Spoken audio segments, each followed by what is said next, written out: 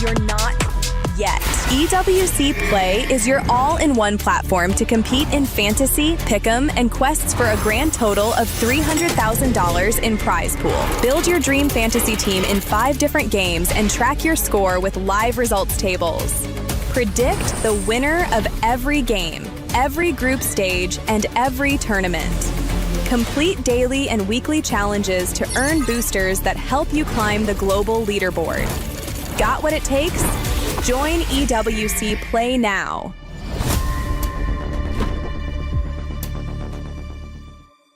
Do you genuinely believe that you are the greatest MLBB player of all time? Do you believe your teammates let you down at EWC 2025? Do you think I'm overrated?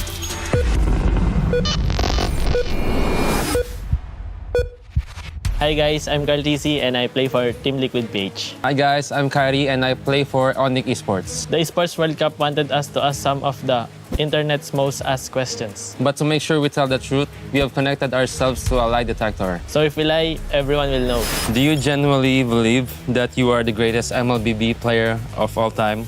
Yes. Yes, he does. Yeah, he definitely is. I think maybe because of all the achievements that I won. Yeah, fair enough. He won everything. Do you consider me your biggest rival? Yes. 100%. Straight away. Nice. Does it bother you that I have more followers than you? No. Ooh. I think you're testing me there, aren't you? No, I'm telling the truth. Do you ever look up how many followers you have? No, not really. Because I don't really care. I think he does care about how many followers he has and his fans. Do you believe you are the best player in Onyx? No. I think you are the best player.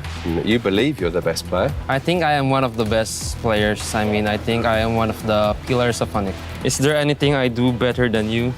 Yes. Which things? In Assassins and also the face. Yeah. I'm happy to hear that. Would you ever join my team if you were offered the opportunity? Your team. Oh no. No. Why would you wanna join Team Liquid? Yeah, I think if I play with you, a lot of things would be much easier. Yeah. Good. Yeah. Who's the weakest link on your team? I have to answer that? Yeah, you have to. I think right now You is can just lie. Teddy. Okay. He's not lying. He's telling the Sorry, truth. sorry, Teddy. It's understandable because he's a rookie, right? Yeah. Do you believe you would beat me in 1v1? Maybe in some heroes. I think right now I would lose to you in 1v1 just because I always see you 1v1 on live stream. Yeah. Do you think we'll be remembered as the 2 greatest players? Yes. Yes. Wow! Ako nagsisinungaling pare. Do you believe you will finish your career with a greater legacy than me? No. Wow, humble. Why would you think that? Because I think your achievements are very hard to achieve and yeah, it's just being consistent is very hard. Good. Do you think I'm overrated? No. Thank you, Carl. I'm just surprised with the questions. Do you feel more appreciated by Indonesian fans than Filipino fans? I see. If I... okay. Yes. I think you love both of your sets of fans. Good fans in both countries and there are also bad fans from both countries. Do you think you will still be a professional player in 5 years? Yes, but I think maybe not in Mobile Legends but other games. Oh. Yeah, I was seeing a pretty big reaction there, but that's because you've been in other games. Yeah. That makes sense. Do you worry that you will eventually fall off? No. I think you worry about it. I worry that I might get tired. I've been playing non-stop and maybe getting a bit of rest is good. Is there anything about my gameplay that you wish you could copy?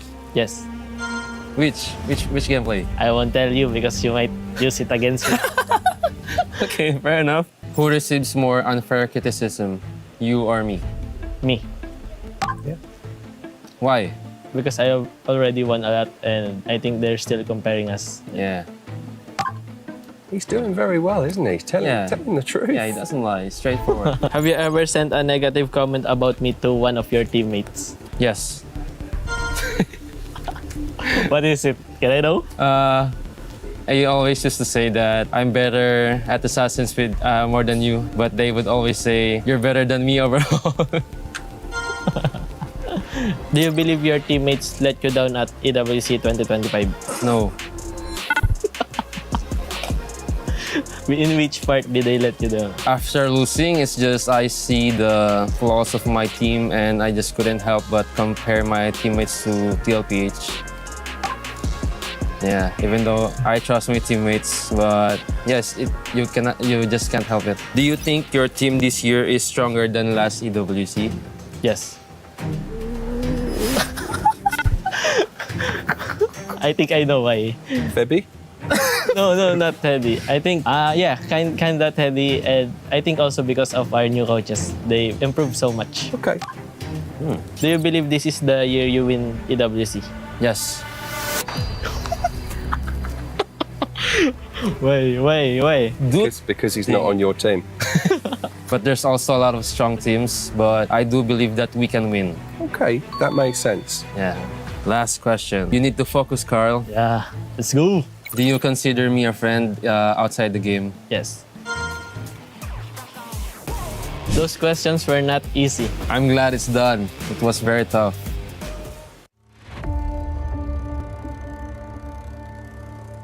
Bloodshed, tears, and glory.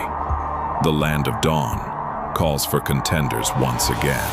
Against all odds, GK Esports is here to win MPL MENA Season 9. Guangzhou Gaming! They go straight to the main stage. Ignite Gaming! MPLSG Season 11 crowns a new team. True Rippers are your champions. The place where a new chapter begins. The newcomers. MSC at the EWC, Paris. For many of us, this is our first. We may be the underdogs. We may have sacrificed everything to come this far. We'll prove why we belong here. It's the first MCT Grand Finals, and Entity will be your first champions. Bro! Esports is the reigning champion! Team of Falcons will push forward to the main stage of MSC. Congratulations! Vamos as you punched your ticket to France for EWC! Breaking barriers, defying limits. The aggressors come with nothing to lose. We carry the expectations of our country, our families. The fans who believed in us. This is the stage we've been working toward. Maybe this is where a new Dutch house is born. Aurora Gaming have wiped the Young Gun Galacticos out. Megatron have not merely joined the Kings, they have become the Kings. And the Dragons of the North defend their Empire spirit. Challengers of the throne, the Titans stand ready. We have already achieved what many thought was impossible. Whether it's defending our regional title or taking down the champions of our region. We're here to break curses and set new milestones. Falcons AP Runner moving on through the grand finals. Slangor Red Giants are your new champions. MSC 2023 champions. Order! Team Liquid is your grand champions! The names that shaped history, the kings and legends. It's been a while since we stepped foot onto the world stage. It's been a while since we brought home an international title. Our fight continues because our story isn't finished. Our legacy awaits. The journey to rise above begins. Play is in our DNA. Whenever we let it out, it becomes our superpower. Now imagine an entire city being built to supercharge it. Kadir City, powered by Play.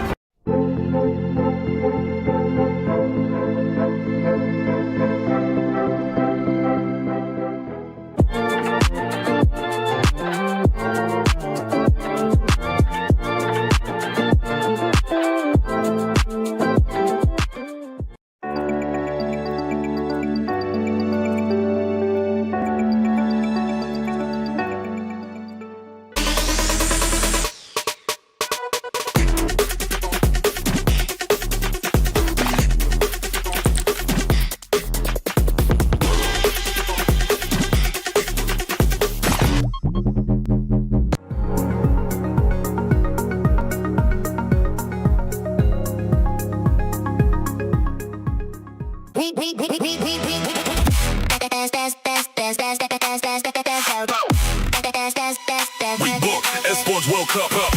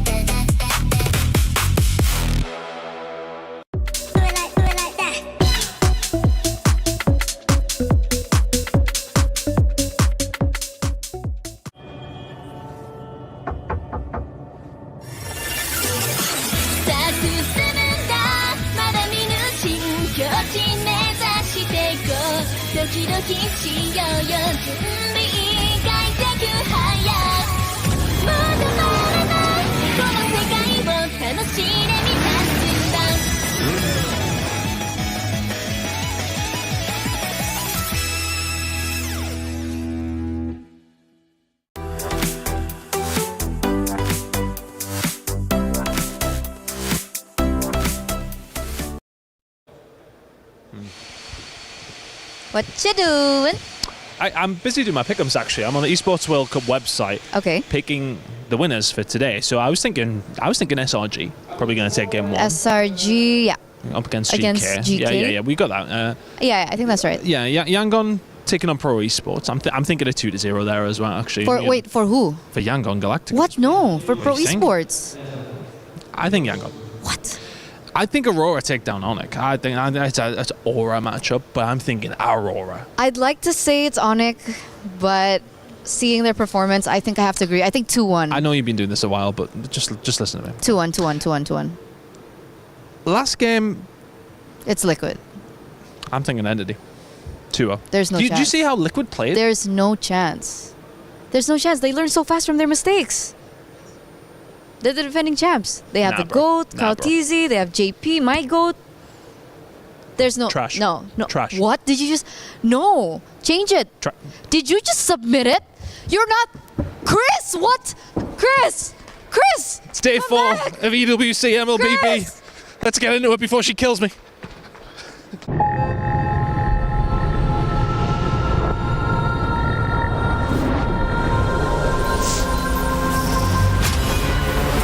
In the past, we were always in Asia. This year, we came to Paris.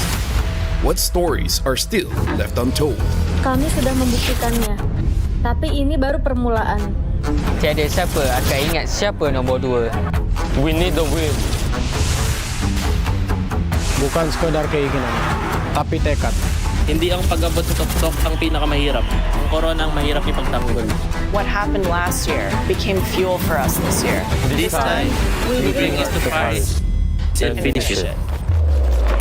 A new lineup, new chemistry, new fire. Once champions, not settling for podium finishes. World champions, defending MSC champions. As the final boss of MLBB, can anyone stop them? Names have been made, stars have risen, but now they need to show the world what it takes to rise above. This time, the world is bigger than ever. Like every year, new challengers step onto the world stage. Some carry the ambitions of 2 continents. Some fight for the pride of home turf. Some have never stopped chasing the throne. So who will finally rise to clinch the title? This is where unresolved stories find their ending. A new shot at glory. One more chance at redemption. We are back. Kali ini, sekali lagi. Bukan atau tidak, Pareho lang ang chance namin. no one is untouchable. Let's fight. Bukan ako kalau bisa. 2 champions, 1 game. Paris breaks through limitless possibilities. Welcome back to MLBB here. MSC at EWC 2026 is well underway, and as we welcome you to a nice weekend start, we have anything but a nice time for the teams who are facing elimination coming up in our first and final matches of the day. It is dire straits for our teams, but there is also a chance for glory if you can do things right. We'll see how much these teams have learned, how much they've bounced back as Group B takes center focus here on Stage 3 of the Lenovo Legion Gauntlet. Welcome back to the show. My name is Rain Day. I'm your host here, and I'm joined by my lovely panel, Brigitte and LaFell. Brigitte, I like the pink. LaFell and I went dark, and LaFell, you might have hit your face there. We won't worry too much about that. How you feeling? I'm feeling great. Excited for today, especially as this is Group B. I feel nervous. Yeah, I know. Because the but last you know time what? you and me are I here, know. it did not go well, Brigada. Hey, listen. Yes. You are nervous because you're in first shift. I mean, yeah, but first shift has been amazing so far. Right? But I get to relax a bit because I will be watching during the last 2 series. And then you can become a duck. Yes, and I can become a duck. I just like react and, be. You guys may not know this, but she's part minion, part duck. I'm not. I haven't exposed Brigitte. I just said that something funny has been happening up here during some of those crazy upsets. But I didn't say what. I didn't say what. Okay, so she knows.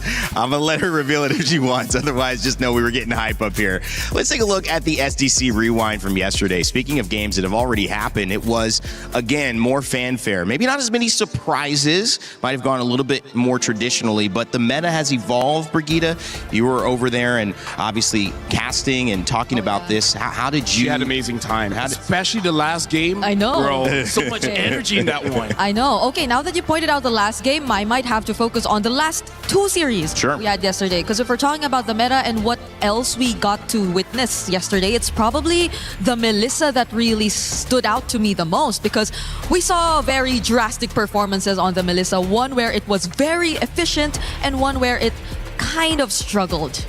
I mean, like for me, looking at Guangzhou Gaming, that Saber though, right? The Saber going into the Yu song with the Atlas just to shut down the Link, and oh my goodness, does it look good. Look at this one. This is the draft where they use, where they say like, do you want to fight? It's just yes. There's no hesitation.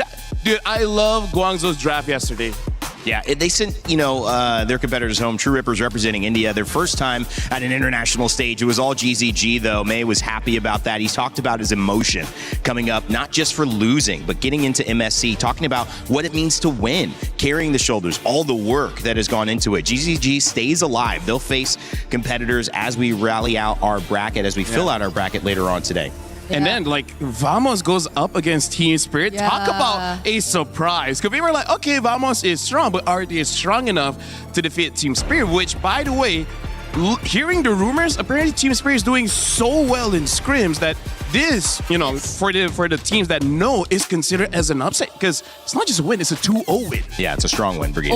Yeah. Even our casters were dancing, that's how hyped up our games were. But I agree, it was a very shocking result for Team Spirit going up against Vamos. And as much as we really wanted to celebrate Guangzhou winning in their previous series, they have to face Team Spirit next. But that's for tomorrow, I know we are all awaiting that matchup, but there's much more to look forward to today. It's kind of difficult because when you look at a team that you'd like to face, it's not a team like Team Spirit, but they did lose. So maybe you have something that you can use against them, Brigitte. Like maybe a Saber again? Yeah. We'll see. Team Falcons PH took up against Team Vitality. The Death Note was brought out, guys. One of my favorite animes. Okay, first of all, something that I do have to say. Bro, Moreno, bro, on that Selena. How does a Selena, it's already hard for you to get a stationary target. He keeps getting the fanny. Yeah. How does that happen? I also could not explain everything, and the fact that we wanted to really focus on the mid lane matchup, but I think that series was just all Moreno. We barely got to see anything from the KDA machine, at least in terms of the mid lane matchup. And this final one went all the way, the distance, 3 games, but Team Falcons Meta was able to move on. It'll be a Team Falcons matchup in the next set of games, so that'll be exciting. And again, it's kind of bittersweet because at least one Falcons member moves through. They have a chance to, add more points to their club championship defense, which they've won 2 years in a row here at EWC. But taking a look at the top side, we've got Yangon Galacticos and Pro Esports coming up. Onyx and Aurora Gaming are set for a matchup. Those will happen today. And then the other matchups happening, GK versus Selangor Red Giants. That's an elimination match, meaning the loser goes home. Their MSC is done. And then you've got Entity 7 and Team Liquid, the GOAT. Carl Teasy playing for a chance to go back-to-back in terms of MSC wins. But if they lose, again, they are going home. The stakes are about as high as ever, Brigitte.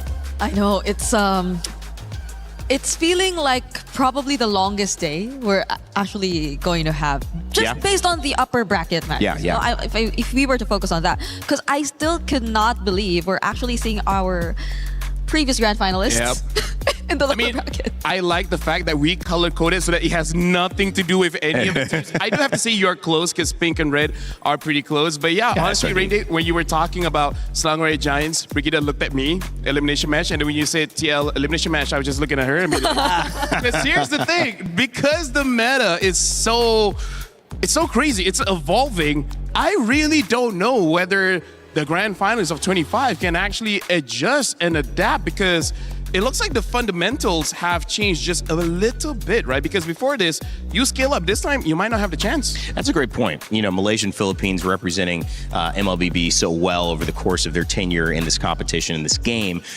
Recent grand finalists here at MSC, now both in the loser side of the bracket. I mean, what does that do, Brigitte, in terms of changing the way you're approaching this tournament? Because obviously things haven't gone well with how you started. Yeah, it's I hope something that will not really pressure them as much, because I believe these two teams aren't really new to lower bracket runs, especially SRG. I believe they've been through this also in the previous year, and having to go through multiple elimination matches is something that they pretty much are used to. But you can't take away the fact that they probably have a slightly more challenging route towards the knockouts. If ever they do get past this series, then they will have to worry about the loser of Onyx and Aurora next, which I feel isn't an easy task. That's not an easy task. No, you've got to keep your energy up, especially when you go through a gauntlet like this. So that's the situation. Just get ready. Everything's going to be a battle from now on. And that's the benefit, though, because now you realize that any game can go any way, which means if you're right about guessing which ways those games go, you deserve something. Earn your share of $300,000 by participating in our EWC Pick'ems. That's right. You get to let us know who you think is going to win the matchups today. You saw a great cold open with the Turna and Chris there talking about a 2-0 Entity 7 against Liquid. I'm not sure a lot of people will put that as the pick, but crazier things have happened. I mean, maybe not. Rain Day, I feel like if I can give any advice to the audience, whatever your intuition says, go the opposite. Go the opposite. So far, all the predictions have been pretty wrong. So, don't trust yourself, basically, little Jimmy. Don't trust yourself. Yeah. For everyone that it's a lesson of life. Be yourself, don't listen. Whatever you think, it's wrong. Exactly. I love that. Just giving the youth. Have self-doubt. Yes. Listen to the haters. At least for this. At least for MSC. At least for MSC, we gotta clear it out. Well, doubt is welcome at MSC. You gotta have at least like 9 days of your life where it's okay to doubt everything. And I think this is what Paris has given us in MLBB. Now as we walk into the camera shots following GK Esports and Selangor Red Giants. The Giants of MENA qualified as champions from their league and able to now face off against what many would consider the ultimate champions, 5-time Malaysian champions in SRG. Unprecedented success from this team. Brigitte, both teams have a lot to play for. And I'm hoping we get to see them in a similar spot as they were 2 years ago, where they had a near flawless run, where Sekai's was just performing out of his mind, and where he was actually labeled as the Sky Prince, because that was something we're yet to see from them. Yes, they got comfortable every now and then, but the moment they got their hands on the Ling, I feel like it was a surprise to us to see that kind of performance from SRG. For me, I still want to see him on the Ling. It's just that ban out all these crazy crowd control heroes, right? Yeah. Like even you saw like the Belleric, the Eudoras. Yep. Like I really feel like as long as those are not on the table, it's a little bit better for Skies, because when there's a lot of crowd control, he really can't do much. Well, speaking of GK Esports, who he's going to be trying to do a lot with, they have a team that is built to understand that they have a challenge ahead of them in the Malaysian Champions. Can they do enough to move through this elimination gauntlet and keep themselves alive for one more day? Eterna sat down with Shin to get his thoughts. Hey everyone, it's Eterna here over with Shen, captain of GK Esports. How are you feeling coming to this elimination match? I mean, we didn't get to what we want last match, but today I think we're gonna play better, because we got enough time to play more, and we're really excited because we're gonna beat with SRG, so it's really fun to play.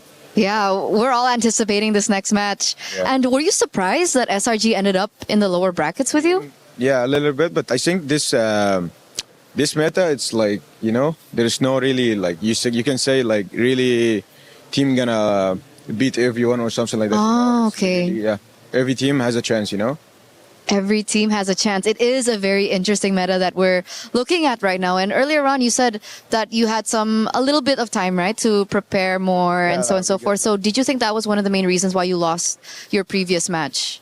Yeah, I think we didn't get enough time with each other to adapt to the new meta, but I think now we're gonna play better for sure. Okay, if there was one thing that you could fix from that match that you lost, what was it? I think our draft. Okay, your draft. Yeah. So the drafts have been studied. It's been prepped for today. Did you think that the communication was okay? Chemistry, execution, was it okay for you? I mean, not really, but we didn't get to play the game, so I can't really say that, Okay. But what about you, personally, in your performances so far here at MSC? Have you been satisfied with it? I mean, not really, because last match, I didn't really perform. I think my performance was really bad. Today, I hope I can do good. Okay. We're all hoping. We're all anticipating. We're very excited as well. Is there one person from SRG that you think will be the main problem later on in your game? I think Innocent. Innocent? Okay, why is it Innocent? I think he's, for me, is the most strongest one on the team, So that's why. Okay, so your eyes are going to be on Innocent in this next matchup. Is there anything you want to say to SRG before your match? So yeah, good luck, and let's give a good match to the audience, What about your fans back at home? I mean, I want to thank them for the support. I say sorry for our performance last match. I hope we can fix it today, and yeah, keep supporting us. This has been so wonderful. Thank you so much, Shen. And before we go, I do want to ask you, as team captain, are you the person that usually, supports your team mentally, emotionally? Yeah, I think so. What do you usually say to them? I give a speech before the match, so I can get them motivated or feel their hunger, more. Yeah, that's all. Oh, what's it like? Can you give us an example? I mean, I cannot, It's Okay, pretend I'm your teammate. Okay, Eterna, we're going into this elimination match, and then what do we do? What do we do? What should I say? Yeah, okay, I'm listening. Usually I say it's fine, we didn't get enough to practice, but the match isn't decided because we didn't get that, but I know they're a strong team and it's fine, but they're only players like us. They do mistakes, they feel pressure, so we just need to play every minute, win it, keep winning it every minute, then we keep going until we win the game, something like that. That's captain for you, ladies and gentlemen. I feel so motivated today to do my job. Thank you so much, Shen. We're throwing over back to you guys. In order to stay in it, you got to win it every minute. That's what Shin basically said to me, and I like it. It rhymes, and I would be motivated after that as well. I'd say, keep going, man. Keep dropping some bars. All right, obviously on that side, GK Esports getting ready to go, but they're facing up against the Giants. That's right, in Malaysia. Selangor Red Giants. They've got the Sky Prince, and they've got all of the titles ready to go and seek and in search of another MSC opportunity to get back to a grand finals, claim a championship trophy. We had a chance to sit down and talk to who Shin thought was an important player, Innocent, with Eterna. We are now here with Innocent from SRG. Welcome. Are you surprised to be in an elimination match? Yeah. You are surprised. Yeah. Why were you surprised? Did you think that the meta would favor you this time? I mean, based on our scrims, it's good. Okay. We don't have any problems during the scrim. But suddenly, during our first match, it shows that we're lacking something. Okay, they're lacking something right now. And I do want to say, because this is kind of similar to what happened to you last year at MSC, but you managed to go all the way to the grand final. So is this just something that SRG does in the early stages? I don't know if it's normal for us, but every time that there's an international tournament, we really have this kind of problems during the early stages, and we just need to talk and fix it. Okay, so can we talk about these problems just a little bit? You can be general about it. You don't have to go into detail. Is it more on execution? Is it communication? Is it adaptation? I mean, there are some onto the communication side, and the others are more on to... I mean, there's a lot of heroes now. Okay, so there's a lot of heroes. There's a lot of heroes popping out, and sometimes you don't face them before the international because other regions they have different heroes. Yeah. Okay, so some heroes are popping out, and we did see an interview with Sakai's, and I think he mentioned as a jungler that he was really annoyed by the Eudora. Is that something that you share in the gold lane as well? Do you feel like the Eudora is annoying? I mean, it's more annoying for the jungler because they need to dive inside, right? And the Eudora will just press second skill and then it's over. Yeah. At least I can use Purify or what. That's true. Yeah. So if you could name one hero that you don't like in this current meta, what would it be? Eudora. So still Eudora? Yeah. Oh, okay. Because he's kind of annoying for Sakai's. Because it's annoying for Sakai's. Yeah. Okay. And we're talking about heroes right now. We've mentioned the Eudora, but what about the Melissa? It looks like the Melissa is rising in popularity. Do you think she's the #1 prio in the gold lane right now, or do you think there's still other options? I mean, there's still other options, but Melissa is kind of safe pick for gold lane right now because her laning is kind of strong compared to other heroes in gold lane. And during team fights, you got your ulti to protect yourself against assassin because it's assassin meta, right? Right. Yeah, that's why he's good, I think. So we're not gonna see Claude and Carry anymore? Is it over for them? I mean, depends on the team on what they want to use. Because the other heroes are not scared of diving and they have a lot of mobility. But Melissa is kind of positioning kind of hero. I love the insight. Yeah. I love the insight. Thank you so much, Innocent. By the way, if you could go back in time, and we're going through to your previous match where you unfortunately had to suffer that loss, is there anything that you would do differently in that match? Just personally? I think it's fine that we lost that match because we learned a lot of things and we adjusted a lot of, on our playstyle because of our loss. Champion mindset right there. We're excited for your next match. Once again, thank you so much, Innocent, because we're going to throw it over back to you guys. Thank you so much. A little bit of an interesting thought on the meta, guys. You guys are having fun with it as well as we welcome you to the desk, ready to get going on the stage soon. Brigitte, quick thoughts here. How do you think this first game is going to go? Yeah, I think that just proves how we are really not decided on what the actual prio and metas are. It varies per team because even the Brody was rising yesterday. I don't think we've seen it as much as the Melissa, but there are a lot of new picks coming out here and there. Whatever she said. Whatever she said. I double that. I love that. All right. Well, guys, in France, they have a saying, it's c'est la vie. But when your life is on the line, is that enough. I think you're going to have to fight a little harder for it, especially if you want to take down the MSC 24 champions and the back-to-back finalists in 25. The Selangor Red Giants go up against GK Esports. Somebody's life is on the line and someone's going home. Let's get it started.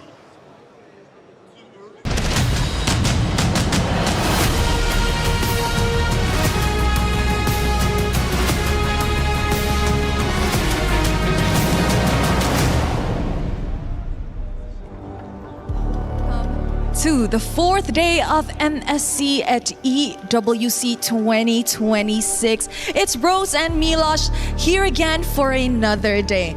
Now guys, yesterday we sent home 2 teams and 2 teams proceeded to the knockout stages. Today, history will repeat itself as we crush 2 keys and promote 2 teams. It's always a lot of fun to crush keys. It's a big part of what we do here at the Esports World Cup, a part of MSC's trajectory, I guess, the history here. Now, as you said, Rose, 2 teams advanced. That was Group A, our focus. There are 2 that went home, and we're going to continue doing that today in Group B. Though, our first matchup is elimination. So a key to crush is the thing I love in the morning. Let's welcome our first competitor to the stage, GK Esports!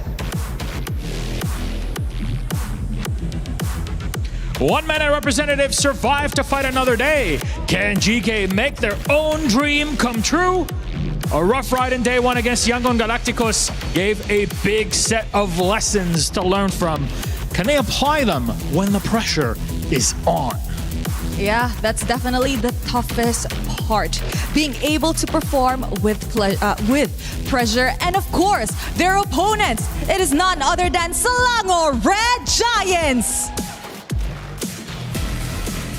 The champions of MSC 2024 are on shaky waters after losing in their opening match of the tournament.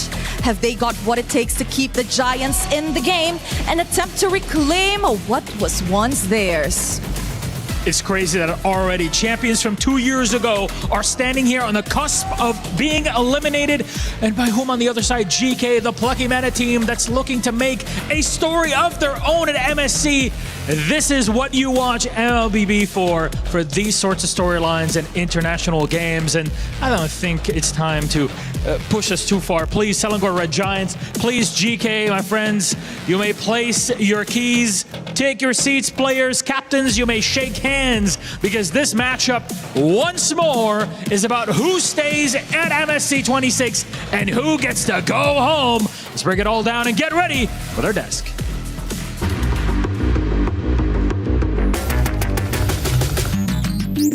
Day 3 just wrapped up and we went through our upper bracket and lower bracket matches. True Rippers were sent home by Guangzhou Gaming, but Ignite Gaming had to suffer the same fate. Then in our upper bracket matches, my GOATs, Team Vitality from Indonesia, sent Falcons PH down to the lower brackets. And we also have the boys, Vamos from Malaysia, pulling up an upset victory 2-0, dominating Team Spirit to make it to the knockout stage first. By Sawa with the wrap of the dryer, keeps him at bay.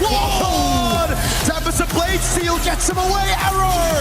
As the first team yang lepas ke knockout stage, kita orang rasa bersyukur dan juga lega. And at the same time, kita orang rasa bangga juga sebab kita orang adalah tim pertama yang wakil Malaysia yang lepas ke knockout stage. 2-0 for Team Vitality as they secure the knockout stage.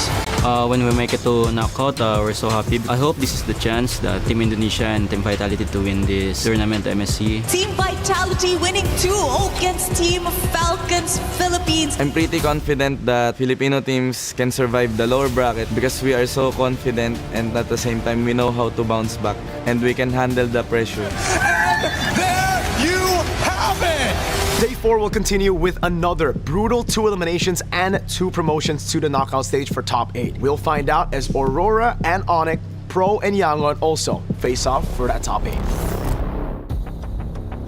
Somebody's key is getting crushed after this one. We start the day with drama, we'll end it as well, as Entity 7 later on will take on Team Liquid PH. But for now, GK Esports or Selangor Red Giants, their life is on the line. I gotta say, Randy, me and Brigida, we are at the edge of our seats. We're super serious for this one because here's the thing, like Slangway Giants. You want to start off with a lie? They That's were. how you want to do it? They were one of the favorites, Raina. You don't understand how sad I will be if they get eliminated now. Yeah, I think it's just his way of trying to distract himself from the reality that we're actually You're a facing. distraction. Oh, sorry. I'm sorry. I'll say you didn't get a chance to see it, but these two were shadow boxing during that warm up because they were so excited. That was our warm up. I could tell you guys were hype. You were getting ready for the draft, and I'm hyped too because we saw the meta develop over the course of these last 3 days. It's developing still, but these are the moments where you really get to test your ideas. You get to see what they're worth. Everyone has a plan coming into this, but we get to see which ones are prevailing, and slowly but surely we're putting the puzzle pieces together of what's working. Yeah, I think for one, I don't know if SRG want to go up against a Balearic again and again and again, because that's exactly what happened in their first series. That's we right. saw that, and it was very effective against them and their playstyle as a whole, because as much as they wanted to split things up, when it came down to a point where you just had to deal with the fights, the Balearic just made things very difficult for them.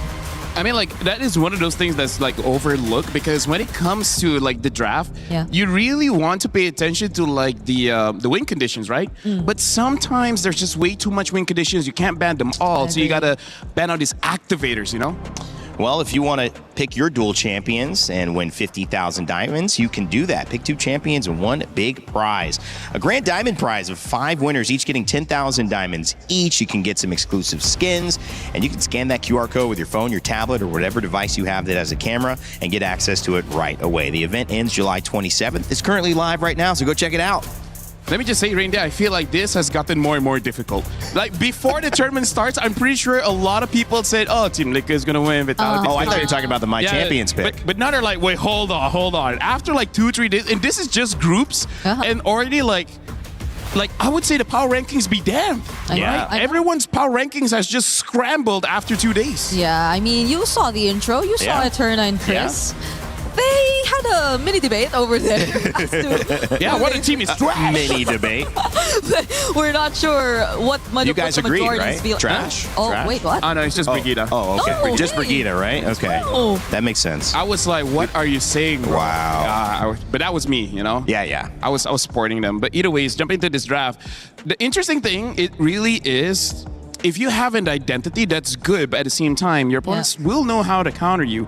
For Slangway Giants, I would say after their first match against Pro Esports, I don't think it's super defined just yet, their identity, because game 1, 2, and 3, it's different drafts. Even the win condition is different. So I really don't know how they're going to approach this one going up against GK. It's interesting. You did mention, go ahead, I don't want to interrupt you there, but I was just thinking Pro Esports and PPP, you'd mentioned that Belleric, and he was so successful against them. What do they take away from that now going into how they prioritize this draft? I mean, I initially wanted to put a bit more focus on that, but as Lafel mentioned, it's a bit hard to narrow down the win conditions and what you really want to focus on when it comes to the draft. And that's on top of the fact that SRG themselves, unlike the other teams who tend to just really go either tanky EXP and they just shuffle everything else in the lineup, they've been using either tanky or damage EXP. So you also don't know what kind of approach they want to starting from the EXP lane, which I think is very crucial in this current meta.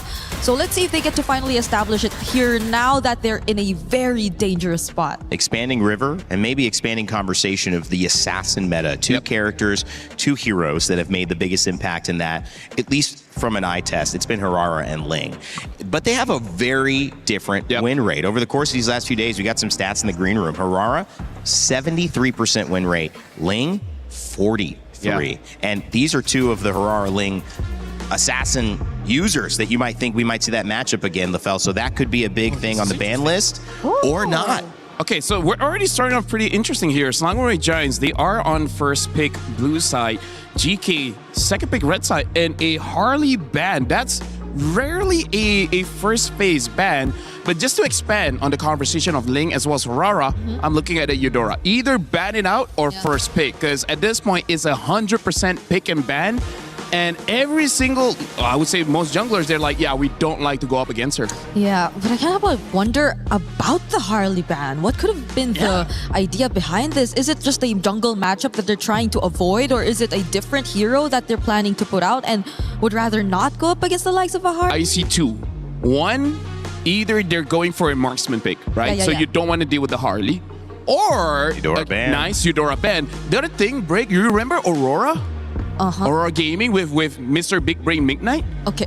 Yeah, when he used the Harley, he just paired up with both side laners that are like very strong and a jungler that's also very strong in the early game. So maybe Harley is also an activator for a pre-10-minute game kind of draft, you know? So I think Slangoray Giants right now, get rid of Eudora so that Sakai's has free time, get rid of the Harley so that Innocent has free time, and they just want something that skills a little bit better into the mid. Don't try to, I would say, gamble it in the first stage of the game. Yeah, and GK maybe sense that it could be a setup for a fatty to just have an easier life overall, but you mentioned even a potential marksman that just probably doesn't want to deal with the likes of a Harley and a Eudora.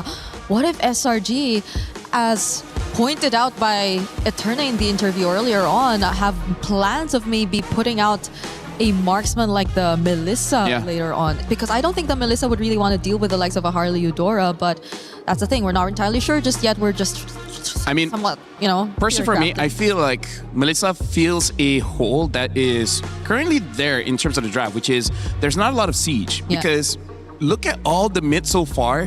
The Eudora, the Valentina, they've been mid-range mages, right? They haven't been someone that can really push people away from the turrets for you to get the free objectives.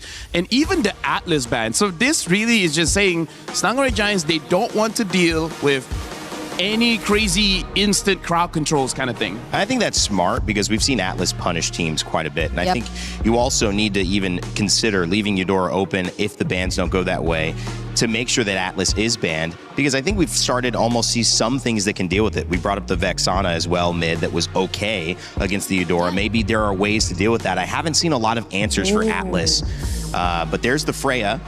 One answer is the Belleric, I guess, which is also still open. Yeah. But the Ling too. Like, is it time? I would say Rara. Hirara. I think Hirara is just a bit better, but to be safe, honestly, I wouldn't mind if SRG just takes the Belleric, because after that, the other roamer that's kind of like AoE control is the Minotaur. Yeah. And Minotaur is much more manageable, especially if you get the Zushin. If you get the Zushin. Yeah, and GK have been very unorthodox with their roams. Like they went Jawhead. There was a Jawhead Selena, right? Yeah, it was a Jawhead Selena. So, okay, SRG do lock into Hirara. They've been performing better on this hero as well.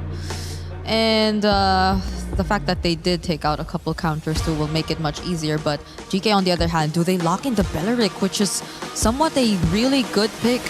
It is a very good pick. SRG based on pro and in general as a whole. One way you could deal with that, my thought is, if you have trouble against Belleric, you prep for that. Teams are going to pick it against you because they've seen, that gives them trouble. But if in these days, SRG have kind of found an answer, LaFell, and I don't know what that answer would be, maybe give that to you, it could be a nice setup because they're like, we know teams are going to bring this out against us, but we'll have the answer now. Oh, do they consider the Valentina or... I honestly don't know, because I actually prefer something with a little bit more range to deal with this Zushin, because Zushin, both Zushin as well as Belleric is very good against melee heroes, so I feel like you need just a little bit more range to counter them before they become a problem, right? But we've seen when Stormy picks up a pick like the Farsa, which theoretically should do good here based on those first two picks.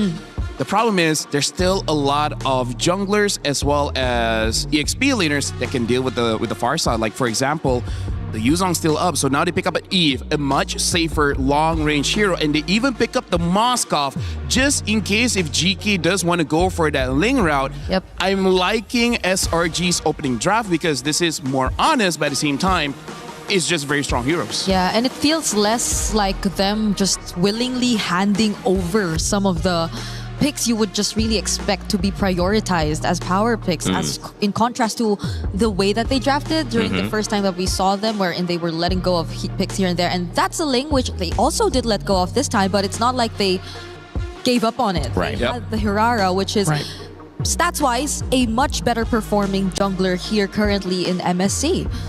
So now that we're on to the second banning phase, XP lane matchups. This is gonna be crucial. We don't see both XP lanes from both sides just yet. And everything's open. Esme is open. Paquito is open. It's only just the Freya. So at this point, I feel like for Selangor Giants, they're hoping for GK to show their EXP pick on 4th, just so that Cram has a winning matchup, right? Because I feel like that's also something that SRG is trying to do. Get winning matchups, secure the first 2 turtles, and then try to expand from there. Yeah, one winning matchup is a way to win the game. We've seen 2 kind of set them up really well. A gold lane that can push and have an impact, and also an EXP lane where you get off to a good start. I think the Phoveus is an interesting ban because I feel like they already have the counters for the Phoveus. Personally for me, though. Personally for me. And they themselves could have used it. We kind of are used to seeing Belleric in the roam, but they have used it in the EXP also. That's true. Oh, yeah, true. But the Phoveus ban, though, being taken out, again, yes, probably for the lane, but maybe there's a chance they also consider in an XP lane which doesn't want to really go up against a Phoveus. And that would be something like a Paquito, I guess. Paquito and Arlo. Yeah, they might try to get that. In terms of Arlo, I can see it because they do have the Belleric as well as the Zushin. And now the Barat. So this does seem more like an Arlet pick coming up. SRG, I think they would be okay to just let the Arlet go and try to fight back with either a Paquito or an Esmeralda. Both, I feel like, should be able to do their jobs quite well against GK's lineup. Or I don't know if they want to go for a Lapu. That's like not necessarily great, but that's definitely one of Cram's comfort. Yeah, even the Arlot or even the Barat's ban really tells you a lot. Yeah, it screams Arlet for this one. So Harith is taken out too. I wonder if SRG won't want to consider some of the more recently popping out marksmen or gold laners as well. What, like Melissa? Or Claude? The Brody too. Yeah, there goes the Claude. Yep. And expert Rain Day. Hey guys, I'm learning from the best here. Oh, wait. Wait, so they show up the Uranus. This means that SRG, they can get an Esmeralda and basically have a nothing lane. Yeah. Or again, just pick up the Paquito, win that lane, and then just establish pressure. Because as we saw, if you're going up against a Ling and the Ling does not have a good time getting those farms, it's going to take quite a while for the Ling to really be effective in the game. Yeah. And honestly, you don't know the roam yet. I mean, I would have considered Hilda, but the fact that the Belleric and the Juicin are just too good with melee heroes maybe might make you think twice about picking up the Hilda. So other roam options for Yums at this point. I wonder if they want to try a healer. You know, something like Matilda. Matilda is open. Yeah, it could be Funky. Yeah. I love Funky. Yuzhong, what about him? Oh, Yuzhong. Oh, Yuzhong is also very good here. Cram used that. Used that. And into he lost, but he used that. He used it. He used it, you know. Oh, Hylos. Oh. And Paquito. Okay, so a little bit of a different strategy there. And I feel like the Hylos is just a good combination with the Eve. There's a lot of slows there, making it so that the Link can get away. Everyone else, nuh-uh. Yeah. They're just going to stay there. And they're going to be okay with Oh, unique hero. Okay, what's this Hellkurt mean? Who wants to talk about it before we throw it to stage? Wait, is this going to be Hellkurt gold? No, it's Rome, right? I mean, wait, no, gold. It's gold. I mean, Belly could go EXP. It's gold. It's gold, Hellkurt. Well, so Hellkurt burst, and then he can make the map dark. Burst, and then Vision Deny. Ooh. We'll see. We'll see. I love it. We rarely see it. It's kind of cool. Reminds me of my old Jibalanke days back in the game. That's very similar, but this game, there's nothing similar to this feeling of under the bright lights, your life on the line. You're playing for hundreds of thousands, maybe millions of dollars if your journey continues, and one team is going to have that key crushed after this. Let's begin game one, SRG versus GK Esports. Send over your casters, Naisu and Trex. Thank you so much, Rain Day. I'm here with Naisu on the desk. Just a reminder, this is an elimination match between SRG and GK Esports. How are we feeling, Naisu?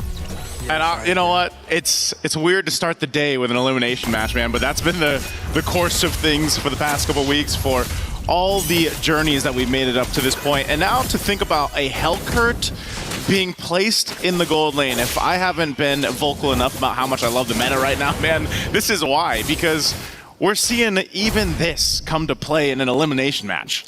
This definitely makes things interesting, and I gotta say, the past couple big upsets that we have seen throughout the past few days have been because of picks like this. Now, The Hellcurt in the gold lane, not something you normally see. A little bit of action in the mid, though. First blood over to Stormy, Naisu. Wow. All right. Already burning a couple revitalize there to keep him up. But yeah, I was so surprised that was that early on that you're able to get a kill on Shen. A little bit of a misstep. Yeah, definitely a misstep. Yaga in this gold lane. Back to this Hellcurt, though. Nothing too crazy as far as emblems go across the map. We do have the pull together on Quanok. Overall, though, I'm excited to see how this plays. Are we going to see the Hellcurt roam around quickly? Normally, gold lane doesn't get too much action in the early game, but because of the speed, once he hits level 4 as well, getting the Dark Knight Falls might be able to help GK in terms of getting some of these first turtles. He hasn't hit level 4 yet. May be able to get it before this turtle. I'm wondering if SRG is going to want to rush it because they don't want to have to deal with that Dark Knight Falls. Because even when he's on the opposite side of the map, his team can still capitalize from it. So it's something we definitely have to watch out for, especially with the range, with the possible surprise of Shen hitting a Wrath of Dryad, something of that nature. So I'm excited to see how they utilize this pick. Oh, Eisenberg in the flicker too. Yeah, you're right about that. The utility that a Hellcurt can bring just with, darkening the map with his ultimate, that Dark Knight Falls, is great, but still, I think that's the main thing. Can he get out of the lane? Can he join these fights? It looks like he wants to do exactly that. They're going to force a fight anyway. Beacon already used Shen, able to flicker out for now. Dark Knight Falls comes through. They collapse on Sakai, so able to pick up one. Turtle still for the taking here. So for this, you got the numbers advantage, and there you go. Yaga's making it work. Gets another.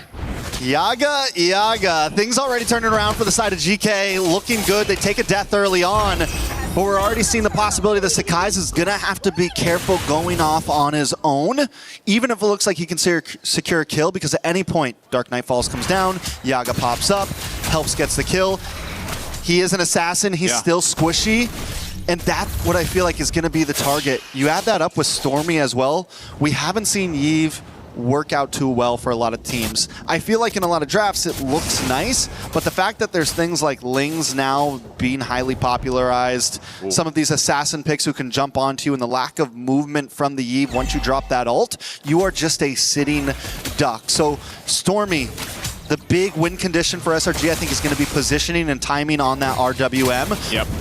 And the same thing is going to go to GK with this Dark Knight Falls and things of that nature. Quanok already using the beacon. Actually going to flicker forward. Dark Knight Falls. They want to collapse on Stormy as you were mentioning it. Tempest Blade's already going to be used. Yeah, trapped into a real world manipulation though too. On the back foot. GK has to disengage. They wanted to go for that. Now multiple members are low, and here comes the follow through. A spear from Innocent will be the find a double. He does it again in the mid lane. He just never misses. That's the reality situation with Innocent. And I want to go back to what I was saying with Stormy. That last RWM was huge, but Cram. Oh, Cram. Okay. This is why the Paquito's so deadly. Couple combos, and you're half health or less. Yaga's going to get spotted out. He does get stunned here, but he's fine for now. Yes, back to what you were saying, Trex. I think fighting around the real-world manipulation is key. We just saw it in the hands of Stormy there in that fight, especially because they know that GK's idea behind this draft is to just kind of go in, make it happen, get a kill if they can, but your real-world manipulation is your biggest counterpunch to that. Not only this, but you can slow them down with a Glorious Pathway from Yum's Hylos, and they've got a lot of tools. So once GK kind of goes all in, the problem is if they don't catch anyone, can they get out? And sometimes you might see that Dark Knight Falls even be changed to more of a defensive use if they need it at some point. And that's where so much of it is going to be who will pull the trigger first. And Stormy did such a good job in that last fight when GK was invading onto the purple buff. He holds on to the RWM. Dark Knight Fall went down first. Stormy moves around, finds a good position, and then after the fight's already been going on, he drops it. Oh, here we go. Fight for the second turtle. Less than half health here. They're going to force it anyway. Innocent gets a solo kill. The turtle's going to be secured by Sakai's, but he might lose his life for it as Quanok picks up a kill. Looking for Cram. He's trying to get away, but there's just a whole lot of crowd control locking him down as Aizen will pick up for himself. So a bit of a trade across the map, but that's also a lot of gold and push now for Innocent on the Moskov. Yeah, I don't think we expected things to go like this. It's 5-4 right now. GK holding a small, ever so slight gold lead. Still, the game is at a standstill, but every fight has gone back and forth. Neither team finding full leverage. Neither team really getting a full grip on this game. GK Esports, I'm wondering when is the time to really pop off? Yaga is going to get a couple more items, and I kind of want to see where he's building towards. Is it just full burst damage? Do we have the... There's your Sky Piercer. Sky Piercer. I was wondering if maybe we were going to say like a Blade of Heptasy, something of that nature, but no. Sky Piercer up front. Berserker Fury already in for Zeno. On the opposite side, Innocent having a great game. 3-0-0. He's already got 2 items in, looking for that third. We're talking about a possible 8-9 minute third item very early in this game as long as he keeps on this path. Yeah, Innocent's going to be a problem for GK, and that's why, you know, at some point, Yaga's kind of... his game plan will be just to lock down Innocent, you know, try to go in. Of course, he's got the execute there to work with too. But, you know, that's the problem with the Hellcurt is you are very squishy, but that's, you know, the price you pay for this kind of kit and the ability to go ahead and darken the map. But now Aizen spotting things out. Even as a Uranus takes quite a bit of damage himself, GK wants to fight this. RWM already dropped down too. Dark Knight falls to follow through. They're going to extend it further. And now here's the surprise as it comes on through as Quanok is gone. Wrath the Dryad won't be able to help save them as Shen falls next. Now Yaga, there's some low health bars here, but it's too much of a risk to follow through. Patience is key in so many of these fights, and for a second, GK felt like they had the advantage there. Cram should be okay here. They wait for the RWM to come down, and that's after that comes down, Yaga drops the Dark Knight Falls. But what GK doesn't know is you've got Cram hiding out in this bush. Everyone's just waiting for the Dark Knight to end, and they all re-engage and get the win out on that Tim fight. SRG stealing away the lead. Okay, fight. Last turtle here. Aizen jumping on forward. Sakai takes a ton of damage, but he's still going to be fine to be able to secure the turtle. Yume's left to his death as he goes down, but Cram looks to capitalize on a kill. An SOD won't connect though, so they fall. Aizen falls here. Dark Knight falls once again. Cram will go down. Yaga able to pick up another here. Good push though down bot by SRG. Sakai goes in with the combo, gets his own revenge, taking out Yaga. Zeno's not going to try to commit to it. Yaga goes down. I feel like at this point, though, Yaga can die. He's always going to pack a decent punch. He's going to have utility. When will that eventually fall off in the lack of a marksman, though? Innocent going to try to get away. Still has a Purify. Should have room to work with. Picks up the DHS. He goes and tries to target Quanok. He knows the rest of the team might try to make their way here, but Yumes is going to be too late. It's a shutdown. Quanok gets the kill on Innocent. A beautiful shutdown at that, going into the hands of Quanok. After taking the 2 deaths, he's going to need some of that gold to kind of pillow some of the losses he's had. On the bot side, though, GK losing so many towers, already down to the inhibitor, top side as well. Though GK's been doing well in some of these team fights, in terms of macro, they've been having a little bit of trouble, and I think that's the sacrifice that happens when you pick up this Hellcurt. And yes, you can use it as a split pusher sometimes, but they've been using it a lot more for these turtles, for these objectives, for these big fights. They haven't really been sending him off to the offlanes, and I'm wondering if there's going to be a point where they kind of change his game plan on what they want to use that hero for. Oh, 100%, especially once we get to this Lord fight here in about 30 seconds. GK's done a good job at keeping Zeno, you know, in that kind of groove of just on the ling, doing your thing, getting the jungle buffs and the camps that you need here. You know, it's not like he's far behind or anything like that against Sakai's, but he needs to win that retribution battle if they're able to set up for that first Lord. That would give a big favor over to GK to work with. So right now it's just kind of maintaining the map. Cram will take a couple shots. Zeno and Shen are up on this top side. Sakai's going to go ahead and join this, and the rest of the team isn't far away as they try to hold on. 1 HP on that top turret, just barely away, but the Lord is up, so both teams will get centered around it. Yeah, Yaga tried to make a quick play down to the boss side. I was wondering if he was going to hang out there before this Lord, maybe get something cheeky off. But right now, GK is trying to salvage towers. So much pressure on the top, so much pressure on the mid. And this is going to give SRG a chance for Sakai's to get this purple buff and then make his way down to the Lord pit. And just SRG overall securing a decent position on the map. A slow push at the bottom, but action in the mid. They're going to go for it anyway. Aizen is gone in an instant. Tempest Blade's already used too. A disengage from GK. Even with the Dark Knight Falls, right now SRG still in a good position to transition from this point. Shen flickers forward with Wrath the Dryad, locks down Stormy. A decisive play. Cram there, couple punches on the tree will take him out. Shen's gone, Lord is up. Cram alone is zoning out the rest of GK with Yumes. They should be enough, but Zeno is up. He's going to grab his purple and potentially try to steal the Lord here if he's able to. Half health on the Lord. They're going to blitz it down. It looks like they give it up as SRG will take the Lord. SRG with a very clean lore taken, though GK is doing well at finding some responses here and there. Cram himself right now is just putting so much pressure on Yaga, so much pressure on Quinnock. Every time a fight starts, Cram finds a beautiful angle and just stops GK from what they want to do. In that last fight, Yaga was looking for an entry in. Cram was waiting for him. Got a couple quick punches off, and Yaga can't do anything. It completely nullifies the strategy that GK wants to bring to this fight. Cram's basically like, you got to go through me, if you want to get to the team. And even these off angles like this, he's a threat alone. Glorious Pathway to slow down a GK. They take down the tier 2 turret. Ratha Dryad Shen just deleted again. Not tanky enough on this Belric pick. Lord charges into the bottom turret. Into the base, Sakai's goes. He does get away. Aizen jumping on forward.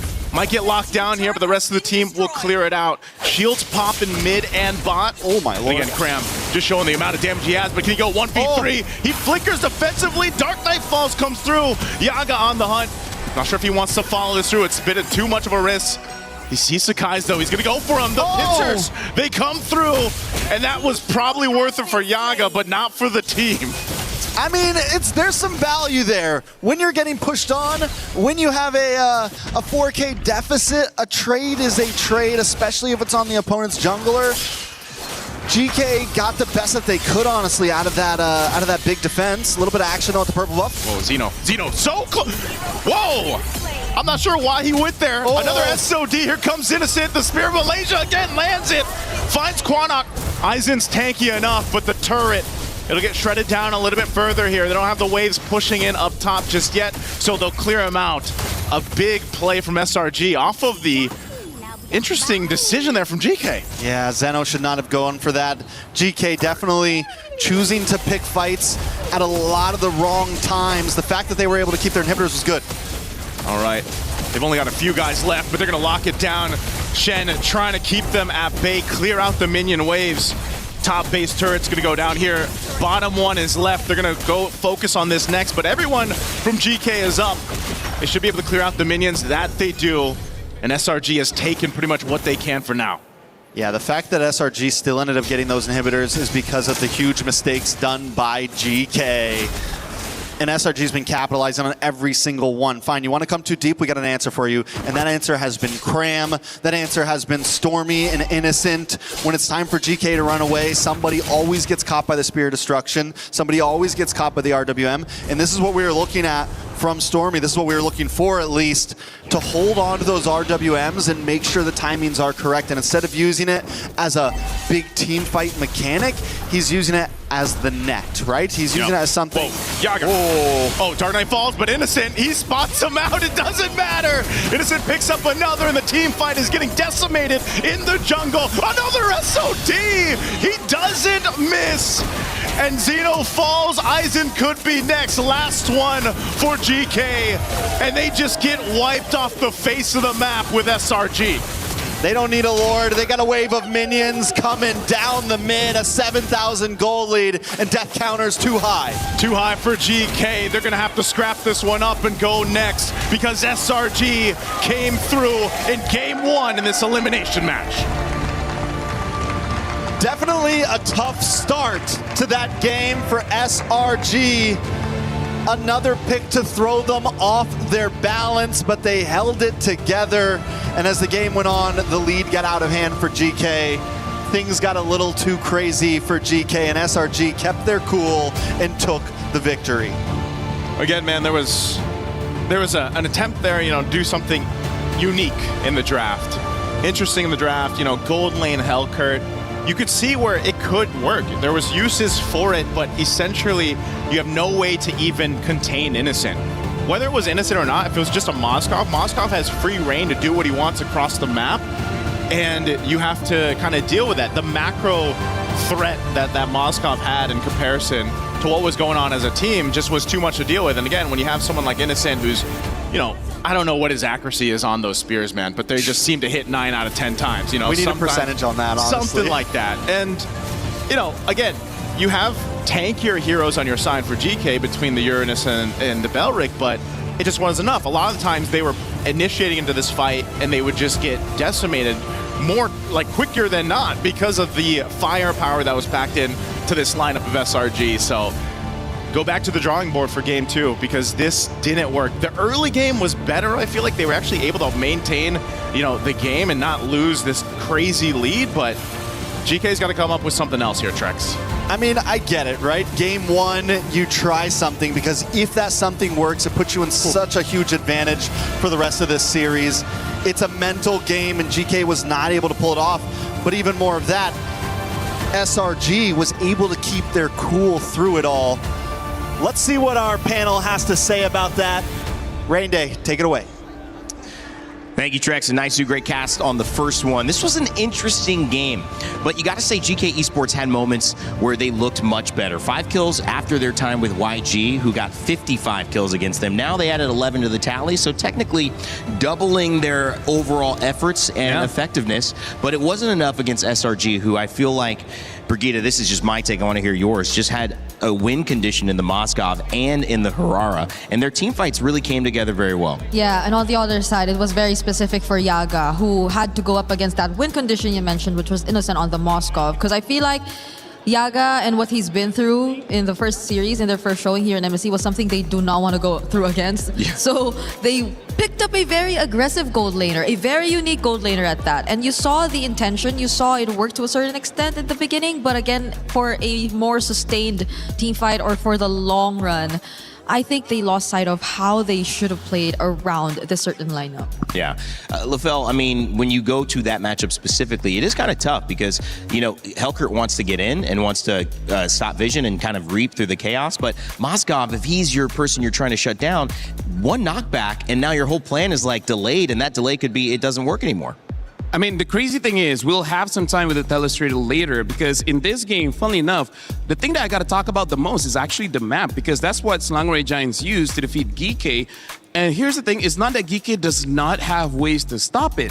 It's just that somehow they weren't able to just because Innocent, he himself was invisible in the map. The moment he shows his face, sure, he dies. He made that one mistake, but then never again. Yeah, you would think that GK would have a less harder time finding Innocent because they had 2 assassins. They had such high mobility heroes and even a Uranus who could just pretty much, you could rely on him to control the rest of the map. And he's the guy who could just split up from the rest of the members. Actually, 3 of them, like either of these 3 could just go and take their separate ways from the team, but it still didn't work out. How'd you feel about Cram? I feel like his Paquito is pretty impactful. Very much so. Honestly, Cram, I will talk about him a little bit more during the analysis later, but he was the reason that Selangor Giants can change their game plan mid-game to actually make it so that Innocent gets to a point where he can start carrying because for me personally, I saw plan A, and I would say the first 5 minutes, they saw plan A cannot work. Okay. They switched to plan B, and instead, Cram has to be the one getting all the attention, and after that, honestly, smooth sailing. Yeah.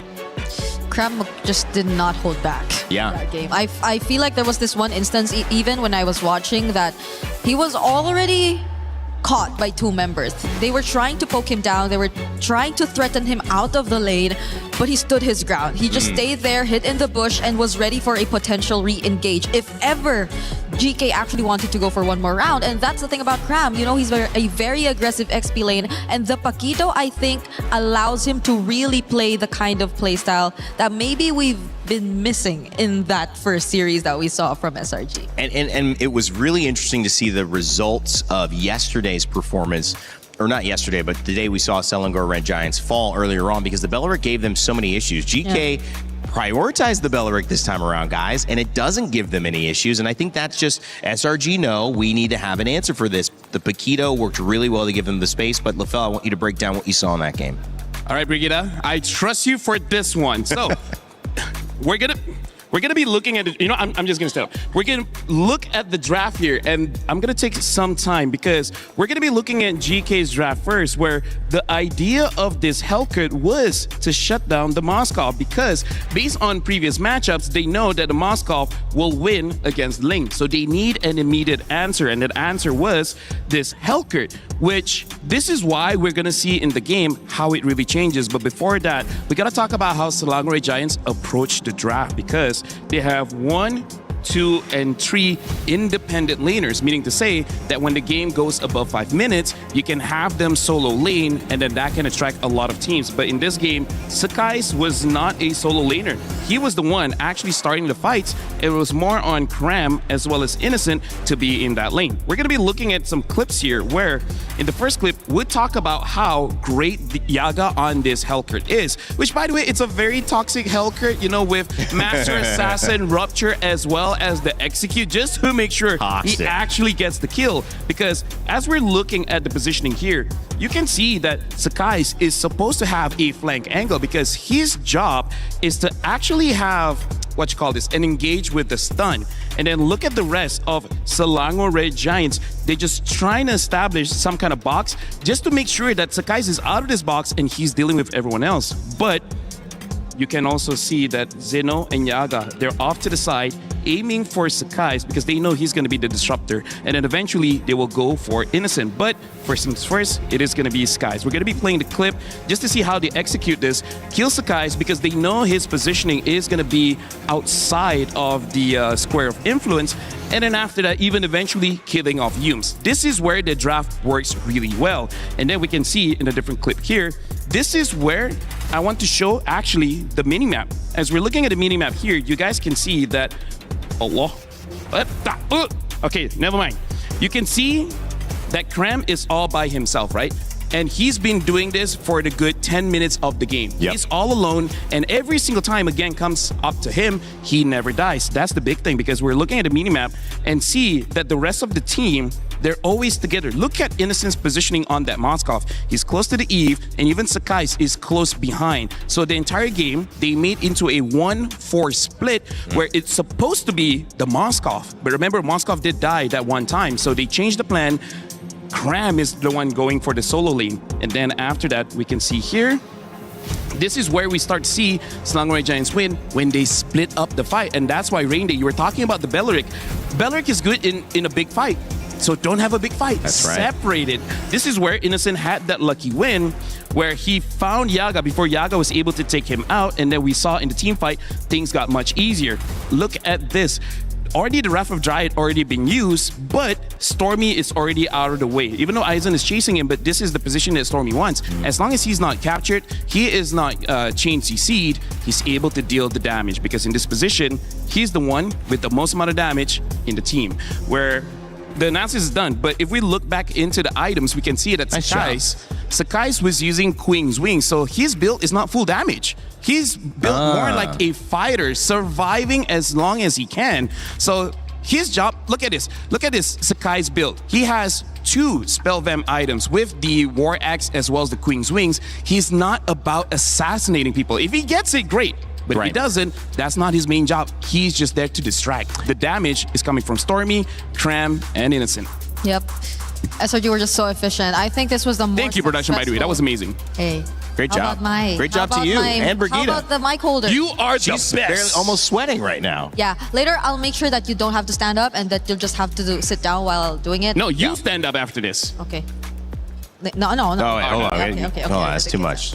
Going back, yeah, I agree. It was a very effective play from SRG this time, because I feel like in the last few games we saw them try to split things up. They weren't consistent in doing so. It was eventually almost always a point wherein they had to still resort to team fight, which again highlighted the impact that Belleric could potentially have. Yeah. So in the scenario, I think they found a way finally around it. So it might be one of the picks that they're willing to give more so than the others we saw banned, which still remain a question to us, by the way. Why the Harley, right? Why did they take that out, and what could be the reason behind? I honestly feel like they're going to play this option, right? Play 1-3-1 and then eventually become a 4-1. They're thinking against a Harley, they cannot win the side lanes.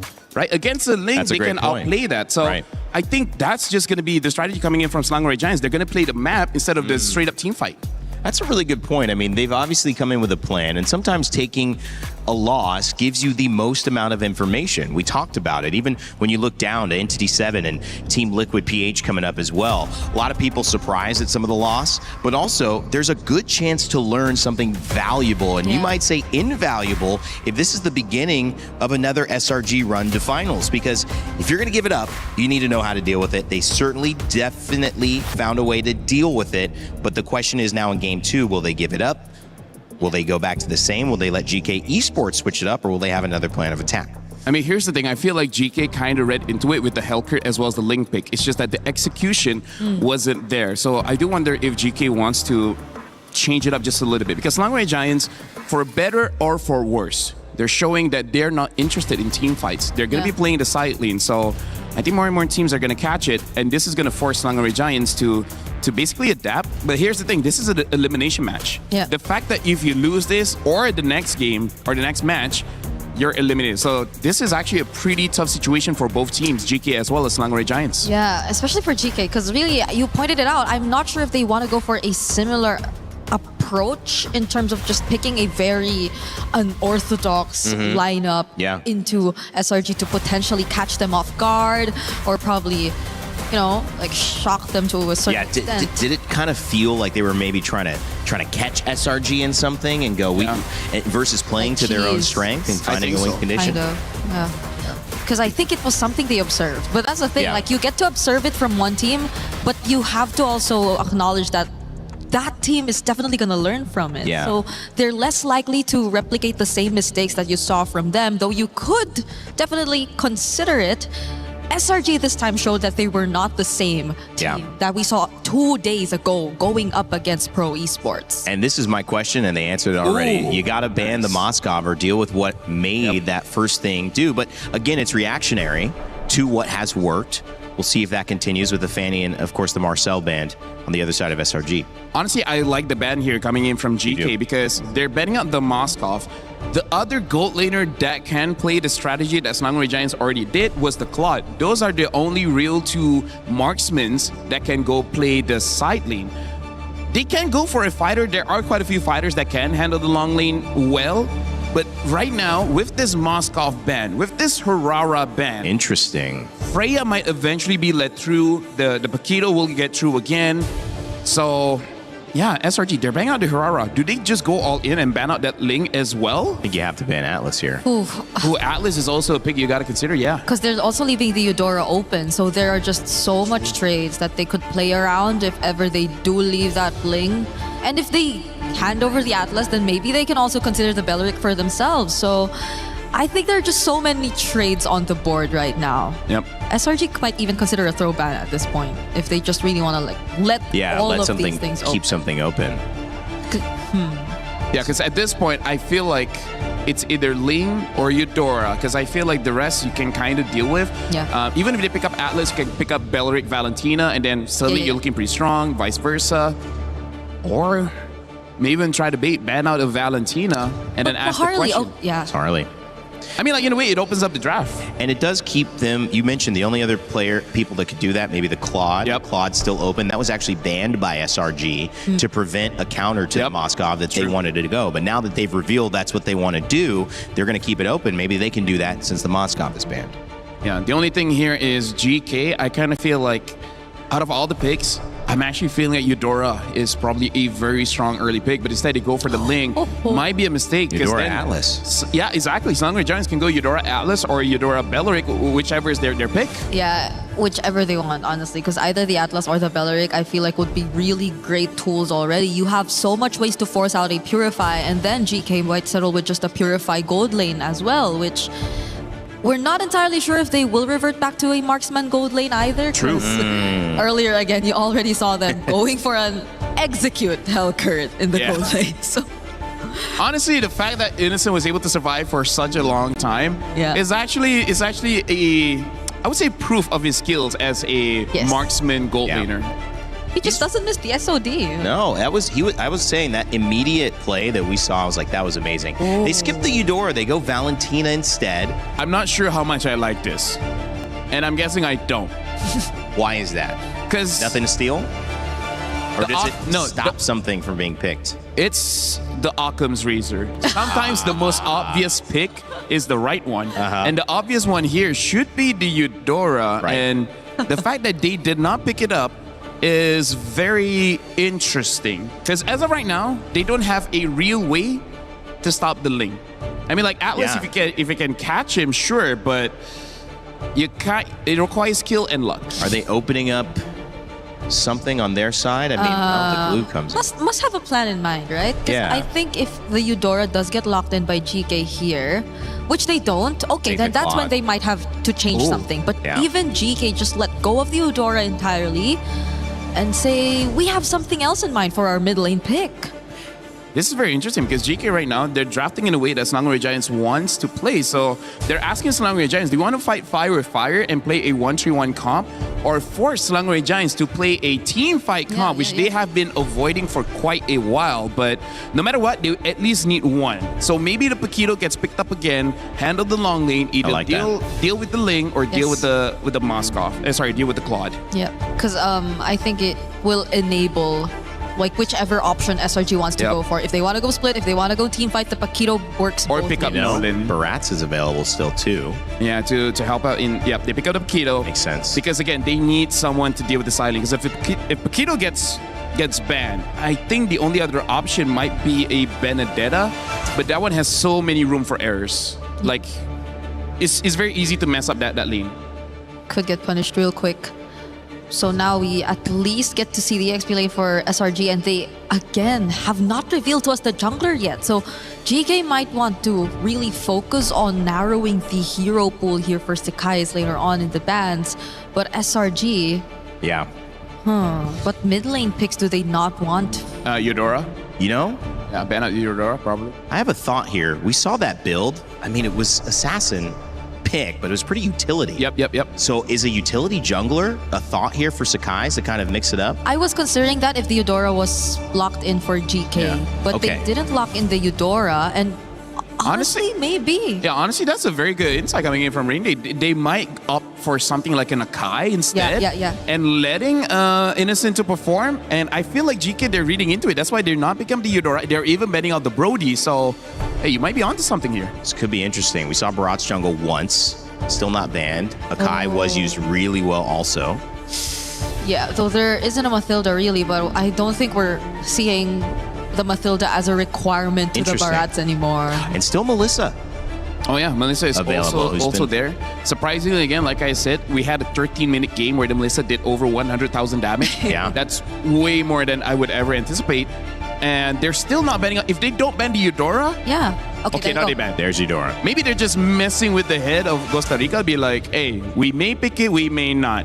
Because they are on the red side. They have last pick. Yeah. They can really play with the minds of GK here. Yeah, so do they take out another safe gold lane? Oh, they let the Melissa Harith through. Instead, they decide to pick the Melissa. Well, in the words of Innocent, he already described the Melissa as a very safe gold lane anyway. So, And I think there's no more safe gold lanes unless you want to consider a Bruno with a House Claw where your healing is just enough to survive. But even then, that's not a guarantee. yeah, so it's that's not a probably guarantee. another Harith carry option here for SRG, unless they want to go something unique or want to flex the Paquito in gold. It could. If they do that, they go for the Yi Sun Shin. But going up against a Ling as well as a Claude, I don't think the Yi Sun Shin will have a good time. It is an option, just may not be the best option. Yeah, because at this point, it's just the Yi Sun Shin left that you could really consider. So, wow, great call there. yeah, they go for. Yeah. This is looking to be a Paquito gold given this Yi Sun Shin pickup. Yeah. I mean, again, going up against the Ling as well as the Claude, how Selangor Giants can win this one is they need to have mid prio and then hope that Sakai is on this Yi Sun Shin is able to get one level ahead of the Ling and secure those turtles and then try to snowball off of there. Because when the Claude has 4 items, when the Ling has even 2 items, this Yi Sun Shin needs a lot of help for the Paquito as well as the Atlas. Yeah, but you're already stuck with an Atlas Valentina, so GK might have the upper hand here in terms of determining what the matchup is going to look like. We don't know if the glue is going roam or EXP, but they could flex that too because they Okay, they flex it. Oh, they even have the Valier. Hero. So the Valier is good at denying, I would say, everyone from Slangway Giants. If they want to go in, Valier will just push them away. And they even have Esmeralda to say, if you put Paquito into the EXP, the Esmeralda can deal with this. Here, GK, this is another way to draft, and it looks very effective. Yeah, it looks very cool. I like hot. GK looked very cool and hot because of the Cool Valier. and hot. Look at that. Yeah, it's hot and cool, but Well, what's going to be the cool hot pick from Innocent? should be EXP. Should be EXP, right? If they don't want to put the Paquito against the Esmeralda in the lane. They need someone to deal with this Valier, so someone that can dive. Yuzong, a Lapu, Dyrov just to deal with the Esmeralda. Oh, wow. This is very interesting. It's only been Falcon's PH using the Dyrov. So I think the last time... I don't think it won either. It didn't, no. The last time Kram used the Dyrov was MSC 25 during the group stage, and he won that one, but that was the only time he used in that competition, so... Wow. Quite a long time since he's used the Dyrov, especially here in International. Who gets the edge from you guys? Quick thought. This is... Okay. GK sound very cool to look very cool to Moy. I think GK is easier to execute. All right, we'll see who executes here. SRG trying to go 2-0 and keep their tournament hopes alive to get back to the grand finals. If GK Esports lose, their key will be crushed. It's all on the line here in game 2 as we send it back over to Naisu and Trex. The pressure is on as we jump into the land of Dawn.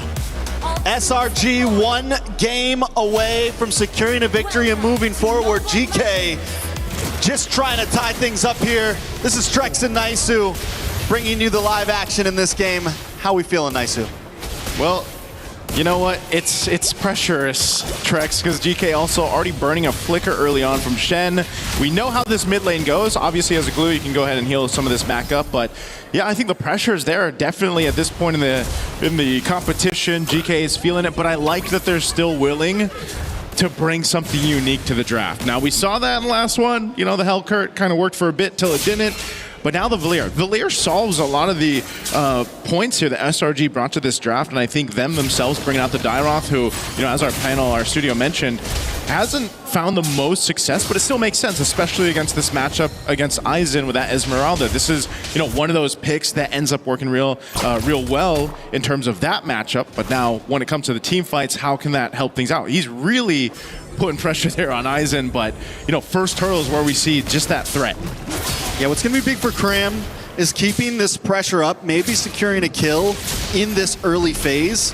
First, second turtle, going deathless, and making sure you get that scale on. Kram has to be careful on a hero like Dairoth. We've seen it before. If you start to take a death or two too early on, you fall off quickly, and at that point, you're just a useless hero. Yep, little check here in the mid, but again, because of the nature of the compositions, you're not going to see too much action until the first objective comes up. It's really big for SRG to have that Fatal Links. They make an attempt here on Aizen, but again, as an Esmeralda, really difficult to take up top. Kram, though, has level 4. Tempest Blade's already going to be used. Shen's low. Again, doesn't have the flicker, so he's got to go to the turret. It's Kram that does get punished. Aizen gets a double off of that. Yeah, a little too deep for Kram there. We saw what he was going for. He even gets almost all of his health back, but then still taken out with just a massive burst of damage. And literally right after I say it, you don't want to take too many deaths early on. It happens. Luckily, it's flying clouds, so you're not going to lose too much from an early game death like this. Yep, and SRG still has really good control of, you know, the map, the presence that they can give with this lineup, and as you mentioned, flying clouds. So even after that, they do end up getting the objective. They secure themselves the turtle. Looking at the replay here, brought to us by STC. Again, this was an attempt under the turret. Kram buys quite a bit of time here, but it's, again, Aizen's very patient. Mind you, on this Esmeralda, he's able to just kind of sweep in there, get that first blood, get that double kill, which will really help him now in this lane against Kram for now. So Kram might need this help just because of that 2-kill lead. So they're going to go for it. Aizen brought to half health, but popped the Purify. They want that kill on Aizen so bad right now. In the past 3 minutes, they've gone up to that lane twice now just to put pressure down. Back on that replay, I gotta highlight Zeno real fast. The guy drops the Tempest of Blades. Instead of going for all the swords, he backs off for a second to sidestep the Dairoth ult. and then re-engages, hits 2 swords, gets a bunch of damage. Eisen gets the final blows, but Zeno definitely very mechanically gifted in that last team fight. Now, SRG's been making plays across the map. Up on the top side, Cram. Oh, they're going for Cram. Now he picked up the blades there, Trex. He gets them this time. Good punish up top and a whole lot of gold going over. I was just about to say how GK wasn't playing the off lanes too much, playing a bit more defensively against SRG, but now they're finally finding their movement across the map. Quinnock and Shen stuck down in this mid. Fatal Links able to pick one. Shen very quick to take out here, and that's what you're going to expect. Every time that Fatal Links is up, maybe even the flicker for Yumes, he'll go make a play, and that's about what SRG can play around. As they were mentioning, throughout the draft, they got to build that lead over on this YSS for Sakai's. Now, bottom side, Yaga going to be the focus, popping the blaze and duet. There's 3 SRG giants here, though. Innocent will pick that one up, but Sakai's gets punished. Zeno able to find one. Flicker from Stormy.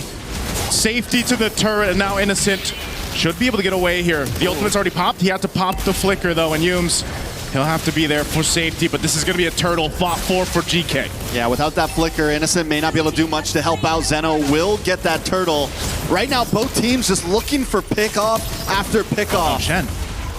All right. Shen's fine. Good. Yeah, he's going to be fine. He burned the battle spell again, though. Yeah, so a lot of battle spells down for the side of GK. SRG, with only 2 kills in the map, still applying pressure, but GK with almost 2,000 gold lead, even after losing second turtle. It has dropped a little bit down to 1.4, but still the pressure is on. But this is similar to last game. SRG sometimes needs a little bit of time to get things going. They like to look for that 6-7 minute power spike. I'm also excited to see how Innocent plays in the Paquito. It's no longer Cram on it. Yeah. And it's so normal to see Innocent on these marksmen, right? On things like the Moskov, things that he can dance around. So seeing him on the Paquito this time, I'm excited to see if he's able to apply the same amount of pressure that Cram did last game. Yeah, Cram was able to do it last game. I think so far, one of the best gold lane Paquitos we've seen. Hold on, Innocent, speaking of, okay, he gets away. Was from Siggy Boom, right? From Aurora Gaming. They really made that work perfectly. And so Innocent being up 2 kills, he's got that momentum going on the Paquito. That's going to be great for them, but they got to control the map here as that tier 1 down bot gets taken down by Zeno. This is what you expect of the Ling. He's going to continue to push the map. Quinnock popping the flicker himself. Some more action here in the mid. Whoa, Innocent got solo killed on the bottom side. Good play there from Zeno, man. Now picking up the Haas Claws off of it.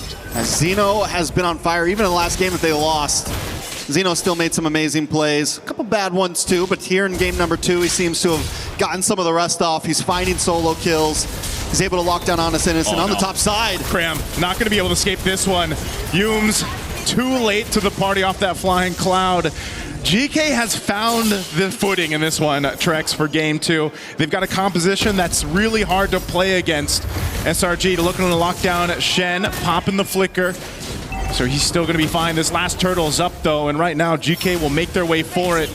Conceal's already going to be used now from SRG to push them off the turtle. Ooh, looking for this engage. Stormy holding on here, too, up on that front side. They'll just face off for now, though, as buffs are going to be secured by Zeno. Man, GK, like you said, just looking for plays all around the map, but here at the turtle, little action. Oh, they're gonna go for it. Again, the setup, Quinnock gone so quickly. Yaga firing off the backside, though. It's a split fight. Now Sakai's trying to get some work. He falls, and Zeno gets another kill. He'll heal back up with the Haas Claws. Rest of the team still going at it. Now Cram looking for Zeno. Can he catch him? He's quite slow, but he gets retried. So Zeno should be able to get away. Zeno gets away to safety. More action on the mid side, though. Blazing Duet. Blazing Duet already used here. Looking to take out another. Yumes falls, and GK further building the lead that they have. Forget the turtle. We'll take the bodies. Giant after giant tumbles right now. It's 9-3, 5K gold lead. And GK are looking at securing another turtle to cement their advance in game number 2.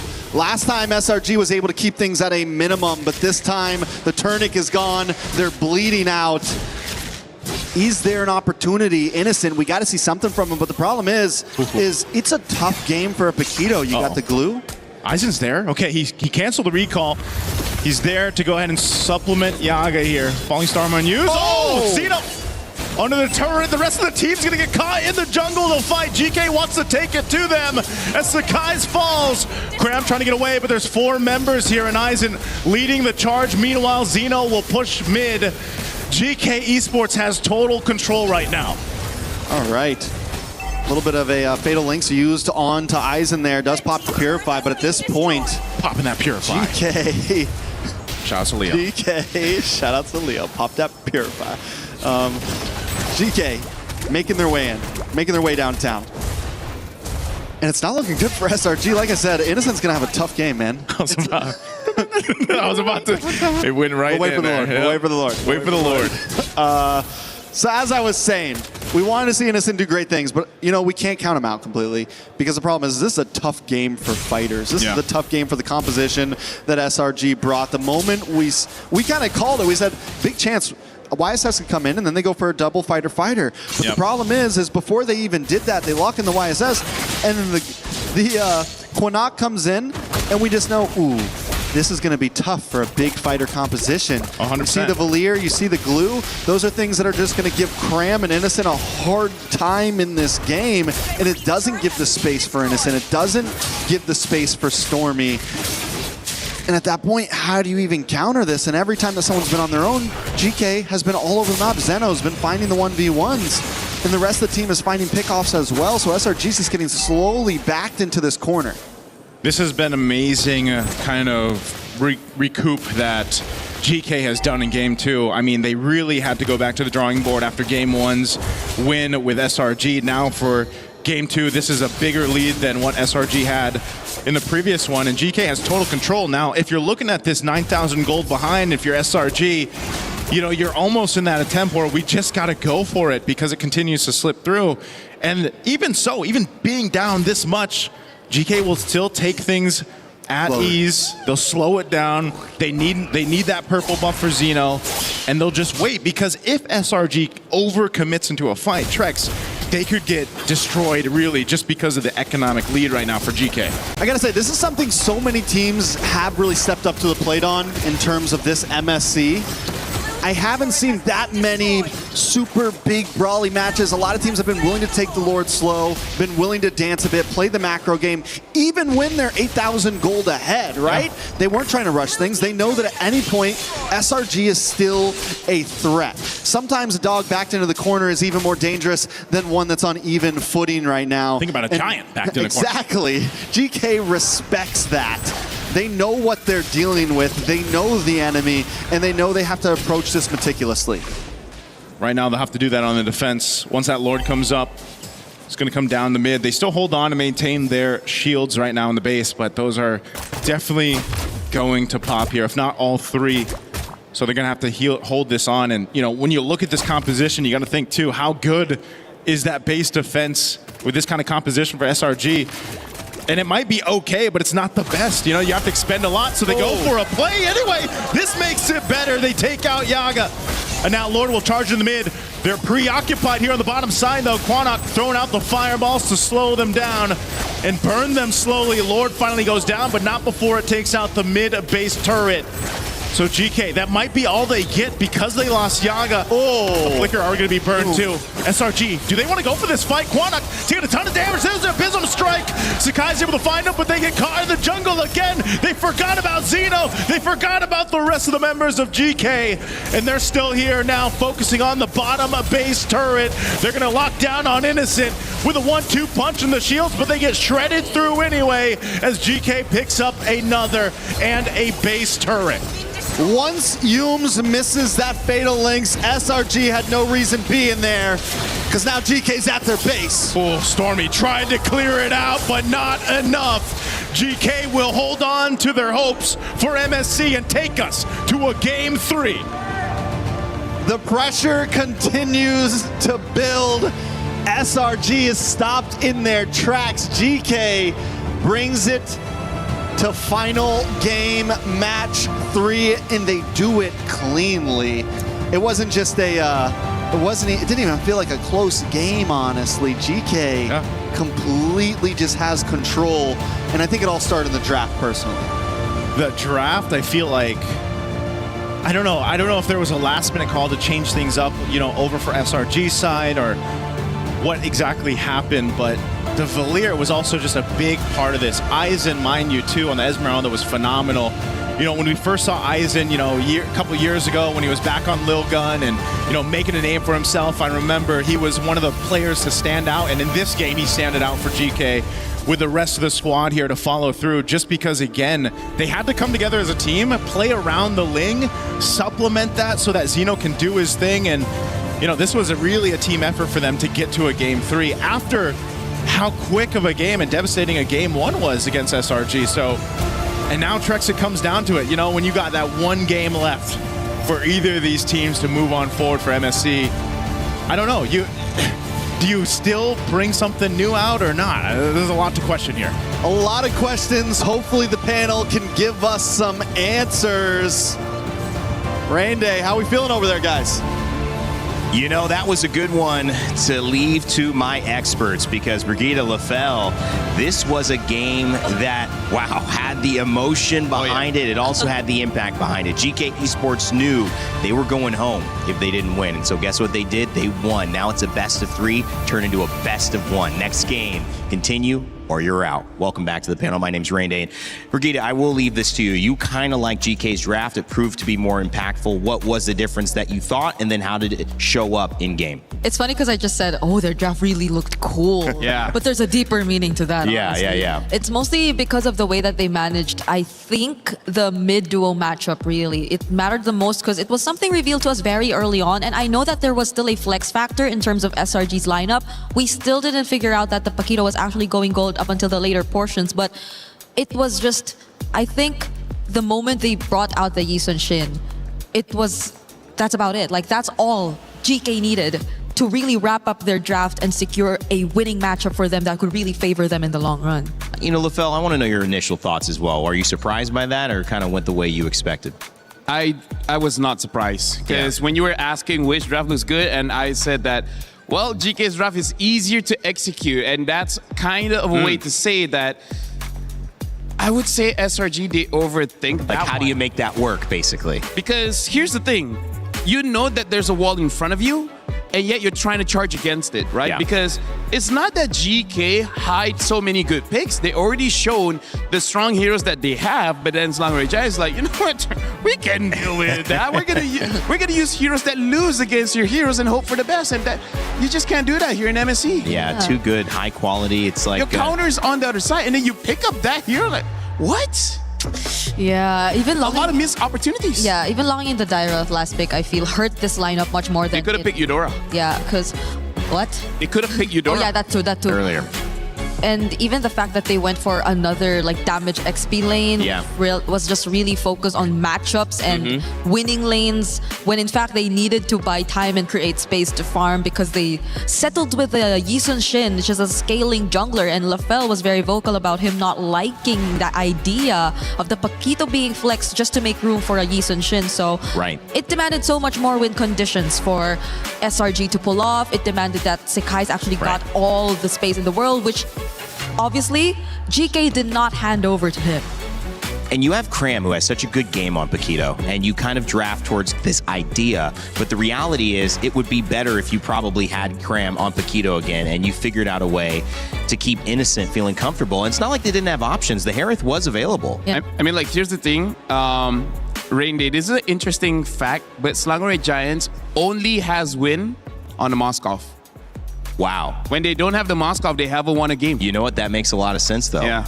But I think it's deeper than, if we take it one level deeper, right? It's the Moskov. But when you have a Moskov, that means Innocent's comfortable and he's impacting the game. And that also, because he's doing that, is opening space for Cram to also impact the game. And if you have two of those things, that's kind of a winning, I don't know, formula, strategy, right? Yeah. Is it the character, though, or do you think there was a way they could have outdrafted that? No, honestly, I think that's been the playstyle for SRG. The playstyle that's been working for them. It's really focusing on the sides, making sure that the sides win, and leave it to the sides to open up the map rather than the mid doing it for them. So it's ironic. It's ironic to say it because it's a marksman. You would expect that's a marksman who should protect, but if it's a Moskov, then you don't really have to do that much for him because most of the time you have to not have him alongside you. And there will be an SOD anyway, so he can just catch up to the team fights when they feel like it's already necessary for him to participate. But for the most part, now that it's taken away and you have to see Innocent on a Paquito,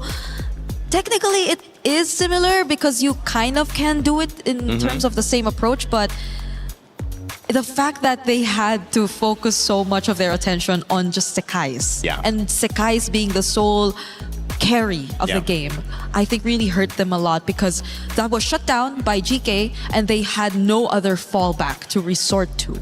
I'd be curious to see Yi Sun-shin's win rate.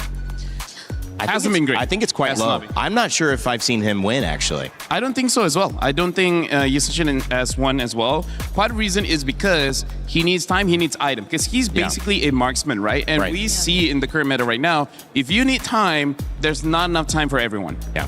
Well, let's see what you put together for us because you got another Telestrator segment. LaFell, Brigida's going to hold you. I can sit down? Yes. She's letting you sit? Well, I'm at the edge of my seat anyway. So, yes, we have to pay attention to this one because I agree with Trex where he said, this is one true to draft. Well, let's see here because let's remind ourselves what are the first picks for GK Esports.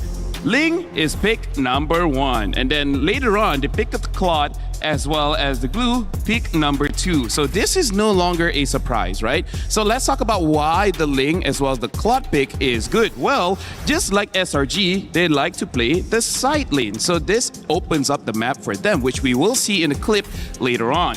But also what is weird here is that we see this Yi Sun-shin, we talked about him earlier, but he was picked number 4, meaning that you've already seen the Ling, you've already seen the Claude. Now, why does the Ling as well as the Claude counter the Yi Sun-shin? Well, great question. Is single target. He can only hit one person at a time, right? And the thing is, he has also one dash. So he cannot escape that much when you're going up against opponent that is basically much faster than you. And, you know, lo and behold, Ling is much faster than you, and the damage of the Yi Sun-shin can't kill him before the Ling kills him. And the same as the Claude. The Claude can ignore all of your defense. No matter how many friends you have in the front, he don't care. He can just dive in. So this is already a non-factor. And then, as we look even more, they early pick the Valentina, which probably is just to make sure that the Atlas pick does not get basically countered. But the thing is, you already see the problem of the Ling, right? Shouldn't you solve this problem first with the Eudora? So that was a question mark. And then the piece de resistance, this one, the Valier. What good is he? Well, see this area? This is all Valier. If you're out here, this is already looking like an ice cream cone. You guys cannot do anything against a Valier. Valier is basically the mage equivalent to a Melissa, right? You create an area where no one can get in. So now, let's look at all the juicy clips here. What I want to show is actually the mini-map. See how Selangor Giants, they're in red. Look at how close they are, right? This is like 5 minutes into the game and their draft wants to team fight. But then, we'll see what happens. Just ignore Selangor Giants and then look to the side. This is what Selangor Giants has been doing. This is unprotected, right? You see this? Zeno is solo farming. He's grabbing the turret as early as the first 6 minutes of the game. And then all the while, SRG, they are getting what? Nothing. They're not getting anything. So this is already losing the macro based on the draft. But then we're going to look at the later stage of the game. And the one that I really want you guys to focus on is this, right? The Valier is here. And yet you see Selangor Giants, they are here. They're all separated where there's a clear line that the Valier is making saying that you cannot cross this line. If you can't cross this line, then you basically cannot fight anything. This whole area right here is controlled by Valier. Nice rectangle. And this happens quite a lot of time. Imagine one hero denying that big area. That's huge. That is amazing. The fact that Selangor Giants had no real range lost them the game. Great segment, LaFell. Great analysis as well. And Brigida, and great mic holder. Well, I've considered reaching over and going, do you have anything to say about that? Which one? Just whatever. I just wanted to get involved in holding a mic to you. Okay. So for me, thank you. This is how it feels like to actually have the mic. I would say really the Valier was what made a big impact in that game. I agree. Okay, that's enough. I think that's Sorry to the hold. sound engineer. You did that for that long against him, with him? What? Yeah. Wow. Yeah, wow. did you see me switch my arms Yeah. like mid? It's okay. Even nice to struggle. Really? Yeah, he was like, oh, now I see why. I was wondering why you're reaching over with your right. I feel better now. She's getting sore. Listen, I do want to hear about if you that. hang out with though. me, Brigida, we're having a workout. Wait, what? Pause. But you know what I mean. Pause, LaFell. What the heck? Yes. What? What the heck? Okay. Okay, Valir. You haven't gone to the gym yet. Yeah, I don't. Jom lah. Aduh, hai dini. Valir, Brigida. You were making a point. I interrupted you. I apologize. I'm trying to get you back to that. If you don't have anything to say on it, that is okay. I can move us on to a different conversation. It's okay. No, I really feel like GK 100% won that draft. Yeah. And I don't know whether Selangor Giants anticipated that or they were just as surprised. But hey. Salutes to Coach Costa Rica. GK won game 1. And now there's a real possibility Selangor Giants being one of the favorites gets eliminated here and now. Game 2 victory for GK, bringing it back. SRG started strong, and now they are potentially facing a do-or-die situation. But they've been there before. They're kind of comfortable here. M6 saw them do it again. And we'll see if this is just another part of their story or if this is the end. Remember, the winner of this will advance to the lower bracket between Onyx and Aurora Gaming. We'll see that game come up a little bit later, but either way, challenge is just beginning. It's like from bad to worse. Yeah, I know. It's like, hey, congratulations, but also it's gonna be pretty tough. By the way, Selangor Giants, they are first pick here. GK is on the second, Expanded Rivers, and Selangor Giants, they're already banned at the Eudora as well as the Harley. And the Moskov has been banned out. So I feel like Selangor Giants, if they want to play how they usually play, which is those side lanes, they might have to consider picking up the Ling early and then later on picking the Keto. Because, oh, by the way, ladies and gentlemen, we have a sub here. It looks like Sakai's will not be playing in game number 3. Oh! It's going to be Uni substituting for the jungle role. So wow. Wait. I don't know whether the draft is going to change now with Uni playing or not. What's happened here, Brigida? Your reaction tells a big story, but we can't see it on broadcast. I think it's just more on my emotions of being shocked and disbelief that it's not Sakai's playing in this do-or-die match. Let me ask, because I'm coming in and wondering, I've not seen this before or in this moment in MLBB. Does this mean Sakai's wasn't performing? Does this mean they feel that Uni can provide a hero pool that's better in this matchup? There can be an angle where you could consider that, but also maybe SRG just wanting to switch up the plan overall, because there might be some difference between their playstyle when it's Sakai's and when it's Uni, and that is something we will actually get to figure out here as we get to see the draft and how does this change the draft for SRG, because they went for very similar bans. The Hirara is open again. We can see Uni on the Hirara if they want to consider that, but you have the Ling option as well, and they banned out the Eudora.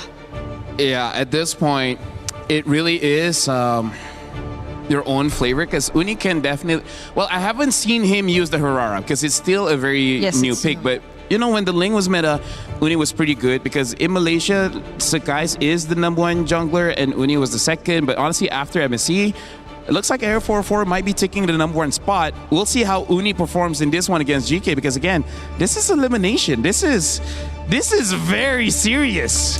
And this is nerve-wracking as well. If you're Uni, all eyes are on you. But the good news is they let the Hirara through this time around, and I think that is a big part of the win condition.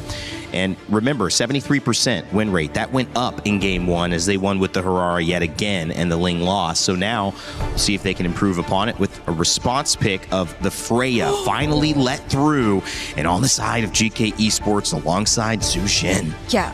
I would say this is pretty smart because they pick up the Freya because that's what they want, but they also pick up the Zushin because if it's just a Freya, Selangor Giants will reply with the Phoveus, but now they're sowing a Zushin, and an option of a Hylos can come in later, and that will completely deny that Phoveus. So they're asking Selangor Giants, do you want to take the bait? Do you want to pick up a hero that can deal with the Freya, but then basically be useless against everyone else? Or do they deal with it differently? Because I think the Belleric is also still an option for SRG. Yes, true.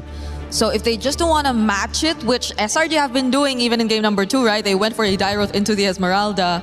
It's a very straightforward approach. Then maybe they can consider a Belleric. So Oh, they get the Brody Paquito.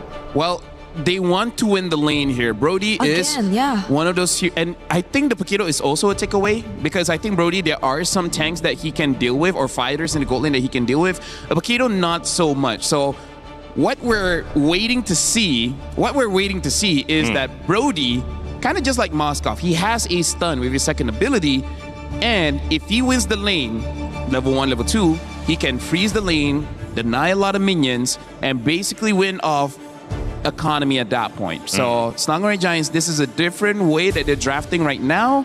Yeah. But still with the identity of having very strong side laners. Yeah, still playing around their sides, I feel, and Uni might just change it a bit because we haven't really seen his playstyle yet. Yeah. We don't know the kind of jungler that he is. We know for a fact that he's on the Hirara, but how does he activate the sides, right? That's something we are yet to see. At least SRG now saved their mid duo for last, so they can also really capitalize on that. But now we're heading into the bans and they're just about to lose out on more options. The Eve also taken out by GK already.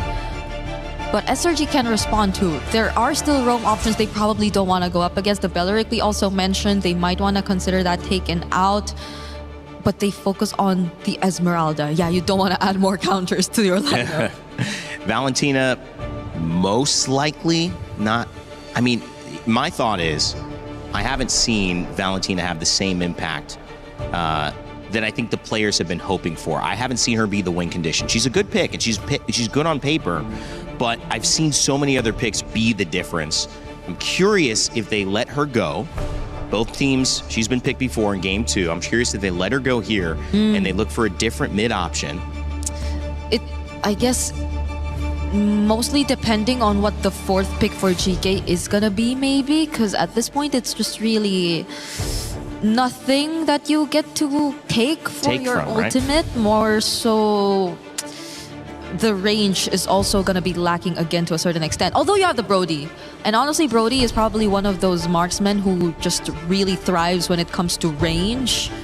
But other than that, it kind of might limit them a bit more if they go out in the Valentina again without knowing what the EXP is going to pick. If it's not just really going to be a heavy duty ultimate that they can pick up. But there goes the Did they like ban. the Valir? That's the other question. Did they like it? And they say maybe we want to consider that as well. Belleric banned. Into this lineup, I think it'll be... I think it's usable.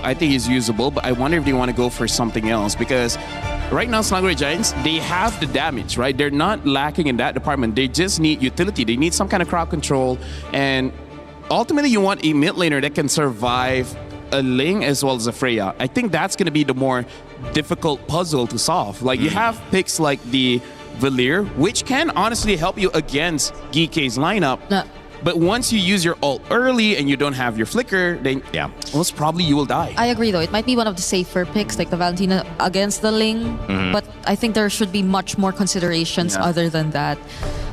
It really is just the crowd control here because the mid lane is also going to be pretty important. They pick up the Hilda here, which might be a bit dangerous. And now the Kimi. Okay, so now I see the idea from Selangor Giants, which is we have more muscle. We just charge forward and we just show that we have better mechanics and damage in the early game.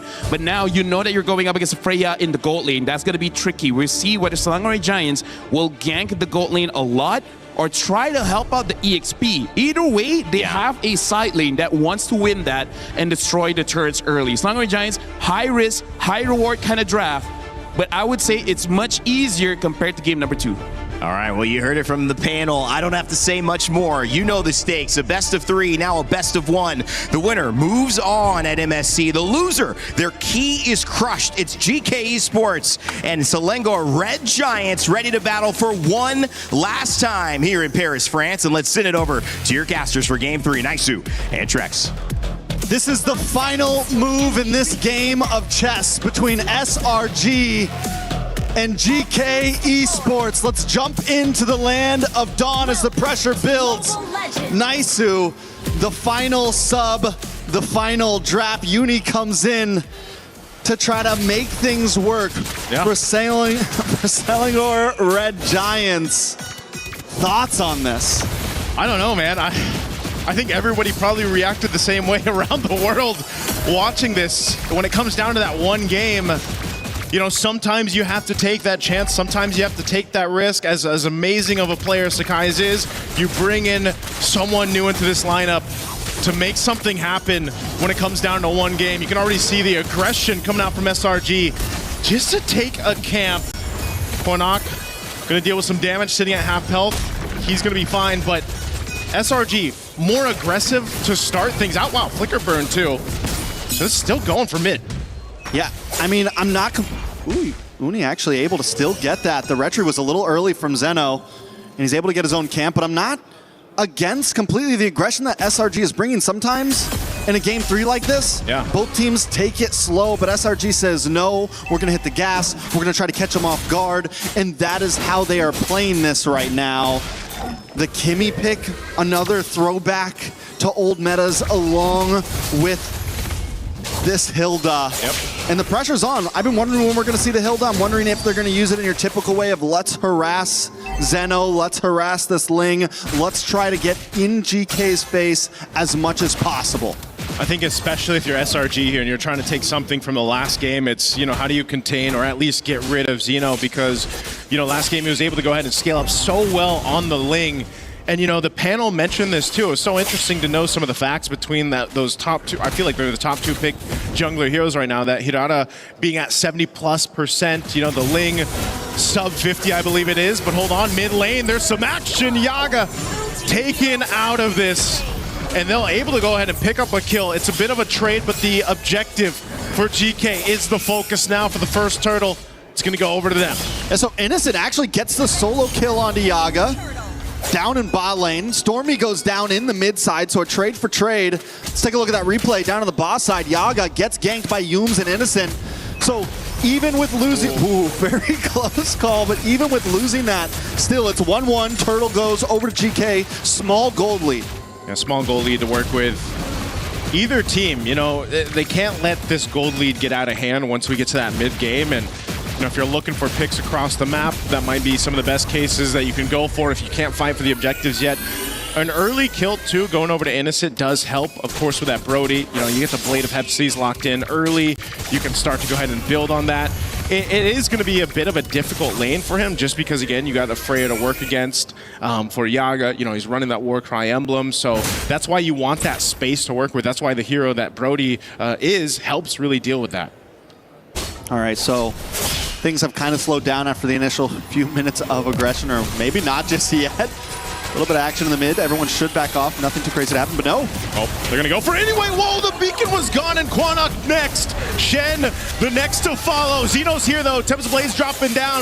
Going to be looking for Cram or anyone he can find, and Zeno goes on through with the Tempest of Blades to pick up a kill for himself. Zeno continues to be the bane of SRG right now. It's been, what, 3 games of Ling, and every game he seems to step it up a little bit more and more. And you know, this was an amazing play. SRG backs off for a minute, but then they look for the re-engage right after the beacon's about to be done, and they're able to catch him. Luckily, Zeno finds a moment of saving grace, able to get the kill onto Cram. Yeah. So it's still 2-2. Both teams continue to go blow for blow, and that's been the story these past 3 games. So far, it's been such a interesting series for this one. You know, just from game 1 to game 2, how one-sided for each team it was, and now at this point, you know, relatively even as we get our way to the second turtle. And you have SRG trying to get this secured already, as Uni's going to go ahead and work on it. Meanwhile, mid lane, there's going to be a fight breaking out. Quanok already burned the beacon. Both gold laners going to make their way. Zeno goes in, but SRG will win the retry. But can they win the fight as Cram is taken out? GK might just be happy with 1 kill. Zeno going for more. Stormy will keep him at bay. Unless Uni wants to re-engage in the mid lane, goes in and gets the damage out. Yums is there, but still not a follow-through to get GK down. All right, so Hunter Strikes start to fall in maybe a little bit late for SRG. We just saw Uni get his. Cram gets his after death. Maybe just if they could have got that a bit sooner, we would have seen a little bit more damage, a little bit more possibilities. Luckily, SRG still gets the turtle in the midst of the chaos, but Cram now 0-2. In game number 1, this Paquito was the thing that brought them to victory. Yep. And with the start that it's have, GK's learned that, listen, we don't want to let that happen. we need to make sure we focus down, and Zeno is making a job of that. We do see the Sky Piercer lock in for Innocent. So he hasn't been able to get stacks off it just yet, but if more kills can start getting locked in for him, this Brody could start to become dangerous. Yeah, they got to deal with this. Beacon used, Cram, next target, flickers defensively. Rest of the team trying to help him out, but Cram, nowhere to go. Another kill picked up, and Humes, unfortunately, not able to help him stay alive. So GK, they'll continue to do this, Trex. Look for pickoffs, look to play around that Beacon from Quanok, and it's working so well for them for now. SRG, this game, not really waiting for the power spikes to hit. Yes, Cram got the Hunter Strike, but still, you can't just go in like that, especially when you are behind, especially with the composition that GK has. I think the goal should have been to wait just a little bit longer, maybe another minute or two to really start trying to make those plays happen, especially since he's already taken 2 deaths, and now it's 3 deaths. So hopefully Cram can kind of back off a little bit, slow it down, wait for your time to shine. It's what you did in game number 1, and it's what you're going to have to do in game number 3 to get this victory. GK, on the other hand, just need to keep capitalizing on these small mistakes.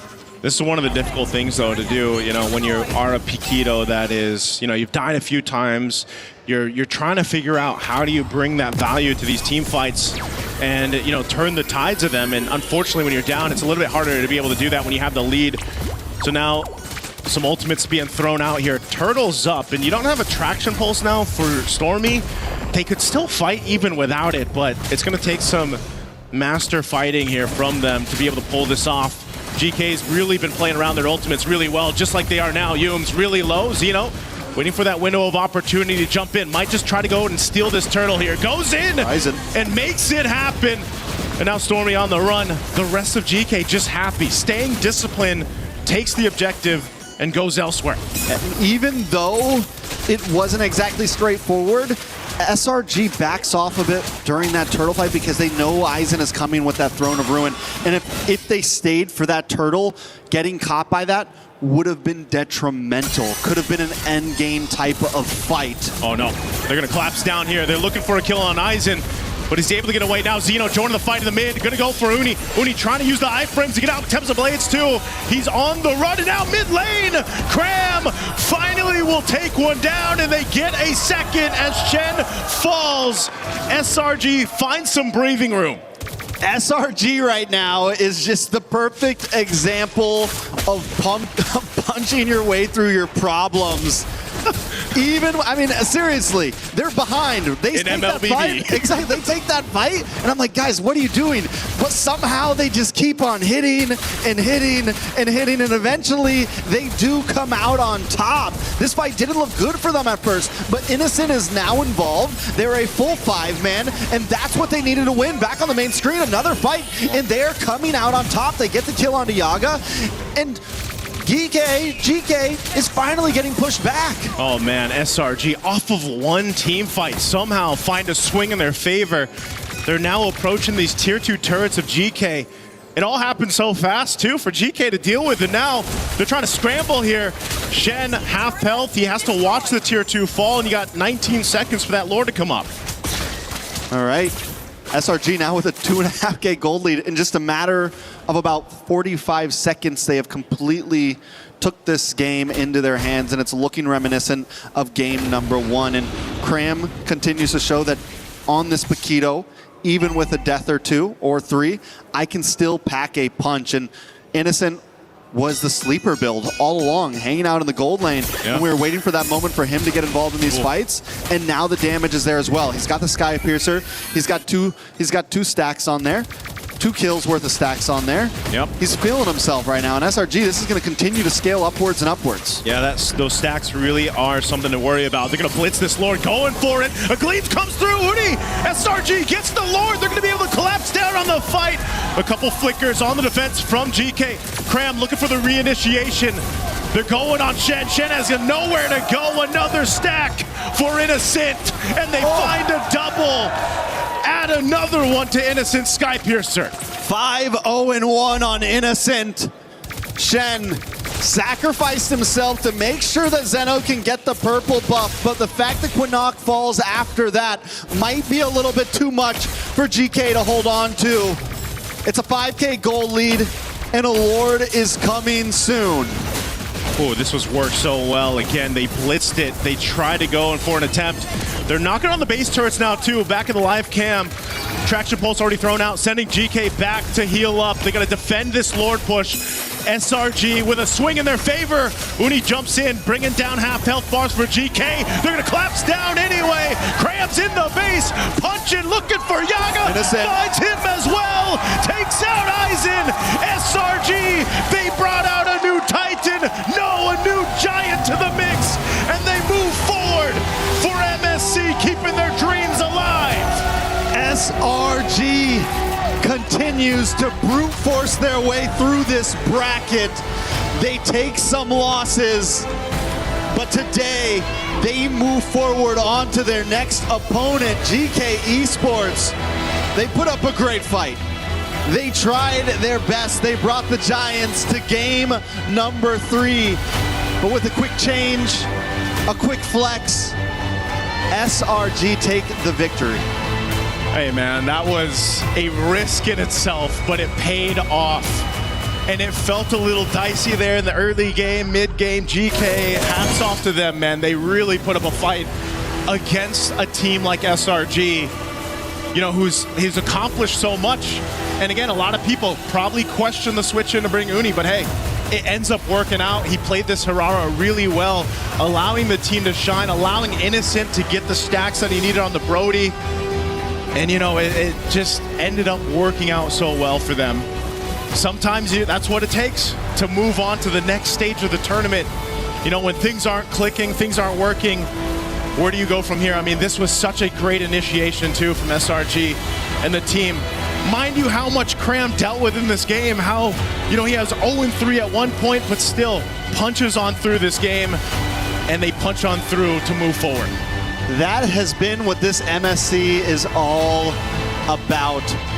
Persevere, punch your way through, adapt, find a way to flex your way to victory. On stage, we got an interview. SRG being able to survive their first elimination matches of the group stages in a 2-1 win up against GK Esports. Right now on stage, we are with Uni, who got subbed in later on in the game. Hello, Uni. How are we feeling? I'm feeling so speechless because I just play one game and then suddenly so easy win. Wow, easy win. Okay. We are getting started here on stage. Uni, first of all, talk to us. Coming into MSC, a lot of the people were saying that, you know, SRG has what it takes to probably win back the championship, right? But what happened? Why did you guys start off so shaky? Is it the meta? Are you guys having a problem adapting to it? Maybe we just behind with the meta because we're trying to adapt more. And then, yeah, maybe just lack of comms like that. Yeah, I think that's that. Okay, you said that previously as you guys entered the tournament, you guys were a little bit behind on the meta. But what about now? How are you guys doing now? Is it better? Have you guys found your footing? Has Uni found your footing in this meta, in this jungle patch especially? I'm also not sure about that because I rarely play in training. And yeah, I just keep learning with the team, and we all the teams trying to adapt with the meta as fast as possible. Yeah. I agree. All the teams here in MSC are definitely trying to adapt to the meta as fast as possible. But let's talk about your next opponent. Now, your next opponent, I'd like to think it's going to be a tough one because you guys will be going up either against Aurora Gaming or Onyx. Whoever it is, it's definitely going to be tough. So how is SRG going to prepare for that matchup? I think after this, we're just going to go on our training back, and then we just focus on our enemy. We don't care our enemy, who is them. Yeah, we just play as a team. Just play as a team and just play your game. Any message to the Malaysians watching at home, Uni? Thank you for our Malaysian fans that keep supporting us. Whether we lose, whether we win. Yeah, thank you guys. Now, I'm pretty sure a lot of the people were on the edge of their seat watching this first series of the day. But with that, boys, come join me up on stage. I have a question. Who wants to crush some keys? Uni? No. Okay, let's go. Come follow me. Let's go. I guess Uni is going to be doing some key crushing. on his first MSC tournament. All right, come on in, boys. Are you excited, Uni? This is going to be your first key crushing moment. I don't know. Okay, only one way to find out. All right, Uni, you may head to the front. Go on, go on, go on. The key is already in the key crusher. And Uni, all you have to do is press the lever. 3, 2, 1. There you guys go, ladies and gentlemen. Selangor Red Giants has officially ended GK Esports' journey in the MSC at EWC 2026. All right, pull the lever back. Ooh, that was a cut. Let us show it to the camera. There you guys go. That is GK Esports hopes and dreams at MSC shattered. That's it from us. Throwing it back to you guys at the studio. Well, SRG continue their run in the elimination bracket, and it's GK Esports for Meta who will be going home, but not after a valiant effort. In Game 2, they turned it around, sent us to a best of 1. You got to say, it's still not over for Meta. We still have Team Falcons representing the region, but overall, GK Esports, they did well. Just not good enough against SRG, who found their answer and maybe that little bit of momentum or spark that they needed in the substitution in Game 3 for Uni, a story that many, I'm sure, are already talking about, will be talking about for the rest of the day, maybe the rest of the tournament if he continues to play. My name is Rainde, joined by Brigitte and Lefel here back on the panel. Lefel, you got to talk about this because this is a huge moment that we just witnessed. I mean, first of all, I feel like me and Brigitte, we both share the same consensus when we say, like, sometimes in interviews, it's okay to lie, right? You don't have to be so honest, It's you know? okay. It's okay to hide a bit more. Yeah. You know, be like, oh, I just came in, it was so easy. Oh, that's some shade disguise. But also, I would say in that game, that reminds me of a beautiful quote from an amazing reporter called Eterna, where she says, isn't it great when you don't have to use your brain? And that's kind of draft game number 3, where it's all just, we just go forward.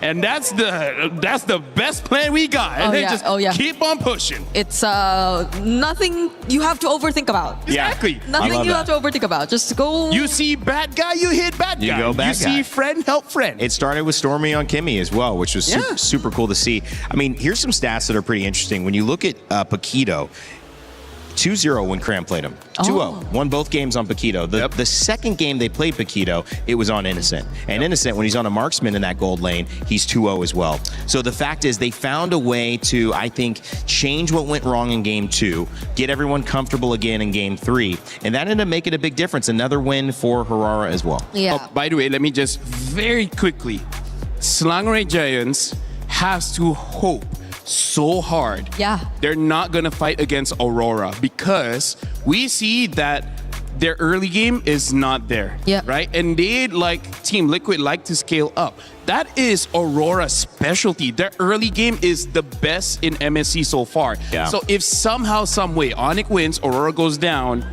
I don't know whether SRG has enough time to get their early game the same level as Aurora. Because at this point, I feel like no team can have the same early game as Aurora. Yeah, I agree. Although Uni did say that they're not really going to pay attention to who they're going up against. They should. More on, it's more on them just focusing on themselves because, as you mentioned, I think based on their first 2 series, we've observed which works for them and which doesn't. And it's mostly on the draft, which we kind of see a pattern that it's really just the marksman working out for Innocent here and there, mostly the Moscovs and then Cram on the Paquito and stuff like that. But now that we have a change in lineup, which we don't know if they'll be sticking with this throughout, then there has to be some work done to polish some things here and there because you, again, never know what to come up against. They put themselves in a really interesting position if they don't keep Uni because you solve a problem and maybe it's matchup dependent. We don't know what the conversation was between Sakai and the coach and who made that decision and how,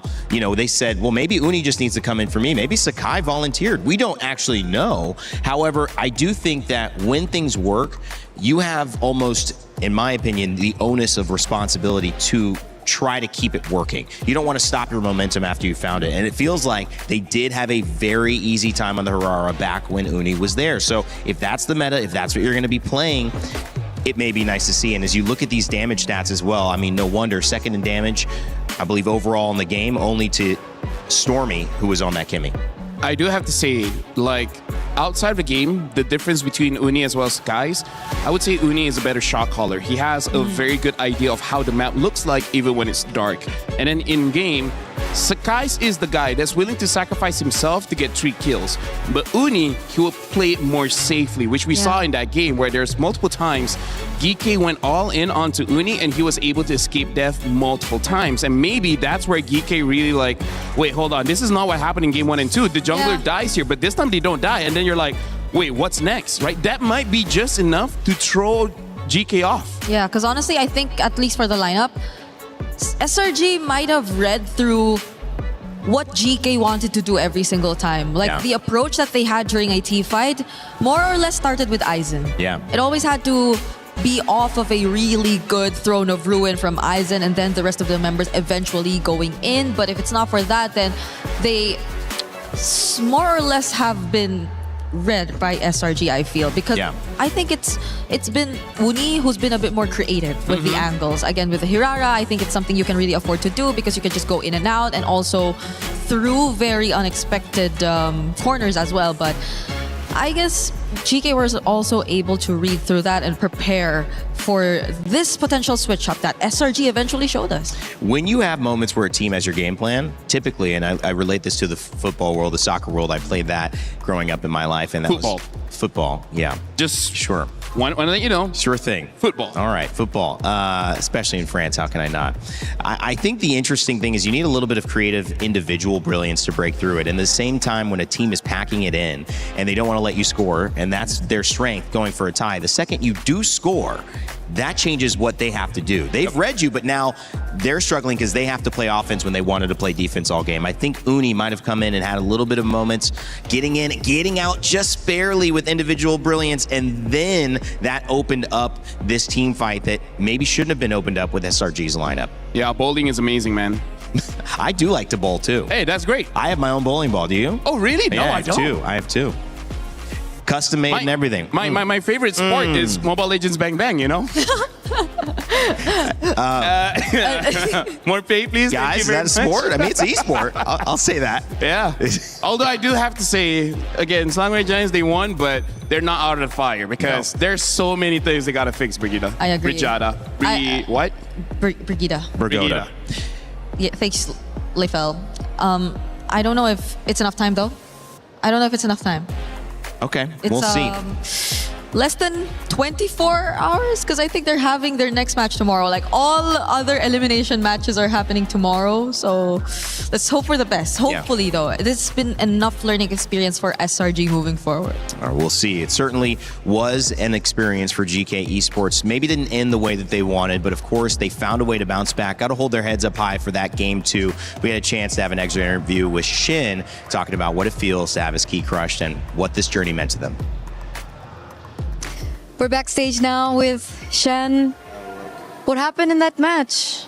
I mean, we kinda... You can talk into the mic a little bit? We kinda were playing good. Everything was good. We kinda like rush every set. Kinda rush, you know? That's why the game get out of the hand, you know? Okay. That's the problem. So that was game 3 or from game 1 as well? I think game 1 and game 3. Game 1 and game 3. We kinda rush a bit. Okay, because in game number 2, I think that was a valiant effort. 10,000 gold lead for you guys. You guys are definitely on the right track. What is it? Was it a communication error? Was it a shot call error? What made it so rushing? Yeah, I think we always like good with the draft. After that, we moved to the gameplay. I think everything was like comfortable to play, and everything was good. Everyone doing his job, so it was good. You know, it was a good match for us. Yeah, that's it.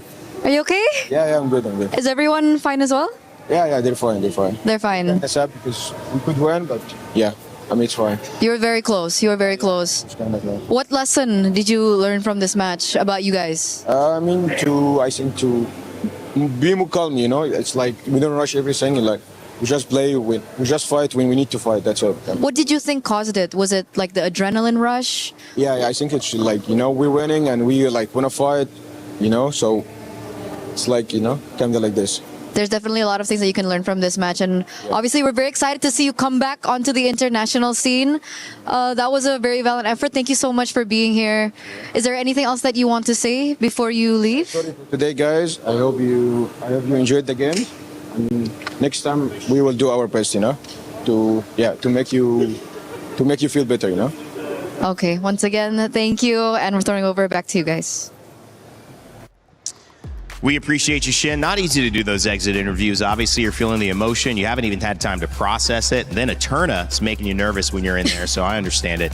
But thank you so much. UK Esports, they go down. Sillinger Red Giants continue. They'll have another match, which will be elimination or their chance to be promoted into our knockout stages. Coming up next, Yangon Galacticos take on Pro Esports.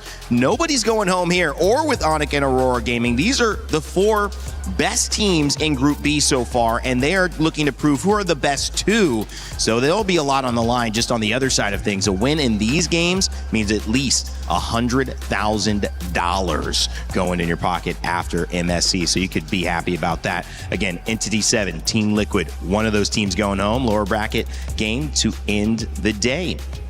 Gosh, it's going to be a lot of fun, guys. I cannot wait. Make sure you get your pick'ems in for what you think is going to happen in this next matchup. Yangon Galacticos, they've been playing really, really well, but can they stall? Can they change? Can they outdraft Pro Esports? Because they have been one of our top teams also. We'll find out a little bit more on that after these 2 dance. We'll actually give you a dance break because this is what they're like off camera. Now you're finally seeing a little bit of it. Thank you, Jib, for catching that as well. I've got some fun people on the panel. We've got some fun coming up in Acecraft. If you love the game, well, guess what? There's a new way to play in co-op. We fly together. Check it out. We'll be right back.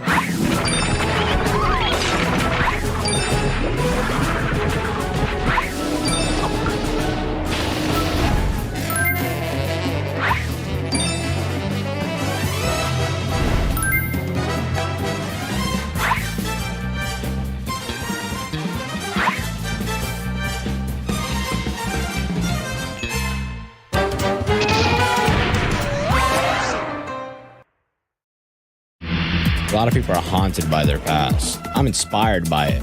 They're not just playing for themselves, they're really playing for their entire family. They have defeated their demons! They have crushed the curse! He thinks he can come in here and play my game! He knows nothing! Let's go! Tyler 1, you're done. Raw energy, half from blow the house down!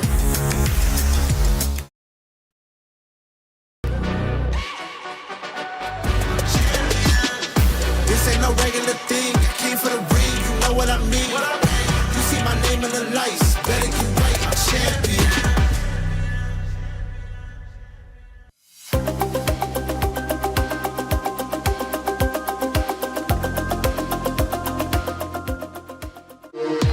We were there. For every click, every clutch, every respawn. We were there for the years of grind. And we're here. Now. The proud founding partner of EWC. Powering the biggest event in gaming.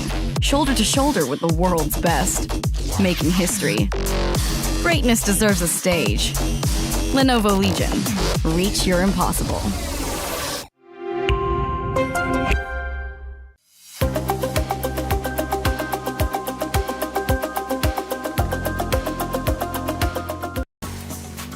Greatness deserves a stage. That's why we have the Lenovo Legion Gauntlet here, Stage 3 at EWC 2026. And by the way, if you want to be involved, if you're here, maybe you're going here and then going home. Maybe you've been watching the games online on our YouTube and Twitch channels. You can literally become a co-streamer and earn prizing. That's right. Based on how many hours you get watched, there are certain tiers of prizing you can earn for your community, engaging in your co-stream, being a part of all the action, whether it's at the Lenovo Legion Gauntlet we've got here, the STC Arena, or the Kadia actually Gauntlet, where we have the Battle Royale Arena where I started this show. All of these stages are great ways for you to cover the action, be a co-streamer, and maybe even level up your stream and the prizes that you earn. Make sure to scan that QR code and check it out if you want to be involved. Welcome back to the Lenovo Legion Gauntlet. My name is Rain Day. I'm joined again by Brigitte and LaFell, and they're very, very professional. I do got to say, I don't know how she does this. It's so hard sitting like this. I can't even, it's not. You need to move forward a bit. You have to sit on the edge of your seat. It does get easier. This is a really good point because I have to talk about pain. You know, this is for me. I saw Shiver sitting in this moment for Dota 2, and she crossed her legs. Okay. She crossed her legs and she held the tablet on her lap. So I'm just like, okay, this will work. If I hold this for 30 more seconds, I'm gonna fall off my chair. Okay, this is not functional. So I don't know how they do it. Brigitte, you got the cross leg buff. I mean, we're too big. LaFell, I mean, look at my thighs. It's the soccer thigh, the football thighs. Oh, he got hurt already. No, too strong. There you go. I'm too strong. I don't know. She's been kind of winning the fights you guys been having off stage. We don't reveal that. Okay, sorry. That's too much.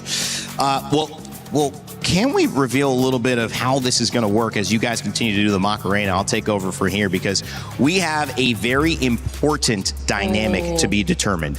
You know how we have those upper bracket winners, right? We're going to see one in this next game show up. We're going to have another one in the following game.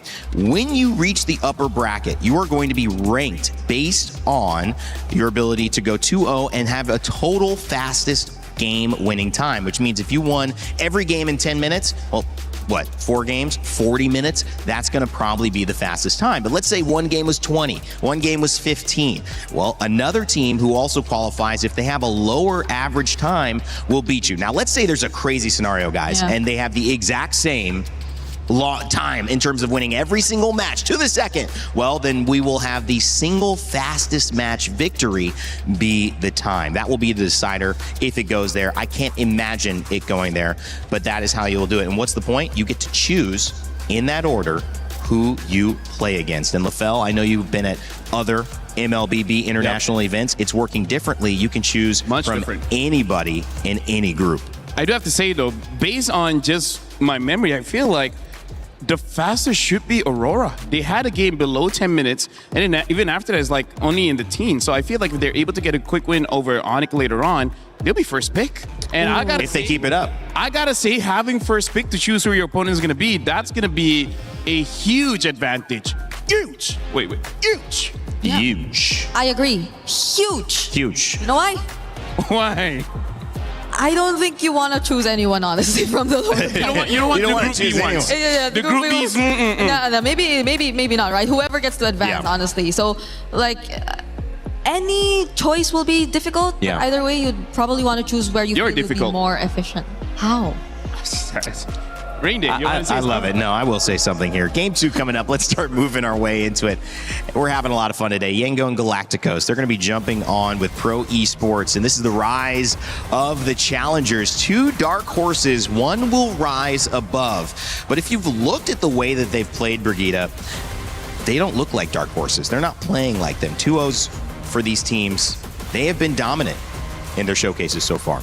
Yeah, Pro Esports pushing SRG to the limit, and their jungler being such a standout player too. You see the highlights from Coily on the Hirara, and I must say it's very MVP deserving if we ever get to actually label an MVP per series. But on the other side, I don't think you can just talk about Coily. You gotta talk about Han.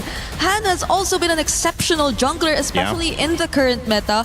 And it's interesting because Yangon Galacticos seem to have a really decent grasp of the meta, other than the fact that you're expecting them to be very unorthodox. But they're coming here into MSC with a not so out of the meta playstyle just yet, because every single time I look at Blink, I just can't help but think, like, is he going for something unique? Yeah, exactly. Is he going Hellcurt? Because we saw the Hellcurt in GK instead earlier today, right? What if somehow there's like a Eudora row? We don't know. Oh, we'll never know. And I believe these two teams played against the teams we just saw, right? They were the ones who took out SRG and GK Esports, which ended up being pretty evenly matched. I mean, especially after that sub, which changed the dynamic, maybe that would have been a game that went 20 minutes towards the very end of game 3. So both of these teams on the upper side very well could be matched up. Are you okay, Ring? She is. Brigitte okay? Did something happen? Be professional, guys. We're be professional. Oh, God, I can't join you. I wish. I got to last all day up here. You guys get to leave after this series, so I have to take care and pace myself. Yangon Galacticos, their squad comes in. You mentioned Han being able to be a star jungler. That has been the focus so far with the Lings, the Hararas, the Fannies being banned. Will Han continue to have that impact? Yangon Galacticos and their road to EWC is hoping to prove successful. If they can get a win here, it will be everything they hope for and put them on the road for even more. Yep, it's a really great showing.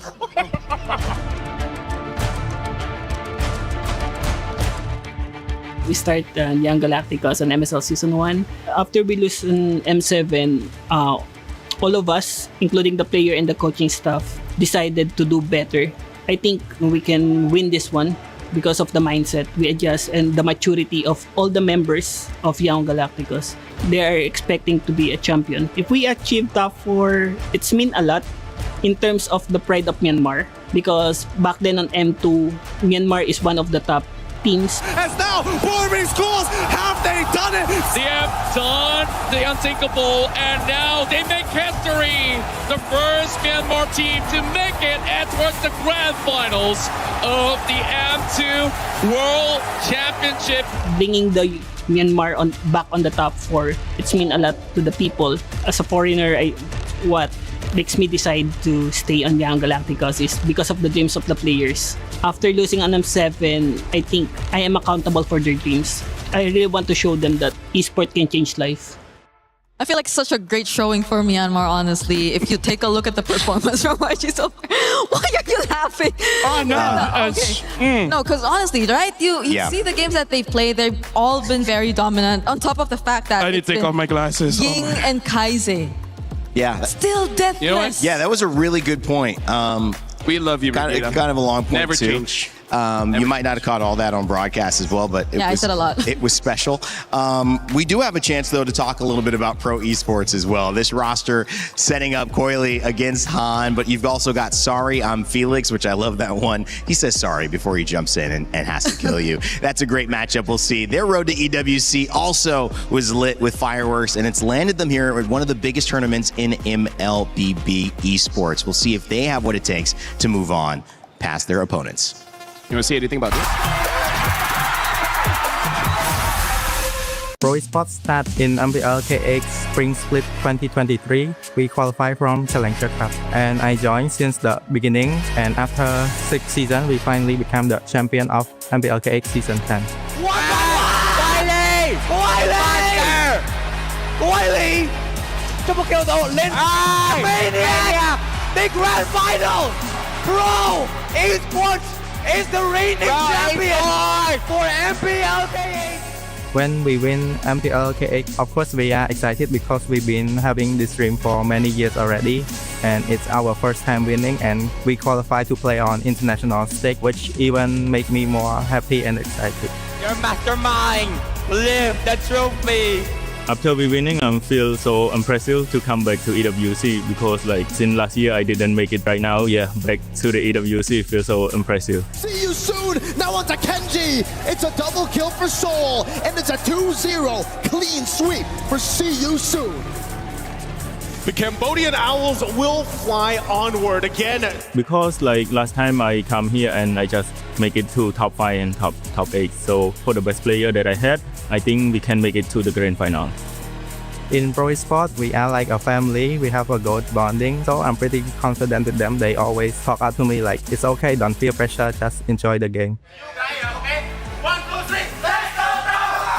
For us, it's like a dream to represent our country. Not many get the chance to do it, and when we have the chance, we gotta do our best. អរគុណអ្នកទាំងអស់គ្នាដែលគាំទ្រ Pro Esports ហើយកុំភ្លេចគាំទ្រពួកយើងនៅ EWC 2026 Well, that key insight in that slow-mo shot, it is not up for grabs just yet. These teams are not facing elimination. They're facing something even greater, a chance to get that much closer to that $1 million first place prize as LaFell and Brigitte get serious, ready to go. Oh, yeah. We got to start talking about this matchup, guys. I mean, quick thoughts after seeing those two roads to get to EWC.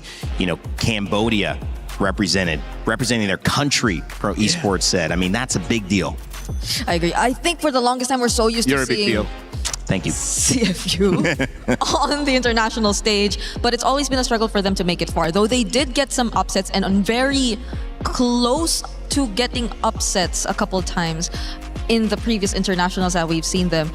The confidence and the way that you hear Pro Esports talk about their team and each other, I think that says a lot about the amount of practice and the amount of connection that they have already established. Because I know this is a new lineup for them, but the fact that they're quote-unquote family, like they have really good bonding, and you see that reflect through in-game, I think that adds to what makes them a huge threat here in this competition. I mean, Yangon Galacticos in Myanmar, again, you talk about the regional representation. It's not just your team, it's not just your organization, which you have a lot of esports from the same place. You don't really have that here. You have maybe one or two max. LaFell, this is a huge opportunity to say, well, we got at least $100,000 in top 8 if we win. And again, this is where there's a lot of layers when it comes to the motivation of all the players. Because just like you said, Rain Day, there's one for yourself, there's one for your friends, and then your family, and then your organization, and then your country, maybe even region. Like every single win gives you more motivation than the next. And as we're going to jump into this, I can't help but talk about the comparisons of their day one, about how Yangon Galacticos was able to have a very strong game against GK Esports, where we saw Pro Esports had to try to defeat SRG. That was all 3 games. And SRG also struggled against GK. So based on this square, it does seem like Yangon Galacticos, at least after day 1, are the stronger team. Well, it seems like we have an audience that agrees with you, LaFell. 65% for Yangon Galacticos in the Pick'ems results. Pro Esports get a good 35, though. Brigitte, that's not like out of the park. No. And I'm glad it's closer now, because every time it was significantly favoring another side, we always just get upset. So I don't think we can define like who will be the underdog specifically here in this matchup, which really makes it a must-watch. Well, trying to learn about this meta and so much involved in this one is all that we can do to help put these two teams together. Dark horses most likely considered here. But will they continue to be? After a performance against each other, they may just find themselves in a position, as you get a little double Rain Day up in here, to support the dream that they come in. Myanmar and Cambodia about to take stage. Thank you very much, my friend Rain Day. I mean, double Rain Day, that sounds like a good day to me, but we've been having a great one so far. SRG surviving, they continue on. GK's run has ended here. What do you think about that game, Rose? Ooh, that game, I feel like everybody was on the edge of their seats because honestly, SRG was so close to bombing out of the group stages, and I don't think anybody saw that coming. This is what we get here, right? It's the MSC 24 champions that had to fight for their lives in the low bracket in group stage just to show you how competitive MSC is. That's what we look for. That's what we're here for. Yes, sir, Milosh. So with that, we move on to the second match of the day, meaning the winner of this match goes to the knockout stages. Ladies and gentlemen, join me in welcoming Yangon Galacticos. This is a team that wants to bring the glory back to their region. Will this matchup kept them one step closer to making their dreams a reality? 2 teams and 1 ticket to the knockout stages in this matchup. Who doesn't love a dark horse race? With 2 generational junglers, one on every single one of these 2 squads. So let's just bring out their opponents. Please welcome Pro Esports. The crowd has said it, you can hear it, and it's from one dark horse to another. Let me tell you, their stable is stacked, and they showed it versus SRG. Add to their talent the fact that this is a perfect storm for a Cambodian team to make the knockout stage once again. I think the recipe for success is all laid out. Ooh, Milosh, this is going to be a very spicy matchup. With that, boys, you may actually place your keys. And of course, to the captains, don't forget on that little handshake, a fist bump. Or heck, will it even happen, Milosh? Just whoosh away. Oh. Who knows? Fist and bump. there we go. Once again, this is the battle of the dark horses. One advances to the knockout stages and one falls for a tighter shot at the knockout stages. That's it from us. Throwing it back to you guys at the studio. Thank you, Rosa Milosh. The dark horse race continues, but again, like I prefaced, anybody who's been watching these games and these 2-0s should think anything but that these two teams don't have a chance to win. Their success has not only happened in their region, now they get to do it representing themselves on MSC's stage at EWC 2026. And as we continue to highlight the conversation between who will be the best jungler, which assassin king will reign supreme. We've already seen Prince's stumble, I would say, earlier on in that game. And we've also now got a chance to maybe claim or crown a new king. And honestly, after game number 1 of Pro Esports going up against SRG, I can't help but really root for Coily, because it's one thing to do good. It's another to actually have a tough game and then clutch it at the end and then closing out the game. So I'm really looking forward to both these teams, especially because personally, I don't consider them dark horses anymore. At this point, they're contenders. They're actual contenders. Well, coming up in this shop, you have a chance to grab that new interactive effect. Rhino Day is live. Make sure to grab your cool stickers. What do you call these guys? Emotes? Emotes, yeah. Emotes. So emotes in the shop. You could spam them in your games when you, would get a triple kill, a maniac, a raid. Or just do it just to show people that you got it. Before you start laning, just be like, As soon as you get in. As soon as you get in. Yeah, so what you do is that you clear the minions, you stand in front of your opponents, you recall, and then you spam the emotes. Yeah. Okay, great. That's the MLB Good analysis, culture. guys. Show your aura. Show your aura. Aura farm. Yeah. The more emotes you have. Aura garden. Nah, it doesn't work that well. Or a garden, or a farm. Anyways, in this game, I really feel like because we know that the junglers is going to be pretty crucial. Funny enough, I really feel like we got to look at the roam matchups, because both the Belleric as well. I mean, like, as much as we want to build by saying that the roam is, I don't know, expanded, because honestly there is quite a lot of heroes you can use in the roam position, but just by how good Atlas and Belleric is, there really is no reason not to pick them up if they're open, right? So much roam heroes to expect, especially if you're talking about Blink, but at the same time, he's just only been on the Atlas and the Cho. But you could argue the same. PP has only been on the Belleric because we've seen that spammed throughout the 3 games they went up against SRG. So we haven't seen much explored just yet. I think the most creative they've been in the draft so far was really in the XP lane. Because Yangon, they've never used the more common XP lane. It's always the Barretts or the Ruby that you really got to see from them. So that's maybe something we're looking at. We know for a fact that Yangon can be creative, but where and until or only which heroes are they willing to be creative with? Yes, that's a sentence. And it was a sentence that I liked the first part of, which was that Ruby was a hero we did not see involved in this last matchup whatsoever, because they were really focused on the Moskov, and they were focused on what was working in terms of banning the Harara, the Ling early on, the Fanny. But maybe we do see a different priority here, especially when we start to get towards the later phases of the draft and ban, where the Ruby does either come out or it gets taken away, and that opens something else. Well, we're looking at the map here. So far, I feel like for both teams, Flying Cloud should favor them quite a bit because they like to fight, but now Dangerous Grass. And this is what I bring up every single time we're in Dangerous Grass. Sometimes you go autopilot, but where you forget that there's a new grass on the map in front of you, and your opponents might be waiting in there. But LaFell, realistically, for someone saying, hey, what's going on? This is cool. What's some MLBB? They're in Paris. Let me check this out.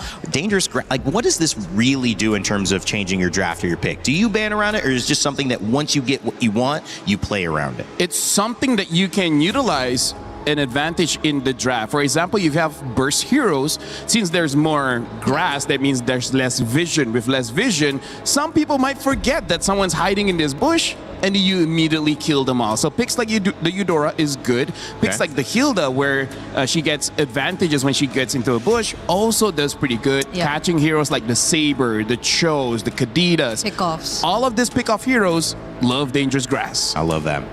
Ling and Belleric banned, Freya and Atlas banned. Do you feel like YG say, PP, what else do you got? Because they take the Belleric away right away. Yeah, they no saw, Atlas and no Belleric. Yeah, they saw how comfortable they are actually with these picks. So it's great. I think now that we're in dangerous grass, it's all the more reason for them to just go more creative. Go crazy with the picks. There are multiple options out there and potential for pickoffs. But the Valentina ban. Interesting ban. Maybe just to open up the draft, trying to force Pro Esports to ban out the Harara. Because if Harara is let through, you know that's going to be first pick.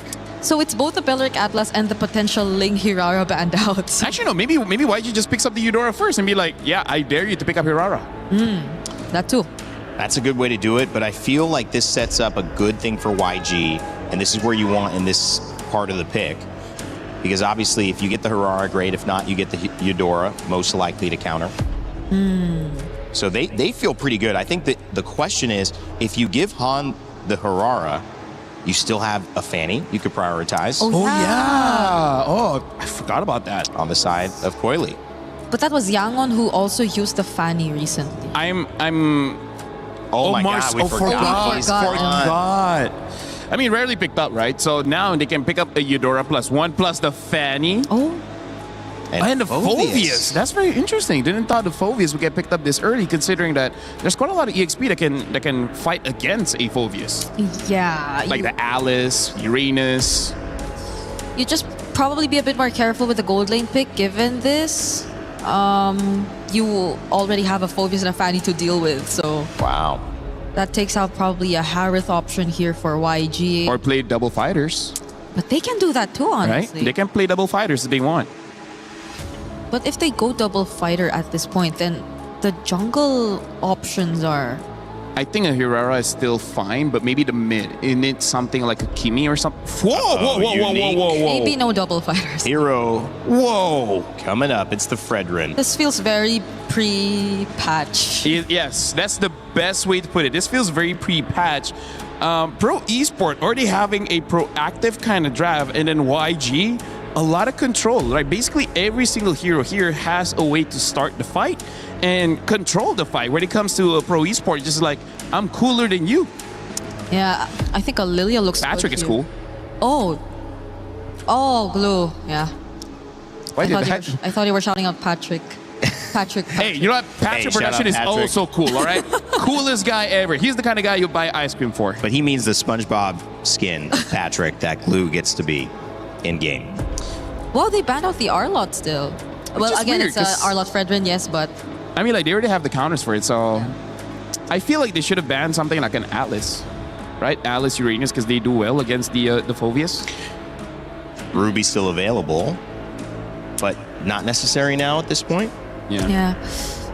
There's just so much threat for the mid lane too for Pro Esports. Like you could pair a very annoying mid lane with the Glue. I think there's still like the option of Eudora is still available. Lilia Eudora. You mentioned that as well. But the fact that they took out an Arlot, is there just something they don't want to break formation? And look at this, YG, they ban out the Eudora because, again, even though they don't have an assassin just yet, you just know the EXP is going to be a damage dealer, the gold laner is going to be a damage dealer, and having a mid trio like Marcel and Fredrin always in front of your face, Eudora has an easy time to stun both of them. Eudora will disrupt them quite a bit. And now even the Barats gets banned out as well. So they're drafting in a way that makes sure that their EXP laner gets to win, but again, there are options here. It almost looks like they want YG to use something like an Alice or Uranus that's, you know, I would say not super front-heavy tanky. Like the tankiness of a Uranus as well as the Alice is from healing, not necessarily because they have a lot of HP. But speaking of that, I think Pro Esports are yet to pick up something to deal with the massive HP that could come through for YG. Like they don't have Shred necessarily just yet when it comes to the team fights. The Moskov, you pointed out, is still going to be available, yes. But since YG are not going for an assassin, might they be a bit more comfortable to pick up the likes of a carry again? Maybe, honestly, maybe. Because you know that it's not going to be an assassin. The roam is a question, the XP lane is a question, so that's only probably the next consideration that they're looking at before locking in their goal lane. What's this? Let's go pro. I'm fan of PP. Oh, he loves PP. Oh. Claude. Which is, I mean, very good. Very good. We've seen Claude prioritized in almost every game so far today. And this game, there's not necessarily a hero that counters Claude just yet. Yes, as a matter of fact, the Claude already counters the Gourd, right? So that's also something here where Pro Esports, they have a good dive hero in the Fanny as well as the Claude, and optional dive with the Glue as well as the Fulvius. So this Gourd shouldn't have a good time, but hey, who knows? Maybe YG creates enough space. Yeah. And what does YG lock in for their gold lane and their XP? Yeah, Paquito is still up. Oh, though it's gonna go into a Fulvius. It's not great, but hey, ignore the Fulvius, then you're good. Moskov gets picked up here for YG. Should be able to deal with the Fanny, and to a certain extent, the Claude and the Uranus gets picked up. Like we've been talking about, a good fight against the Fulvius. And overall, this kind of draft, you need a front line, because the Marcel is more of a support than a tank. Okay. Right? You still need a front line.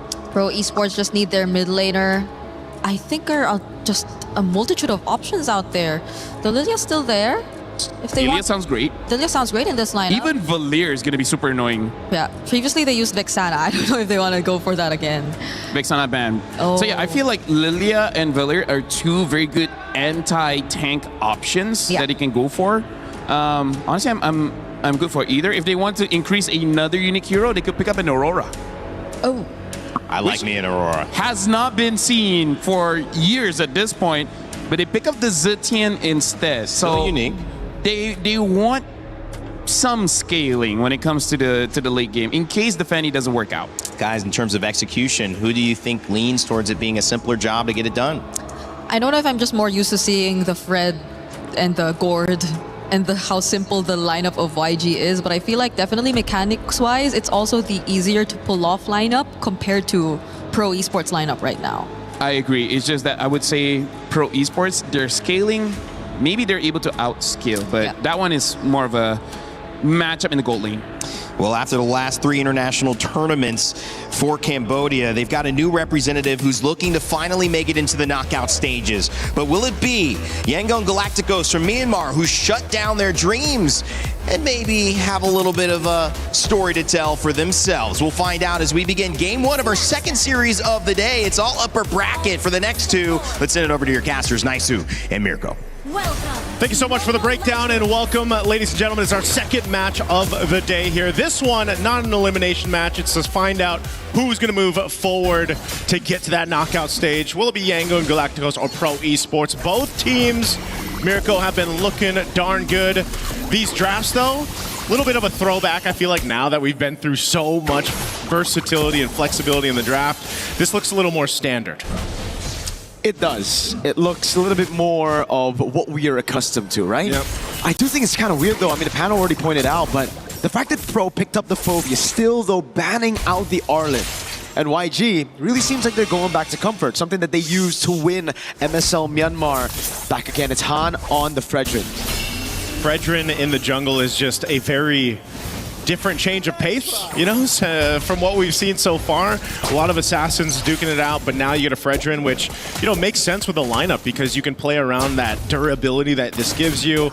You know, if you take a look at the emblem setups too, you're playing with a lot of speed with the Marcel, obviously being that kind of annoying support slash roam that he is. Coily, goes in now, the cables as well, shreds him down. Han will fall first blood over to Coily.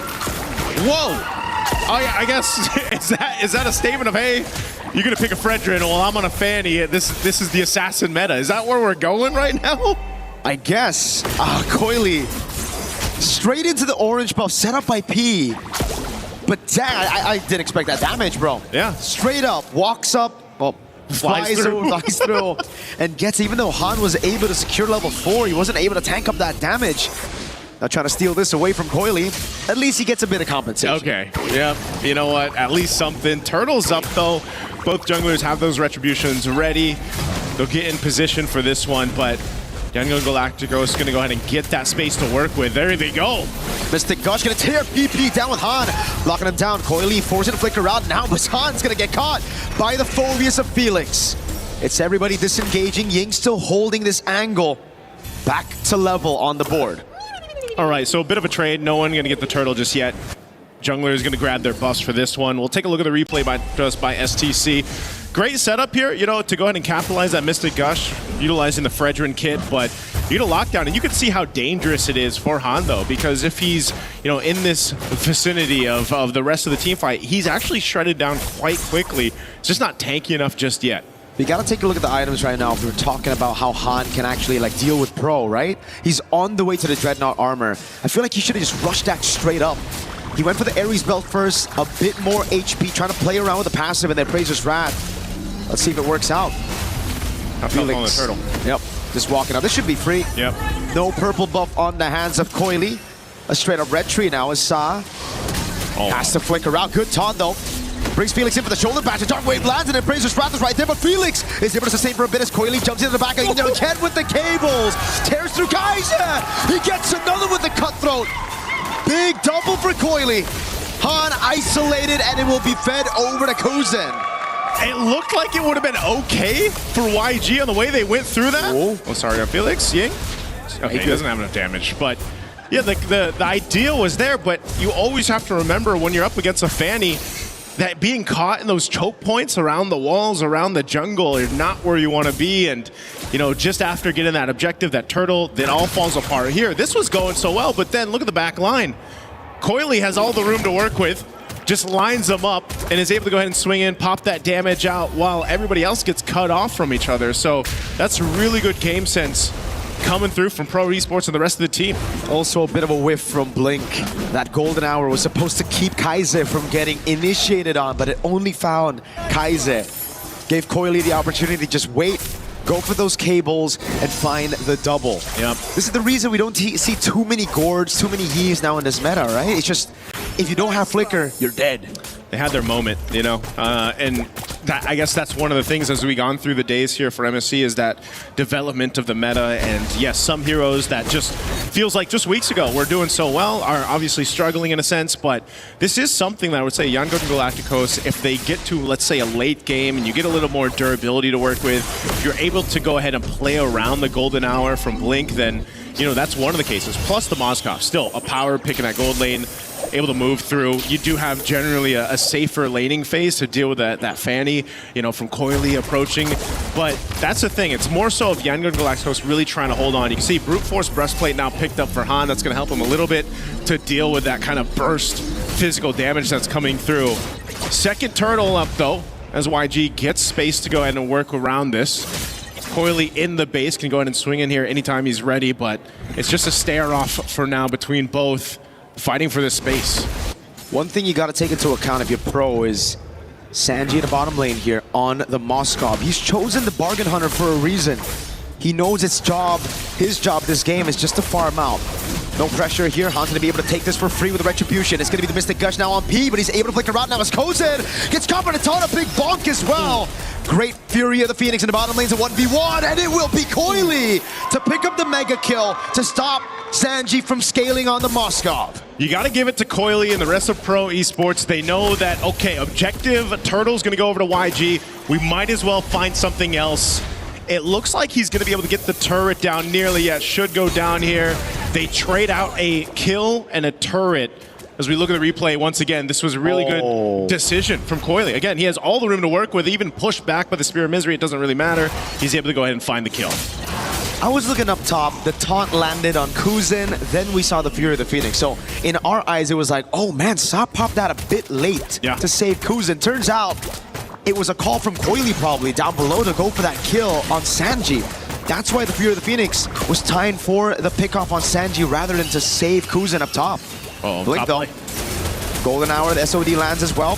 PP gonna be able to actually walk away from the Appraiser's Wrath now as that's a shoulder back from Felix. A flicker out, away from the Mystic Gush. Coily with a jump in the cables. Pro, great disengage. Yeah, good use there.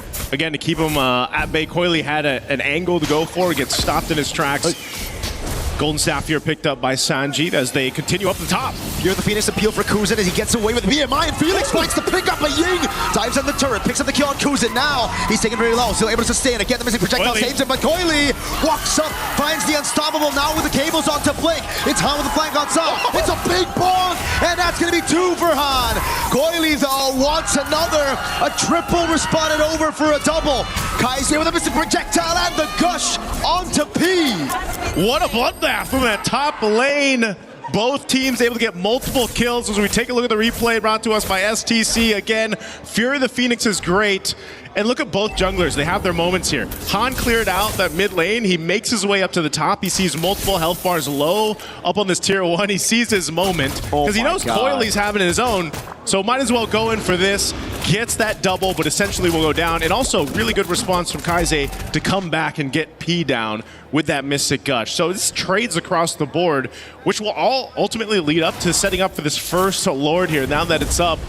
So this is, again, just a fight to see who has that better team fight. And you've got one jungler on the side of YG who's pretty stationary, you know, more of this bulwark front line, while Coily is everywhere. He's 7-0-1 right now. And pretty much if he finds one of the backlines of YG, it's almost an instant guaranteed kill for him. So they have to play around with that in mind. A bit of focus here, knocking down some of the tier 1 turrets up top. Coily. Dude, against a Moskov, usually you'd see Fannies hesitate a bit, you know, like kind of think twice about going in. Coily, against a Marcel and a Moskov, walks up like that, or again, flies around like that. Again, it's different in the hands of junglers like Coily. Again, he makes his way through this team fight. Coily! Oh my god, the lethal ignition! What a god on the Fanny! Coily again with the cables. No fear in his eyes. Oh man, fighting for this Lord. As I said, goes to the back line. He's able to get a kill. Now with the numbers advantage. Felix the walk up again. The slam slam, the pass from P. That's a mount already. That means the Lord is going to be free again. Han he's so trying desperately to get through. Coily's taking a bit of damage now. Goes for the cut throw as well. Blink with the golden hour. Oh, he saves the game. Han walks up. Goes for the red tree, but it doesn't land. It was still the golden hour. The red tree went over to the member of Pro. Goes with the pickup on the Lord. Now it's a big taunt on the Felix and slams on the pass comes through, but Felix gets around in front of pursuit. Almost takes Blink down with him. Ooh, that would have been way worse if Pro Esports did not get that Lord. Kozin was able to go ahead and secure it, I believe, just in that midst of that fight because Coily went down. That's also a big shutdown, though, taking out Coily like that. So for now, Yangon Galacticos, they found a little bit of momentum to work with. They should clear out this Lord relatively easy. And now some of that gold starting to build up, starting to go in their favor. Sanji's got the items mainly that he needs at this point, and the rest of the team is starting to get tanky enough to deal with it. It's more about the execution part, the micro part when it comes to these team fights. The biggest threat here, too, is Kaize on that gourd against Coily. If he's taken out and he doesn't have a flicker and he doesn't, have that whatever defensive item he decides to go with, that's just unfortunate because your whole game plan is I'm gonna get a stun off, Mystic Gush real quick, get some people low, and build off of that. But he knows he's gonna be a target, and so now for YG they have to adjust these team fights. And it's just so sad to see the golden hour now 2 times. First time was okay, that was just unlucky by Blink. Second time, miscoordinated by Han and Blink. Right, the golden hour was there, it delayed the Lord. Coily was already dead, but Han went for the red tree. Because the Lord was still in golden hour, the red tree went to one of the Pro members, and that's why Kozin was able to steal it away. Yeah, once again, Marcel, that golden hour is so valuable, but at the same time, sometimes it can backfire in a way that you don't expect. Now it's pretty much even across the board, except for the fact that you got a couple extra turrets for Pro Esports off that Lord take, off that Lord push.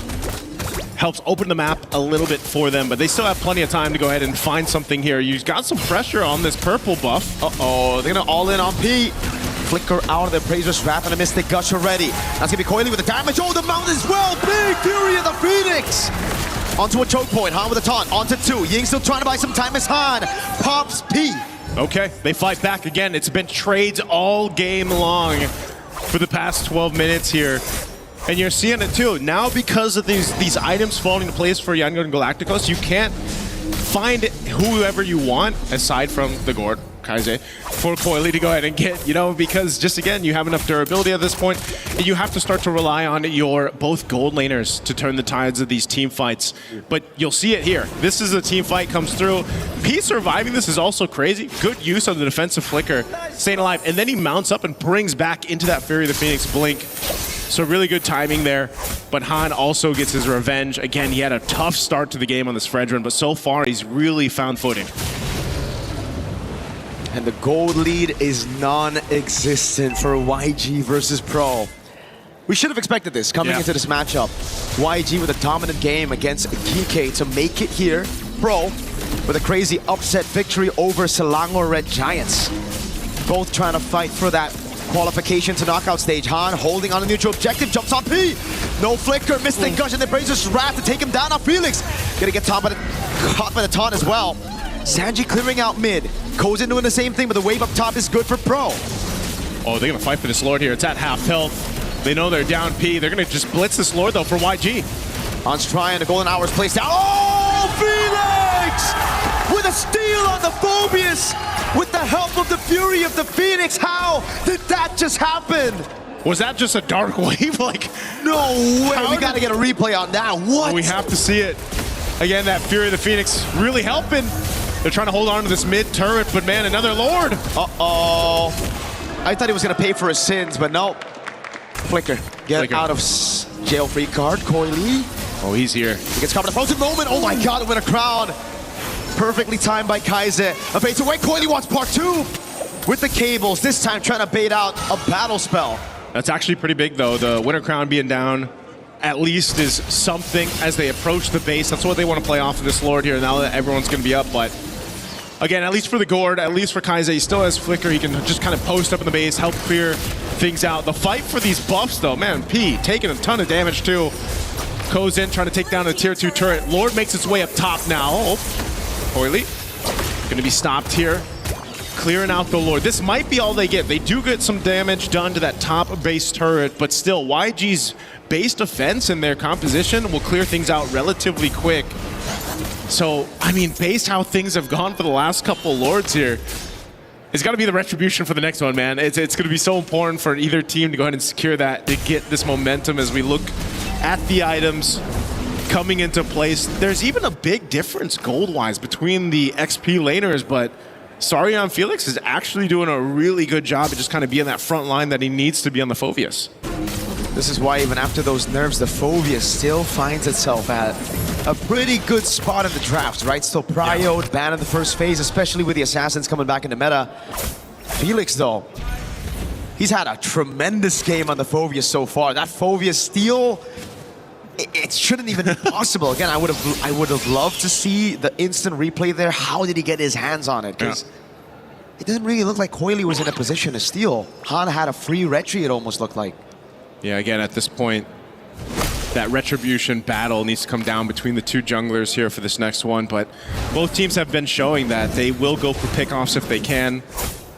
It's a bit of a tough game, I'd say, for YG too, just because you got to keep tabs on Coily. Where's he pushing? Where is he going? As you look at the difference here between the XP laners, what they've been able to go ahead and secure, of course, for each other. But Ying can essentially do the same thing. We saw that in the earlier team fights, you know, being that front line for them. He can help kind of give that vision too. Phobius, though. Whoa. Oh, hold on. Trying to cut him. Nice try. Yeah, he's able to get away just fine. Again, you got to keep tabs on Coily. Any Fanny like this is going to play that move, but YG has the same option with Sanji. That's the thing. There's still so many ways they can play this again. YG. It's not like they're going to lose out on that far lane. They have a Moskov and a Uranus to play on those far lanes to match the Fanny. Heck, I think they might even be able to clear it out. Oh wait, Kozin can't be standing behind those minions like that, man. The piercing damage of Sanji starting to hurt. Yeah, it does. Mystic Gush already dropped down too. Wait. Okay, that's some key ultimates down for YG. Did Pro Esports just get the upper hand for this Lord take? They're gonna make their way. Coily already got his buff. They're gonna try to zone out the rest of YG. He already pushed into bottom lane. So now it relies on Sanji to land at SOD. PP in the back, trying to zone him away. Coily with retribution again as PP was able to zone him away as the golden hour comes through, but the SOD landed. There's no way he takes it with 4 members corralling over that landed SOD. Han mounted on, now brought back to the team. He's still able to escape for a bit, but the pass is right there again. A big bomb lands onto Coily, baits out the rose gold. Pro should just be happy with the Lord. Blink wants a bit more. Ying now walks up Kozen, trying to punish Flicker out from Ying. Okay, this just has to be a disengage. They got the Lord to deal with. You're seeing how much of a push and pull it is for both team compositions now at this stage of the game to really execute it properly based on the ultimates they have, plus those battle spells. Once again, with that Lord coming up, again, this isn't the evolved one, so YG shouldn't have a problem potentially even holding on to their base turrets. Maybe they lose one on this, depending on how Pro Esports plays it as they clear these waves out. It's a little troublesome for Pro Esports on approaching this because, again, when this Lord is dealt with quickly in those waves, those powered up waves, you might even just get a tier 2 mid lane off of this. I mean, they're looking for their own window of opportunity, but it's even difficult for Sarion Felix to be the one to jump in or P. And it looks like that's just going to be it. The Lord is cleared out easily. That's one advantage that YG have, right? Like, when it's outside of the base, Pro definitely have the advantage. They can go from different angles to attack this front to back, to break the formation. But when YG are defending, there's no chance you can break that formation. They're playing under those turrets, right? And that's why with Sanji and Kaize, as long as these two are still alive and those frontliners can just hold in front with the towers, there's no way Pro can actually siege them down. They're gonna have to win it through a team fight. Yeah. This one, Oily, get a couple hits off. It might be the best thing you can do, you know, just playing around Coily, get a couple hits on the turret, do it on the other side of the map, because they both know they have to just play around Lord. The pick-off potential starts to come down to, can we use a conceal, can we actually find someone out, but then the teams have been doing such a good job at just gonna be in there for each other, answering the call if some pressure comes through. Good little take on that purple buff, though, Coily. Ruthless on the fan. Use the cutthroat to secure it there. And yeah, it just seems like Han's been losing out on these red tree battles. Nice to on the veteran. Hey man, at least if he can get it for the Lord here, it's going to be 30 seconds over quality. Yeah, exactly. You know, and that one will be evolved too. This is a very different game one than what we've seen so far throughout MSC, especially, you know, you're reminded once that Fredrin gets picked up and a lineup is kind of built around it, this kind of utility jungle concept, it's very different, bit of a different pace. Pete? Just walks out of there, blink. Frozen moment, Felix walks up, that's Sa with a massive Fear of the Phoenix. Toilets over the ankle, big golden hour. How do they utilize this? In the midst of it all, he's getting the slam again from P. He's able to flicker out to safety, now it's Coily. Looks for an angle to go with the cables. Just trying to bait those resources from YG. Again, nobody falls. Just a flicker burnt for Kaize and P. And a flicker for P. Ying. Yep. It's all this battle of resources at this point. Coily, as hell of a start that he had in this game, he knows that he can't just throw himself into the arms of YG. And so he's going to continue to push down that bot, it looks like. At least cut that wave through. YG's going to make an attempt on this Lord. It's half felt right now, but Coily will be here in time to face off. He has no flicker. They know it. They're going to try to burst him down. The taunt lands as well. P's able to survive. Oh my god! The rebound with the Fury of the Phoenix. Good golden hour in the back line, but Coily's able to buy so much time. Sanji caught in the dark wave. Now the blazing duet from Kuzen. Oh, Sanji. It's all up to Sanji now. He's going to be caught with a slam and a pass, the win of nature, and also the immortality buy. It's an immortality buy for Coily as well. Dark wave lands. Sanji's still there. Ying trying to buy some time. As Blink is in a 1v1 against Coily. It's an all-out fight everywhere in the map. Again, Coily trying to chase Blink down. He's running away. He finally gets cutthroated and assassinated up top. Oh, I thought that was a nice block, though. I thought it was going to land on Coily, but man, they bought some time, but Pro Esports, they want to go for this tier 2 turret. They want to take this purple buff out. Wait, they don't go Lord. They reset the Lord. They reset the Lord. I have to go. Let's look at this replay again. Started things up with the Mystic Gush over here. This fight breaks off into 2 areas. Collapsing down, golden hour used into that Fury of the Phoenix. Meanwhile, also a real cam. It looks like Pro Esports is going to secure themselves that Lord there, but you know, that was a fight that was dissected on through. And that's one of the things that Fanny will do too. You know, you were able to go ahead and split the fights up, focus on the right targets. Golden hour, it just feels weird in some of these instances because it's like, it's clearly there to stop the momentum of a fight, but sometimes it ends up just kind of splitting things off in an odd angle for YG. So now it's back to the defense of YG. They have a good composition to defend, but Pro have an evolved Lord now. At 22 minutes, it's a different kind of Lord. Wind of Nature for Kuzen. Bootless at this point for both of the gold laners. Okay, clear out these waves. Lord is up top. It's going to get that charge in. Taking out the base turret. YG has no choice but just to let that go. They're going to have to deal with the Lord, clear it out. Potentially losing some more base turrets. Conceal's going to be used from Pro Esports though. Double top from Han now with the force play as well. Coily with a jump in the back line, but it's going to be the winner crown again. Flicker round, Blink shredded to pieces, but he gets the golden hour. All base turrets taken out now as Ying buys the immortality in time, keeps himself alive. Han! With a big taunt on the Brazier Strap, but Kozen was able to Wind of Nature all of that physical damage. Okay, YG lost the base turrets, but it's okay, they're still in the game. They've got some more waves to deal with here, and knowing that they're down Blink, looks like Pro Esports still wants to go ahead and potentially end the game here. Ying again, pops into Consecration, baiting the mini waves over to the right side of the map. Sanji clearing it out. Kaise no flicker. He needs to play far back. Pro are still lingering. That's a bounce! The Mystic Projectile landed. The BMI gets Kozen out, but the Rose Gold was already procced. So that's all they get. Pro Esports off that evolved Lord will take down and strip the base of those turrets. Taking the disciplined route, even amidst the lead they have, it's just YG still able to fight up. They're still able to do well. This is where we start to see the item swaps come into play. Winner crowns even being picked up. You've got multiple across the board here for YG. Wind of Nature sitting on Sanji. Sanji has been doing a great job just staying alive because he's so pivotal for them to actually be able to stay in this game. Kaise as well, very happy with his Mystic Gush timings, but he's got to go in a way where we saw in that last fight where he pops the Winter Crown, he Mystic Gush. It's still being used even when he's frozen, but again, it's better for him to go ahead and do that in the base. But this time, now 24 plus minutes in the game, this Lord, I don't know, man. If Pro Esports able to secure it, even with this kind of defensive lineup YG has, I don't think you can defend against that. Coily still pushing in that bottom wave. He knows it's going to force someone from YG, force Sanji to go clear that out, respond to it. Holy moly. Even with the guaranteed slow push, Coily decides to shove it straight inside the base. This means Sanji's going to have to deal with it. And he shows up on the map. Kozen utilizing the position to go on to Ying.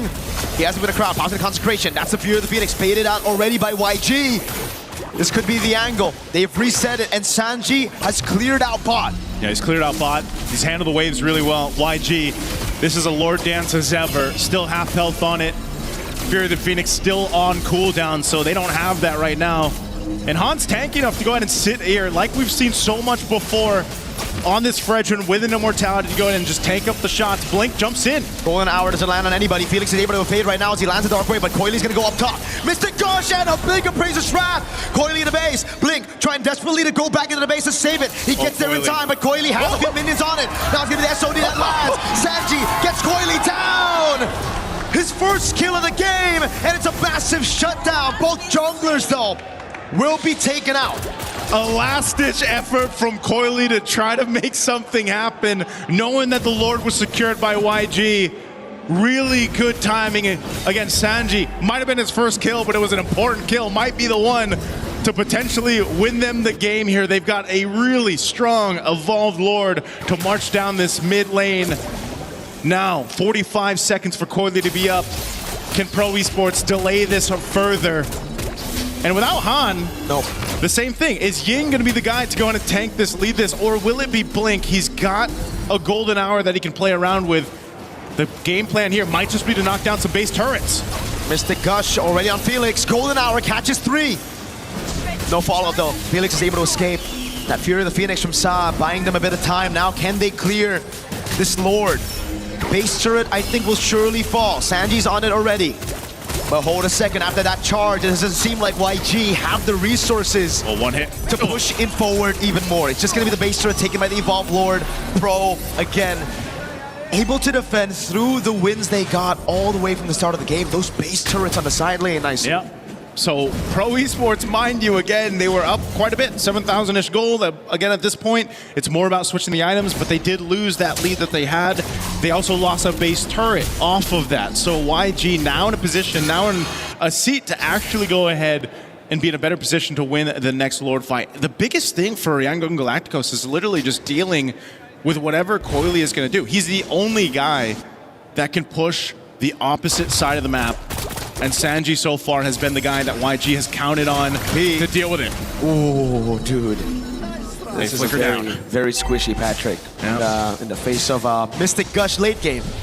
Yeah, it's definitely hurting. A flicker down is something for YG to play around with.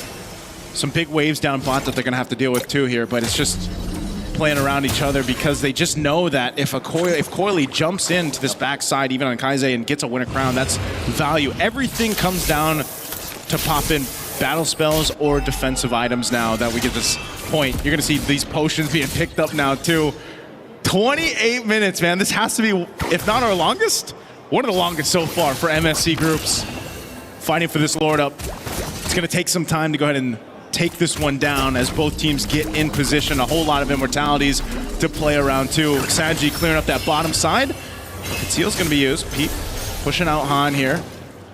And just fighting for this space right now. Pro Esports trying to control this space around the Lord, but it's just too much to hold. That wave bot is just so annoying for YG. Constantly going to have to send someone down below. SOD nearly lands. Blink was the one to give him vision for that attempt. And that's where the mechanics come through. 28 minutes. Yeah. It's the macro, obviously, but you have to be clutch in these moments. You have to be the one to make the play to win the team that game. This is like the most macro game we've seen so far. I feel like one of the biggest ones too at this point. Well, Coily. Game one, Coily's just gonna go ahead and sit down on that bot side, but look who's rotating down. Sanji and Blink. Mystic Gush already used. Lord's gonna go for a bit of a reset there. Oh, that is a big whiff. Coily stays for a bit too long, gets caught by the Spear of Misery from Sanji. It had to be also that snapshot, right? I mean, they got him on the wall there too, that Spear. That is a huge pickup, and now without Coily for 60 seconds, a whole minute, YG cleared out the waves, and they know they have the space to work with for this Lord. Mystic Gush. All in onto P. Fear the Phoenix. P. Immortality down already. Blink now coming in as well. Good taunt and the pierce from Sanji. Ying taking very low. Cruising to look for the play. Flickers in the Blazing Duet and the Wind of Nature as well, but Blink is able to get out of the way of the Blazing Duet. Felix, 3-man Dark Wave, has to flicker out. Big bomb with a missing projectile. Goes in as the Immortality, but he's going to go down to Ying. A big box sends Han, or rather Felix low, but now it's Sanji with Wind of Nature. That's an Immortality already down. Assault's going to get flickered down, but he buys the Immortality in time. Wind of Nature, everything with the Wind of Crown as well, but it won't be enough. It's a big wipe for YG as they come back in game number one. Talk about a defense from Yangon Galacticos to hold on strong even when down for the majority of that game. A composition built around base defense. Well, you see exactly what that can pull off here. Really good timing, really good game sense to make that play in the bottom lane, find Coily, and then make something out of it. They knew that they either had an option. If we get Coily out, we could probably just get the Lord, and if not that, then we could just win a team fight. Not having that threat anymore, and so Yangon Galacticos knew what they had to accomplish. They did it perfectly with this lineup. Took some time. They really had to buckle in for as we look at the highlights from STC with this one. Again, very strong showing though from Pro Esports. Coily on this Fanny, phenomenal, but eventually it kind of falls to a different point of the game. You know, you're not able to go ahead and just swoop in like this, get kills. Han really held on, built up that durability, and you know, you got to give it up to Yangon Galacticos to hold on together. YG winning this game with an unorthodox composition. Yeah. We have to say this. This is meta. A few patches ago, this was the best composition you could go for. But in the current meta, we've seen more assassins in the jungle. Coily had an 8-0 start to the game. Yeah. Yet it was the utility jungle of Han. Yet it was them coming back through crazy steals, honestly, crazy mistakes as well, but then adapting and downloading the pro movements as the game got to that late stage. we knew this one was going to be a good one, man. You know, I'm expecting it to be a 3-game series. Both teams just have each other's numbers. They're playing so well around each other, whatever they decide to draft. You know, and again, it's all about that execution factor, and it was executed really well by Yangon Galacticos. So let's go ahead and throw it over to the panel to see what they have to say about Game 1. Thank you guys so much. Great matchup there to kick off our second series of the day. It was Yangon Galacticos with the defense of time that somehow, someway stalled out the efforts of their opponents and made them think that maybe that Fanny, that assassin, isn't at the top of this meta if we let Marcel available. The other news that I want to give you, 4 games Marcel has been let through, 4 wins. Might need to stay on the ban list from now. Welcome back. My name's Rain Day. Brigitte Lefel joining me on panel. That was the longest game of the tournament so far. Yep, it was. And it was off the back of a really good defense. It's a Moskov and a Gord who was just always defending until the very end. And I think I really want to credit a lot of it to these 2 players just because of the fact that I don't think this was Han's best game. So it's amazing how they're able to stall. That's the word. Stall it long enough. I mean, you mentioned Han. I want to get your just initial thoughts, and I'll start asking about that matchup. No, I mean, like, here's the thing. You came in, I would say, at the right meta where there's a lot of assassins, where the game is pretty dynamic. But imagine this is basically our life for the past 2 years, where tank jungles are a thing. This is it. Almost every game goes above 20 minutes. Because something about tank junglers, they can just hold on for dear life until eventually you make one good play, and then you win that way. 30 minutes and 2 seconds. I said the longest. Well, it says 1 on there, but maybe it was like, 1 and 59 or something, hundredths of a second. I think this was really a good showcase of the matchup we highlighted with Coily and Han. I think Coily actually played quite well, but also I think there was, like you maybe had mentioned earlier, just this meta's past, a glimpse of what your life used to be. Maybe that's just not, maybe you just can't let that be played in this meta. Maybe you have to force assassins in this meta, otherwise you're in trouble. By the way, let me just say, look at the buffs there. How many times Han has been denied of the buffs? The orange buff, he only got 12, and then Coily got 17. The purple buff only got 15. Coily got 17 again. And look at the objectives as well. Like, I gotta say, 4 Lords was taken by Pro Esports. Only 1 from Yangon. So this is a really not a great game for Han, and yet somehow, some way, again, with the Gord as well as the Moskov, they were able to hold out long enough until that moment finally came for them. Yeah, I agree with you. There might be a bit more question as to whether or not this pre-patch quote-unquote meta is still actually effective currently. Because I don't even want to point out anything about the draft that we saw from Pro Esports, because they were able to really make it work. Yeah. They found the early game, secured it in their hands, and you saw highlights after highlights, especially from Coily. But it just boiled down to that one mistake down bottom around the 28 or 29 minute mark, and eventually another one from one of their carries, Kozen too. So these were the 2 players who could just not afford to go down, but in that sequence, it was the both of them who unfortunately had to, and you could no longer defend that siege if you were Pro Esports. It was a style that they ended up needing to draft around, having seen the Fanny come out, the talent of Coily, and he put it to great display. He showed how effective that character could be, but it wasn't enough. Leading the entire time, Pro Esports stumbled at the very end. YG maybe made them stumble, and they got the win. Game 2 is upon us, but Lefel, before we do that, break down what you saw in Game 1 that led us to this longest game of the tournament so far. So I agree with Brigitte, we don't have to look at the draft too much, but I feel like we still have to talk about 2 things here. The reason why I say when it comes to the late game, it's going to be a skill matchup between the teams is because if you go to the late game, the Moskov as well as the Gord is amazing just because they clear the lanes very fast. The Moskov has an added advantage where even while he's clearing the minions, he can attack enemy. In comparison to what Pro Esport has, I would say the weakness of him trying to end the game was having the Zetienne. Zetienne is pretty good at sieging, just not enough, I would say, firepower to make the Uranus, worried, to make the Fredrin worried. So the front lines really don't care that much getting attacked by the mage, hence not giving time for the Claude to actually attack the turret for himself. So now we're going to be looking at some clips here. We're going to look at the early game, and this is the effect. One of the reasons why, yes, I'm standing up, but as long as you're comfortable, right? one of the reasons why we don't see a lot of Fredrin is because he has been nerfed in the HP department. Rarely do we see this when Fredrin starts off in his own jungle, and look at how fast Fredrin got bursted down. And in that moment, we even saw Fredrin get level 4 first and then the Fanny. So not even had a level advantage, and yet the damage is just you know, he can't sustain it.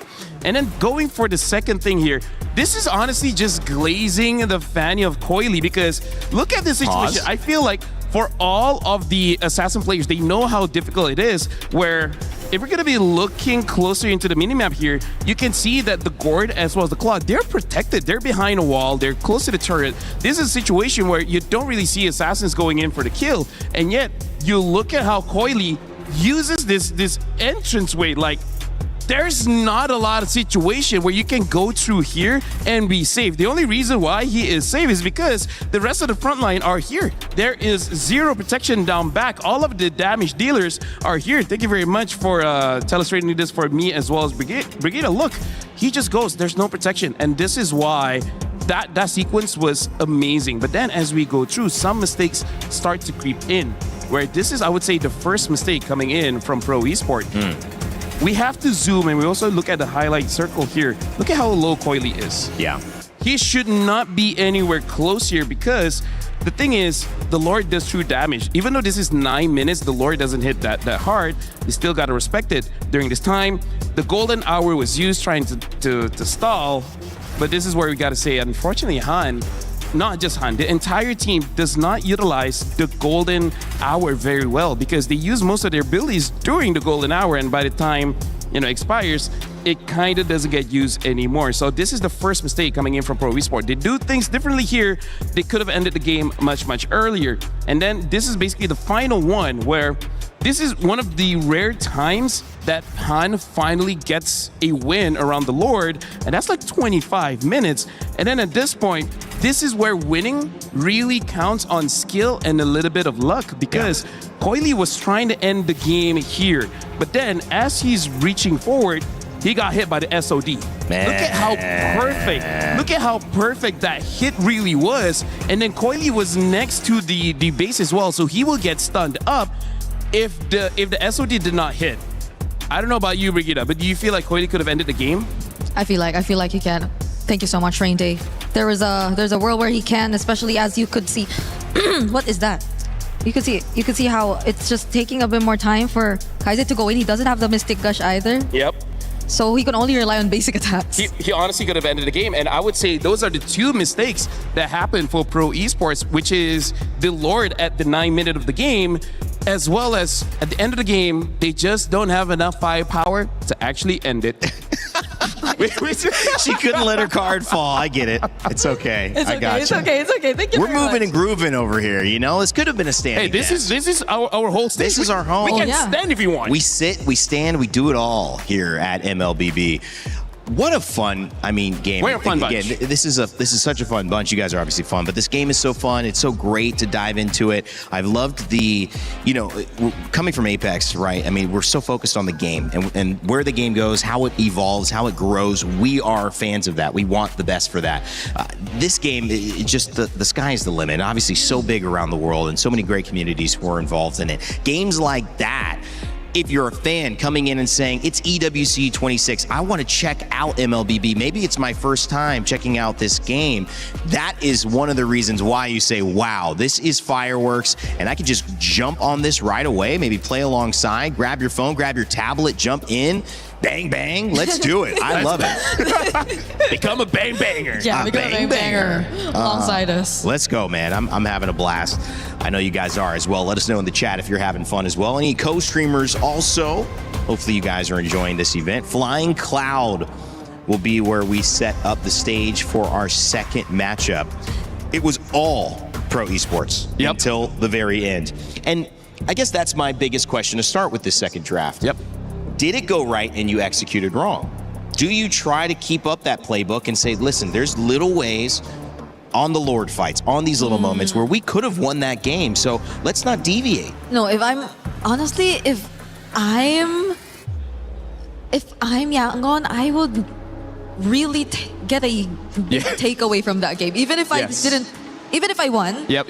Even if I won, I wouldn't want to put myself in the same position because you worked too hard for that one win that was the longest game of the entire MSC too.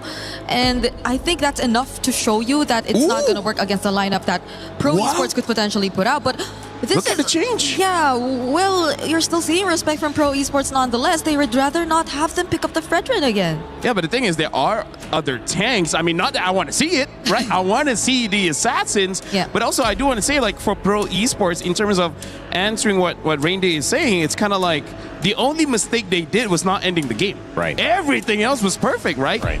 Where personally for me, I would just say, you know what?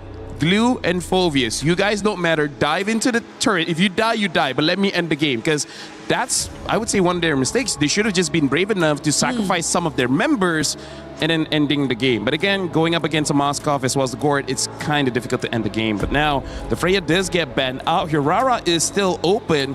Same as multiple other heroes like the Eudora, the Zushin. Quite a lot is still there. I mean, I think the good thing that's happened here. Oh boy, we probably did not expect this. But you know what? It kind of gives you an insight, doesn't it, Brigitte, into like how comfortable PP probably felt on that Sorry, I Bellerin. just saw it. Finally. They probably were like, that's kind of how we've been winning. That's where we feel comfortable. So we should just prioritize that. Yeah, I feel like it's a finally moment here for PP because a lot of their playstyle really revolved around having a really reliable Belleric in the middle of everything, and that hands over the Hirara to end the Eudora. But I'm thinking this is something they should have expected, right? The fact that they went for the Belleric means that they should have pretty much expected this, and at least they can draft around this hero again, which worked out for them. Yeah. They don't actually have to change anything. They get PP more comfortable. They get Coily back on the Fanny if they want. And they can start looking at other lanes, try to secure maybe their mid. If they want to do that. I'm just thinking here, like, they're letting go the Eudora. Do they want to go for tank jungle again? Because there is still a few heroes that's pretty viable, but no, they go for a Yi Sun-Shin instead and a Ruby. Whoa. Rainday, for now, I don't think Yi Sun-Shin has won a game yet. Hasn't, no. So, I don't know how to feel about this one, especially this early. Right, you're showing your hand quite early here. Yeah. Because even the Ruby, and it's not like you're seeing a dive comp per se from Yangon just yet, but it seems like Pro Esports have built on their catch, have built on their capability to just... It looks like for Pro Esports here, they just want to build a castle around Yi Sun-Shin, right? Have a lot of utility and then let him free hit. Well, think about how long that game was, right? Oh, yes. The ability to scale, having an answer for late game. Yi Sun-Shin does suffer early, but late, that's where he's going to shine, right? And Hirara, not like a Ling or a Claude, can dive in super fast. She can still dive in, don't get me wrong, but not the same way. And now having the Barats, where I think that's a pretty good answer to what Pro Esports has already shown, because when Barats gets the max stack of the big guy, he does have some resilience, meaning that he doesn't care too much about crowd control. He does care, but not too much. So that's a good way to like just be a front line for the team and waiting for your opportunity to go in. I gotta say YG is drafting pretty sound, and Pro Esports does seem like they're showing new-ish things here. Yeah, I agree. It's also making me wonder, because I think the probability of us seeing a double fighter lineup in Pro Esports is pretty much very high. Yeah. But for YG, on the other hand, who are showing a Hirara right now, I'm wondering, and a Barretts too, I'm wondering if they're planning to even consider that route as well. Because if they do, then that's going to make things... I guess that's going to allow them to play around the Hirara, yes, but the range, I think, is going to be a problem. Melissa. I feel like Melissa would work well against the fortress that Pro Esports is building. Yeah. As of the moment, they still have that option. They can pick it up. They banned out the Carmilla. Interesting. We haven't seen a Carmilla just yet, so maybe they got some information about what's going on with Yangon Galacticos here. Right now, they can pick up their gold lane if they want, because they don't have the gold lane as well as the roamer. And I feel like showing either or doesn't exactly expose your draft too much. Because it's not like, oh, you show Melissa, I'm going to pick up something like a Farsight to kill you. There's multiple ways to deal with a pick like that. And you know that the Yi Sun-Shin is going to the jungle anyway, so there's less things to worry about. It's, at this point, really just a potential... What if Yi Sun-Shin gold? Oh. I don't like it, but hey. Who knows?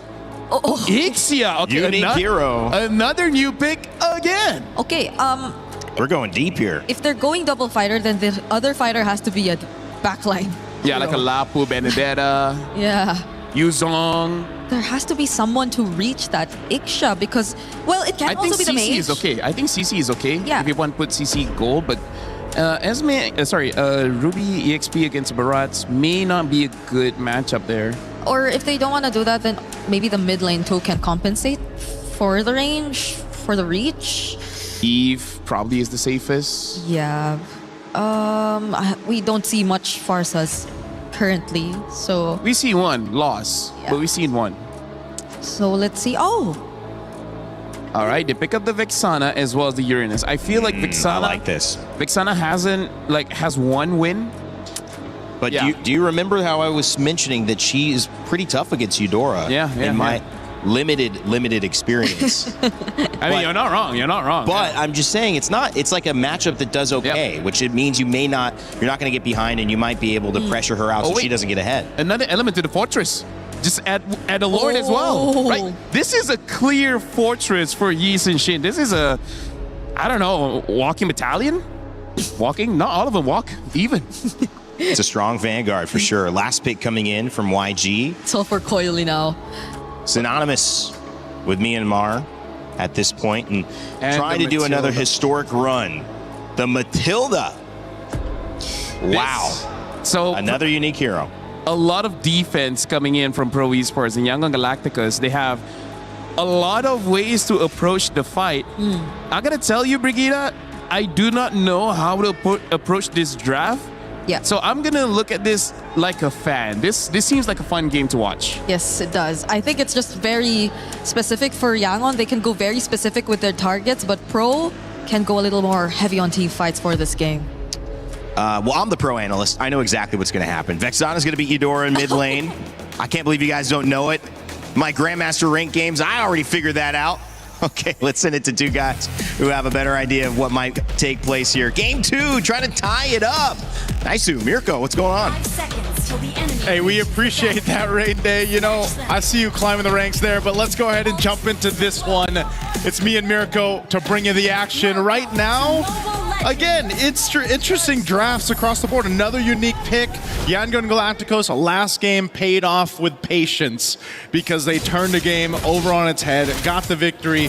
Now, Pro Esports, I like it, man. This is all playing for your Yi Sun-shin. Maybe that's what it's going to take, Mirko, to get him a win because, yes, the YSS hasn't really won anything. Nope. Been used twice already. P already has to use a Revitalize early as well. At least there's one thing, right? YG technically only have one frontliner. So if Pro want to go front to back, they technically don't need to deal with too many tanks. The thing is, it's a barrage with the help of Matilda, though. I was gonna say, you know, it's one thing to have one frontliner who can just go anywhere. You know, that's with the help of the Matilda. And even so, if I recall correctly, the Matilda can also do some interesting things with an Ixia pick, man. Yep. You know, drop down that full barrage and soar on through. So I feel like for Yangon Galacticos, the upper hand here, aside from just Sanji. Okay, that was all right. Burn the flicker. One of the upper hands that I was going to say. Oh, hold on. Whoa! A Purify out. First blood for Hans still, despite the Purify from Felix. So that's an upper hand, getting the first blood, but it's also just, again, mobility options that they have to play around with this composition. Taking a quick look at the emblems, you can see where they're going with this. Again, the Matilda is going to have a whole bunch of mobility to work with, and this being Flying Cloud also kind of brings everybody back to the team fights really quickly. The Barrett's being the one tanky guy, you can see him. You know, he's got the tenacity, he's got concussive blast, he's on the tank emblems. Ying knows his job for this one. Koza's going to be able to take that gold crab away from Sanji. Obviously already won that lane earlier, but Sanji can just walk back up in Flying Clouds very easily. That's the thing. Doesn't matter if you really pull your opponents here this early on with the Flying Clouds map. Oh, big chomp by Ying, spits him out as well, gets a stun, and look at the peel from the rest of the team. Felix able to stop that from happening, the pick off on Coily, but he's a bit too low to participate around this turtle fight. Yeah, I really like that sound effect there, Miko. That was a good one. Now for the turtle, fighting it off. Not sure if they're going to get in range. Han gets the turtle secured. Okay, circling Eagle. Oh, not on Sa. PP was already a free kill, I'm guessing, for Blink. YG go up 1,000. Up 1,000 gold because they've got a couple kills in their favor, a turtle, a little bit of extra gold off these gold platings too. So this is all really starting well for Yangon and Galacticos, and I think that's why even our panel was kind of mentioning this with the composition that Pro Esports brought to the table. You know, playing around your YSS, you've got enough bodies, I mean, even an extra one with the Eternal Guard to protect you and give you space. But if you're not able to go ahead and utilize that and let Coily get farmed up here, scale up, it's going to be really difficult for him. I mean, look what Han is doing to Coily's jungle. Hey, if he can win on a utility jungle in this meta, imagine what he does on a Hirara right now. I wonder how he feels after going from a Fredra to a Hirara.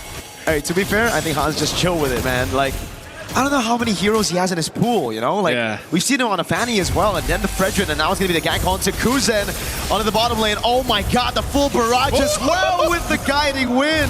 Kuzen still able to stay alive for a bit, though. Good Eternal Guard on Blink, but he's able to flick around and gets the guiding win out away from the roots of P.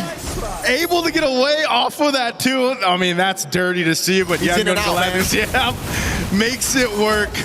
Again, they said this is going to be a fun composition to see in motion. Well, there it is. You do something like that. Looking at the replay brought to us by STC. Brings it a little bit too far, you know, but still able to cap out a kill under the turret, and then good flicker usage there to stay alive by Sanji, and then guiding wins on out from Blink.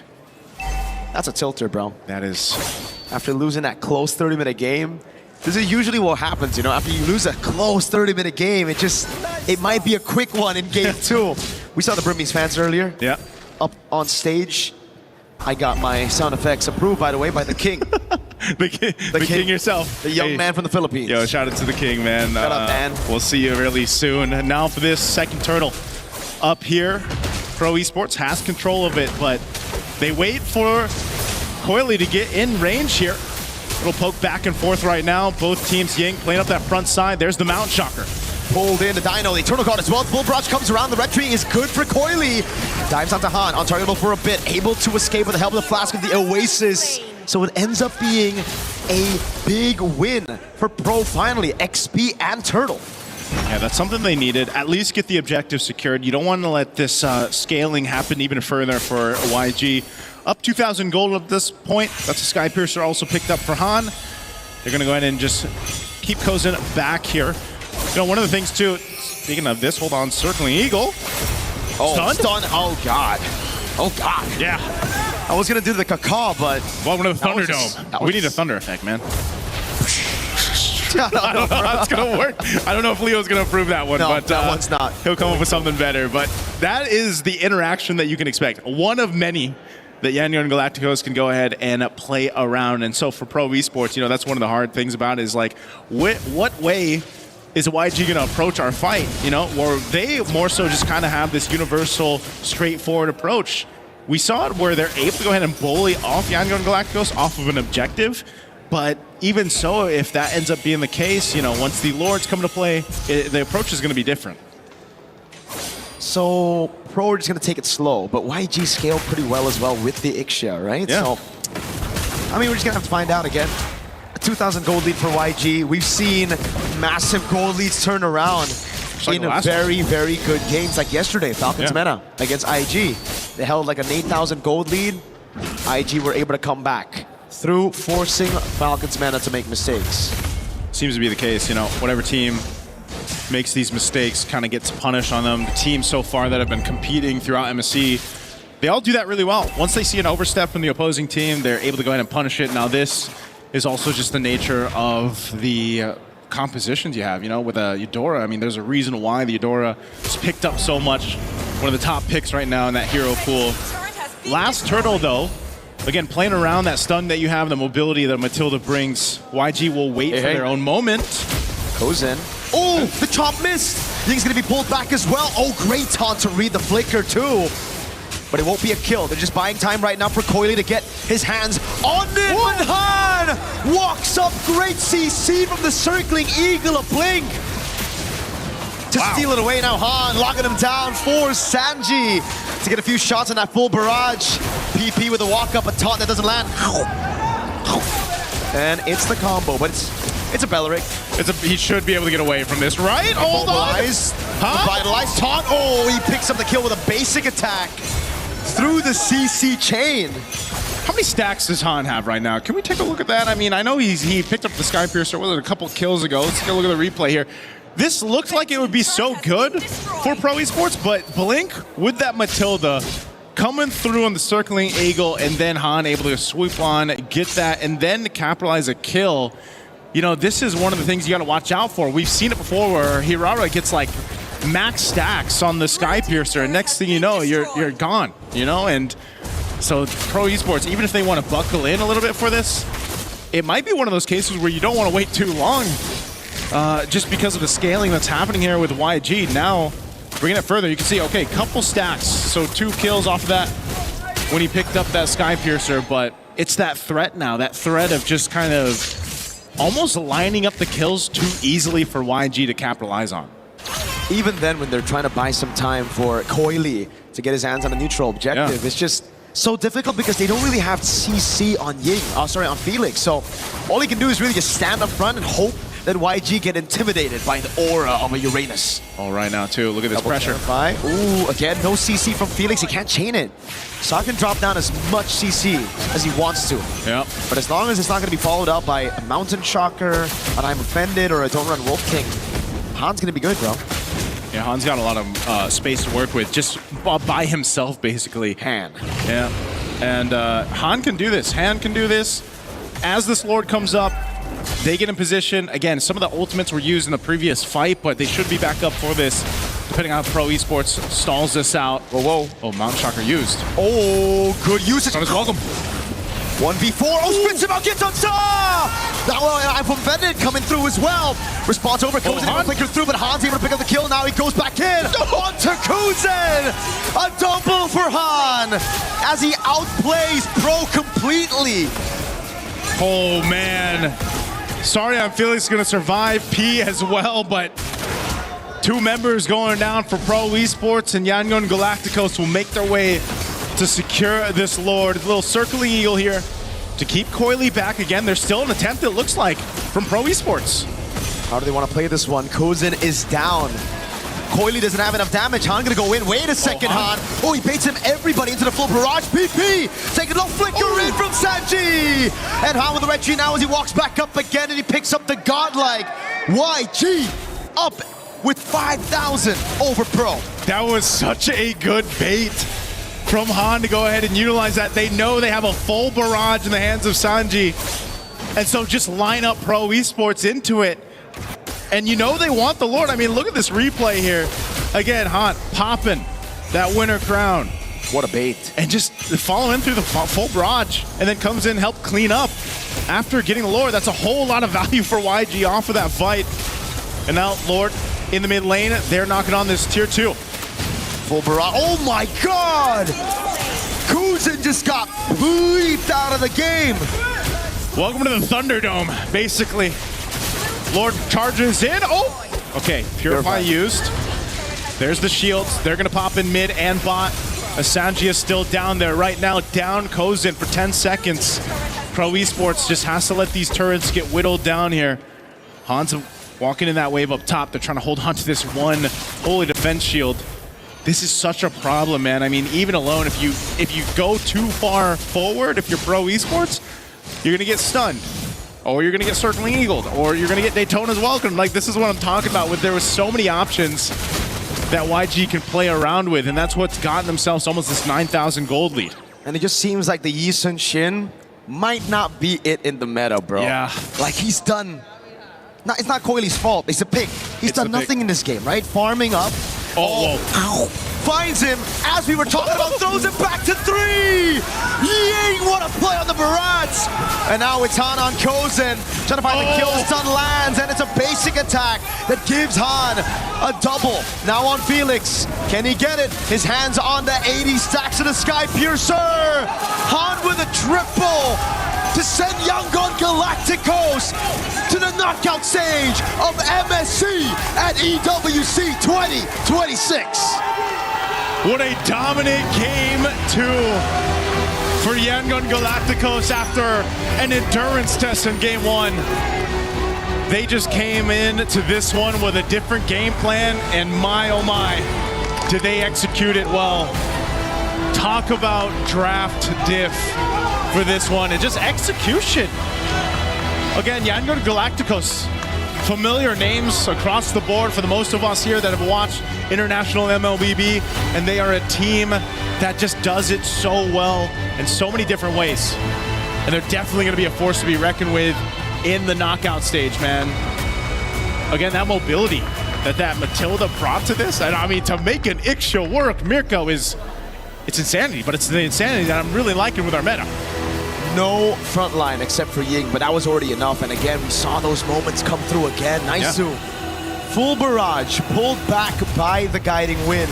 So many times here was just them corralling onto Ying, but then forgetting the plot, everybody else having the time to deal damage, to pick up on those stacks. And once Han got the first 20 stacks, it almost seemed like it was over. Yeah. Han did, again, this Hirara, there's a reason why it's 70% win rate. Why? Plus, 70% plus. Because you do things like this, man. I mean, Han was what, 10-0-2 by the end of this? You know, multiple stacks. But also the Eudora. Like, if you get Eudora and Hirara right now, it's almost like, okay, what are we going to do against that? Because even when you thought you were able to get away, look at that. Boom, stunned. You have nowhere to go. Han can just kind of swoop in, clean up that kill. And, you know, sorry, I'm Felix. He's sorry, but Han's not. He goes and gets that triple. So it's just phenomenal execution here. We're going to have to throw it over on stage, of course, with Milosh for our interview. Hello, my friends, and yes, congratulations, they advance on. It's Yangon Galacticos. What a performance we had, especially that game one. What a long bout. Sanji, thank you very much for joining me on here. That game one was incredible, a 30-minute back and forth between you and your opponents at Pro Esports. I want to ask you, why did you pick the Fredrin to be on your lineup? Because it's mostly been kind of redundant at this point. What was the plan behind it?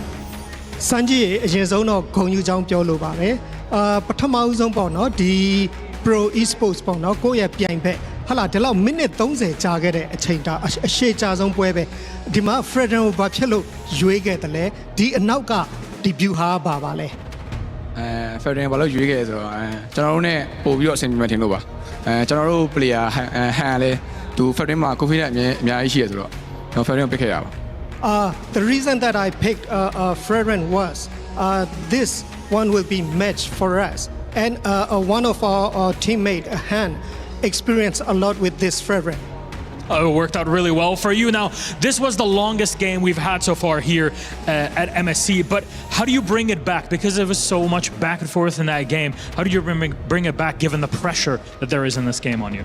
အဲ့ဒီတော့ဒီပွဲဟာပထမပေါ့နော်အကြဆုံးပွဲဖြစ်ခဲ့တယ်အဲ့တော့ဒီလိုအရှုံးကနေပြန်ပြီးတော့အနိုင်ရအောင်ဘလို့မြန်ပြန်လုပ်ခဲ့လဲဘလို့ပြန်လုပ်ခဲ့ဆိုတော့ကျွန်တော်တို့တယောက်ကိုတယောက်ယုံကြည်ပြီးတော့ပဲအကောင်းဆုံးဆော့သွားတာပေါ့ဒိန်းနေ defend ပြီးတော့ပဲWe trust each other, and then we fight back together. And it was honestly a beauty to witness. Now, you're the only Sanji that's qualified, the first one and the only one so far that has qualified to the knockout stage. We've all seen the Spider-Man meme between all of you here. What does that mean to you?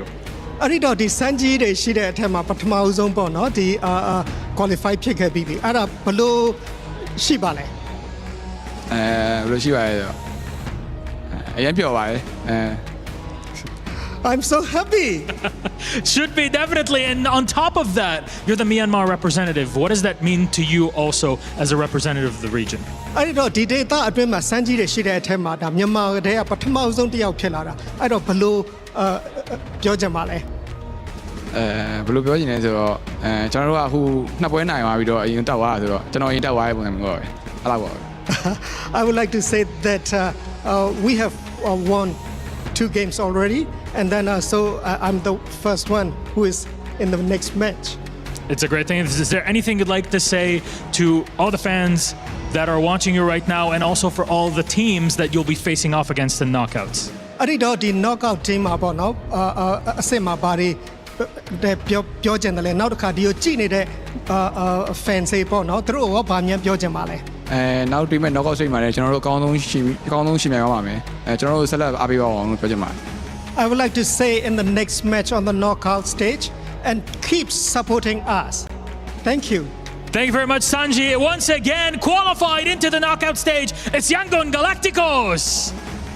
Congratulations to you, Sanji. Thank you very much, Coco, for joining us on our interview. We'll send it back for desk. Have a little chat.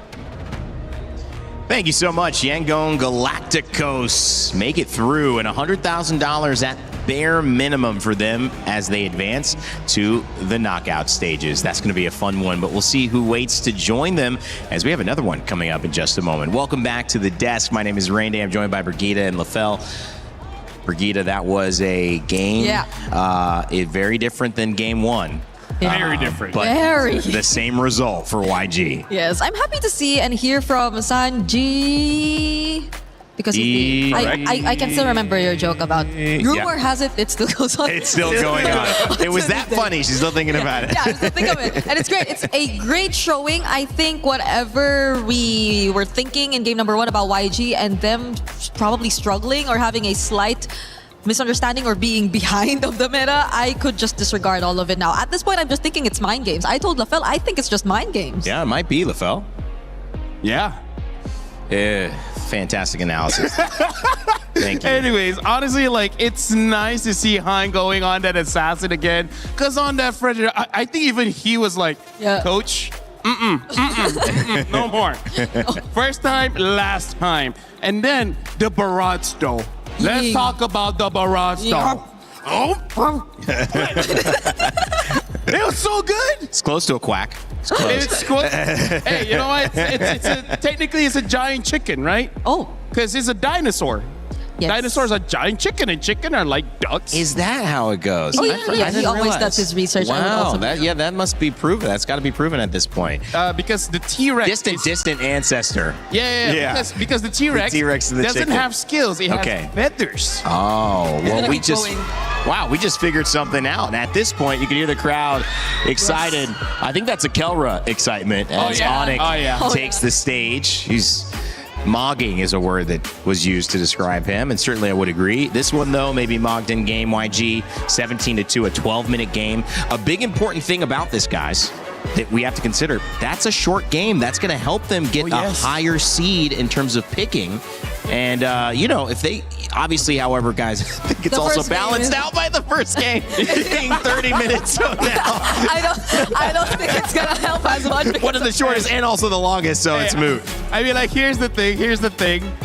I feel like something to consider is that you don't want to be like number 3 and number 4 in this selection, right? Because number 4, you don't have a choice. Yeah. Right? Number 1, number 2, I feel like you still have some solid choices. But then number 3 and number 4, you will have like champions for sure there. Yeah, but that's if it comes down to the shortest single game time. Yeah, exactly. Because if there's no tie, with that 30-minute game, with that 30-minute, I don't know. There might be 3 or 4 after that one. I'm like looking at it, 30, 20, 47. That's like 22-minute average. That's not so great. However, that is an indication that maybe these upper bracket games, we're going to see another one here. You saw Onyx, you see Aurora about to take the stage. That is going to be another tight contest with 2 metas, 2 ideas, 2 strategies that maybe lean towards longer games themselves, Brigitte. Yeah, we've had long series. The first one, game 3. That's what she said. This one, not necessarily game 3, but it feels like we had a game 3. Yeah, it does feel that way. Yeah. 30 minutes. Honestly, like, this is going to be such a good game to watch in the green room on the sofa while having lunch. Eat some lunch. Right? Come on. Or together with the audience. No. No, green room, lunch. That's going to be good with Aurora, though, it might be 9 minutes. What? You can't eat lunch? With like a Raphael Amid again? Maybe, who knows? Can we eat lunch? I saw someone. Did you see that? You know what I want here? Guys, you know what I want at the venue? I'm just going to say it. It's personal preference, ice cream. Oh, that would be so good, bro. If there's any way we could like have an access to ice cream. Yeah. I mean, that would cheer me up. Speaking of ice cream, Aurora Avalanche, though, I don't know how Onyx can deal with that because Aurora, they finished the game so fast. Like, what do you have to look out for? Rafa mid again? That's right. Something like that, something crazier. He said they weren't done. There's still more. Yeah. Brigitte, but what could there be? I mean, we've seen these meta changes happen so fast, but also it feels like in the sets they're happening very slowly. The one pick is trying to counter this other pick. We're really getting to that point in this tournament so far that chess is being played, and we're working on just your approach to the game, not really understanding the pieces. For me though, I feel like it's mostly really on Rosa that we're seeing all these surprises. I mean, ever since it's always been Rosa. So if they actually go for an upgrade and show us something new in a different role as well, then that's gonna make things a lot more difficult for Onyx. Shoutouts, I see Coach Chib right now. A fighter in the mid. Let's break down a little bit, guys. I think maybe a learning lesson there. If you are pro, you do get to go ahead and play again, and that is a benefit for you. You don't have to worry about being out of the tournament yet. But yes, I keep going back to that Belleric first pick and leaving Hirara and Eudora to YG. Yeah. I feel like although it was a comfort pick, that was probably letting too much go. And in hindsight, it seems like it was. Yeah, I really feel like that Eudora is very pivotal to deal with all these assassins. Like, do it with me, No, you can go. No, I was doing this and then you follow. You gotta commit now. Okay. All right? Go. Yeah, there you go. So I feel like Eudora really has to be respected, even first pick. Like, you may not have a good Eudora game by having a lot of fighters as well as assassins jump onto you, but you kind of don't want to fight against Eudora. I feel like that's the biggest problem. Not that you don't have it, but more like your opponent has it. Yeah, and imagine they were too free. They brought out an Iksha. How come everything turns into a dance move with you two? Yeah, I'm suddenly starting to become a choreographer. After You all are. these You're both learning This very is a well. weird brother-sister situationship, you know? Yeah. Situation. Hold on. All right. Well, I think it's time to move on to today's schedule. We're getting wacky up here on the panel, as we like to do here at EWC. Yangon Galacticos take a 2-0. This was the game Brig was talking about earlier, saying, I think this is the one that can go 3 games. It kind of did. It kind of did. It kind of did. But the one before actually went 3 games, and that was Selangor Red Giants and GK Esports. Well, we see another surprise here. I think many people are thinking it could be quick with Aurora Gaming and how they surprised Team Liquid PH. But if you know Onik and you know Kelra and that squad, plus their fandom here at EWC in France rooting them on, I doubt that is going to be a game that they give up very easily. I can hear the screams. You could see it written on all their papers. There's another fan right there. Boy. One who will be seated here in just a bit. Yeah, he might have access to the stage. Oh no. Oh no. We're going to change out our panel pretty soon as well. Make sure if you have your idea of who you think is going to win in this Onyx and Aurora matchup, or even Team Liquid PH versus Entity 7 later on in the day, get your pick'ems in. You have the chance to earn $300,000 of your share of prizing just by participating. And what's the worst that can happen? You're wrong. It sucks to be wrong, but hey, that's c'est la vie, right? We're in France. You can be wrong about some things. At least you participated. Coming up after this, we're going to change out our panel. We've got Onyx and Aurora, another upper bracket match. It's going to be a brawl, and I know a game that's pretty good at brawling, Street Fighter. Oh yeah, and they're doing something with MLBB. Check that out. Human body was built to move. Not trapped at a desk in one singular posture for 12 hours a day.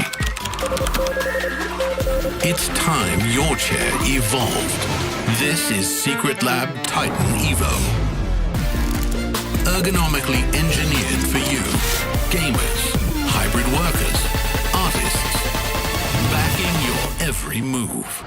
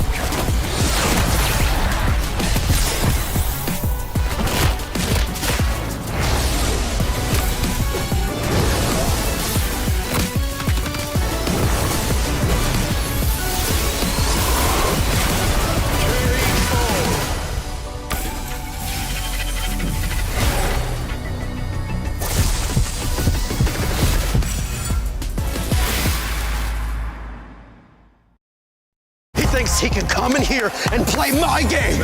He knows nothing. Let's go! Tyler Wine, you're done. Raw energy. Half and blow the house down.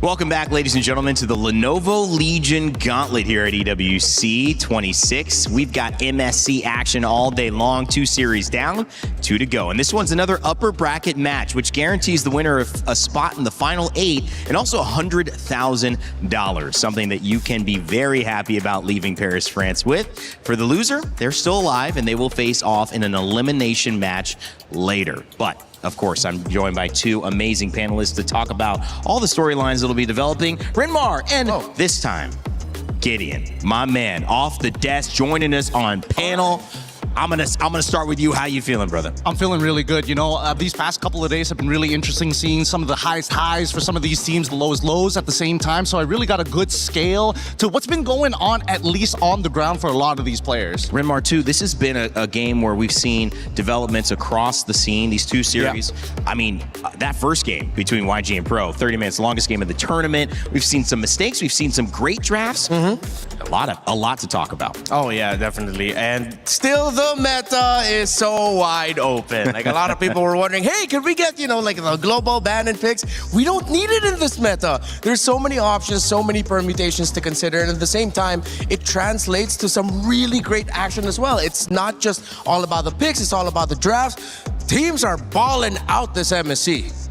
Yeah, I mean, this is honestly a tournament that to me has given us a little bit of a surprise, Gideon. But it's continued to kind of balance out, in my opinion. Have you felt that we've caught our footing here, or do you feel like there's a little bit more to go? I think there's a lot more to go, actually, because especially when you're casting the first couple of days, you're expecting a lot of these teams to come in with their comfort picks first, put their best foot forwards, make sure they get the games that they're looking to win, and then solidify their lead. However, I think we've seen that as of right now, the meta is way more open, as Renmar mentioned, and a lot of the draft starters, they're not linear anymore. And I think that's the biggest problem. A lot of these teams here today are still adapting from the day before. We've already seen 2 different variations as we've seen the past couple of 3 games. It's great. Adapt to the adaptation and just keep going. We'll see what mutation of this meta shows up. And speaking of what mutation shows up, because that's benefiting certain teams that are ahead of the curve. If you are ahead of the curve in terms of your win, the upper bracket is not settled once you get there. It's settled how you get there. So if you are one of the teams like we just saw, Yango and Galacticos making it to our upper bracket, you're going to have a total time that it took to win your games. That total time will be compared against the other 4 teams that make it 2-0 without losing a game. And the fastest total game winning time will have the first pick of the other 4 teams that qualify, having had a loss, 2-1 in our elimination matches, who they want to play in the knockout stages. So essentially, you get the fastest time, you win the fastest, you're going to have your first pick of who you want to play in your quarterfinal. The lowest time is going to be given their quarterfinal in the 4th position, which Renmar means there's another layer of drama, spice here in France for MSC. Yeah, and it fits the meta so well because teams are encouraged to go faster. Teams are encouraged to not really wait for a certain point for their winning condition. They want to get their winning condition as early as Turtle 1, as early as the first few kills in the first 3 to 4 minutes of the game, and then you snowball from there. All right, well, it's time to bring up our Crunchyroll story of the day. And of course, when you take a look at it, this gives us some nice highlights, but this one is done with the GOAT, now with the Sky King. We've seen Carl Teasy and Team Liquid, the GOAT, find their way into an elimination game. Maybe something that they'll be able to work on. We'll find out in just 1 series from now. But it is up to the Sky King here on this stage to prove that he has maybe the main narrative in this tournament. Yeah, because now people are looking at TNZ based off all of the rumors and the scrims, quotes from the players. They're all looking at TNZ as the best jungler right now at MSC. Well, you can ask Niall. Niall would say, well, I'm It's number me. 1. Yeah. But a lot of other players would definitely say TNZ. And yeah, it's interesting in the in a meta in an MSC where you have Carl TZ, Sekais, Kyrie, Kyle TZ, all these fantastic junglers around the world, TNZ, who's always made a name for himself every international, now it's much more obvious that you really have to watch out for TNZ. He might just be the hitman here. He's already found one headshot already on Carl, and I mean, luckily, you know, there's still a second chance for Team Liquid side, but I think against the Sky Kings, until we see Kyrie on that Boxia, he might have a shot, he might not have a shot. I want to see how they force it in a meta like this that's so rigid. One of the interesting things about these two teams, and we saw it before, is that everybody had a game plan that worked. We saw a lot of 2-0s in these upper bracket runs to get here, and Aurora Gaming was no different. But Onyx has had their own traveling fan base. They have had some incredible moments with this roster. But Aurora is not anybody that you can just sit back and say, okay, let's show up and play. You actually almost have to expect the unexpected, Renmar. Yeah, that's what I'm expecting. The unexpected. I want to see a very tailored draft again. We saw the Rafael in mid lane the last time from them. I want to see if they have something like that prepared for Onyx. That Coach Midnight and the team come up with something very specific to deal with the Sky Kings. All right, well, Onyx Esports, let's take a look at that roster that's showing up as well. We've got a chance to see Lutpi, we've got Kyrie, and one of the main stars of this, Kelra. I mean, Mog is an understatement for that guy. Had a great interview. The fans were cheering for Onyx. Let's hear a little bit more about them before this day's match. Eterna here, and we are now with the Gold Lane Standard, Kelra. Hello, everyone. You're still the Gold Lane Standard, right? No. What? What do you mean, no? For me, the real gold standard is OHEB. Still OHEB. Okay, still OHEB. Still OHEB. All right, but you know, you are still a very strong gold laner. I think a lot of people still consider you the gold lane standard as well. And you're up against a very tough opponent too as well. Yeah. I heard in scrims they're very strong. Is that true, or is Aurora strong in scrims? 100% true. True. It's 100% true that 100%. Aurora is very strong in scrim. Why? What makes them so strong, Kelra? For me, it's because of Chenzi and also Rosa. They give Chenzi more space in game and their aggressiveness. Speaking of Rosa on the Selena last year at MSC, I know you're under a different banner, you're under Onyx PH, but they beat you in groups. Yeah, I want to take my revenge with Kyrie right now. Take your revenge with Kyrie against Aurora? And, yeah. You have something to say to them? Oh, just good luck and have fun. Chenzi, let's play basketball after this match. And Lunar, let's play basketball again. Again? So you played basketball already together? Way back in M6. Oh, who won? Okay, I think he lost. He won. I won. Okay, Kelra won. But what about this match? Who's gonna win? Let's see. Let's see. Be humble, sit down. Earlier on, you mentioned Kyrie. What? Do you think Kyrie is on par with Tianzi in the jungle position? Kyrie, Chenzi. Okay, so Kyrie's better than Tianzi. But little bit. But a little bit. Okay, little bit. So, coming into this, you're confident? 100% confident. Is there going to be a challenge for you? Yes. There is a challenge. What's the challenge? Chenzi's Hirara. Oh, Tianzi's Hirara. I don't think that's going to be let through. So, good luck, Kelra. Thank you for this interview. We're going to throw it over back to you guys. I would have loved to see that basketball match. We have a court here at EWC. Yeah. I mean, we can get some shots up. Hopefully, they got to watch out. Kelra is really good at shooting three-pointers. Yeah. Like, the humility was there, though. He didn't want to say that he was the winner, but he had to correct Eterna, right? Yeah. He had to correct her. I also love the fact that he only talks in statements. It's just factual every single time. He doesn't pose, he doesn't give you any kind of space to be like, oh yeah, I'm going to... No. This is it. That's it. I love that confidence. Yeah, and strangely enough, even though he hasn't been with King Kong and a team for some time, he sounds a lot more like King Kong now. Or maybe they sound like each other. I'm not sure. Well, when you look at that team, obviously they've got to go up against an opponent that's been surprising everyone. And we thought, can it be the Sky King now that goes down? TNZ has been a threat, but so has Rosa, bringing out that Rafaela and Coach Midnight as well. Even Lunar got a call out. I mean, you know, the only person not mentioned is Pagu here. This is a team that we need to see. And when you put this team together to get here to MSC, their journey just beginning. Now they have a chance to make it into the knockout stages and do it by taking down some of the best.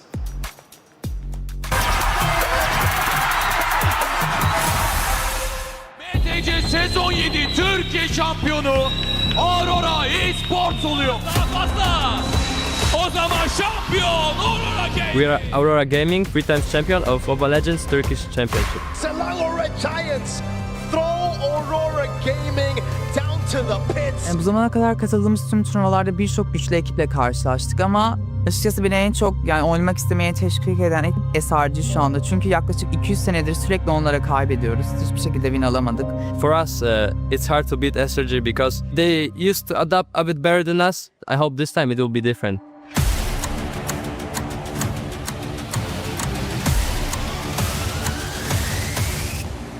M8 Türkiye'de olduğu için MSC bizim için önemli bir hal aldı. Çünkü M8'de bu MSC'de gerçekten başaracağımızı düşünüyorum. Kesinlikle çalıştığımızın hakkımızı vereceğimizi düşünüyoruz ve kesinlikle bize karşı güvenen herkesin de güvenini kıracağımızı düşünmüyorum ve kesinlikle bu sefer birinciliğe oynayacağımızı düşünüyorum. Finale kalacağımıza inanıyorum. I want to prove that we can compete against the Southeast Asian teams and we can actually be the strongest team. To do everything they can to defend, but Aurora Gaming have locked on the base. What can they do against this force of nature? The upset of the day happened. The champions go down. To all the fans around the world, Aurora fans, we want to prove that we are very strong and we want to make you guys proud. So keep supporting us, guys, and keep watching. Well, Turkey very, very happy with that result. Aurora Gaming looking to continue. Rinmar, with everyone knowing you're putting up a surprise, I mean, can you keep surprising people? I still think we can, and I still think they can, but for a lot of people, I feel like if this was at any point in time, it would be very unexcited. But I think it's one of the first rare times where we've seen Aurora Gaming is leading a prediction against Onic. I think there's amazing. It's some really good arguments here. I think that this is one of the few times that Aurora Gaming are coming into this with the perfect storm. I mean, our international at the end of the year is going to be in their home country. So this year is going to be huge for them. On top of the fact that the meta actually supports a lot of their players in their previous history. They played it before. So they've got a backlog and plenty of wealth when it comes down to creative drafts. That M Series being held in Turkey. What a great place. A stop off normally when we head to Riyadh. However, this time around, it's all Paris, France. Aurora Gaming representing Turkey, trying to keep surprising their opponents, and they'll face off against Onic, who want to represent not only the yellow, not only the fans here in the building, but their shot at taking down the team that looks untouchable. Will Kelra really claim the gold standard in this matchup? Because if he's going to do so, it puts Onic in a dangerous position. Getting ready for our third series of the day, $100,000 and a spot in the top 8 knockout round on the line. It is Onic versus Aurora Gaming, both 2-0. Somebody's going to lose, so let's kick it off. Thank you very much, guys. And oh, wow. First up, before we even talk about match 3, let's touch on match 2 because the first game went on for half an hour, the longest thus far in MSC. But the second game, it flew by in a blink of an eye. It was clear that the first game was kind of the big, I guess, the piece that broke the camel's back. Because in a moment like that, you're thinking, all right, a back and forth 30-minute, there's no way we can continue having this for game 2, for game 3, and that was indeed the case. It's so exhausting mentally to keep that up game after the other, and honestly, it just worked out well, right? Myanmar moves on, we get to see them in the knockouts, but that's for later, Rose.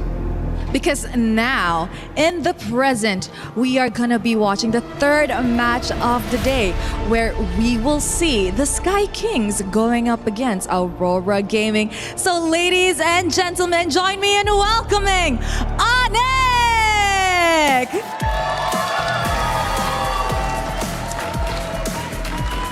The Sky Kings are here to claim their knockout stage ticket with a meta that they are oh so comfortable with. Is that enough to push them through the day? All right, the Sky Kings, not bad, not bad. They're great in their own way. They got fans here even all the way in Paris. There's always somebody looking to cheer for Onic, but I'll raise you one. On the other side, a team looking to prove themselves. Please welcome the King Slayers, Aurora Gaming! Word on the street is that these guys are an absolute menace in scrims from how we saw them send the Liquid Cavalry packing. Our current MSC champions, Aurora, are not slowing down anytime soon. A win here isn't merely a spot in knockouts, it's proof that they are a contender to be feared at MSC 26. This match will be a menace. This match will be chaos, and oh boy, will it be fun. That's all we're looking for here, so please, Aurora, please, Onyx, my friends, you may place your keys, take your seats, and captains, remember, quick handshake before getting into this one. Rose, if you ask me, this could even be a final in its own right, and we're gonna get here. There we go, respect between both of our teams. Let's see, will it be the Sky Kings? Will it be the King Slayers? Our panel, break it down. So exciting to be in a moment like this at MSC where the fans are ready, the audience around the world is ready, the players certainly ready, and I know my panel is ready. Renmar, Gideon, it's time to break down this draft, start talking about what these thoughts could be, what else could catch us by surprise. Could be a performance, could be a lineup. So many different ways. I think first starting off with Aurora, you have to look at the gold lane in Sigiboom. Great on the Freya, great on the Paquito. That's one thing that Onyx needs to look at. Next, of course, you're going to be trading around the centerpieces in the center of the map with the Romid trio. But then you also have to consider, wait, what are they fielding for Rosa? Are they really gonna go on with the rumors that we've been hearing that there are some teams still considering fighters even in the mid lane and then just shifting around there? Is that a knockouts thing? Is that gonna be a group stage thing? We don't know. It seems like the more we talk about the draft and consider the permutations, it's more difficult for Onyx to think about Aurora. I agree, but we have to listen to, what not only the fans have said, but what we have on data so far. So far, the permutations when it comes down to that mid trio has been devastating. Do you attack the jungle? Do you start attacking the supports? The big Beleric Atlas Valentina trade is still up in the air, and I think right now Coach Midnight is already thinking about it in his head. How could I either blind pick or have flex picks in that particular area to keep teams on their toes? 2 champions, 1 pick. Make sure to grab your My Champions pick in-game right now. 5 winners, 10,000 diamonds each. Scan that QR code. Events live until July 27th. Good points they're getting in as well. I mean, talking about that Atlas and that Valentina conversation. Also, I think it's just a matter of how far do you go into the assassin pool, because we started off with Hirara and Ling, and then we started getting Hirara Ling bans, and now we've gone into sometimes Marcel's, which has a 100% win rate after being let through 5 times, to the Fannies being much more allowed versus they were banned earlier on. And we're even seeing YSSs which have a 100% loss rate every single time. So Gideon, I think, still trying to figure it out on that backside of the assassin bans too. Well, I think the backside of the assassin bans, it really just boils down to whether or not Hirara is in play or not. I think Yishin Shin into the Ling has been a matchup that a lot of these junglers have faced off before in previous metas, that it becomes somewhat a little bit more comfortable. And honestly, the matchup hasn't really changed in terms of item progression or even power spikes. But is it tempo? Is that the problem?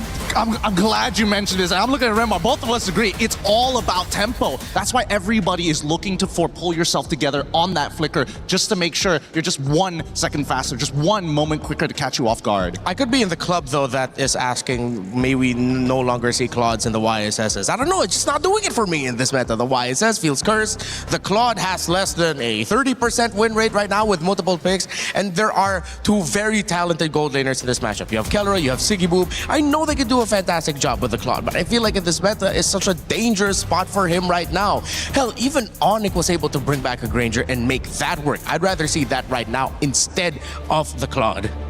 Well, these early bans are going to set the tone, and what they've done is answer at least one question. Marcel, not allowed. Neither is Atlas or Hirara or Zushin or Paquito, which has been kind of a flex potential gold lane or EXP laner that's picked up in that second phase most often. Atlas a first pick, so is Marcel, and obviously Hirara. So it leaves some things open, Gideon. What's your thought? This is an interesting opener because I think from the get-go, I think that JWay has already figured out, hey, we want to make sure that we can, start to alter some of these matchups. As much as Midnight is saying, you know what, the Beleric Atlas trade, CW is telling them, you know what, let's take it 1 step further, right? We're going to get rid of Hirara. Now, do you want Ling or Freya? This time they go for Fanny. but that just means that it's less likely for them to go for the double fighters. Yeah. So let's see now where Onyx will be putting the pressure on. They don't need to pick the Ling right away. That could show up at a red 3. Just don't consider the long time to carry carries anymore. No more long farming. Go fast as well. Something maybe to make it comfortable at the center of the map. I mean, we've seen some surprise Selena, surprise early Chose as well from both Vitality and Onyx in the past. I wouldn't. Whoa, they picked it up right away. They didn't need to wait, and then they went ahead and picked up the Eudora. I thought they'd want to pick up maybe one of their roamers already. You don't want to play with your food, because I think what may end up happening is they're worried about 2 bans or 2 picks from Aurora that would force them to have to change something in the EXP lane or roam before it gets banned out. And so they're prioritizing having the Ling just to be safe. You're killing it. You're killing it, Raina. You're absolutely right. And now instantly we see from Aurora's side, right? They're still going to try and fight for that tempo. And a lot of it is really going to boil down to how fast you can actually clear that mid wave. Now we have Selena, probably going to have Season Hunter as well to kind of speed up the leash. So not only are they going to get that Fanny like extra fast coming out of that jungle looking for a gank, but at the same time, at least with the Selena, you have that vision of where they're going to move without having to commit too much. Yeah, this is MSC 2026, not 2025, right? It's Kelra in Onyx going up against Fanny and Selena. I saw this last year already. That was the matchup that was getting referred to in the interview with Kelra, wherein it was Aurora then who were able to surprise Onyx Philippines that time. Were they ready for this to show up already? Because it feels like you're just getting reminded of the ghosts of your pasts.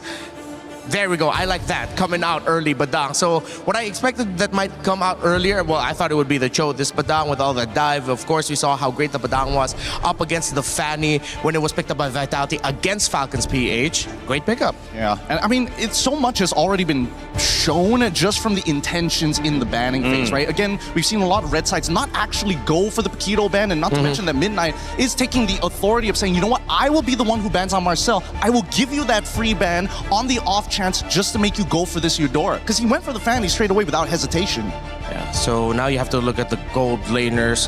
Cho gets banned out by Onyx. You still want to consider the Moskov, the Brody, both still in play here. Both great against the Fanny, but then this Uranus, I think, is putting a big question mark for Onyx in terms of their overall damage profile, especially early on if they want to fight for the major objectives, because you have the Uranus there. Aurora, rightfully so, take out the Brody. I wouldn't be surprised if that becomes a Moskov ban later on, so you're really dwindling down the picks that Kelra could pick up. That would be great against a lineup of Aurora. Yeah, it makes a lot of sense here, and I think even for Onyx, they understand that even if they do end up having to play against the Belleric, they can either ban it out now or look for something that utilizes Concussive Blast to kind of help them clear that wave. Because so far, based on what we've seen, Selena's kind of by herself right now, and the only other thing they have to worry about is single target lockdown. Yeah, we saw one great combo from Vitality, the Badang, and the Melissa that is also still in play here for Onyx if ever they want to pick it up, because you know you're up against a Selena that would want to get close. Once that arrow gets hit on the Melissa, if ever the rest of the team is going to collapse and they have the Badang with it, we saw that a team that's just rolling through with a Fanny up against a Melissa might not be enough. They will leave that open. They take out the Esmeralda instead. I feel like they're trying to set up for potentially Harith here, right? They know that the EXP lane is kind of out in the open, and more importantly, they've got the Uranus as well. They just want to make sure that it doesn't overlap. I do want to see this Melissa, though. I am interested whether they want to go for red for Melissa or they're going to wait up till the very end once they got the final confirmation. Could be until the very end. They could also be thinking of damage profiles and considering, are we crazy enough to pack a Granger up against a Fanny? We do need someone with a Sky Piercer, if ever, to start giving difficulties for that Uranus. But can you even start snowballing kills around that, considering that there is a Fanny? That might be one of the conversations that Onyx is having right now. It's early game stuff, but like, I'm thinking about the late game as well, because at this point, now Melissa doesn't really have much contention anymore. I don't think there's actually a quote-unquote winning matchup, thanks to, CW getting rid of both Freya alongside with the Paquito, forcing Aurora to kind of play, you know what, we got to start team fighting, but majority of the heroes don't scale, and there's the Harith. They needed that to match up with the Melissa. Minotaur as well, very good at the initiation. We'll see if they have enough peel, and that's the conversation too going on the side of Onyx. What are they going to bring to round out this lineup? thinking maybe an Alice would be their best bet. Alice versus Uranus in lane, and then you also have the AoEs to mess up with the Harith. If ever, wherever the Minoan Fury is, that's where you drop your Throne of Ruin so that the team fighting is a little bit more awkward for Aurora. I do like the Harith and Minotaur getting picked last. It's one of the heroes that, despite you not having a ladder reach, Minotaur covers a lot of space with the Minoan Fury that would make Melissa quite troubled but not countered. Yeah, I think there's also an argument for, even Phoveus to a certain degree, right? Do you want to have a strong side lane or a weak side lane or something that is contestable? And it looks like they actually want to go for something contestable, right? Interesting. They want to fight, they want to engage, they have it all in this package within Sora. Wow. Honestly, looking at the lineup, you could cover up the names and it would be hard to tell who's who. Except so far, Melissa has just been great so far in this tournament that it's hard for me to lean away from the Onyx draft. Maybe it's really just because of the Melissa's record right now that I'm favoring theirs a little bit more, but don't get me wrong, Aurora has answers. Well, this is going to be a matchup between the jungle and really between all the roles here, whether it's Kyrie or TNZ or whether you got Kelra and Siggy Boom. It's a matchup of even coaches and minds and maybe just the leading edge to MSC. Who knows what to play a little bit better than their opponents. Both teams have knocked anybody who's challenged them back down to the floor. One of them will take their first blow today. One will move on into the knockout stage. Let's get it started and send it over to your casters. Thank you so much, panel. Here we go. This is the most anticipated match of the day. It's the battle for knockout stage. One whole match. Could be 3 full games of this incredible matchup to send us one team to the top 8, the last one. I mean, Aurora has just shot into the limelight, and now they're going up against another huge, fierce opponent, Onyx. Another favorite for this event. Can Aurora take them down, or will Onyx show that they are still champions in their own right? TNZ early on already. Trying to go in. Whoa! A lot of damage. TNZ falls. First blood over to Kyrie. Maybe biting off a little bit more than he can chew. That was very much TNZ-esque, but not the TNZ you would expect here after that match against TLPH, where we saw such a clean TNZ. Getting a bit too feisty early on could work, could also bite you back in the butt. Emblems though, we gotta take a look at the checkups here. Bargain Hunter already to pull yourself together for both Minotaur and Melissa. It's also the Wilderness Blessing here for Rosa instead of what we've seen from Moreno, the Bargain Hunter, or even the Season Hunter for a lot of different Selenas. Keyboy doing really well with these walls though. Even that earlier catching TNZ, the wall just came out of nowhere, able to stop him. And Kyrie immediately capitalized on it. We just saw it once again to slow down Pagu, to, if you're going to come into our jungle, be ready to possibly be taken out. And that is what Onyx has already shown Aurora. We got to take a look at the bigger picture as well, though, for Aurora. They have the 2 lethal ignitions. One burst, one good arrow could send Onyx back a lot, but I think Onyx just have the counters here. Missile arrow. Speaking of arrows, a lot of damage on a Keyboy. Brings it down to about 20%, but Kyrie maybe looking for the re-engage here. TNC's there as well. Wants to dive in, not going to fully commit. Aurora's learned their lesson. They're going to kind of take things slow. No purple buff just yet for Kai. He's going to be delayed quite a bit here.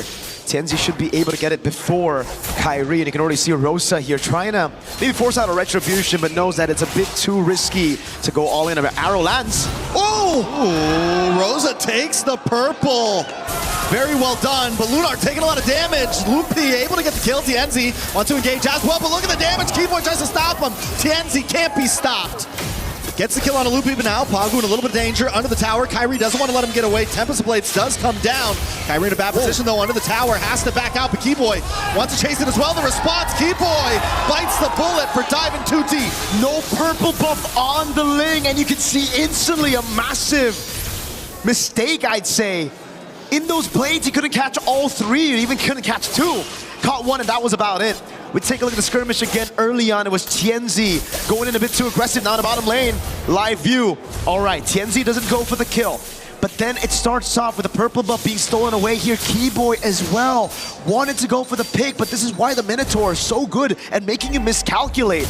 You can see a bit of frustration there for Keyboy. The heals from the Minotaur, it gets bigger as you get lower. All right, so each team has now made their small mistakes and recovered from it. Gold at a standstill. And it's still first turtle. We're almost 4 minutes in, and the first turtle has not been taken. Blade does get locked in for TNZ. Going to be able to see a little bit more damage for this turtle. The thing is, Strex, and I think for a lot of the viewers, man, we are so used to seeing tank jungles that they usually just don't retreat for their buffs. For Assassins, I think their buffs, purple mainly, is more important than these turtles. So as Kai, I think you gotta be a little bit more concerned about your purple buff. You need to take it away. If it's getting threatened, retreat. It's all good. Aurora, though, with those 2 kills up top, will be able to pick up the neutral objective for free. And now it's back to a level playing field. Oh, what an arrow there. Crazy angle. Sigiboom and Kelra have been going head-to-head. The range on Kelra is almost matched, honestly. Sigiboom's, even with being outranged by the metals, he's still able to kind of keep up in this lane. Lunar. Down on the top side. Lunar may not be able to get away from this. Tempest of Blades does come down. They're able to collapse on him. Loopy gets the kill. TNZ's got to get out of town. Over to safety. Another kill into the Book of Onyx. Onyx is playing it so slow, trying to read out Lunar's movements, and so far they've done a good job at doing that. Abyssal Arrow lands again for Rosa. Just a bit of poke onto Keyboy, but it's all about that right now, Onyx. They know there's only one lane right now that they can really punish, right? In the mid lane, it's just the Minotaur and the Selena way too good at escaping. Did TNZ get that one? I believe TNZ did with the Retribution. Kyrie's Retri was still off, and now he goes for yet another invade. TNZ. Sans though. Nice knock up, a lot of damage. Sans goes down. Aurora able to find pick after pick in there, constantly just testing the waters, pushing in, looking for any target. Arrow comes low. Kelra in a little bit of trouble at a tower. The go away does come out. Rosa doesn't have another arrow to fire off. And Pagu can't connect. No wonder we've heard shouts for Aurora being #1 with another team. And scrims, dude. They're so good at taking these awkward fights. Onyx built a composition that wants to go in, that wants to just dive straight. And it's really good at countering the Assassin jungle as well with the Eudora and the Melissa. But if Aurora find a way to split Onyx up and take these individual 1v1s everywhere across the map, it just gets so awkward for Onyx composition to react to it. And it's all about the positioning for Aurora right now. Even Pagu coming in, keeping vision. We talked about splitting them up, and then we have Rosa in the river shooting out these arrows. One does connect onto Loopy. TNZ decides not to get involved. Pagu making his way up as well. Another arrow comes down, lands on a Keyboy. Keyboy in a lot of trouble, will fall. Rosa now gonna reposition. They claim the turtle pit, and Kyrie has no way in. TNZ wants to find a target. Kyrie's forced to Finch Poise, and now Onyx is backed off to the jungle. Rosa on the Selena, an absolute beast. We saw them knock Onyx Philippines down to the lower brackets of the group stage just last year in MSC 2025, and it was also with Rosa on the Selena. Loopy in mid. A lot of damage. Loopy trying to defend. Big Minoan's Fury on multiple members. Whoa. Into the back line. Tempest of Blades does come down. Kyrie able to find TNZ. Loopy very low, but still survives. But Rosa gets a kill on Sans. Rosa looking for more. Looking for another air to shoot out. Decides not to do it as Pagu and Rosa back off. It's TNZ for Sans. Onyx wins out on that one. Crazy skirmish. Kai's recall gets canceled. Now Lunar wants to go for the cut. Ooh, Kyrie under the tower. Not in a safe spot. Does have full energy. Should be able to get away from this to safety. But the tower will fall on that top side. Again, it's Aurora just making these moves proactively around the map. Yeah, they went in under that tier 1. It was a bit of a mistake, but it was a risk that they were willing to take to push their lead even further. They didn't lose too much. You gotta remember right now that even if TNZ dies, Lunar, or even Sigiboom, they're not gonna give out any bounties. It's all about Rosa. He needs to stay alive, but the others can dive. They can pull out these gambles. And Onyx are still behind. A whopping 3,000 gold behind. Kelra's not given space to actually farm out, and it's because of these arrows again from Rosa. Not only that, but even when Onyx able to get a kill, they find TNZ earlier. Aurora's movement on the map has been so crucial. They find both offlane towers. They're consistently hunting for this mid lane tower. They aren't only evening out or winning the skirmishes, they're winning on map play. Just truly have become a whole new into this MSC. It's all about defending the mid lane right now for Onyx. Damage control, trying to get space for Kelra to farm out. Haas Claws built up by Kai. The Flask of the Oasis as well. The Orange Buff secured by Kai, his own, but he's still falling behind a whole level down of TNZ. Onyx gotta look for a big set, but even then it's gonna be very, very tough for them because Aurora have ways to deal with it. You get a stun on Sigiboom, Rosa, TNZ. then you're gonna get AoE'd by Pagu. There's the healing as well that just keeps them alive. Kind of want to see the items on where Kyrie is in terms of gold compared to TNZ. Just 700 gold behind. Not too far behind. Definitely still capable. Loopy as well, holding his own, actually ahead of Lunar right now. That could be the big play. Keyboy sets something up, and those two can output the damage. Not to mention, Kelra has been free farming, hasn't taken any deaths. It's definitely not GG's for Onyx just yet. Nope. They can definitely scale with the Ling and the Melissa. They will have enough damage later on to actually pull out a comeback. But Aurora, they're pretty good. They've got pretty good scaling as well with the Harith. Even the Selena when it comes to map control. If they continue to pushing these turrets, take away these tier 1s, Onyx will be choked down even more. They're going to be forced to suffocate inside of their own base. And that's what Aurora are trying to do right now with a massive lead on Rosa and Sigibuma conceal into the mid lane. And an arrow that lands. Does land. Loopy kind of walked into that one though, but Tianzi to the backside. Looking for an angle, gonna walk into Keyboy. The wall does not come out. He's able to safely move. Loopy force a dash away. Onyx positioned back into their jungle as Aurora takes over the Lord Pit. Watch for Loopy and Sands, looking for an angle in as well. Kyrie forced up to the top side to try to defend the tower. This could be the play for Aurora to burst down this Lord. Tianzi will get caught by the fist crack. A lot of damage. Everyone piles on top of him. Ooh. But he's still able to get away. Onyx now in a little bit of trouble. Sans to the backside, taken out by Sigiboom. Zmon's forces dropped, and now Loopy will be shredded down as well. Rosa finding that kill for himself as Kelra tries to pop off. Doesn't have to go away. Caught in the midst. Kyrie able to find Sigiboom. Tianzi finds Kelra. It is hell in the land of Dawn as Keyboy tries to get away. But Aurora comes out on top once again. Tianzi goes back to base, and the Lord is still up. They're just too good in this meta. Oh my god. The healing coming in from Pagu with the Minotaur and Tianzi with the cleanest cables to get away from Kai, who's hunting him down with the Finch Poise, even with a purple buff. And you can see that delay from Tianzi got Kyrie into such an awkward spot because he already used so much of his energy to use the Finch Poise to try to chase Tianzi down. Then Aurora through that skirmish, really just utilizing a sustain out.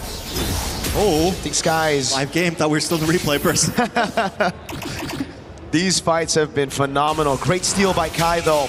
We're seeing the glimpses of that M3 Ling Kyrie that really shocked the world with his crazy pattern. Again, reacting to the moves around. Shout out to Seer there, shout outs to him. Biggest Aurora fan in the building. I like to see it. Both junglers right now, Tianzi able to get out of that fight earlier, getting hit by the fist crack. No purple buff, this is true. Maybe we get the anime battle right here. Kyrie, Tianzi does not have vision on him. He's gonna go back to safety. Kyrie's not gonna force it, he's just, I mean, they know. They know. Either one to probably, oh wait, no, Tianzi's like, let's do it. Back in the mid side, a little bit of damage, they're able to take the tower. An intense game of MLBB with the Lord still up top. Aurora taking things slow. Abyssal Arrow lands onto Kelra. Not going to bait out any of those battle spells just yet. Kyrie sent into the bottom lane again. 2 holy shields. Oh, it's down right in the 12th minute. Very well done. Loopy takes a lot of damage, forces dash back. Pagu comes in with a big Minoan's Fury. Able to get the pop off. Tianzi finds Loopy into the backside. Kelra and Keyboy also taking a lot of damage as Sigiboom drops in. More damage on to Kyrie now. Kyrie looking for an angle in as Kelra gets free shots from the backside. The Lord has broken through. Aurora decides to back off. Lunar still keeping vision as the rest of the team moves back, waiting for the next wave. There's no mid side. They're waiting for the minion to drop. Onyx has lost an inhibitor as another wave comes crashing down the mid. These arrows are landing like it's a point-click stun. Sans! Tianzi takes him out. Kelra forced the dash back. They've broken through. Still 2 towers on the bat side, but Aurora doesn't want to let up just yet. Lunar backs off. Rosa keeping an angle, waiting for those arrows to come through. And this is what I was talking about, man. Aurora, they have the scaling when it comes to map control, especially if they get these turrets. Another arrow lands on Kelra. Mans has no damage on minions right now, and the Abyssal Arrow will just constantly keep on coming, as they're going to have to react to Pagu Lunar up front, and then the arrows. Look, P. On's force does drop. Sigiboom wants to go in. The arrow puts out a lot of damage on a Loopy. Another arrow drops, and Keyboy drops as well. Sigiboom with a double kill. Tianzi under the tower. Sans has no way to escape. It's Kyrie against the world, along with Kelra. But the damage is just too much. Rose into the back line. He wants Kelra. The go away comes out. he dashes back. Aurora not done just yet. They got one more inhibitor, and Siggy Boom finds Kelra. Aurora Gaming under the tower. Take out Onyx and take game number 1. Rosa on the Selena. An absolute masterclass from Aurora Gaming. We've heard the shouts. We've heard the rumors of how strong they were in scrims. And they're doing it, they're pulling it off on stage. Clearly the number 1 thus far. Aurora Gaming just looks better and better every game we see them play. Dude, it looked like Rosa was playing with Eudora's second skill with the range of Selena.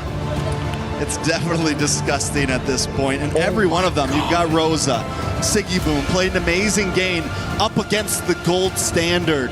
TNZ, even after taking deaths early on, was able to pull through and still be a menace. Midnight Parating Handa. We're gonna throw it back again. Towards us. Yeah, towards us. Towards maybe a few words from our boys. What do you think about the early game though, right? A few mistakes. TNZ went in a bit too aggressively onto those waves, onto the creep up top. They took a fight under tier 1. But then everything just fell in place. Aurora continues to surprise us. And I think after this match, we can no longer be surprised. We just have to know that Aurora is the real deal at this point. They are aiming for not just a top 8 finish, they're aiming for a finals right now. Still 2 games to go though. Onyx played a good start, honestly. Keyboy was able to do well at a few moments. Everyone kind of had their moments. But Rosa on that Selena, even at the end here, just hanging out, knowing that even if I don't get the kill, I am a nuisance with these arrows. Is it crazy to say, but this team gives me vibes that I haven't seen in a long time. Prime Onyx Philippines of M6 vibes, no? Okay. No? I see, like M6 Onyx Philippines when Kelra was on the team, finally gets the World Championship. I think Aurora Turkey, though, still has like so much of their own identity. Like, they do. They really do. Rafael Amid. Rafael, that's what I'm saying. They're still able to pull some of these crazy picks. It's the same Aurora that I feel like we've always been seeing. It's just more polished and better. That's crazy to say, right? Because all this time, it always just feels like Aurora, they've been good. They've been kind of like creating the meta here and there. They were the ones that started the Harley as well at M7. But they were always so close, yet so far from being a top team. By top, I mean top 2. Because clearly, I think in the world, they're always going to be rated as like a top 4, top 8 kind of team. They will always be the ones to make it to knockout stage. But now they look elite. They look like monsters. I'm speechless, honestly, by it, because I think a lot of us came to this day wondering, was the other day just a fluke? No. I mean, we heard good things about Aurora, but can they keep it up, right? Can they take out not just a Filipino region dominance, but also a Indonesian dominant team? And they have now defeated both. Damn. I mean, I'm stoked to see it, man. I always love to see these new regions, pop off. Earlier, Yangon Galacticos, off of a disappointing M7 run, doing a really good job and now making it to the knockout stage already, being one of the first 4 teams to qualify into that top 8. Now Aurora going through, I think, the hardest first 2 matches you could expect from a team in the group stage, going up against TLPH in their first match and then having to meet up against Onyx ID. Speaking of Onyx, though. Speaking of Onyx, I think we have a guest. We have a guy, a dude. You know him? I've heard of him. You know him? I don't think I've ever done an interview with him before. That's cool. Oh, there he is. My guy, King Kong. How you doing, hello, bro? Guys, hello. What's up? What's up? What's up? King Kong, first question, man. Instantly, I gotta ask you this question, right? You see the meta right now. You see all these assassins. You see the Selena in mid. How sad is it that you're not here, dude? Because it really feels like it's your meta.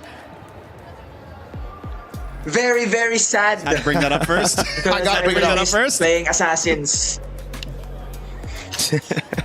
What would you have done in the meta, though? Like, would you have dominated this scene?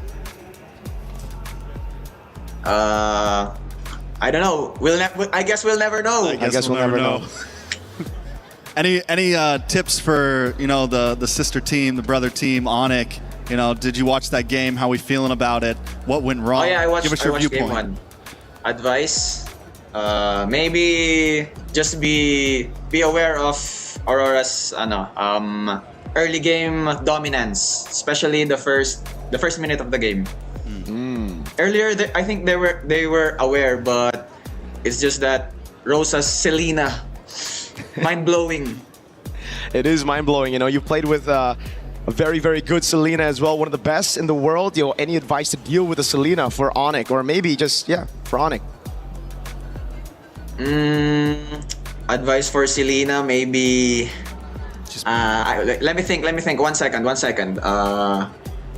I think just ban it. Just ban it? Just straight up? Just ban it. Just ban it. Makes a lot of sense. No advices, just ban it. Just ban it. Okay, that's the advice for CW and Yeb. Let's see if they actually take that into game number 2. But now I want to ask your thoughts on Aurora Gaming, because they have looked phenomenal right now, right? They beat TLPH. Very phenomenal. 1. Yeah. Very phenomenal. And now they're on course to actually getting a 2-0 win against Onyx ID. So thoughts on Aurora? Thoughts on Aurora? Actually, our preparation for the next season, every time we have a scrim versus Aurora, our scrims convinced me that as of now, TNZ, best jungler, TNZ. Whoa. Mechanically. Best jungler. Best jungler. All right. Better man. than you. Yeah. What about you? Yeah. Would you Better than me. Wow. Better than me. Yeah, if I will base on our scrims, because we don't do scrims with Team Liquid, Team Falcon, so for me, yeah, TNZ. All right then, man. Thank you so much, King Kong. It's always a pleasure to have you on the mic, man. Always great, always charismatic. Thank you so much. Nice hair, by the way. Good Oreo hair, you call it that. Thank you so much, Sir Mirko. Thank you so much, King Kong. And with that, Trex, I believe we're gonna throw it over to a segment. Yeah, Brigida's got some confessions. What confessions? Let's see. Play is in our DNA. Whenever we let it out, it becomes our superpower. Now imagine an entire city being built to supercharge it. Kadir City, powered by play.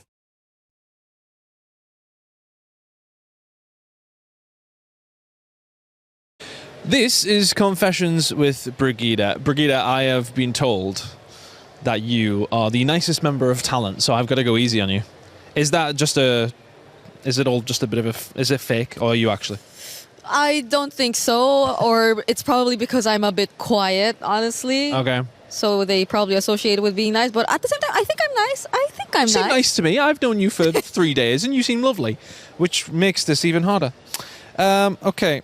I need to use my hand for this one. What does this mean to you?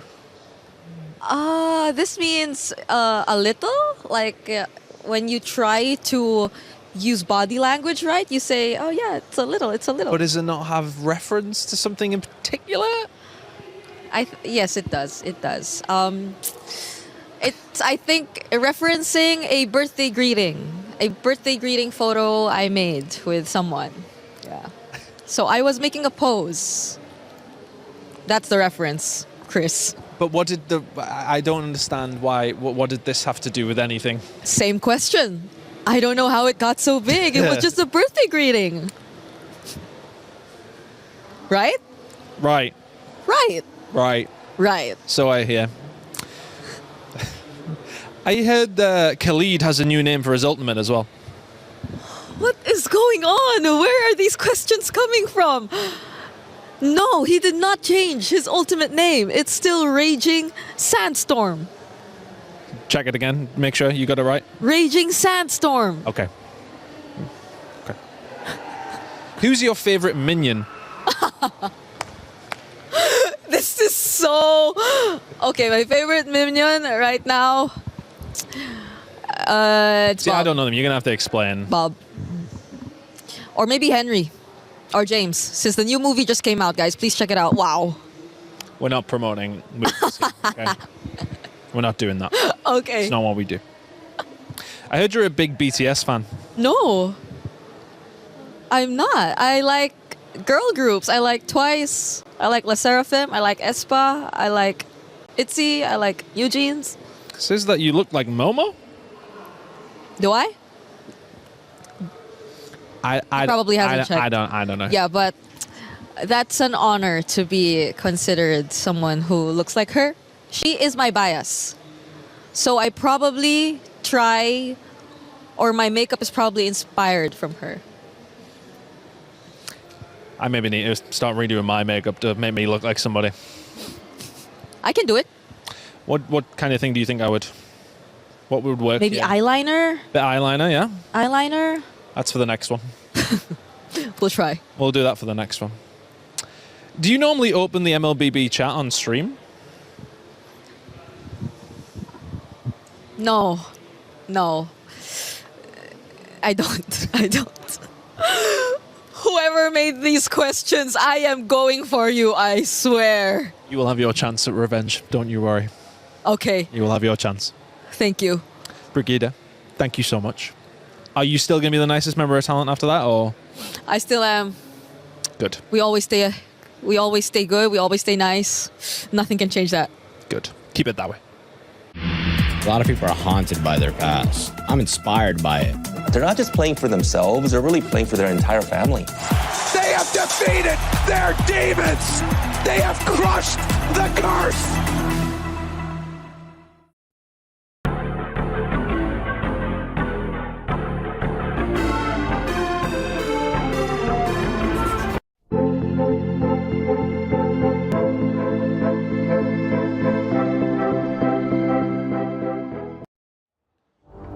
Welcome back to the series of this day. Aurora Gaming in the lead against Onyx.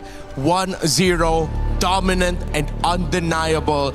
The force of nature that is the Northern Lights continue to shine bright. Let's see though if Coach Yeb and Coach CW will have something ready and in store to answer what has been a very problematic Aurora for the teams that have faced them. They look too damn good. Renmar and Gideon still here to call over the draft. The baseline of what everybody's expectations have been shifted. I am sure the pick'ems are going insane right now, and not to mention that this map reveal might actually be extremely important to what the next plan might be coming from Aurora. We get dangerous grass this time round, and luckily it wasn't the flying clouds. Yeah. But maybe we might have something new. Yeah, for sure. If it was the cloud, then I think it would not have boded well for Onyx, because I think some of the more unique picks in the metagame does arise out of flying cloud because of how fast you can quickly come back into the fight and into the map. So I feel like maybe it's really just because I have a lot of doubts about the hero.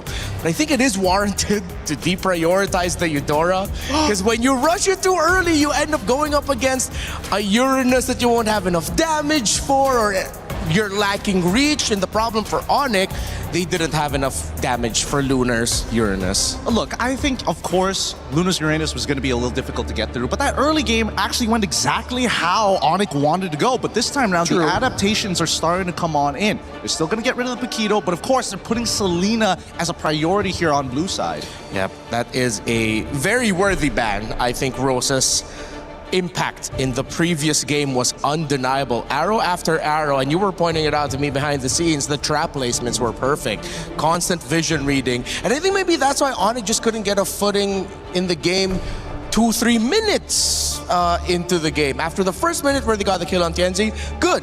After that, it feels like their map movements were just red nonstop. Exactly, and that's why it's always important, because information allows you to make better decisions at a faster rate. And Aurora will always able to assess, well, or at least assess exactly where they need to be. Oh, hey, top side, we've got 3 traps there. We just saw Fanny Abaddon. We got to immediately start moving over to the purple buff side and start stealing away resources. But this time round, at least for Onyx, a lot of respect is put on Aurora. Getting rid of not only Selena, they make sure that Fanny is out of contention. This means the Ling and Herrera trade is in effect. And Aurora will keep it open. Which one is it going to be, Onyx? Are you going to get the Ling, or are you going to get the Herrera? Because you know Aurora will get the other. It's the Herrera for Onyx. Yeah, knowing Kyrie, I think Herrera makes a lot of sense, especially considering that they're working a lot on the early stages of the game against Aurora. But then we jump back, right? What is going to be the next opener? Because now that we see the Atlas go away, a lot of teams have thought, maybe, all right, if we go the Eudora, that's one way of playing it. We've already discussed how we don't exactly want to kind of lean into it just yet. Maybe wait for Red 3, maybe arguably even Red 4. But Belleric has been a guarantee every single time. I'm okay with the Belleric. I'm gonna pause on my dogging on Eudora for now, but let's see how they'll be able to translate that in game. I think I wouldn't mind a Uranus or Esme or something like that really early on. Something that demands a really good damage profile to give it a lot of difficulty, so that you force out some early, faster scaling heroes from Aurora. You can save your roam pick for later and adjust it in the second phase. You still have quite a wealth of options depending on which way you're going through. Uranus is the pickup, one of my wish lists. All right. See if they'll keep that up. Let's see if the second part of it is going to complete themselves, because we've seen a lot of blue sides reveal their lanes super early, but this time they're making sure that they have a little bit of everything, right? We've got our EXP already set. We've already made sure that we at least have single target lockdown in case that Ling shows up here on Red 3. And I think that Aurora needs to make some difficult decisions here, because Tianzi isn't going to get an assassin, then what does the team kind of pivot towards to? And I think it has to be Sigaboom at this point. Yeah, still gonna be the Ling. Comes in at Red 3. You're now going to be looking at the priorities for the gold lane and the EXP lane for Aurora, unless they're looking to shift that Belleric into the EXP lane and then surprise with a roam pick that we aren't expecting it later on. Meanwhile, for Onyx, pretty honest already, you know that Cho is going to be going into the center of the map. And then you're waiting for their mid and their gold laner. Oh, really great ban here. Good ban. Yeah, I mean, I'm expecting Esmeralda on the side of Onyx side just to kind of, free up some space here and make sure at least Lutpi is going to have a much better matchup to try and control this lane. They knew that Paquito was kind of out of the question, and thankfully Freya got banned out for the side of Aurora. Now Esme, the expected ban. We come back to Aurora one more time. Is it going to be heavy? Maybe even a Lilia? I feel like, unfortunately, Lilia now, her HP is just way too low against these assassins, against these burst mages. It might not be worth it. Wonder if anyone's cooking up something unique here. So far, though, we can still expect the usual options in gold to pop up. You could even think about maybe Aurora is still considering the Harith, knowing that you wouldn't expect something like a Glue to show up. The Vexana in its range plus its AoE would have been detrimental for a Harith. Maybe if you take away a million, no? Okay, they'll take out a Brody. So you still have Moskov, Harith available. Claude, maybe I'll have to reel back a little bit into what I said about Claude earlier. He still might be viable here. I think it's something that Onyx might have to pick up, because I'm feeling like Aurora is trying to set up for another Harith matchup into Melissa. That might be what they're trying to repeat here for Midnight side. I am interested though. Onyx, getting rid of the Brats, get rid of the sandbags, and now all that's left is going to be the Alice and the EXP. If you're still looking for a means to not only engage upon your opponents, but not to mention that there's like a decent amount of iframes. We don't get the Harith, but at least the Claude gets locked in for Aurora. Yeah. If Aurora will make this work, they play Claude, they play Ling, they play Eudora. I think they need a little bit more tankiness in them, a little bit more sustain would be great. Meanwhile, for Onyx, at least you get an honest matchup in the gold, and you can field any of the usual picks. They do have dive, so if you want to go for something like the Itcha as we saw earlier, it wouldn't be worth it. Yeah, there's a lot of things that could go wrong here. I'm thinking whether Valentina might be worth it just to steal the Wrath of the Dryads, but really it's kind of tough overall, right? Because you're still not going to be able to get the correct battle spells out of certain targets, and I think Eudora never is going to take Purify ever, especially with the meta, the way the meta is shaping. Moskov, as you called it, has already been locked in to deal with the Assassin instead of the Melissa matchups, and now we get the Hilda at the very end to round things out, and I'm liking this a lot. I really thought the Hilda might end up onto Onyx side, but with their opener, there was just kind of no way. All right, you get two aggressive roamers that field around the map, and hell, the Aurora draft, they were blitzing right through it. Gideon, last thoughts about the lineups? Last thoughts about the lineups. I'm going to say that this is a lot more even than I thought it was going to be, but most importantly, Lunar on this Hilda is going to have to do a lot of work, especially in the early stages of the game. That Uranus has full control. So you know what's strong side, you know what's a weak side. Maybe that might be enough, but that mid, that's number one. Aurora Gaming at the cusp of history to make it into the knockouts. They already took down Liquid. Will they take down Onyx in a sweep as well? This is game number 2. Will Onyx force game number 3? Drex, Mirko, let's go! A back-to-back win, a back-to-back clean sweep from TLPH to Onyx would certainly put them up there when it comes to greatest performances for a team in a group stage, but we'll find out here. Onyx have some solid answers as well, and just like Gideon pointed out, it is much more even here this time around. Yeah, this seems like a much more straightforward draft from both teams. It's honest, it's simple, the game plan is there. There's nothing cheeky, there's no crazy Selena, there's no weird healers on the field. I'm excited to see how Lunar decides to rotate. How much is he going to harass from the CXP lane? All right, quick check on the emblems again. It's going to be the Bargain Hunter this time for Kelra on the Moskov, trying to get that item power spike. Quick Suns! The damage on Hassan's first blood already, but Tienzi in a little bit of trouble. Keyboy will respond with a kill of his own. Jungler for mid lane. Feels like a win for Onyx, and now Kyrie's looking for more. Dashes in the mid side, gets some good damage on Rosa. Pagu as well, but Kyrie can't get the finish. But still, they may have to go back after this lane. Keyboy. Kyrie once more! Pagu falls, but Keyboy gets the kill. Deja vu to game number 1. It's Onyx who strike here early on, getting the lead 2-1. Last time it was a 1-0 pick up on TNZ. And just like in game number 1, it seems like Aurora are gonna have to force, or are going to be forced to climb back in this game already. No purple buff on the Ling, but everything still is relatively calm, right? Some pretty good picks here and there. Yeah. Just that. I mean, overall, they're going to go back and forth. It's the same thing we saw last time. Like you said, last time it was 2-2 in the first 3 minutes. Gold sitting at a standstill. TNZ, just like last time, takes a death right in the beginning of the match. Can he recover like he did last time? Kyrie, though, it's sad that those kills had to go into the pocket of Keyboy. 2-0 and 0 would have looked a lot better in Kyrie's hands, but still, a win is a win in the Book of Onyx right now. Turtle is up. Tempo-wise, Aurora have been able to keep up with Onyx, and the thing is, with Rosa staying alive earlier in that skirmish, he'll be able to get level 4 before Sans. Sans has gone to the XP lane, soaked in the entire wave, and still isn't 4 just yet. He'll get 4 very soon. But that means Tienzi will almost a steal. What a crazy SOD to be sending there. Sans steals the Wrath of the Dryad. Lunar again with a tempo in the bottom lane. Onyx on the turtle. Yeah, Lunar's going to have to try to make his way up. Tienzi's looking for a possible steal here. Lunar is going to try to open things up. Kyrie still able to get it. Tempest of Blaze does come down right next to Kyrie. Kyrie takes a bit of damage, forces the top side. Rosa falls to Loopy, but Tienzi also low, and Keyboy gets the kill. Onyx finally responding in game number 2 as Pagu falls. Sigiboom comes in with a blazing duet, but unable to get the finishing blow on any members of Onyx. Keyboy still chasing down Lunar. Loopy uses the flicker, gets the final hit. No, it's Keyboy who dashes in to finish him off. A big win from the Sky Kings, this time on Turtle number 1.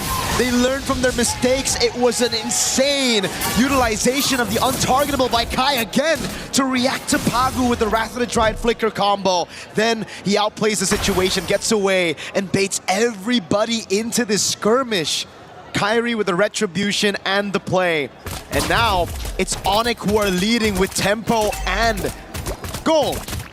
Great reaction though from Sigiboom. He did rotate quicker. Kelra was right behind him, trying to rotate over, and that's why Sigiboom couldn't stay for a bit longer for Lunar to deal enough damage over on Keyboy, and then the dive happened. Yeah, at this point, Onyx has taken a decent lead. Still no kills into the pocket of Kyrie, but Loopy being 2-0 and 2 on this Uranus can be a problem. Yes, they have the hard lockdown with Pagu, they have the small stun with Rosa, but still it doesn't feel like enough to deal with a well-fed Uranus, and Loopy's gonna start harassing into this jungle. He's gonna start becoming a problem for TNZ, a problem for Rosa. Despite that win for Onyx, the lead is still pretty much non-existent, just a 1,000 goal lead between the two. TNZ still level in XP against Kyrie despite dying 2 times. And it now comes down to who utilizes the Wrath of the Dryad better. Sans has been on it 24/7, always, after getting that level 4, stealing the Wrath of the Dryad over. Kyrie with a jump up top. A lot of damage. Sigiboom might not be able to get away from this. Use the BMI, and in comes TNZ. just to try to ward him off. Keyboy is there as well. The disengage is clean from Aurora. That's a massive win for Onyx. They were able to bait out the Purify of Blazing Duet and the Tempest of Blades with the Retribution as well. This should be free for Onyx, but it's always awkward. Rosa. Boy, trying to get the knock-up, will go in, gets the kick, but it goes the wrong way. Well played by Rosa, but another utility gone. Flicker off the map for Rosa. Loopy now, harassing them away. They know they can't fight for the turtle. But Onyx doesn't just want the turtle, they want a little bit more. A lot of damage onto Pagu. Wrath of Druid does come out from Sans. It's enough to buy time to take out Pagu. Kyrie gets the kill, and Loopy continues to zone Sigiboom and Rosa away. A stack on the Sky Piercer for Kyrie. He wants a bit more now as Sans rotates over to mid, but that is a Hilda. Lunar is still going to be able to survive right now as Pagu wasn't... Oh, wait a second, a dive perhaps? No. Lunar gets away, the SOD thrown into the bottom lane, but Tienzi is still able to clear it out. Purple buff gonna be threatened now. Onyx know what they need to take, but they will play it slow. Sans in mid! Sans takes a lot of damage. Lunar gets the kill. And now Aurora's gonna just, I mean, at this point, they just want their purple. You guys are in our territory. They don't want to fight. They're just trying to gain some ground on the map. And this is where you get to see Rosa and Sans be a lot more vulnerable than in previous metas against tanks. If you walk up too aggressive, which is both their tendencies, you are going to be punished. This isn't the tank meta where you can actually just stay up front and then just escape. This is the assassin meta. You get caught, you're dead. Keyboy setting up for something. Keyboy looking for a possible kick, lands it on Tienzi. Kyrie gonna be able to get the final blow in, and that's another kill into the hand of Kyrie to stack onto that Piercer.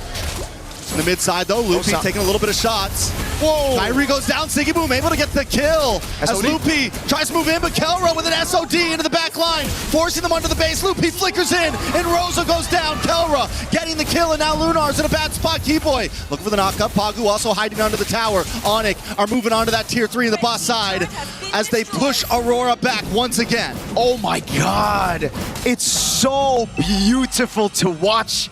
Chaotic MLBB, but amazing nonetheless. Aurora trying to respond over by being proactive after Tienzi got picked off, but then again, it's Onyx improvising their way into a teamfight win, just playing and threading the needles over these turrets, finding those skirmishes, and literally just brute forcing their way into a teamfight win.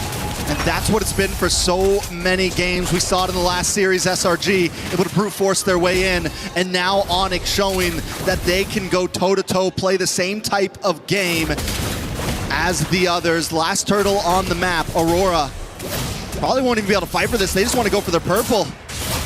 Nope, I think they're gonna have to give this away unless Tienzi finds a miraculous steal, but on Cho, on the hands of Keyboy, I don't think you're gonna try to actually walk up there. There's been a couple of times already where he's been caught by the Jeet Kune Do. Keyboy just has a way with the Cho whenever he's up against an assassin. And that's why Tienzi, the man who's been popping off all throughout MSC, is now 0-3 against Onyx ID in game number 2. Yeah, Aurora can't really start these fights at this point. They have to kind of let Onyx come to them and look for the bait. They have to get Keyboy a little bit too deep, or Sans a little bit too deep, to where they can respond and envelop the enemy. Onyx, on the other hand, has been able to catch Aurora off guard time and time again. Loopy gonna take a couple shots, should be okay. Doesn't have the consecration right now, but still not a huge problem. Oh! Into the backside, Tienzi with the Tempest of Blades does land down onto Kelra. Kelra's able to backstep, a lot of damage back onto Lunar. Kyrie trying to jump in. A nice way the Dragon. Tienzi goes down. Every time Aurora tries to make a play, Onyx responds quicker, and there's Keyboy, lands onto Pagu. Zoning the rest of the team back, they're able to get another kill. It's double for Sans. As Onyx advances, Holy Defense goes so down, but in the backside, Keyboy once again setting up the fight for his team. What a play, Sigiboom able to still get a shutdown, but Keyboy goes in with the Jeet Kune Do, baits out the flicker from Rosa, but finds the Jeet Kune Do on Pagu. So at the end of the day, it's still a forced error. They're still able to utilize all of their resources well enough to punish Aurora and their awkward movements. It really comes down to these members playing as individuals. You gotta win those 1v1s. It's been a lot of 1v1s across the map in game number 1, but now Onyx have read it. They finally are able to adapt to the circumstances that Aurora have put them in, and Aurora, they're the ones who are struggling to even find a structure right now. That's gonna be their first structure in the game. Turret tier 1 down below. But Tienzi's a level down on Kai, about to be 2. And look at Keyboy in this bush. Sigiboom needs to be careful. May get caught out here. And I feel like so much is on the shoulders of Sigiboom right now with the game that Tienzi has had. He's just not able to fully pop off. He has been a target for so long. Holy moly. Sigiboom, on the other hand, still has the ability to scale up. But to be able to do that, you need Pagu, you need Lunar to be able to set something up for the team. I'm surprised Onyx aren't just blitzing the Lord right now, knowing that Kyrie is 3 whole levels ahead of Tienzi, and they have Moskov to play out in the side lane. But they're going to take it slow. Aurora are the ones holding the Lord, but look at Kelra up top. This is a bad move. Kyrie forced away. A big kick by Keyboy with a wave of dragon onto Rosa. Rosa's going to go down. Kyrie able to get the kill. Now Pagu also caught in between 3 members as Loopy in the backside zones them all back. Kelra up in the top side, chipping away at this tower. Roars is trying to defend the base. Now look at the damage on Tienzi.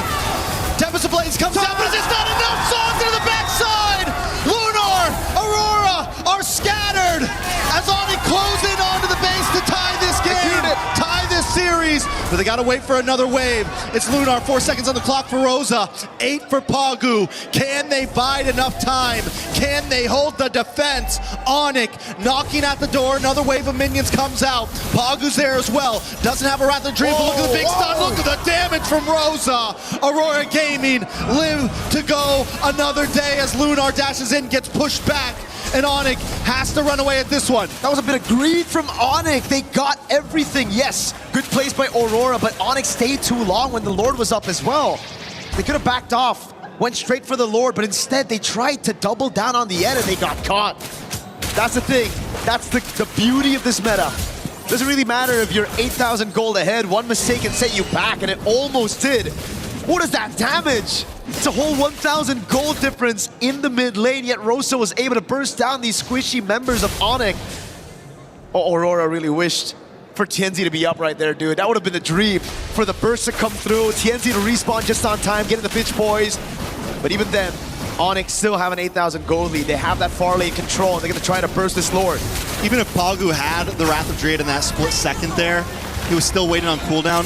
All it took was a couple more seconds. That could have gone horribly, horribly worse for Onyx. And I think this is why they've been taking it slow. This is why they've been careful at their approach in these fights, because at any moment, the combo play is there. We're down to 12.5 minutes, and Aurora still has some ways to respond.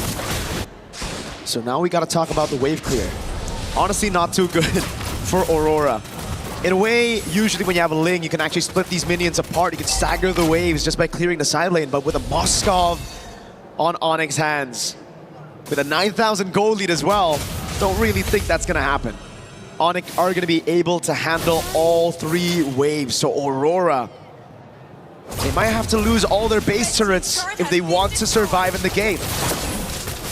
All right, Aurora going to be able to defend down the mid. They clear the tower, but a Lord is coming down the top as Onyx moves on to the boss side wave. They want to try to crack another inhibitor. Keyboy dashes in with the G-Kundo. A big stun from Rosa. The ult doesn't quite connect. Kyrie able to phase out. Aurora defend the tower. They move on to the top Lord, and Onyx get nothing in that push. Wow. Still a stellar defense. I really thought that the base turrets would go down with that Lord, knowing that they have so much tempo in the Moskov as well, but Aurora, they've already used the Rector Keyboy gets the kick, but is it enough? Tempest of Blades in the backside. A lot of damage on Loopy. Loopy tries to dive in. He's forced to flicker out. Kyrie in the backside. Gets nice damage on Pagu. Finally gets the kill. Tienzi taking shots from Kelra as Kelra dashes in, and Kyrie's got his back. Sigiboom with a blazing duet on Loopy and Sans, trying to chase him down, but Loopy's on his back. He BMI's back, but not before he gets the shutdown. 2 whole shutdowns for Sigiboom. They lose out on their 2 base turrets in the sides. But my goodness, did everything fall right on top of Aurora. That was perfect. Keyboy missed the way the dragon.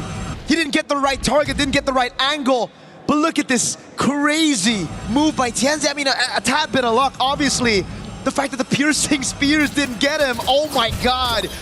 That was a clencher for sure, even for Sigiboom here, who had to walk past following through the BMI. Back last second, 2 members down. Onyx now on the defense. Aurora back in the game. Trex, 10,000 gold leads in this meta. It doesn't really feel like the normal 10K. It doesn't at all. Big SOD doesn't connect. Aurora getting their second structure of the game. Oh my God. At 15 minutes in and hanging on a prayer right now. But showing that at any moment they can still outplay, and Onyx has to respect it. And now it's back to that slow build. It was Winter Crown earlier for Siggyboom. He sells it, gets the win in nature, knows just how much there is of a threat from Onyx when it comes to the physical damage. Kelra is scaled up completely. Kyrie on the Hirara, a menace.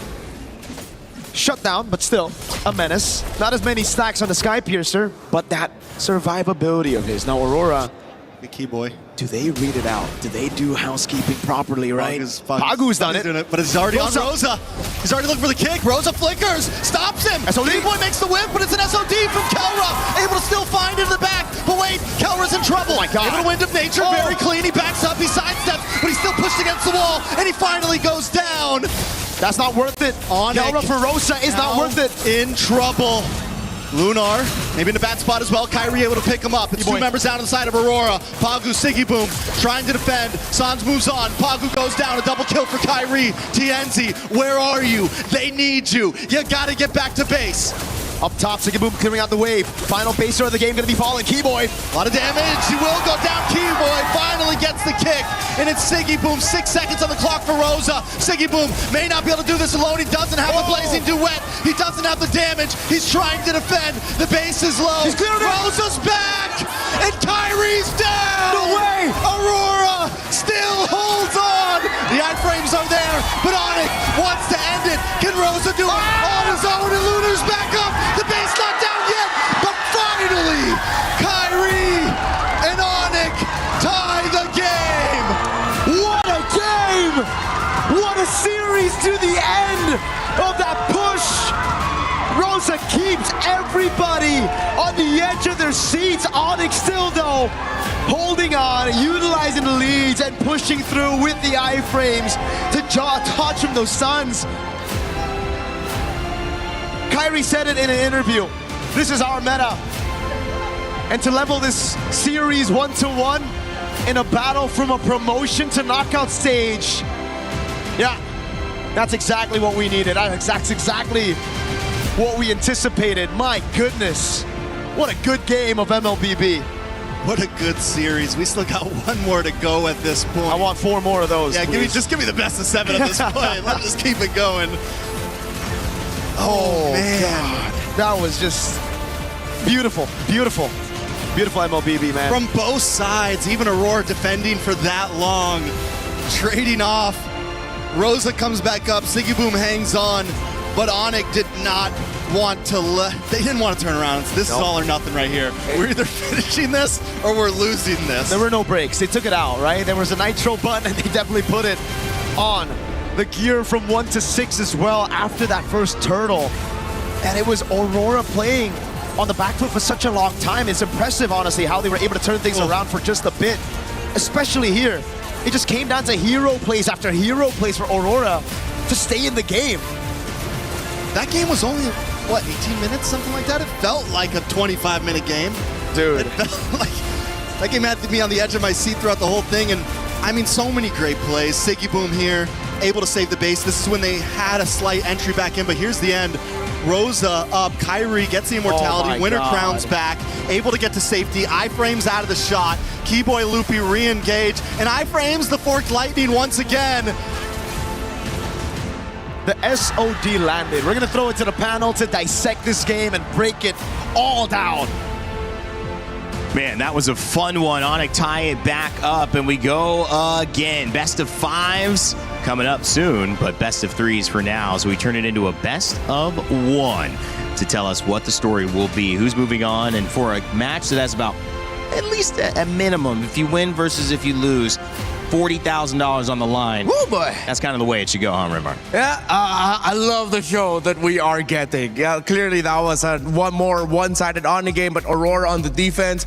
But Keyboy went into this game with a mission, man. He wanted revenge, and he got it. It's some hot stuff. Honestly, it's some of the best Hiraras we've seen so far, the best plays that we've seen so far, and really high caliber decisions that are being made from both sides with compositions that honestly one mistake should have been kind of over for. It was a lot of like base holding almost and continuing. Gideon, was this in your mind more of the fact that Onyx was making a moment that shouldn't have been a moment, or where they needed to be more aggressive? Were they less patient? Was it just really good defense by Aurora, even though they should have died in some of those earlier moments? What do you think about those base defenses, how they kept going? Well, I think a lot of it just really boils down to how you kind of envision your opponent, right? I think they understand that Aurora is coming in really, really hot right now, and if they drag the game out any longer, the higher the possibility that maybe they were going to drop the game afterwards. Obviously, there were some moments where maybe the most correct play was to go down to the Lord, but why risk it when Tianzi has been this close every single time to stealing away neutrals? So just pushing and pushing, saying we got to end it now. This is it. We throw it all against the wall. It worked. I mean, it was great to see Onyx bounce back. And Rinmar, I know you got some plays that you've lined up for us in terms of how that game went. What did you catch when you were looking at game 2? Well, I was looking at the draft first and foremost. Gideon and I had some very important discussions about it. Looking at the draft, of course, our priorities over the side for Onyx. We both really liked that the choke came out early. So the orders have been a little bit twisted, but then just keep in mind, all right, Gideon, I need your help out here. All right. You don't need to put your armor on me, but I like it. So I like it too. It's great vision. Somebody take a photo of this. Smile. So the show actually came out of the first phase alongside with the Hirara, and the pick that I really liked coming out of the first phase was the Uranus. Onyx knew that Aurora needed to pick the Ling at the 3rd slot here, and that's exactly what they did. Because if they wanted to match the Esmeralda into the Uranus, they can't. If they prioritize the Esmeralda over the Ling, they're losing the Ling, and then suddenly they're down on Assassin. They needed to rush the Ling at red 3. They banned out the Esmeralda later on. Now, I feel a little bit vindicated with my, I wouldn't call it hatred, but dislike for picking up the Claude and the... Yeah, you do. Eudora early on. It doesn't work. Especially with the Uranus up, but... Gideon made a fair point that it was the Cho coming out early that was really good. You want to hop in real quick as to why you really like the Cho coming out? Because the beautiful thing about the Cho is that it forces a lot of gold lane matchups to be skewed in one favor or the other because of Flicker. Sometimes, especially when you're facing off things like Harith, or when you can get run down by someone like Claude, having Flicker is the make it or break it in that laning phase. So here, especially when it comes down to first phase Cho, there was a lot of value because you see Sigabo now has to take Purify. Yeah, all right. So now let's go back to the first play that I want to break down here. This was like the first big team fight for Turtle number 1, if I'm not mistaken. So this got stretched out, and you can see the difficulty here for Aurora when it comes to fighting, especially with the presence of the Uranus around. You see how much hell Lutfi is giving them with the movements that he's making in the fight, but then most importantly, the impact of Kiboy on the Cho. Those two together early on gave a lot of problems for Aurora in the team fights because of the single target lockdown of the Cho, the AoE that he has,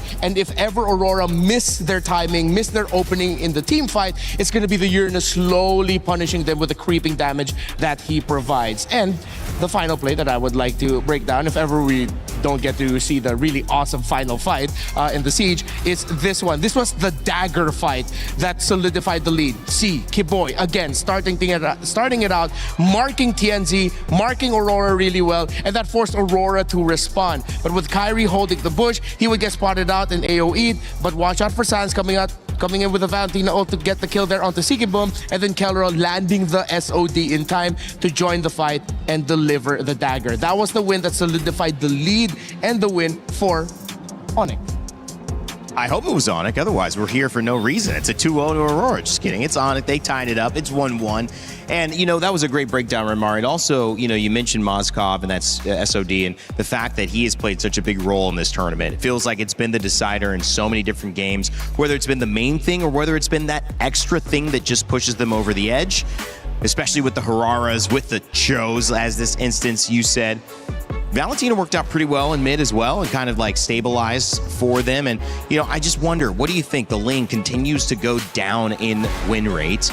We see the Harara go up in win rate again, Gideon. Do you really think it's that matchup? I mean, other question, how do you enable the Ling enough to where you start moving this around back in the other direction? That's a great question. I think a lot of it comes down to priority, right? That's why we see a lot of these highly defensive plays coming out from a lot of teams who is like, oh, you know what? Because Hirara is actually so good at clearing these waves early on, especially at level 2, they look for these fights. So it's a game of rock, paper, scissors. It's either I invade, you defend, or I attack your mid lane, try it, make sure I get some battle spells, or maybe I trade junglers. Either way, it's about punching above your weight and getting as much of value as you can with as minimal discounts as possible. Yeah, the tradings early on, especially for those picks, is getting really quite difficult. I think Hirara is just such a really great pick. The multiple iframes that you get, the multiple dashes. I know Ling has a slightly similar kit, but again, it's the difference in what happens if suddenly one of the main pieces you need around to help support the Ling. We think of Ling as an independent hero, as an assassin, but it does need some help as well. It needs some sandbags. It needs someone to help crowd control and peel for itself if ever it decides to finally join in with the Tempest of Blades. But what happens when the Hilda gets taken out early? What happens when the Bellary gets taken out early? It gets difficult for the Ling and Tianzi to start making a move of when to go in.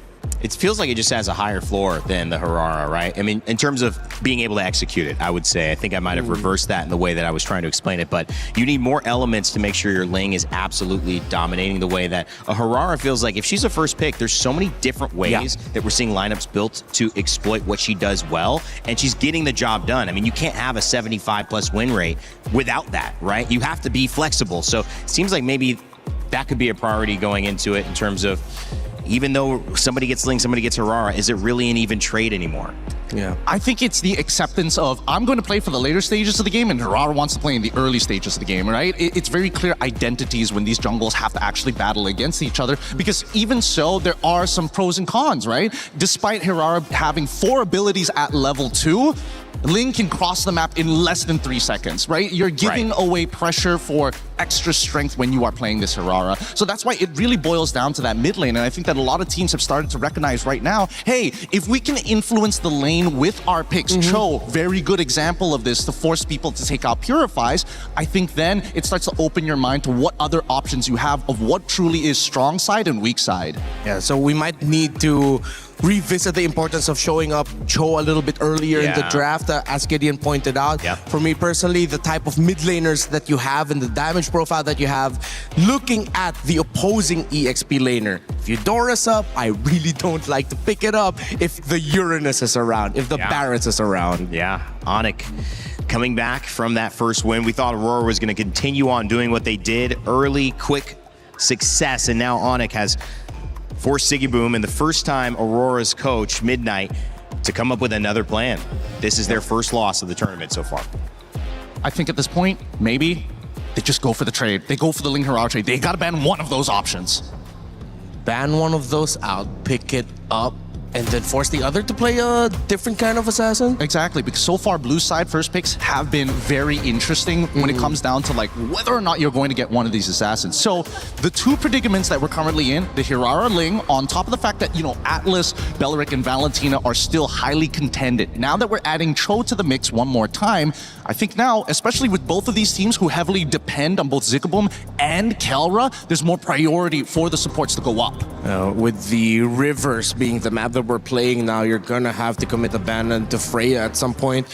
You always expect with Freya in Rivers to always join Turtle One. That's a given. If it's not going to be the Freya, then it's a really fast rotating gold laner to see if they can build an early lead, similar to the Claude that might want to join in, or a Moskov, you SOD in for Turtle One, and then you just walk back right quick through the river as well. Well, the Atlas and the Marcel taken down, Fanny as well. Onyx and Aurora kind of trying to throw it all on the line here. Yeah. This is kind of interesting, right? So Onyx have respected, you know what, Fanny, Selena must go every single time. But then you come to Aurora side on blue. This time they made sure, you know what, we're going to do exactly what you did in the previous time. We're going to ban out the Marcel. We're going to give you that last option to decide whether you want to do the trade. And yes, they do go for the trade. Hirara gets banned out. It wouldn't be too surprised if this is going to be a Ling and then trade for Cho. Yeah. Onyx would want to get the Cho, and they have an option to go for the utility jungle if ever. There are still a lot of assassins on the board. You could still consider bringing back the Harley, but of course, as we discussed earlier, the Freya trade is active, and Aurora would rather go for the Freya. They can play the flex. They have options for it. They don't need to rush showing it whether it's going to go into the EXP or gold.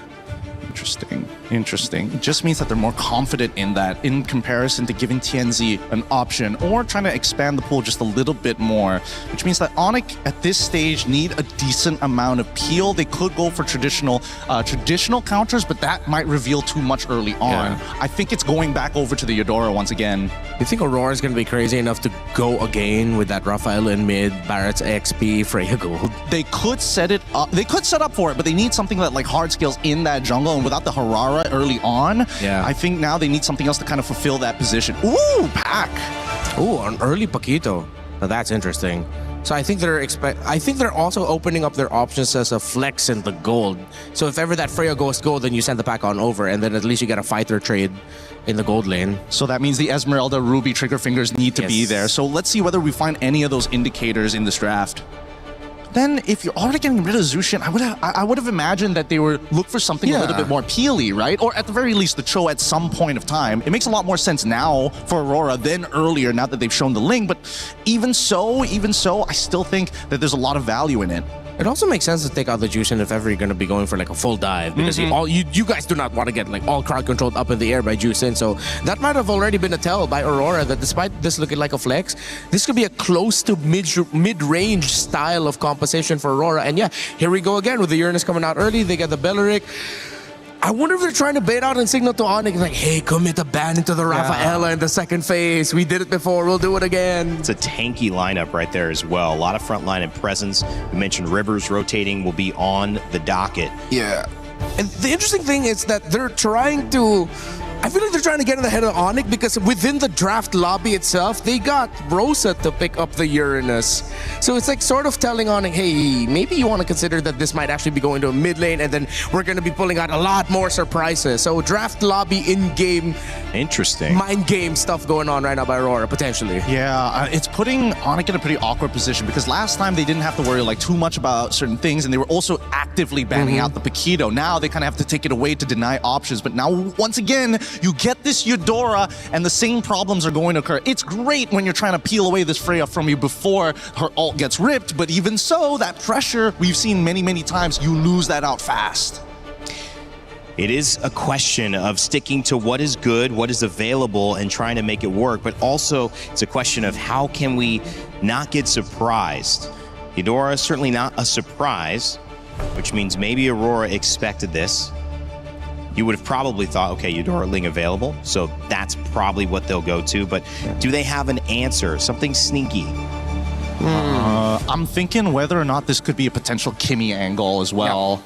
That's another thing that I'm scared of. Yeah. Oh, they're banning out the Guinevere just to make sure that these neutral objectives are going to be less easy to contest for, especially since you have anti-CC with Violent Requiem. Esmeralda, really good ban here. And this is an admission from Midnight. It's like they recognize that both sides could actually lean into the double fighters. Yeah.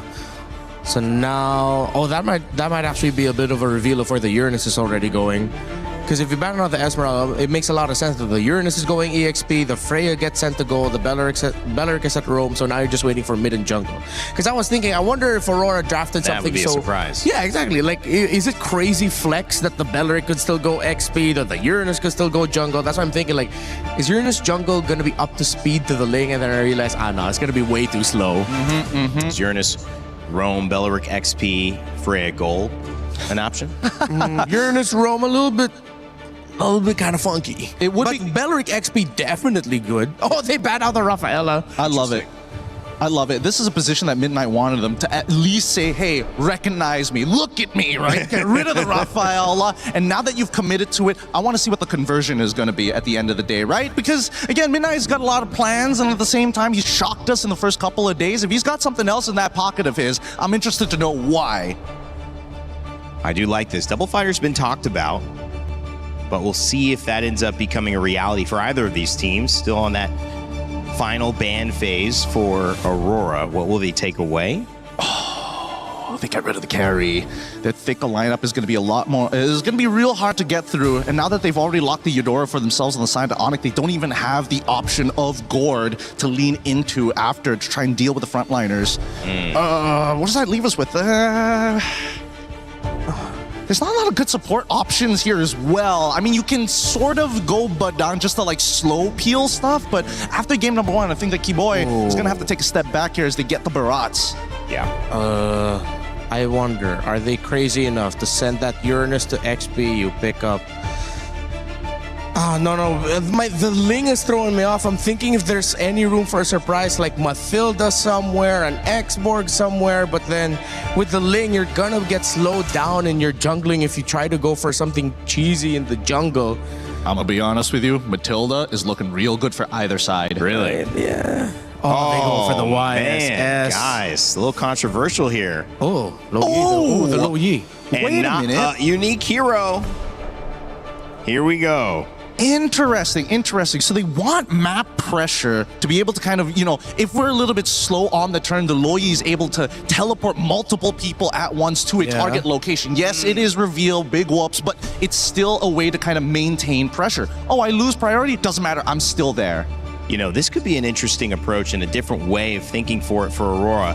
Onyx, you think they expected this one? I mean, final pick, they have a chance to respond, but I mean, first time we're seeing Luyi in this tournament, and YSS again has not won a game, been played about 6 times. This will be the 6th. We'll see if that changes here. Let's see if they'll make it work. You see some cursed options so far, and I think this will balance things out in terms of like the cursed option curses, I guess, with the Eudora getting picked, knowing that the Uranus is still open, the YSS getting picked, knowing that it's going to be a little bit slower because there's the Barrels on the other side. Oh, interesting choices, but with the Low Yi, this might be the X factor. Whoever flickers first loses. Yeah, pretty much. Well, it's going to be a flicker battle. This could be over in a flicker as well, because you see these two teams, how good they are, how effective these drafts can be. But only one is going to move on into your knockout rounds. One will still be alive and will join another elimination game. But for game 3, it needs no hype added. It's a big one. Onyx trying to take down Aurora Gaming. Let's send it over to our casters, Mirko and Trex. Here it is, the final game of the series. It's Mirko and Trex to bring you the action of this game 3. And conclusion awaits us. The climax, here we go. I'm not ready for it, Mirko. I'm not ready for it. We got a Lu Yi. Midnight's either cooking or overcooked with this one, but so far he has been a chef in the draft. Let's see if this one is going to pull it off. Mirko, any thoughts on the way this draft turned out? Okay. Just against these very low-range targets, the Lo Yi makes a lot of sense, I'll be honest with you. Back in the day as well, when it comes to the utility jungles, man, like the Barat's over, everybody who wants to stick together, they kind of get countered by the Lo Yi, right? So it's AoE damage that Aurora are playing around. And they have a very good front to back. If they can somehow get the tempo, which should be kind of like the win already, just based on the composition here, on those side lanes, they can play around Rosa early on. So we'll find out. Again, it's the Wilderness Blessing with the Brave Smite Rosa. Even though he's on the Lo Yi, does a lot of good damage on Onyx composition, still got to get that safety net, man. A little bit of sustain. Tenacities across the board as well, though, but nothing too crazy aside from that. Kyrie does use the Retribution on that Litho Wander, wondering if Aurora's going to try to capitalize and harass onto this orange buff, but Onyx already smells it coming. They're going to move in, try to push Aurora away. Tienzi might want to get involved in this one. A little bit of damage on a Loopy. Nice Mountain Shocker, good stun. Kyrie takes a lot of damage as well, but they all get pushed onto the tower by Loopy. So well done to disengage by him. Aurora's forced to back off. And that's what I'm talking about, man. These melee targets clumping up together, it's just so good for Rosa to find the constant yin-yang reactions on him. And it's gotten them a free Golem. Yeah, they should be able to get this one. Let's see which way it goes. Tienzi actually does. Oh, Tienzi down! First blood, I think that's 3 games in a row. First blood's on to Tienzi, but Rosa does find Sans a quick trade. Hasn't been the best 2 games for Tienzi, man. Onyx really have set their sights on him. But Rosa has done a good job taking down Sans. Now it's 1-1. Tempo up top for Aurora. So Tienzi should still be able to get the orange buff and make it in time into the turtle. So let's see again what happened here. It's just Sans with the flicker in, dude. Gets it, shut down, a stun. Kyrie, just Cherry on top with the Tempest of Blades. But it will be traded. So not the worst. Still really good for Onyx, but not the worst for Aurora. And Aurora is not, you know, whether it's game 1, game 2, or game 3, they're not going to stop their style of play. And that's that early aggression. That's exactly what King Kong was talking about in an interview. They have to watch out for that first minute or two. And Onyx has been dealing with it well. Diversion play up to the turtle. Kyrie's already there, forced to back off. A nice pullback from Loopy. Good stun. Nice stun on a Loopy as well, but a nice stun from Sands as well. Rosa trying to get involved with the yin-yang overturn, but not able to land. TNZ able to take the turtle. Tempest of Blades does come down. Rosa able to flick back. The Keyboy's in a little bit of trouble. TNZ falls to Loopy, and now Loopy drops Siggy Boom. They're going to try to move on to Kelra. Kelra might not be able to get away with this one. Enough damage, and Kelra goes down. A double kill into the hands of Siggy Boom. TNZ is nothing but a bait to reel Onyx in for the rest of the team to corral over and just pounce. Siggy Boom with the rotation, similar to Kelra. Kelra had the instant rotation first, but again for Siggy Boom, it's about waiting for those resources to be depleted by Onyx already from the rest of the team for him to come in as the main carry. 2 kills over, now the gold lead as well. They even got the neutral objective with that turtle earlier, so man, Aurora really cooking. Maybe that's how you make the Yi Sun-Shin work. Every other team, they pick the Yi Sun-Shin, they play around the Yi Sun-Shin. Aurora like, this is the Yi Sun-Shin, he's a support. He gets the turtle, he dies, then we kill you, and that's just the goal. You know, but honestly, this has been the start for TNZ in all 3 games. Even in game 1, he got hit by Keyboy, died very early on. So I don't think we completely count him out. Yes, right now on a YSS, you don't want to have 2 deaths this early, but at least this time Siggy Boom has something. They have other heroes to rely on this game. And I really gotta say, man, very underrated member of Aurora, right? Everybody talks about TNZ, Rosa, even Pagu at M7 because he was the newest member, but Siggy Boom, just a constant growth from this man right here. From his debut on Aurora, actually from his debut in S2G at M6 to then joining Aurora. He's now all alone, but that's why Freya's meta, you know? Never really out of the meta since M7. Thank you, Arfi. I hate you, kinda, a little bit. I like the Freya. I like seeing it. It's fun to watch. It gives us a little bit of taste in the gold lane. But you were mentioning Siggy Boom, and the fact is, yeah, a couple of years ago, would we have said Siggy Boom's going toe-to-toe with Kelra in the gold lane? Nope. That growth right there shows how far this team has come. But Onyx has the talent to match it, has the talent to snuff it out. Keyboy works his way down, gets caught by the yin-yang, will have to back off. Loopy taking a lot of damage as well, may not be able to get away from this. Siggy Boom gets a knock-up, and Lunar gets the kill. A nice taunt on to Keyboy as well. Keyboy able to dash away to safety, but Aurora get another objective.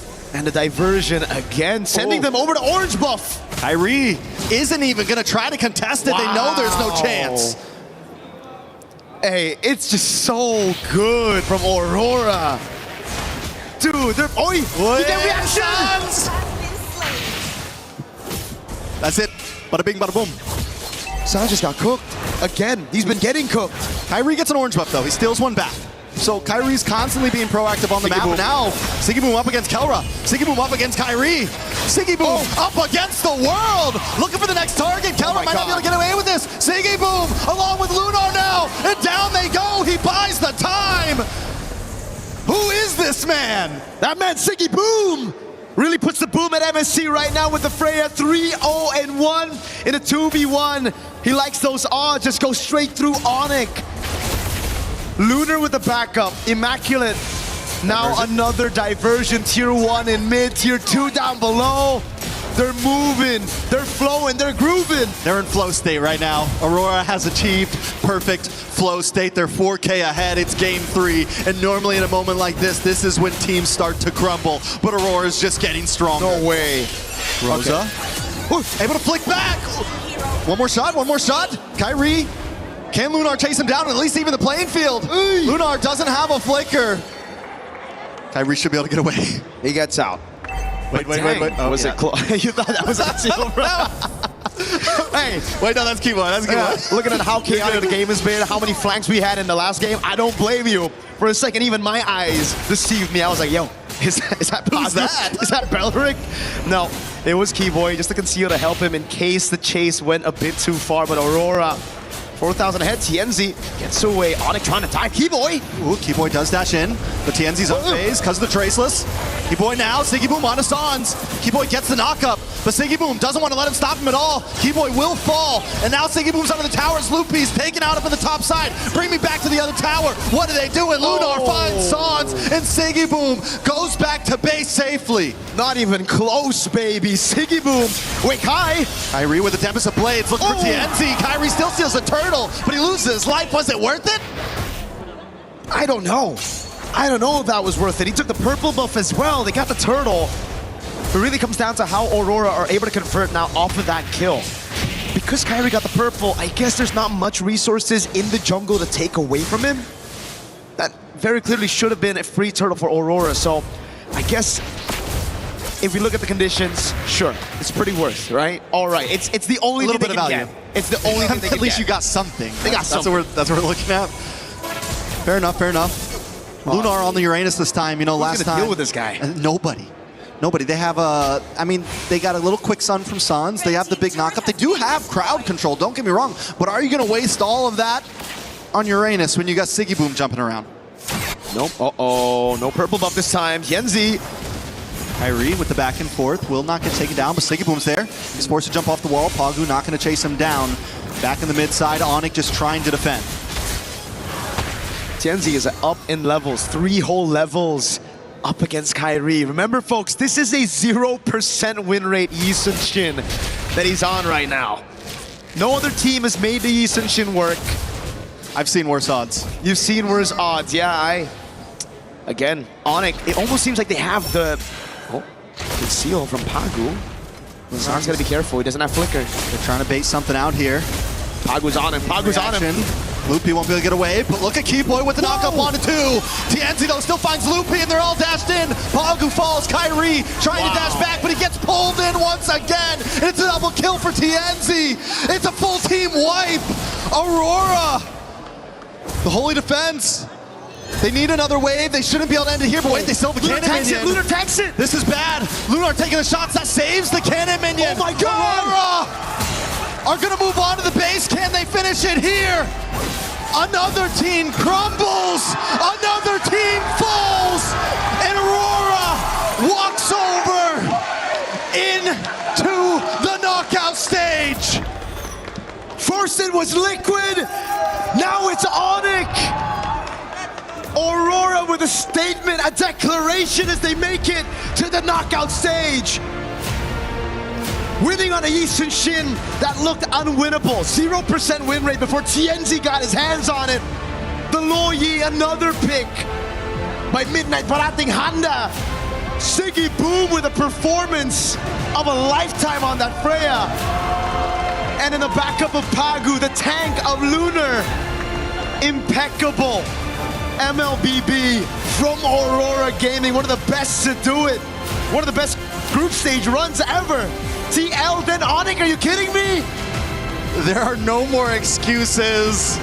There's no one saying, oh, they're overhyped. Oh, it's a fluke. Nothing like that.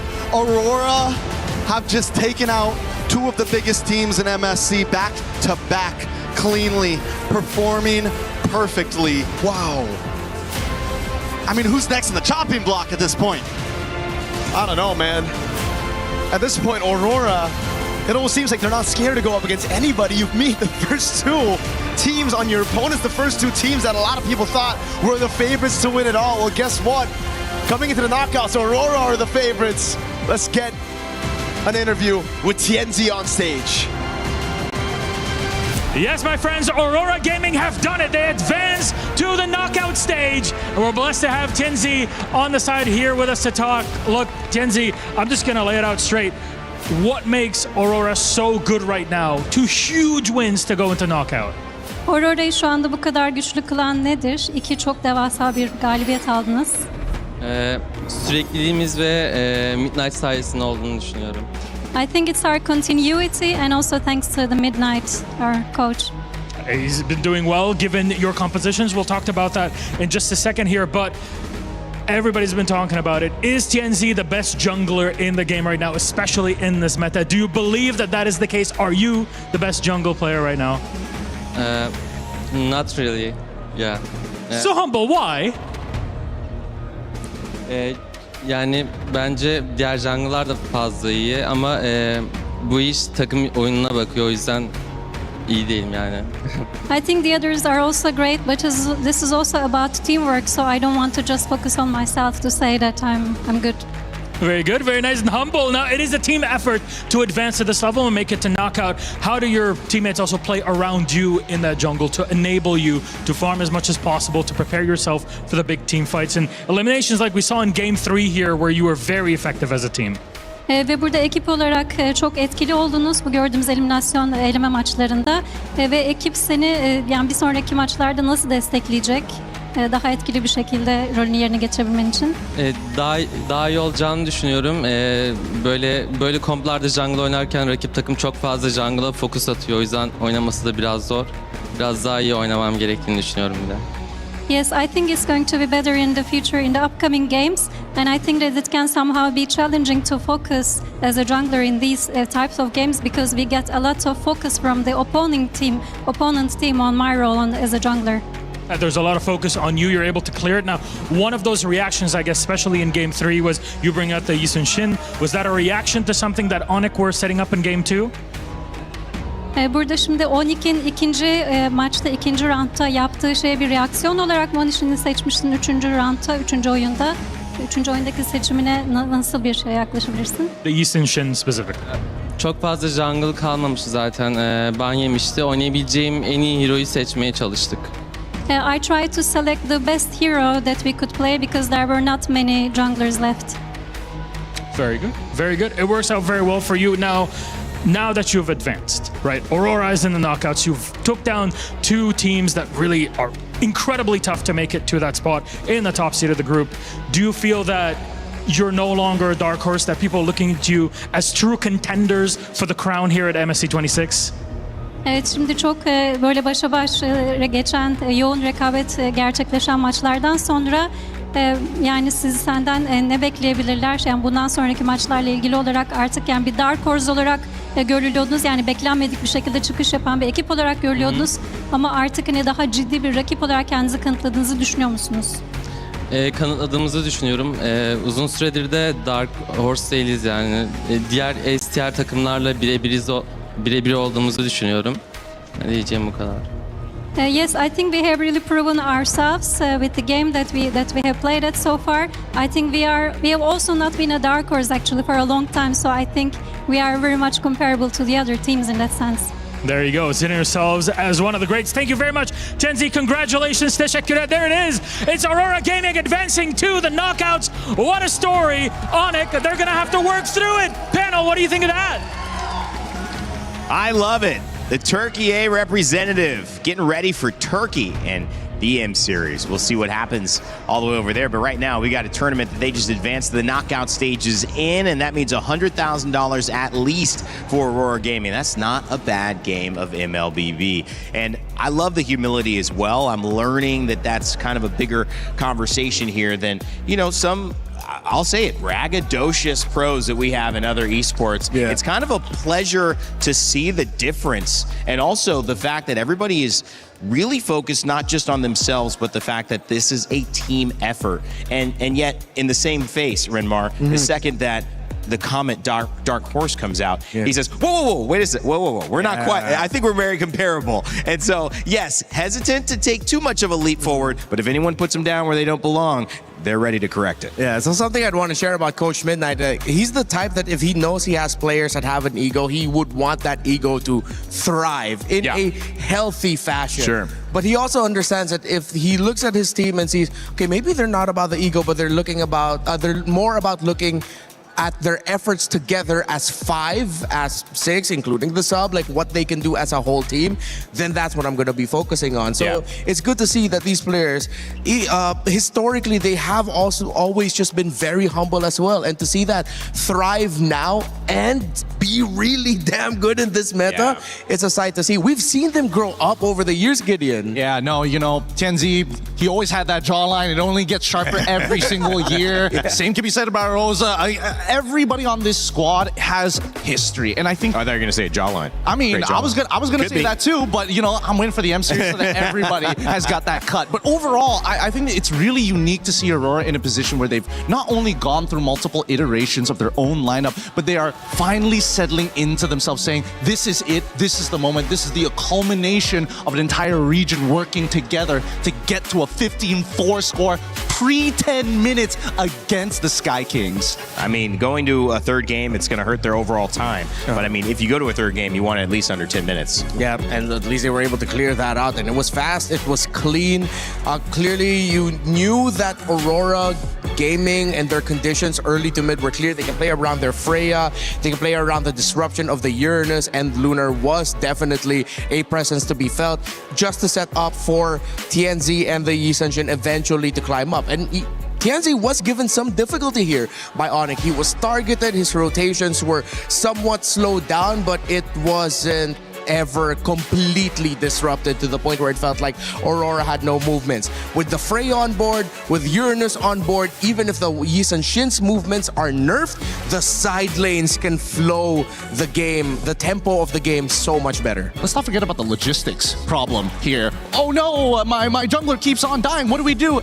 And now you're really utilizing Rosa here on this low E, being able to not only teleport you from buff to buff to save you the walk time, but always continuously reaching further and further on those conversions when they do actually get those picks. And that's why I really love seeing Loyi come back in this particular game, playing from behind instead of ahead for the first couple of minutes of the game until they really started to ramp up and hit the nitrous button, because then they took everything. Gets me excited about when we start heading to best of fives. I mean, that's going to be fun, because then you're going to have adjustment after adjustment. Now, after what we just saw was a great and first time seeing Lil Yi that worked out for Aurora Gaming. Renmar, I want to get your thoughts. You've got some Telestrator lined up for us. Yeah, okay, so we're not going to be looking into the highlights of the game specifically here a lot. We're just going to go back into the draft. I marked here for you all what the first three picks were on both sides. It was Freya, Blue 1, and then Belleric 2-3 alongside the Uranus, and then the Paquito as the first pick alongside the Eudora, and then they picked up the Link.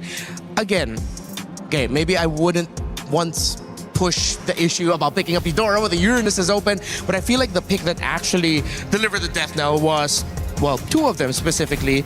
You get the Barretts over here, which would eventually get picked up at the red 4 slot, if I'm not mistaken, and then the Loyi that Gideon got to mention. So the interesting thing about the Loyi, besides the fact that with what Gideon mentioned, with it being able to deliver the team around the map faster if ever the Yi Sun-shin's rotation was nerfed, look at it from a team fighting perspective. You have the Paquito in the gold lane that I feel like was decided very early on by Onyx, but then there was a reaction from Coach Yeb by the end of the draft where he realized, man, I need to pick to round this out. They picked up the Minotaur, because in every team fight, once they were all fighting as 5v5, there was so much difficulty for the Paquito to get close. Even the Barretts didn't feel chunky enough up against all that shred and the burst that the Loyi has. Then it got to the point where Freya has damage, Yi Sun-shin has damage, and Oni cannot fight comfortably. They're fighting under a lot of crowd control. They're fighting under a lot of damage. Look at the composition of Aurora, and you can just imagine how much of a nightmare it is to deal with that if you are the Paquito. There is just way too much to deal with.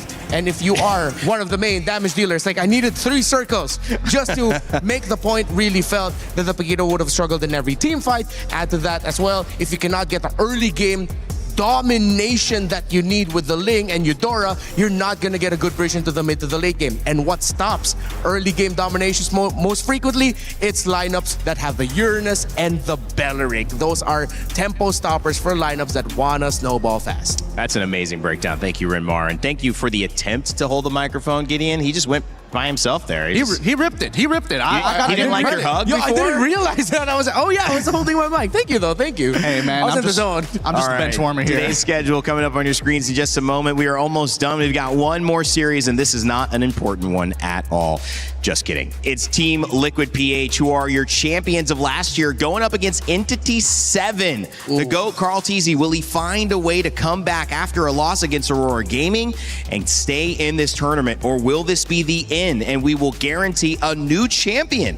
Entity 7 has a lot to prove, considerably the underdogs in this matchup. However, Gideon, we have seen A lot that we didn't expect in this tournament so far, so no one's counting anyone out yet. Absolutely, but it's about the level of polish coming into this tournament, and so far, Team Liquid has shown that they're a little bit behind on what they were going to. Well, I don't know if it's they're behind or whether they're like holding back on what to show in these tournaments. Because remember, our format isn't like, oh, we go through a round robin of a group stage. No, it's immediately, you got 2 lives, you mess that up, you don't get a second chance. So I think Entity 7, if we need to see something good, first off, foundation and polish. All right, well, let's make sure you guys are watching because you can get your pick'ems for that final match. If you haven't done so already, before it gets going, let us know who you think is going to win. Is it going to be Team Liquid PH? Is it going to be Entity 7? We will follow along with the fan vote and give you guys information on where it stands before we head into game. Before we do that, we're going to get the teams back on the stage, take a little bit of a moment away right now and let you listen to the Saudia radio comms from yesterday's matches when we come back, our final series of the day.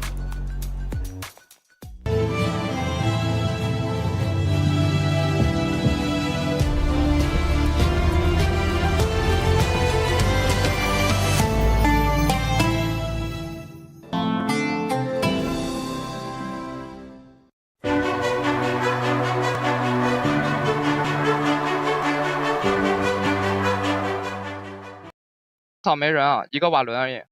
来，我把它指出来。这龙血得看呀。可以看呀。哎，来看我啊，我这有人啊。哎，没踩。哎，跟过。哎，等我被动结束，我可以看啊，我可以看。没了，看呀。Go early main。这边。Sorry, may ulti. Ada mana guys? Pan bantu sana pan. Aku tak ada mana. Aku boleh sekali selebel ya. Tutup batas satu. Aku recall. Buruk macuk. Aman. Atasnya gua ditutupin Uranus sih. Gua bagi dulu ya. Kau buat chestis kapan? Aku nih brute force dulu. Biar buat chestis ah. Oh anjing.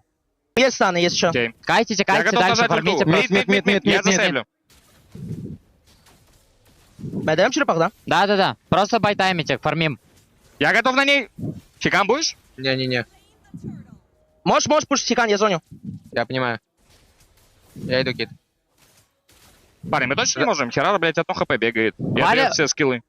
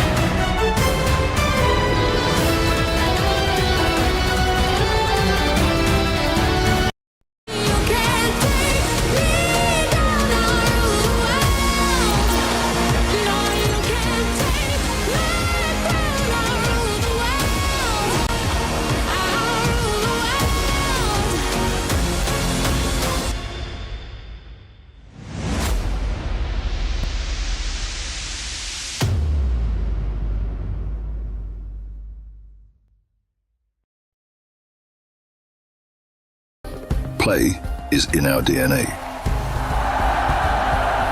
Whenever we let it out, it becomes our superpower.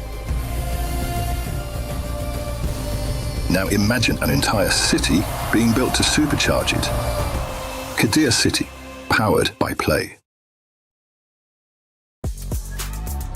16 games across 4 weeks, all in pursuit of one goal to represent your nation and lift that trophy. The Esports Nations Cup in Riyadh this November. Make sure to tune in and support your nation. I can't wait. That's going to be a lot of fun. Apex will be there. I believe MLBB will be there as well, right? Oh, yeah. Okay, that's going to be a good time.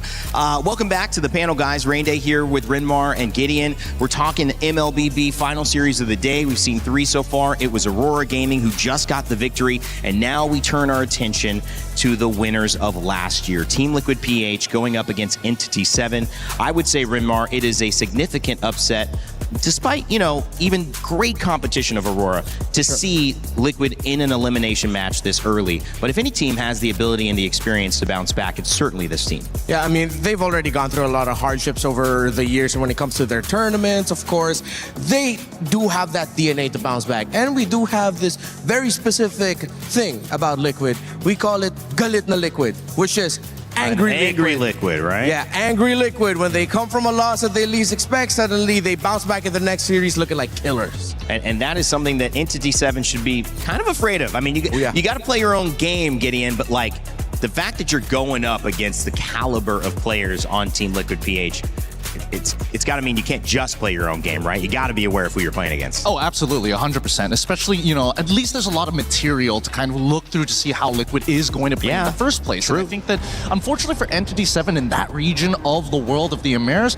the Scrim partnership and caliber of practice that they can get there in comparison to coming to this international and seeing who is available to play, it's going to elevate them no matter what. So I think this is a great experience for Entity 7, but at the same time, if by a chance of God, or if they have a new plan to take down Team Liquid and it works out by winning this series, God, must that feel so good.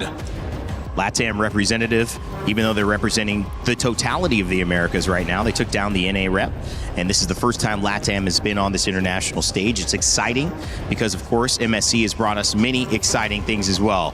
And there's Team Liquid arriving, the GOAT, Carl Teasy.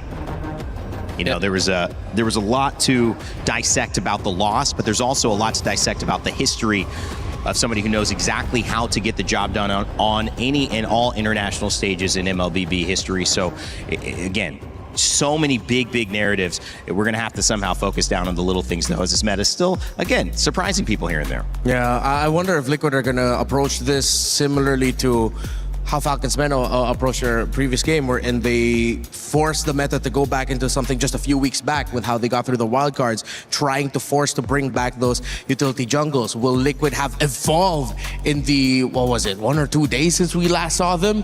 And then suddenly show off that, okay, no, we are definitely up to part of the meta. We just needed a little bit more time. A lot of questions that I'm excited to see how they're going to answer. Yeah, and especially seeing, I've been in the scene for a very long time, and Aeon, an ex-player now turned coach, seeing him smile walking out of that bus makes me a little nervous. There's only 2 times I've ever seen him smile like that. One, when he was already looking to win a championship locally, and the other time is when we saw an absolute destruction of a Malaysian team versus a Singaporean team that he was playing on. It's the exact same look, and it's already making my spine just crumple up and fall. I thought number 2, you're going to be like, eat McDonald's or something, eating some type of burger. I was like, yeah, he always smiles when he gets his thing he likes. But at the end of the day, that's a great storyline to pick up on. He's going to be going against Entity 7 and want to make sure that smile, unfortunately for them, is wiped off their faces if they have anything to say about it. Latin America, of course, the ability to prove themselves on this major stage would be massive. But just getting here is an accomplishment. Here's the road that they took to EWC, and it was anything but easy.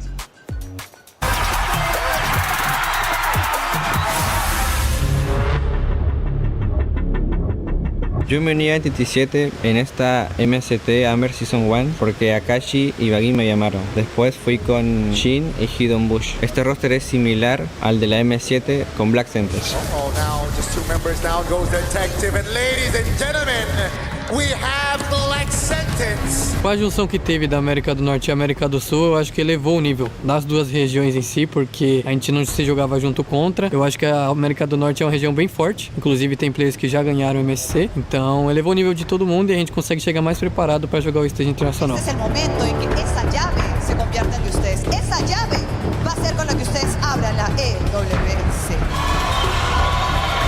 Norteamérica y Sudamérica no han encontrado un avance porque creo que deberían mejorar los tratos por parte de las organizaciones hacia los jugadores, como también apoyarnos más y dejar de odiarnos entre nosotros, porque al final somos una región y hay que apoyarnos mutuamente. A última vez que eu joguei evento internacional foi o M5, acabamos não indo tão bem, mas eu acho que deu para pegar bastante aprendizado, pegar bastante experiência internacional de evento presencial. Eu acho que dessa vez vai ser diferente. Yo creo que este roster es mejor que el de Black Sentence porque con la experiencia a la M7 fue muy buena, como también la sinergia que tenemos con el nuevo equipo es muy buena. A Onyx é um grande time, estão sendo campeões faz bastante tempo na Indonésia, tem jogadores muito bons, ainda mais que entrou o Kelra. Eu acho que eles são muito fortes nas lanes, eu acho que a gente se pegar alguns heróis que tem pressão no começo de jogo, eu acho que a gente pode lidar bem contra eles. Para todos mis fans, espero que puedan apreciar a este nuevo y mejorado equipo gracias a la nueva competencia MCT Amer. Eu acho que os fãs podem esperar bastante coisa de nós, mesmo que caímos contra time forte e se ganharmos caímos contra o atual campeão do MSC, eu acho que eles podem esperar bastante coisa da gente. High expectations for South America here. Yeah, they are looking to show off a little bit more of their playstyle. I feel like they got the short end of the stick. They went up against Onyx, now they're going up against Team Liquid. Against Onyx, they tried to bring back what made them work out and get success in Amber, but the problem was it looked like they were drafting 2 metas behind. They were drafting before even wildcards, and even though they got some of their picks, it was picks that we were thinking it's not the picks that we're looking for now. So maybe they learned a lot from Onyx. They said they learned a lot from their previous experiences. Hopefully they learned from the Onyx matchup. Well, honestly, I think they've got a lot of ambition going behind them because it's totally understandable from their POV that it's like, not only are we looking for organizational support and the fact that, they've combined the region to raise them up, but they have yet to have that amazing international finish to show, yes, this region has what it takes to play against the best. So again, this may not mean much for a lot of people out there, but for those players up on that stage facing up against Liquid right here, right now, if they could take even one game away from them, that could put that extra chip, that one extra chip to say, these boys are worth investing in. And that's what I'm hoping that this game and this series raises up the region as a whole. Yeah, and we started off the day with a result like that. We didn't expect that it would get to the point we were wondering, is GK actually going to eliminate Selangor Red Giants? What if how we started off the day is how we're going to bookend it? What if we get to the point where we're wondering, I can't believe Entity 7 might be close to beating Liquid. This is the MSC where surprises come every single day, every single match. I'm not going to completely turn off the idea that Entity 7 might come running right out of the gate. Yeah, you can't. You can't do it because, again, you have expectations and sometimes you just set yourself up to be surprised. On this side, though, we have to look at Team Liquid PH. And when you look at this roster from Sanford to Sanji to JP to Teddy to the GOAT, Carl Teasy, who back at MSC 25, I tried to say this in a different way, but said, yeah, I've done it. I've accomplished everything that can be accomplished. And accepting that honor is a very good thing for him to say, this is where I am at now. Where can they go from here? Because as defending champions, of course, they have high expectations and high hopes. They're going to work their best. But what if they learn from that earlier loss this week? We had a chance to sit down and talk with Sanji about it. We're now here over with Sanji. It's so good to see you again, Sanji. Yeah, good to see you again. Good to see me again. That's great. It's mutual. So, Sanji, we didn't get to talk to you after your match loss yesterday. What did you think happened in that match? I think we're surprised. Their drafting is so good, and now we're very confident. You're very confident now because I think a lot of the casters, especially the ones on the panel, they were talking about the early game. I feel like TL usually dominates the early game, but Aurora gave you kind of a hard time. And your upcoming opponent, E7, likes to play the early game. So what do you think about that, Sanji? Now our enemy is like, we read, it's like, and before we face Entity, we have a Scream, and we know that's their gameplay, and they love the early game. And Aurora, we're not having the info.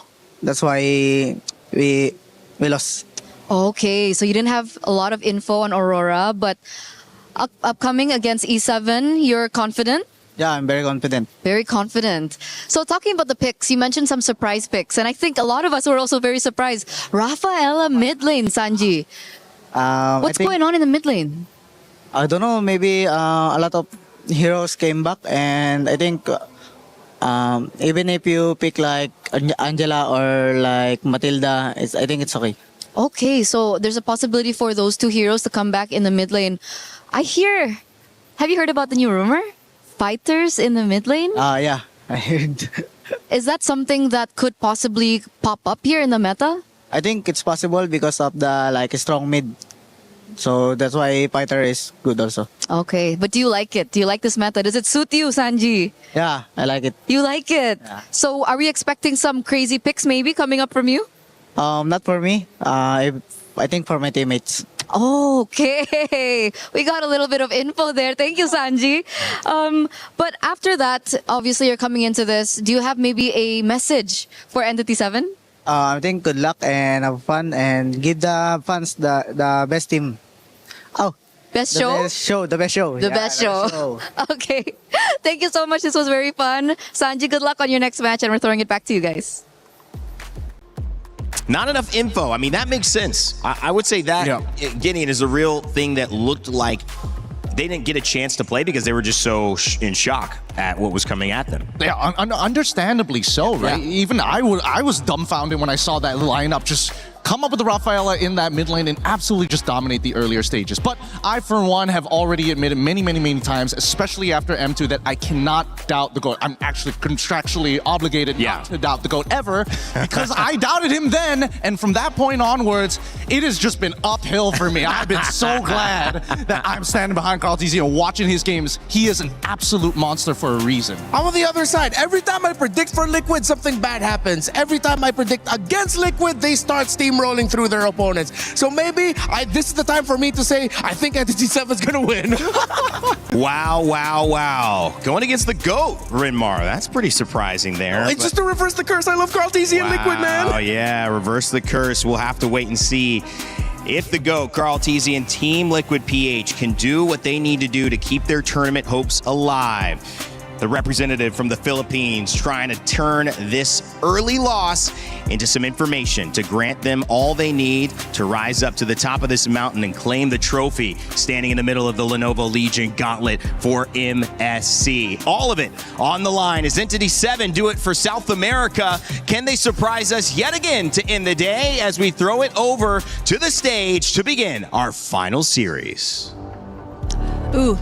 Final series of the day. But before we even touch on that, the third match of today was insane. Aurora Gaming is on fire. A 2-1 win up against Onyx. And guys, really? A 9-minute and 41-second game? Yeah, that game 3 was something else. We got so hyped up into it. There's the comeback. Game 3 is going to get even deeper. And then there's an entire team wipe. And the game falls apart for Onyx, and that's just how the story sometimes goes. That's how Onyx crumbled at the end of it all, but that just means Aurora Gaming can advance on to the knockout stage. Sorry, that's just how it is in competition. Onyx run is not done yet. They'll continue on in the matchups in the lower bracket tomorrow. However, we still have our final matchup for the day, and this one is eliminations, which means it's fun, which means one key will be crushed in the end of it, and one team will be sent home. So please join me in welcoming our first squad on the stage, Entity 7!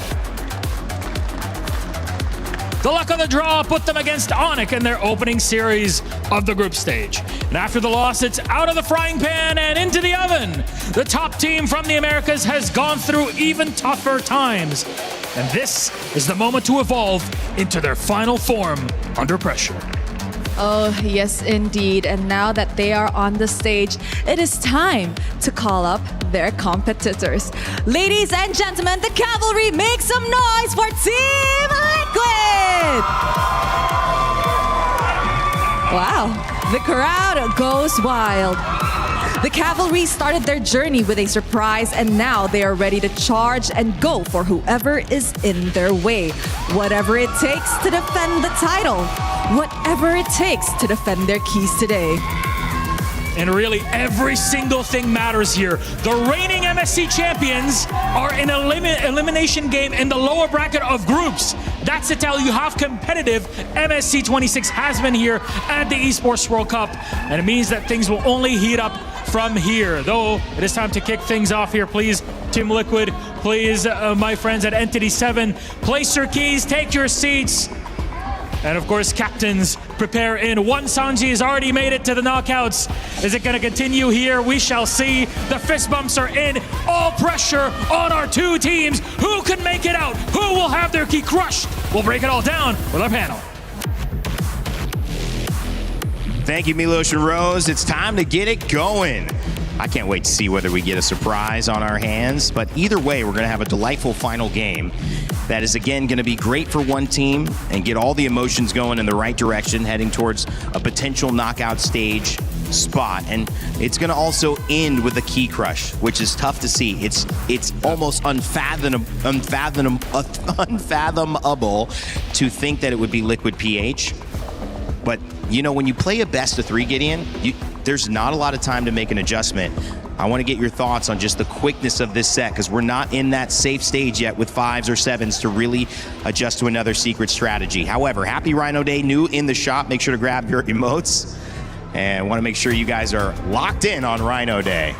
Everybody's really excited. Everybody knows what Rhino Day is. Totally, yeah. It's when the season resets because we all turn back into rhinos. Yeah. Every single time, and except for some people. But for the most part, I think that this game, especially seeing how confident that they're walking into this, it's already giving us information, right? Both teams have technically scrimmed against each other, so they have a little bit of info coming into this. Better yet, I feel like the major adjustments coming in from Liquid is now understanding, hey, Teddy, maybe you can put in some fighters for us, huh? Some fighters. Maybe let's not keep bringing up your Claude. We know Claude is your signature pick, but right now it's just a little bit too tough. Just hovering around or under 30% of the win rate is the Claude. So let's see if we're going to be seeing some new Teddy pickups, maybe a reprioritization of picking things up like the Harith, which has done well as long as it's built well around it. How will Liquid turn their drafts around? Similar question for Entity 7. Again, I feel like we're watching two teams who had a bit of a similar problem from their first day of matches, wherein it seemed like they were drafting a little bit, maybe like a few weeks back? Yeah. A month back? 2 months back? Would you say 2 months back, or would you think that it's comfort at this point? Because I feel definitely at some point. Oh, actually, yeah, that's a good point. For Liquid, that game 2 against Aurora, 100% we got to go about lean back into the comfort. Entity 7, they did it right from the get-go. Game number 1, game number 2, these are all picks we've seen them play locally in their own leagues. Yeah, but comforts have to evolve. You can't always be the one who likes the porridge too hot. Sometimes there's some days where you like the porridge a little bit too cold. Sometimes just the right amount of temperature. You know what? Got to evolve with the times. I'm not going to lie, I agree with you. Right? You got to mix it up every now and then. Growing up, we loved hot oatmeal. Now it's all about the overnight oats. You're so right. You're right. I'm with him. Gotta evolve. know. Y'all sound like men without principles. That's what it sounds like here. I'm gonna go for the hot porridge now. No. It's got to be the same every single time. And I think that more importantly, it comes down to comfort, right? Yeah. The level of comfort and execution, especially when you're playing at the high level, that people don't seem to understand. They're like, oh, you could play all these amazing picks, but if the player says, you know what, out of the 3, I'm only gonna play 1 out of those 3. Does that mean your pool is limited, or does that mean he just wants to win harder than anybody else? Yeah, now talking about pools and whether or not hero pools and whether or not they're limited, I think I have to go back to what Sanji mentioned. He said like, oh, maybe no surprises from me, but maybe expect surprises from my teammates. So what does that mean? Are we going to see the surprises that Rainday's asking about through the other members of Liquid? That's what I want to know as we see the Fanny, the Phoveus, the Esmeralda band, the Marcel, the Atlas, and Valentina. Are they gonna either prioritize Freya or Hirara? Okay, Hirara over the Freya. Wow, this is a lot more standard than I was expecting, to be perfectly honest. I thought maybe a slight adjustment, but man, right on the money. My interesting awareness was Entity 7's comfort was actually not in this meta, so it kind of didn't keep up. Liquid were surprised by the actual non-meta, but like kind of counter to the meta, that it was Aurora Gaming ahead of the curve. So Liquid, they don't have a problem playing this, so they're going to be drafting as we expect. But I think the goal for Entity is to get to this meta and come present with it. So I expect that we'll see a lot more consistent stuff in this first draft without many surprises from them, because they haven't even shown us that they're playing this kind of tournament meta yet. They took away the Atlas, they pick up the Belleric. So now once again, similar to the previous one, the roam options for Liquid are kind of, I want to say gone, but they're depleted. Now the Freya sub, are they just going to put JP on the Cho? I think they might actually. They might kind of have to, but at the same time, we don't know where this Freya is going to go just yet. And I think that's the best part, that Entity 7 is playing with cards very close to their chest. But my favorite band so far, the Valentina alongside with the Atlas, to make sure that the Ling Hirara trade becomes that much more, well, I don't want to say impactful, but the weight of it is felt. I like this too. It's really going to be a big 2-3 for Liquid. Does that mean that they go straight into their mid lane at this stage? They could technically lean back into the Eudora if they wanted to, but we've seen how that works out most of the time as well. I think they're deciding between Paquito and Uranus right now. Okay, they pick up the Paquito and they get the Eudora. So they have the Hirara Eudora together. Entity 7 can just safely pick up a... a Selena. Now that's unexpected. Going back to Shin, this is a pick that he's picked up over the years, and we not only regionally but internationally as well. Yeah, which begs the question. Now that they've kind of secured their first 3, they've opted not to go for Ling at this stage of the game. I mean, the Eudora counter on the opposite end was in preparation to maybe expect the assassin. Does this mean we're expecting the pivot here? Because I feel like at least for Entity 7, they've got the guaranteed scaling from that Freya side. No matter if it's gold or EXP, we get to late game, she's gonna punch a hole in the wall. Yeah. I think Entity 7 want to keep their options open, put that Freya in the gold, because having a Belleric and Alice together in the comp is actually going to be really tough for Liquid to deal with once they start jumping up together and then fighting together as 5. The Eudora, Paquito, and Hirara would not be happy going up against a Belleric, Freya, and an Alice. Are they trying to replicate Aurora's draft in game number 2 it's against pretty Liquid? similar. It's eerily similar, actually. Yeah. I don't think the order is exactly the same, but a lot of the picks are starting to show up here. That means if, let's assume, put the template on Entity 7, that's the lineup that they're trying to go for. How does Liquid actually adapt? And I think this will be interesting in the second half because they're already getting rid of the Guinevere. They're trying to make sure that the other jungle options don't feel as good anymore. If not, go back to the Ling. We've already got the counters ready and set. The show gets banned out by Entity, so they read into that. Maybe the order could have been a little bit different for Liquid, but what are they going to end up with in the Roam?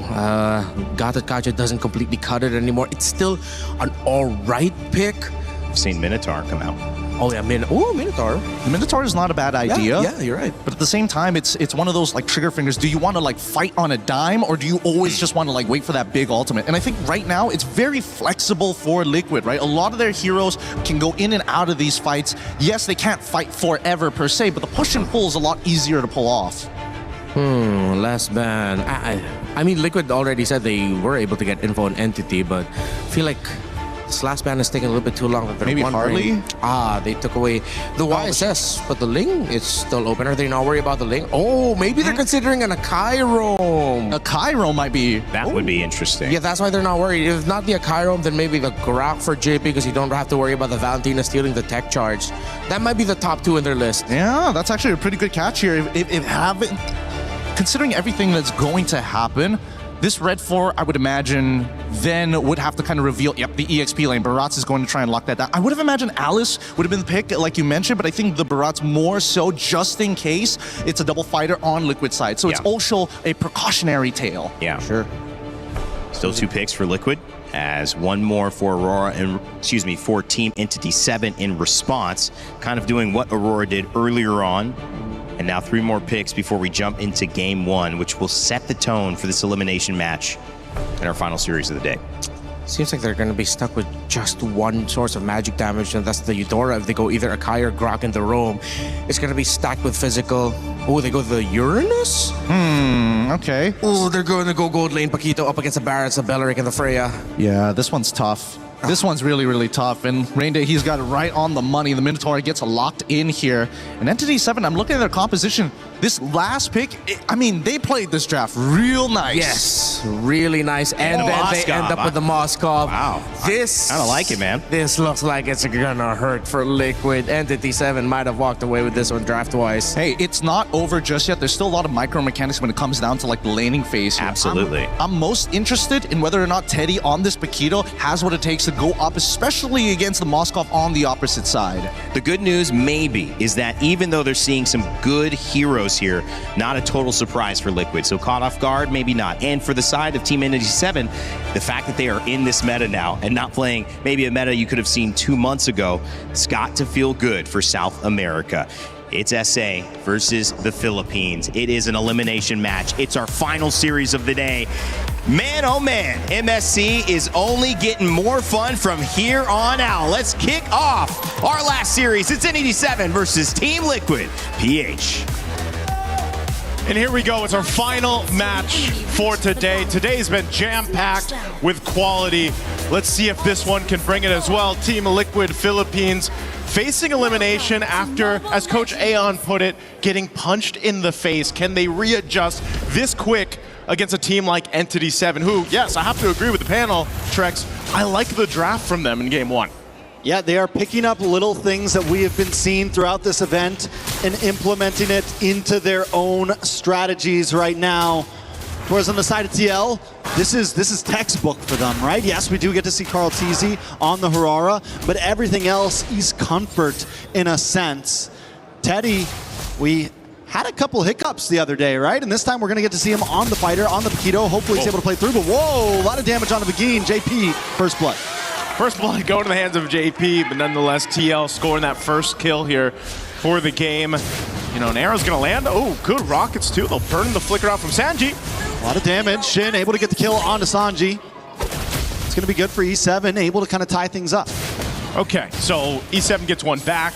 JP dealing with some pokes here too, avoiding that arrow. That's going to be a very important thing for TL as they approach this. We've seen only a handful of players play the Selena currently.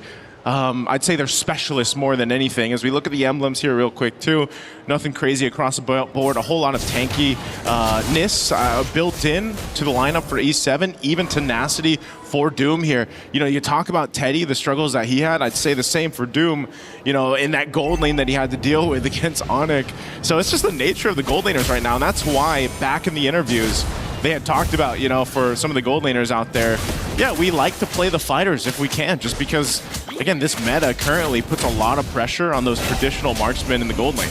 Yeah, I feel like it's got to be a little bit relieving too sometimes to switch it up, play something that, yes, Paquito is still very micro-orientated for a fighter, you know, but it's a bit more straightforward in the amount of decisions sometimes you have to make on that marksman now. Speaking of him, Teddy will be trying to rotate his way up to this turtle.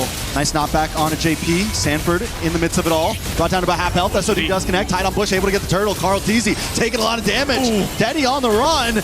And Entity 7 is collapsing onto Team Liquid. Entity 7. They gave the call there, and they're going to take more as well. Sanford in a little bit of trouble as well. Forced to dash through. Entity 7, they get a purple. They get a turtle. They get 2 kills. They're looking good right now.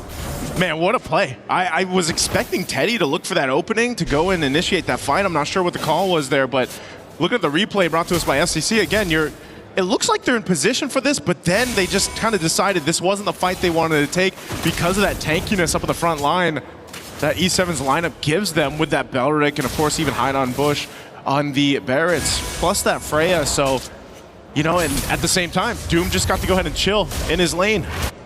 All right, on the top side, Akashi and Sanford just having a little standoff, nothing too major. And everything kind of goes back to a standstill. I'm wondering if, honestly, this might be a time that Entity 7 needs to push in a bit. You have the Barat's jungle. You have that tankiness. You have that Ube-type strat that can bully a assassin jungle. Oh, Teddy takes a lot of damage, gets caught up. Entity 7 just collapsing once again, consistently looking for plays across the map. Hey man, we talked about, you know, you pick up the fighter so you don't have to deal with too much of the bullying. You're still going to get bullied, it's just you can survive it a little bit more. As we saw, even though Teddy had to burn the flicker, we'll see where TL looks to make a play. They're really centered around that top side of the map. Again, a part of this is, again, allowing that Harara in the hands of KarlTzy to go ahead and get farmed up. Get what you need to do. We've seen it also in the previous series where, Beautiful play by Team Liquid. The stun, the knock-up, and KarlTzy comes in to help clean things up. A kill goes to Sanji, a kill goes to Karl. As I was just saying, hold on. They're going to push Hide on Bush out of his jungle, so getting some back here. But that's one of the things I was about the Eudora. Whoa, Daytona's welcome. Daytona's welcome. Gonna get him against the wall. Sanford does pop the consecration. Should be able to get away from this, though. Turtle is up. Entity 7 does back off a bit as Shin fires off an arrow. Okay, no Daytona's welcome available. There is a Retribution, plus the Wrath of the Dryad, so they're still going to contest this. They're actually going to get in range to fight for this Retribution for the Turtle. Wrath of Dryad does connect onto one. Hide on Bush able to take it right out of KarlTzy's fingertips. KarlTzy trying to dash back, trying to get to safety as Hide on Bush gets chased down by Sanford. KarlTzy re-engages, gets a kill onto Shin, and Sanford up in the top side. One more hit, and Hide on Bush goes down. Sanford doesn't want to let him go, but he doesn't connect. Sanford gets the dash through, but he's going to take a tower shot and fall down himself. Hide on Bush gets the kill for that one. It's a back and forth battle, but TL does come out on top of this one. Yeah, they might have lost the turtle in that, but they definitely got the kills. And I think that's what TL wanted to go ahead and get. Again, they're scaling up Carl Teasy here on this Hirata, and Sanford goes in just to, you know, it's a bit of a sacrifice whether he went down or not, but ends up pushing them off of that space so they couldn't follow through the team fight. That's big for them. Looking at the replay, again, we expected Entity 7 to fight this with the tools at hand, but again, fighting into this mid lane. Penguin. Big attack from TL here. Entity 7 just trying to defend. They don't want to force anything. Gold still at a minimum. Only about 750 into the hands of TL. Entity 7 has taken the first tower on the map. TL needs to start converting this lead into something more than just kills and gold. Yeah, Entity 7 letting Doom kind of build up on here on this Moskov like we've seen many times. That might be a play in itself that they want to lean towards, but they're going to just watch this tier 1 turret up top get taken down. It's worked on slowly but surely, but Doom, again, a play here for them is to build it up. The problem is because of you have JP on this Minotaur, and I think his first item that he locked in was the Chastise Pauldrons to go and help with some of that attack speed. His setup plus Sanford's zoning potential is what is the obstacle for Entity 7. Plus that damage that we saw, you know, with Eudora needing just basically 2 items to really pump out that damage. The stun that comes with that, and then followed through for either a Paquito from Teddy to come through or Carl Teasy on the Harara is what is working so well synergistically for TL's lineup. But still, you know, fighting for this turtle, see if they can secure it. E7's done a great job securing the 2 turtles already. As, again, playing around this tankiness. An arrow.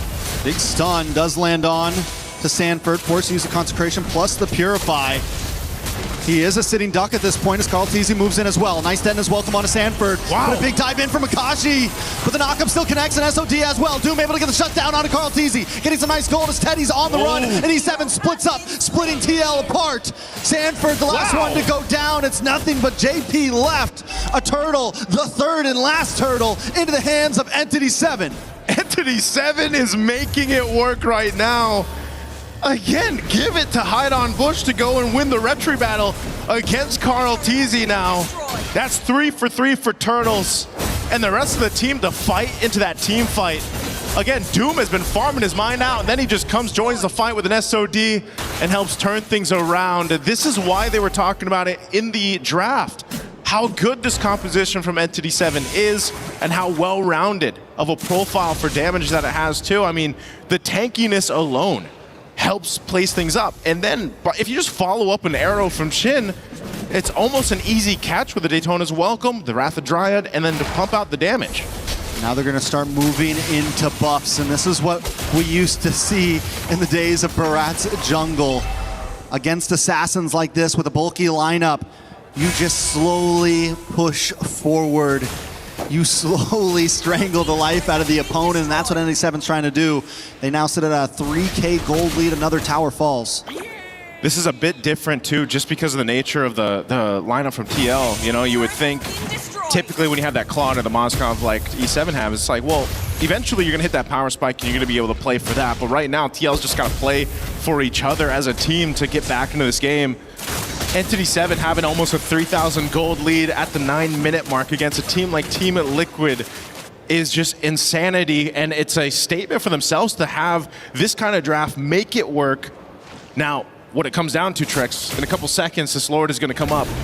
Carl Teasy and the rest of TL have to win this retry battle if they can. Again, 3 for 3 turtles for Entity 7. It's all broken out into a team fight too, but you saw that Sanji picks up the Divine Glaive. And someone's also got to deal with the off-map push happening from Doom.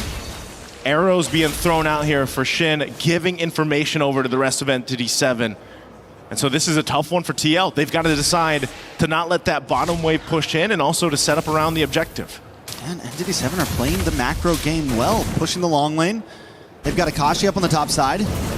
Sanford does have his eye on the Lord, but it still feels like Entity 7 can slow play this. And this is a position Team Liquid's not used to, right? Yeah. This is a position that they have to think about how they're going to approach this.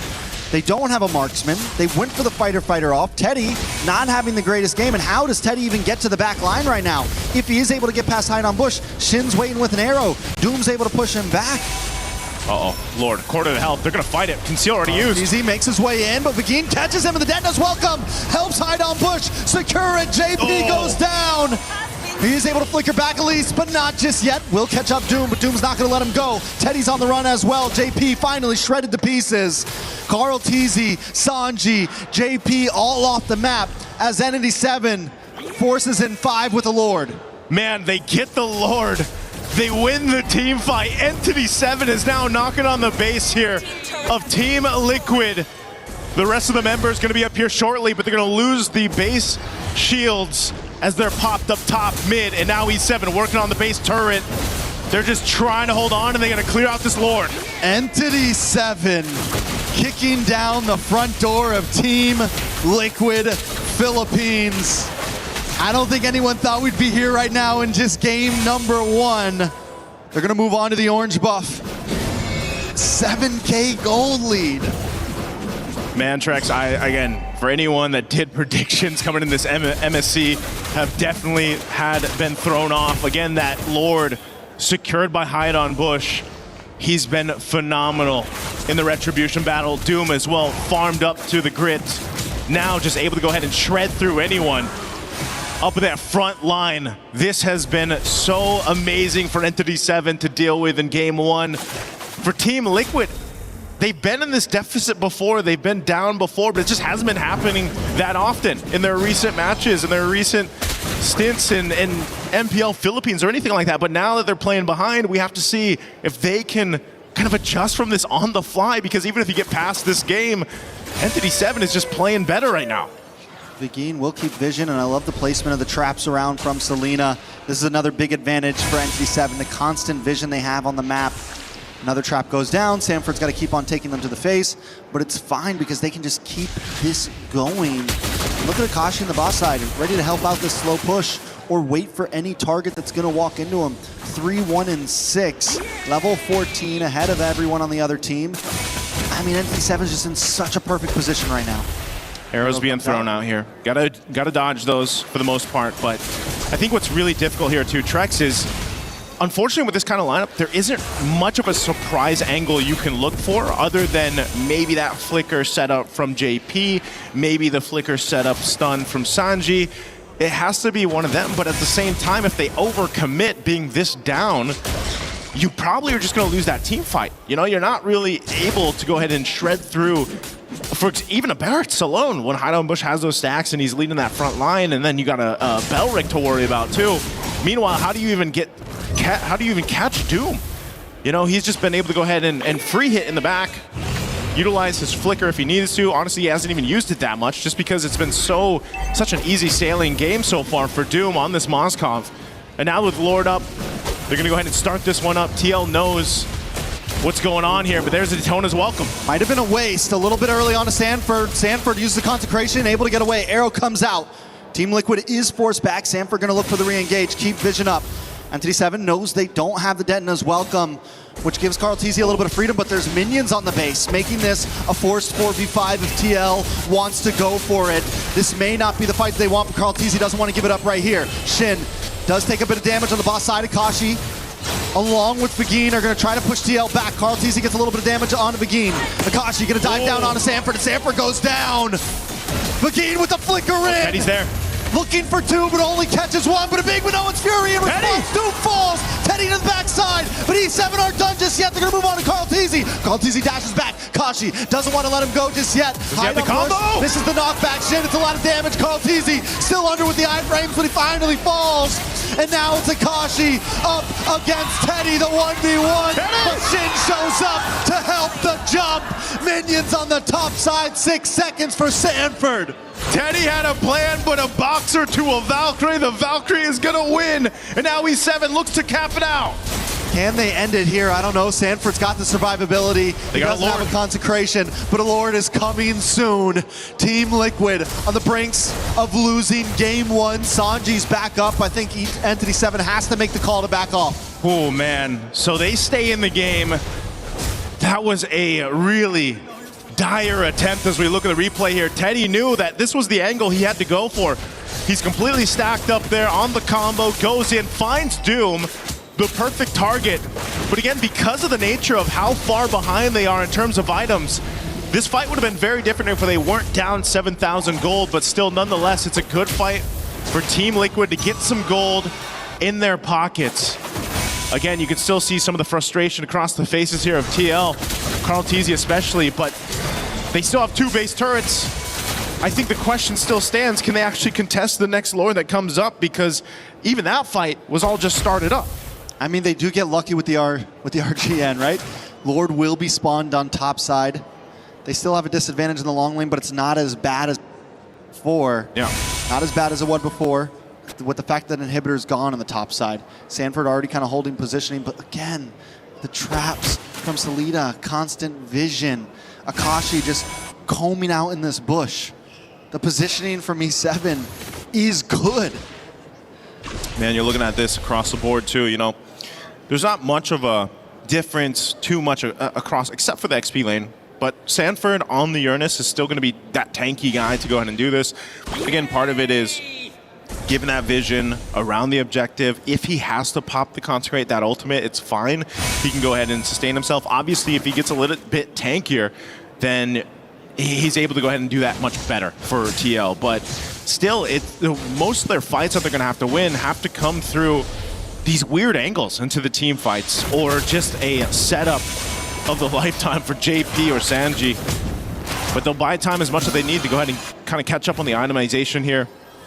You know, across the board, 10 seconds for that lore to be up here as we look at this. Once again, you know, it might take some fancy footwork from Carl Teasy too. And Sanford getting a little more defense built in now for that physical defense. Lord is up. They have to get in position. And yes, as you mentioned, that RNG, at least it's on this top side where that turret is busted for TL. So they can clear out, manage these waves, but it's already going to be started up very quickly by Entity 7 here. Half health on the Lord. They'll still respect what Sanford and the rest of TL can do. Yeah, they're letting the reset happen a few times, still taking it slow. They know they have the general push on the bot side. Entity 7 doesn't need to rush things, but the thing is the clock is ticking, and TL are getting more and more items. We already saw in the last fight they could almost break it even, and that is in a deficit, let alone when things get tied out. Ooh. This is still Team Liquid we're talking about, but the Tono's welcome does lock on to JP. Maybe not the best target, but it is a target indeed, but JP responds back with a beautiful Nolan's Fury. Hide on bush brought down low. Carl Teasy forced to dash away, but looking for the re-engage. Unable to connect on anyone. Doom in the backside, able to push Sanford away. JP trying to run as Entity 7 closes the space. They're going to go for the Lord instead. They don't want to force the fight, and I think it's a smart move. As you're seeing through that fight, Teddy has no option to go in. You know, he might be fully stacked, full health, but if he does go in and get caught through all of that, then they lose that damage from TL. So it's just sort of this push and pull to see what they can get out of Entity 7 and see if they can make them overstep. But so far, Entity 7 hasn't fallen for it. They've done a really good job at just kind of taking their time, stalling this out. JP's got an immortality now, though, too. And so once again, they're going to wait for that reset to come through for the ultimates. Fighting for this Lord. There's a big wave of bot, though. And Akashi's going to have to deal with this. TL knows this. They have some information. Can they blitz the Lord before Akashi makes his way back up? But there's just too much of a risk. Shin throwing out these arrows, giving the vision. A stun on Van Nguyen. While Doom is here, so it's just, again, not favorable for TL right now. I think it's a smart move from Akashi to just turn back. It's okay if you lose that tower right now. Let things even out. Akashi trying to push JP down. Brings down to about half health. Carl Teasy looks for the re-engage. Nice. Big hit from Begin. Akashi able to find Sanji. JP, immortality pops. Akashi finds Carl Teasy. And Entity 7 is taking him down one by one. Immortality pops onto Teddy. Entity 7 doesn't even want the Lord. They're going to go for the base. They're going to go for the base here, it's Trex. Sanford, Carl Teasy still on the map. No, everyone's gone but Sanford. And Entity 7 with the upset of game one. Take it. They take it, man. They take it from Team Liquid. Entity 7 surprising everyone. I mean, they looked a little surprised themselves, but what is going on here? Is the meta that different? Is the drafting that different right now that it might be almost too much to handle for even a team like TL? I don't know. Question mark? Question mark, dot, dot, dot. What is going on? That's a question mark, exclamation point, question mark, exclamation point. Surprise. Yeah. Questioning so many things that need to be answered right now. Entity 7, though, honestly, did adapt. They did. They were able to implement so many things we've been seeing and make it work with their composition. And I feel like TL kind of tried to do the same thing. Yeah. But maybe at the wrong time. I don't know, man. I mean, even there was a lot of these fights, a lot of these instances where you're thinking, okay, there may be room for them to engage into this fight. Even Teddy, I felt like he was really struggling to find that window of opportunity to jump in, utilize this Paquito. But maybe it was just, again, big draft difference. They couldn't actually utilize what they brought. The counterplay was there, and it was just really difficult to see Team Liquid try to make this happen. But props to Entity 7 for getting game one. Let's throw it over to the studio to break it down.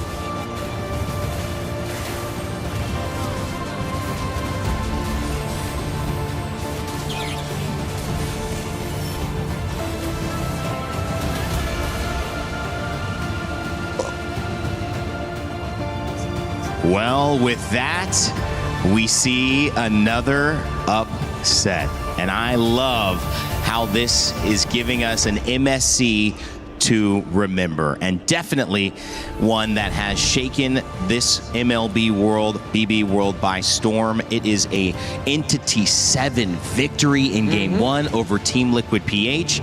And surprisingly enough, you guys kind of saw a little bit of this possibility when you saw the draft. I don't think just a little bit. We saw it. I mean, maybe you didn't say it as heavily as you could have, but man, this draft kind of spelled it, right? Yeah, a lot of questionable decisions by Liquid, but instead of looking at Liquid, I want to look at Entity 7. Tremendous growth for the Amber squad. The changes that they made. That's true. The changes in priority, seeing that they really looked at all the games and then adjusted based on what gave them problems and what have given victories to teams. You have to clap for Entity 7 and how they drafted for this game number 1. Yeah, really great work overall, because again, it just boils down to the numbers of the game. And unfortunately, this time around, the scaling was just so much onto the side of Entity 7 that inevitably, unless Liquid were playing out of their minds from minute 0 all the way to minute 9 and had maybe a 6K gold lead, that could have been the opportunity for them to try and close out the game. But Entity 7 said no, which is great, because now it really goes to show that the caliber and level of these different regions are closing really fast, and you have to be smart about these picks and bans. Listen, people are ready to jump on this type of stuff, but when it comes to champions, when it comes to GOATs like Carl Teasy, you have to always consider that there's a chance. And many people saying, just go back to what's comfortable for you. Clearly, this has been an uncomfortable meta for Team Liquid PH, but it also has to be mentioned that there's just so much to be proud of on the side of Entity 7. We actually had a chance to talk with Doom, who played a fantastic Mozkov in this previous game earlier before the set.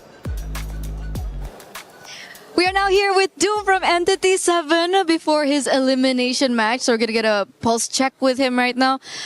Doom, how are we feeling? Everything okay with you? Sí, solo un poco ansioso por la partida contra Liquid. Yes, all good. I'm just a little bit anxious because of the match against Liquid. Okay, a little bit anxious. What's going on? Is it because it's an elimination match or because you're up against Liquid particularly? ¿Es porque es una partida de eliminación o porque estás específicamente contra el Liquid? Diría que me da mucha emoción poder jugar con un equipo que admiro mucho y nada, o sea, poder jugar contra ellos me da mucha emoción. I'm really excited to be able to play against a team that I admire quite a lot, and so that just has me excited. Oh wow, he's excited because he's admired them for a very long time. If you admire them so much, do you maybe have a message for Liquid before this match? Nada, decirle que los admiro mucho, que siempre los veo y espero una buena partida porque son unos grandes jugadores. I just want to say that I admire them a lot and that I expect a really great match because they are really great players. Wow, that's beautiful, Doom. That's beautiful, Doom. Okay, we didn't get to talk to you after your match loss yesterday against Onyx. What do you think happened in that match? Creo que no veníamos tan preparados como lo pensamos. Además que tuvimos un problema con el vuelo de mi amigo, que es el como líder del equipo, así que no nos pudimos adaptar tanto, pero bueno, intentamos dar lo mejor. I think we weren't just as prepared as we thought we were, and we also had a little bit of hindrance because of one of the flight of one of our players that is basically the leader of the group. He wasn't here, and we just couldn't click on that match. Okay, so wait, there wasn't a player that they needed? Is that what he said? Dice que no había un jugador que ustedes necesitaban, que hubo un problema con los vuelos. Yeah, exactly. We couldn't practice because he wasn't here for practice. Oh, okay. But you guys are not together, right? Ahora están juntos, ¿no? Sí, yeah. Please, ahora sí. Yes. Okay, so what lacked in that preparation? Was it like comms that you had to go through, or maybe execution? ¿Qué es lo que faltó en esa preparación? ¿Les faltó comunicación o la ejecución? ¿Qué es lo que faltaba para prepararse? Creo que un poco la comunicación, y yo no estoy seguro de mis amigos, pero creo que ellos sí estuvieron un poco ansiosos por la partida y creo que también no nos adaptamos tanto al meta, por así decirlo. I think it's more about the comms, and I can't speak for my friends, but I think they were a little bit anxious because of the match. Okay. And I think we haven't really adjusted our gameplay to the meta. Okay, so haven't really adjusted. There's anxiousness as well. I mean, it's understandable, right? You went up against Onyx yesterday, and then today you're up against TL. So everyone is handling it a little bit anxiously. Is that correct? Es verdad, porque bueno, son equipos top, ¿no? Como uno de los mejores del mundo, ambos. Yeah, because they are top teams, basically the best in the world, both of them. So how do you reset? Like, who usually brings the morale of the team back up? ¿Cómo resetean? ¿Quién es el que regresa los ánimos al equipo?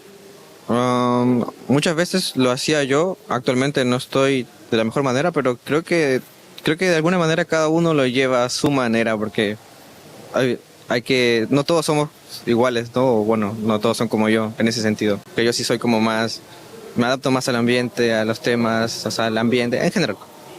Most of the time it's me, but I haven't been at my 100% this time. And I think everyone takes it and deals with it in their own way. Everyone has their own personalities. And I just feel like I have this tendency to be more cheerful and to adapt through everything that has come to me. I love hearing it. Good luck in this next match. You guys got this, okay? Be confident, all right? Anything can happen. The meta is so flexible. All right, Doom? Thank you so much for this interview. Thank you so much for this translation. I'm going to throw it over back to you guys. Thank you for that conversation, Eterna. Doom getting out in front in this game, never looking back here. Obviously, Teddy still getting the damage lead, but it was all E7 from the very beginning, and this scaling, it just worked in their favor. What was your takeaway after that conversation there, Renmar? It's good to see that Entity 7, they did learn. They did grow. It seems like they finally got that practice that they needed, and you could see how it changed, again, from drafting to what they did in game. It feels like I'm looking at a very different Entity 7 from what I saw when they went up against Onyx. I have to agree with you as well. I think they've definitely moved in the correct direction for where the meta is kind of at demanding where they need to be. But more importantly, I think they're also keeping their open-mindedness of how to actually play that red side, which is, again, something that we're probably going to bring up in just a little bit about blue side, red side, because I think this is going to be a very important argument to have throughout the tournament. And for now, I think it's red side taking the dub for today, where yesterday was blue side taking a majority of the dubs. Yeah, I think coming into this series, it was about 63% win percentage for blue side, believe it or not. And that was kind of a devastating fact sometimes when you look at yourself on red side and you go, okay, what can we do? How do we play this? But that's the thing. Everyone has to answer that. The longer the series go, as we get further into this tournament, you have more chances to answer that question. But right now, best of 3, it's one game. One game in Entity 7 have knocked out our defending champs at MSC. Yeah, it's shocking, really. And I feel like what's shocking to me is, again, the decisions in the draft. For now, I think it's time we look at Liquid. Entity 7, we've already talked about them. I've put arrows on the priorities. First 3 picks on the side for Liquid and for Entity 7. Hirara as the first pick to me. As great as she is, and despite her very high win rate, I really thought Liquid was setting up for a Freya on their side and then willing to give up the Hirara, meaning that they'd end up with probably a Freya Ling together, and then they'll build around that, see whatever they could get to pick up for Teddy. But it seems like now, looking at the Esmeralda Phoveus 2 bans, it wasn't to set up for a Freya, but to set up for a Paquito that they already looked at as the centerpiece for their draft heading into this game. While for Entity 7, they flowed with it. I did not see that Selena pickup come in, and it worked out. Despite it going up against a lineup that can heal through the damage of the Selena, what are you providing with the Selena? Vision and that little bit of burst, that means that you'd have to spend a skill from the Uranus to regain, or just make sure that he gets his passive up so that he can heal through it, or maybe a quick little motivation roar from the Minotaur to be able to regain the health that you lost. But Shin on that Selena, what he provided was really just the vision and that constant little bit of crowd control that would make Liquid hesitate. And I feel like Liquid did hesitate in picking up the Moskov in the end, that we felt like, both for me and Gideon, was something that they needed.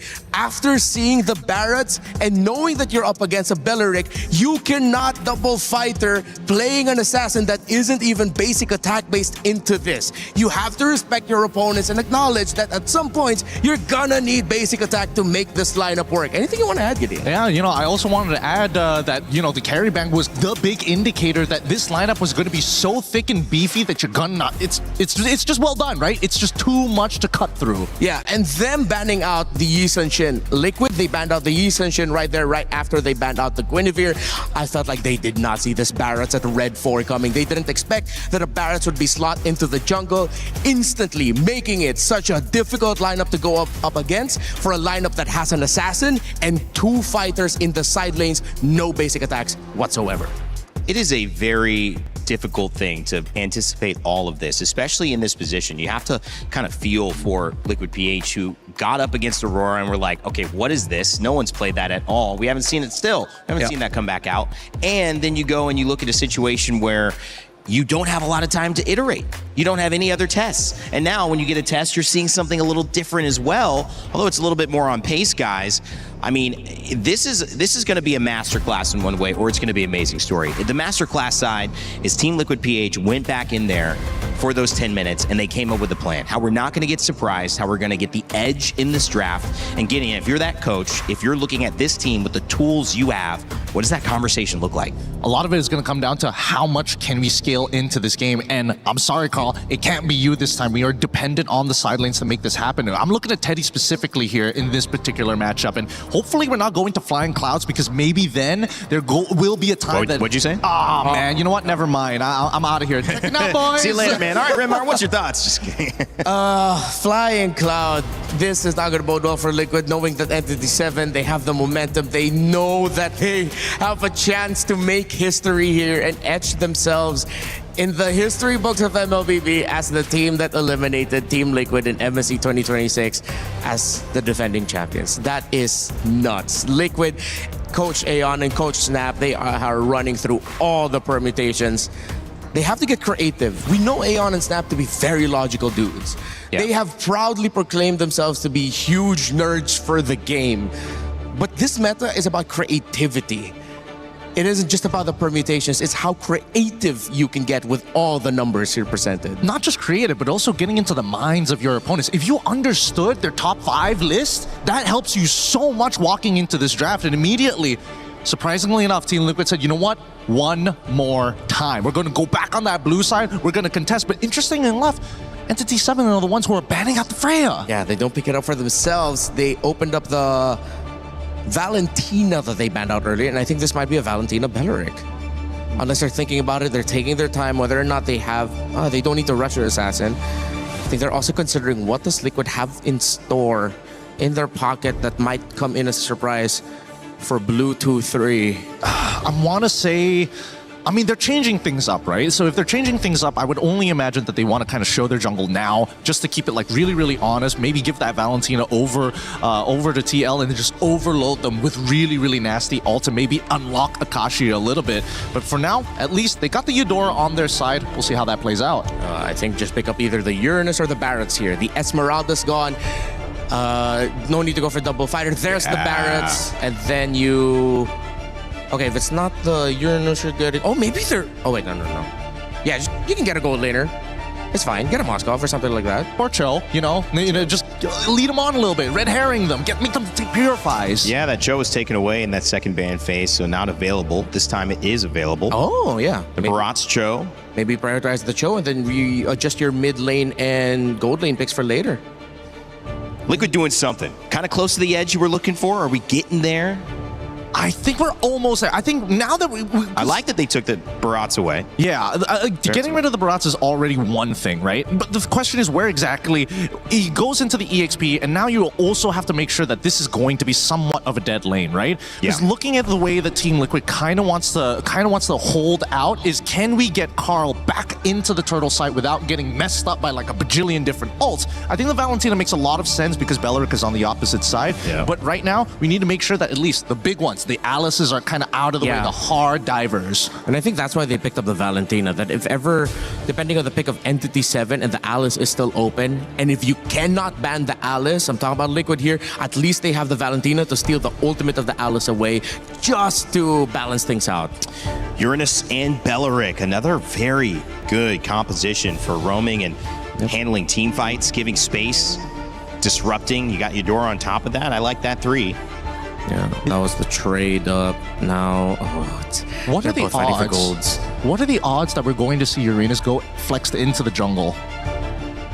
Like, we're really pushing the meta here at this point. We've seen it a couple of times. 100%. No, kidding. But even so, it's one of those picks where I don't think Hirara can actually deal with you even at level 2. Wow. Unless, if ever they decide to invade it, that could actually be really deadly. Joe taken away again in the second ban It will work phase. out. Yeah, if the problem of the Uranus against the Hirara and farming is speed, then why don't you take away that problem just by invading? You have the Beleric and Eudora together.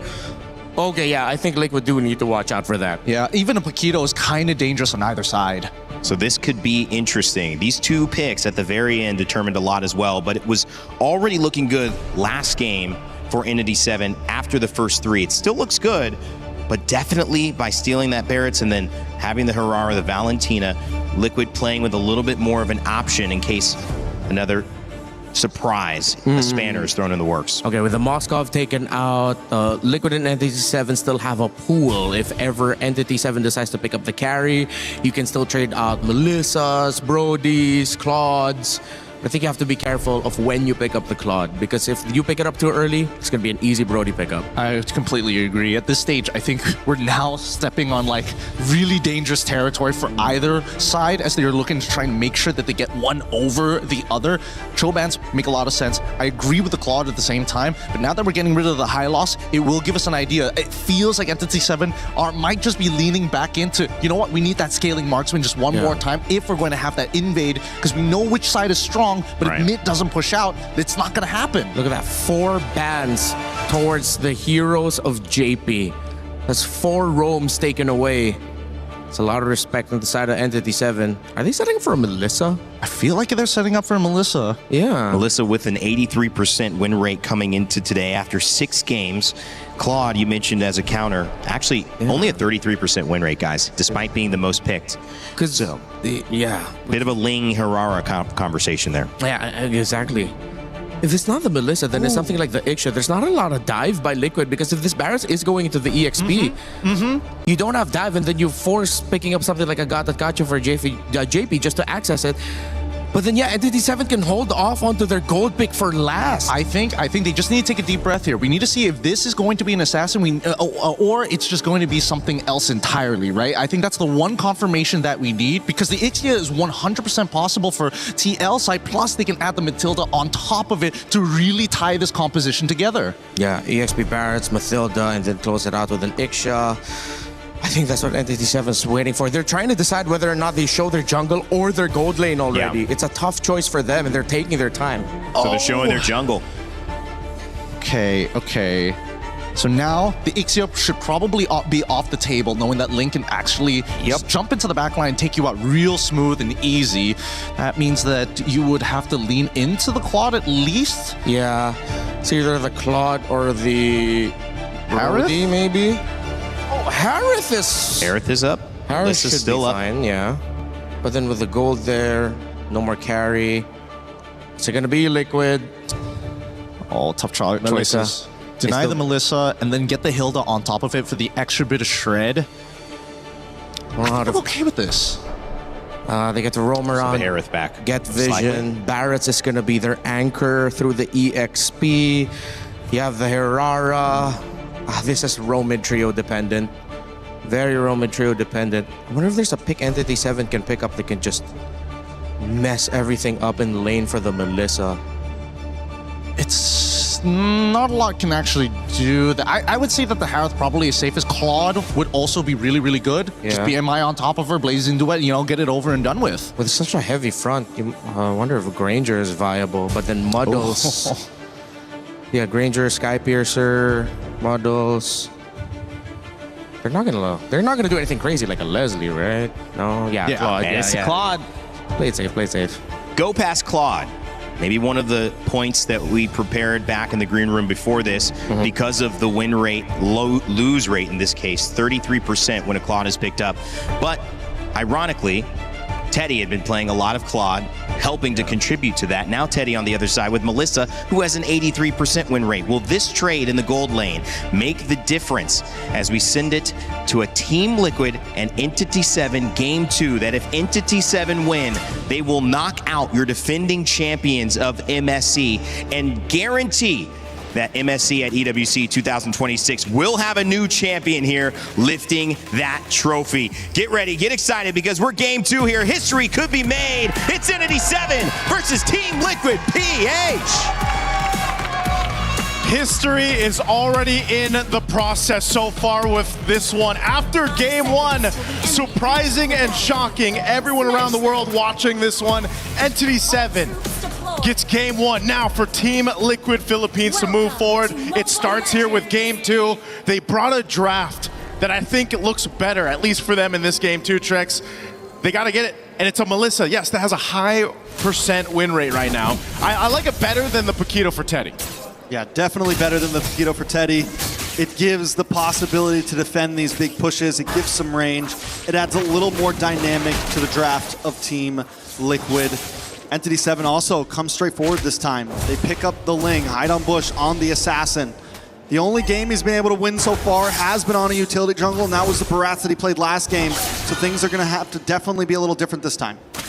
Yeah, the different factor here too is, there's a way for Team Liquid to approach these fights, whether that's depending on what ultimate Sanji decides to take. Most likely that Wrath of the Dryad will be the biggest value for him. Set things up around the team fight. JP provides this information on the Hilda, able to go ahead and kind of slow down or attempt to slow down Hide on Bush. Again, the previous game, Hide on Bush was just on point with the retributions. This is a challenge now for Carl Teasy to make it happen on the Heroic, running it back, but the mid lane is also where things start. Oh, a lot of damage on a Begin there. Is going to have to go back to base. Team Liquid definitely controlling the pace of this first 2 minutes. But honestly, it was similar in the last game, and Entity 7 was able to find the big punch back. Yeah. It's when those first few turtles came up, that's when we saw the difference happening. Akashi is on this Uranus, and Uranus hasn't had the best games for a lot of teams, honestly. Can Akashi make a difference? Yeah, that's a big question. You see him at quarter of the health here. Sanford burning that flicker. He's not going to have it available. He's trying to get that level 4, so at least he's got the Daytona's welcome. Turtle's going to already be started up, though, by Carl Teasy. He'll pull off of it, though. Let it reset a bit. Some of the buffs are up. Oh, flicker. Ooh, nice stun on to Shin. Shin going to take a lot of damage. First blood going to the hands of JP. As Hide on Bush has to work on his purple buff. Team Liquid should get a free turtle here. It is taking them some time, though. If they can clean up this purple buff soon enough, maybe they'll go for a steal. No, they decide to back off as Akashi keeps vision. Yeah, better for them to go ahead and just secure the buff for now and not get a little overzealous around it. It's just the first turtle there for Entity 7. Yeah, they lose that first blood over to TL, but they can adjust from it. We've seen this especially with the Ling. Ling able to go ahead and move around the map pretty quickly here. JP, again, this is going to be his job. And you can see E7's kind of dealing with it now. Whoa! Ooh, another kill into the hands of Sanji. As Hide on Bush brings down the Tempest of Blades, doesn't connect onto Envy. Now he's going to take a lot of damage, gets stuck in a double kill over to Sanji. Man, JP, he planted himself in that bush. And he's like, you know what, I'm going to hide on this bush so I can heal back up. Very well done. I like your way with words, sir. Thank you. On the top side. You know what? That's what you do. That's what you do when you have this job. But yeah, dude, it's already an early lead for TL off of this composition. This is a very different start. This is the flow that Team Liquid is usually used to. And really a big part of it is just the amount of damage that they can do early on, and setting things up around, again, the information that is provided by having a Hilda in the hands of JP. Oh, he could be in trouble. Nice hit on a JP there. Wrath of Dryad as well on a Sanji. Sanji's going to back off, get a couple free shots in as Carl TZ does miss the skill. Entity 7, TL, both go back to a standstill. But wait, no, Carl TZ, a lot of damage on a Shin. Is he going to go for the dive on the tower? Sanji tries to get another shot as well. Carl TZ going to move over to this purple buff. Doesn't have vision. JP's going to open it up for them. They push Akashi back. He does have the consecration. He can deal with a little bit of crowd control. TL just testing the boundaries right now. Yeah, all that pressure for the purple buff, right? To take it from Hide on Bush if they can. But also TL can't risk it. You got to think every decision here up to this point, because you're down in the series 1 game and you're facing elimination here, you really have to stay calm and collected through this. They can go ahead and kind of thread that needle as much as possible, but they want to maintain this lead they've already built. They want to go ahead and scale it up even further. The second turtle is up, and right now they're fighting for this space to work with. Hide on Bush is going to make his way here. Wrath of Dryad already used. Carl trying to run. Carl looking for a way in. Nice then as welcome on to Hide on Bush. Sanford able to lock him down. Akashi will secure the turtle as Carl. JP gets brought down low. Tempest of Blades does come down on Sanford. Sanford just trying to walk away behind him. Bush doesn't want to let it happen. He's able to get the kill. Back in the mid, Carl TZ's forced to go back to base, and on the top side, Doom and Teddy continue to battle it out on the bot side tower, though. JP's not going to be able to defend it. This should be a good tower for Entity 7. Really surprised Carl TZ didn't go down there. I mean, he had 1 HP. He tried to attempt to take the turtle, but E7 able to secure it, get themselves an objective too. So for Entity 7, they pretty much just dealt with that bit of a lead that TL built up. That was a 2,000 gold lead now taken care of as Sky Piercer is picked up for Carl TZ. So if he starts to get these kills, we've seen it before, those stacks can really build up and be devastating for Hirara. Conceal going to be used on JP. They're going for him. JP will get stunned by Shin. A couple more free shots from Dune, and he will go down. Sanford and Sanji are forced to just watch from the tri-bush. A nice terrifying onto Akashi, but he's going to continue to get vision for the team as Hide on Bush goes back to the jungle. That's the difficult part there, Trex, too. You have these tanky heroes like this Uranus. Whether he's, as nimble as the other XP laners, he just tanks up a lot of damage, and he can just go ahead and be that front line for you. You pair it up with a Belric, and it's nearly impossible to just kind of barge your way through the front line. Carl TZ will be able to get his buff, though. So E7 is pretty much mirroring what Team Liquid has done minutes ago when they had the lead. Now mid lane. Nice Wrath of Dryad on Shin. Doom comes in with a blazing duet, though. Look at the damage on Carl TZ. Doom gets the kill, and Hide on Bush comes down with a Tempest of Blades, securing the kill onto JP as well. Entity 7 popping off at 7 minutes. Team Liquid is trying to make things happen with the Wrath of Dryad stolen by Sanji, and then they get punished in the mid lane. 2 kills for E7 to scale up further. That last turtle of the game is going to be up here. Oh, we did see a stun alive cam. He's going to be able to get away, I think. Should be okay. Oh, they're still chasing. Comes in. JP engages as well. Big Wrath of Dryad once again, able to lock up JP and the rest of the team. Sanford gonna come in with the detonus welcome, able to lock on to Shin. Get the spit out against the wall, and Shin still survives though. How is Shin alive? Bush keeps going. Sanford down. Entity 7 is pushing the Stampede away. How was Shin alive again, TL? They try to make something happen and they get punched to the ground off the decision. That is not what you want happening with your backs against the wall in your tournament life. But for E7, looking to make history, they're a step closer at that point. Each objective that goes down, Entity 7 is looking to make a huge statement across the world of competitive MLBB. We saw them the other day, and I think everyone came in today downtied Entity 7. Another ult lands down onto Sanford. Entity 7 are controlling this game, and this is match point. Oh man, Hide on Bush. Here's a conceal. Oh, Hide on Bush, forced to use Tempest of Blades, will be able to get away. Detonus welcome does get wasted as well. There's nothing left in the kit of Team Liquid now for another fight. That's so unfortunate for TL. They're trying to expend what they can, a conceal, a play, try to get the jungler of E7 down, and when you go for that, and then he just kind of Finch poisons away. that is unfortunate, you know, because what else can you find across the map? Entity 7 is doing such a good job also just protecting the core members here. You know, again, having a Belric, having a Uranus on your lineup, you can just give so much space. Mind you, Doom has just been able to go ahead and farm up on this Claude, man. 2-0-3. You know, when he hits that Trinity, which I believe he might have already, if we take a look at the items, there it is, on point. He does get the Golden Staff right around the 9-minute mark. So this is the thing to be cautious about now, because that power spike is available for Doom, and they've just been playing around the setup that happens here. A lot of damage onto Akashi, does pop the Consecration, will get away to safety. Sanford does have the Den as welcome, decides not to use it, but on the top side, Teddy and JP just try to defend the waves. It's a tier 2 on the mid, tier 2 on the bottom, and an inhibitor standing at the top. Team Liquid getting brought down to their bones at this point. Orange buff is saved by Carl Teasy, but every time Entity 7 makes them fight for it. Oh man, they're gonna make them fight for this Lord here. Purple buff go and taken by Hide on Bush. Carl Teasy's trying to get his. It is gonna be a reset on the Lord, but Doom will hold it there. They've got that small wave trying to push up top. That should be cleared out. Oh, they're gonna start this fight. Kashi takes a lot of damage, pops Consecration once again. And Team Liquid still have ults ready to go along with Entity 7.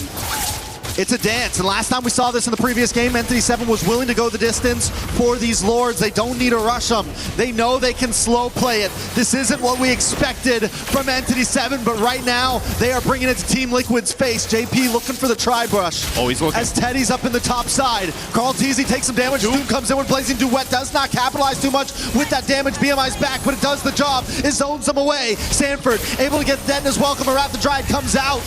Begin ready to lose his life for the rest of the team. Hide on Bush comes in, doing some nice damage. Akashi does go down. Teddy shows up. Entity 7 backs off with the Lord. Okay, they back off. Shin's still there. Carl Teasy gonna be able to get away. Doom's just around the corner too. Did they want to go for this? Again, Lord was secured. They got one kill. But you're seeing how much of a struggle it is right now for TL for these team fights. They still need a lot of time to kind of catch up here. Once again, E7 finds themselves with a healthy gold lead to work with against the defending MSC champions here, the Filipino champions. This is such a big game, a big series for Entity 7. And everyone else watching this, look at the item different factor here as they try to put some pressure on that purple buff. From Carl Teasy, he's able to go ahead and secure it. They do have to go ahead and slow this down a bit to deal with this Lord push up top. Entity 7 slowly taking it to them right now. A wave of minions down the mid. They're going to take this tier 2. TL on the defense. Good taunt on a Sanford. Asanji tries to come in. Asanji does have the Wrath of the Dryad. We got to watch out for that one. But there's one in the hands of Agin as well. Lord crashing in. There's a lockdown? Lockdown. Teddy able to get Agin. Lord does go down, and TL defend well, taking a member along with the Lord and losing no inhibitors. It's one small step in the right direction for Team Liquid. They got to go ahead and scale up here on Teddy, especially this Melissa, again, has a great win rate so far throughout MSC. But you can see, you know, he's a bit behind. 2,000 gold, that's more than a bit, that's quite a bit of gold behind.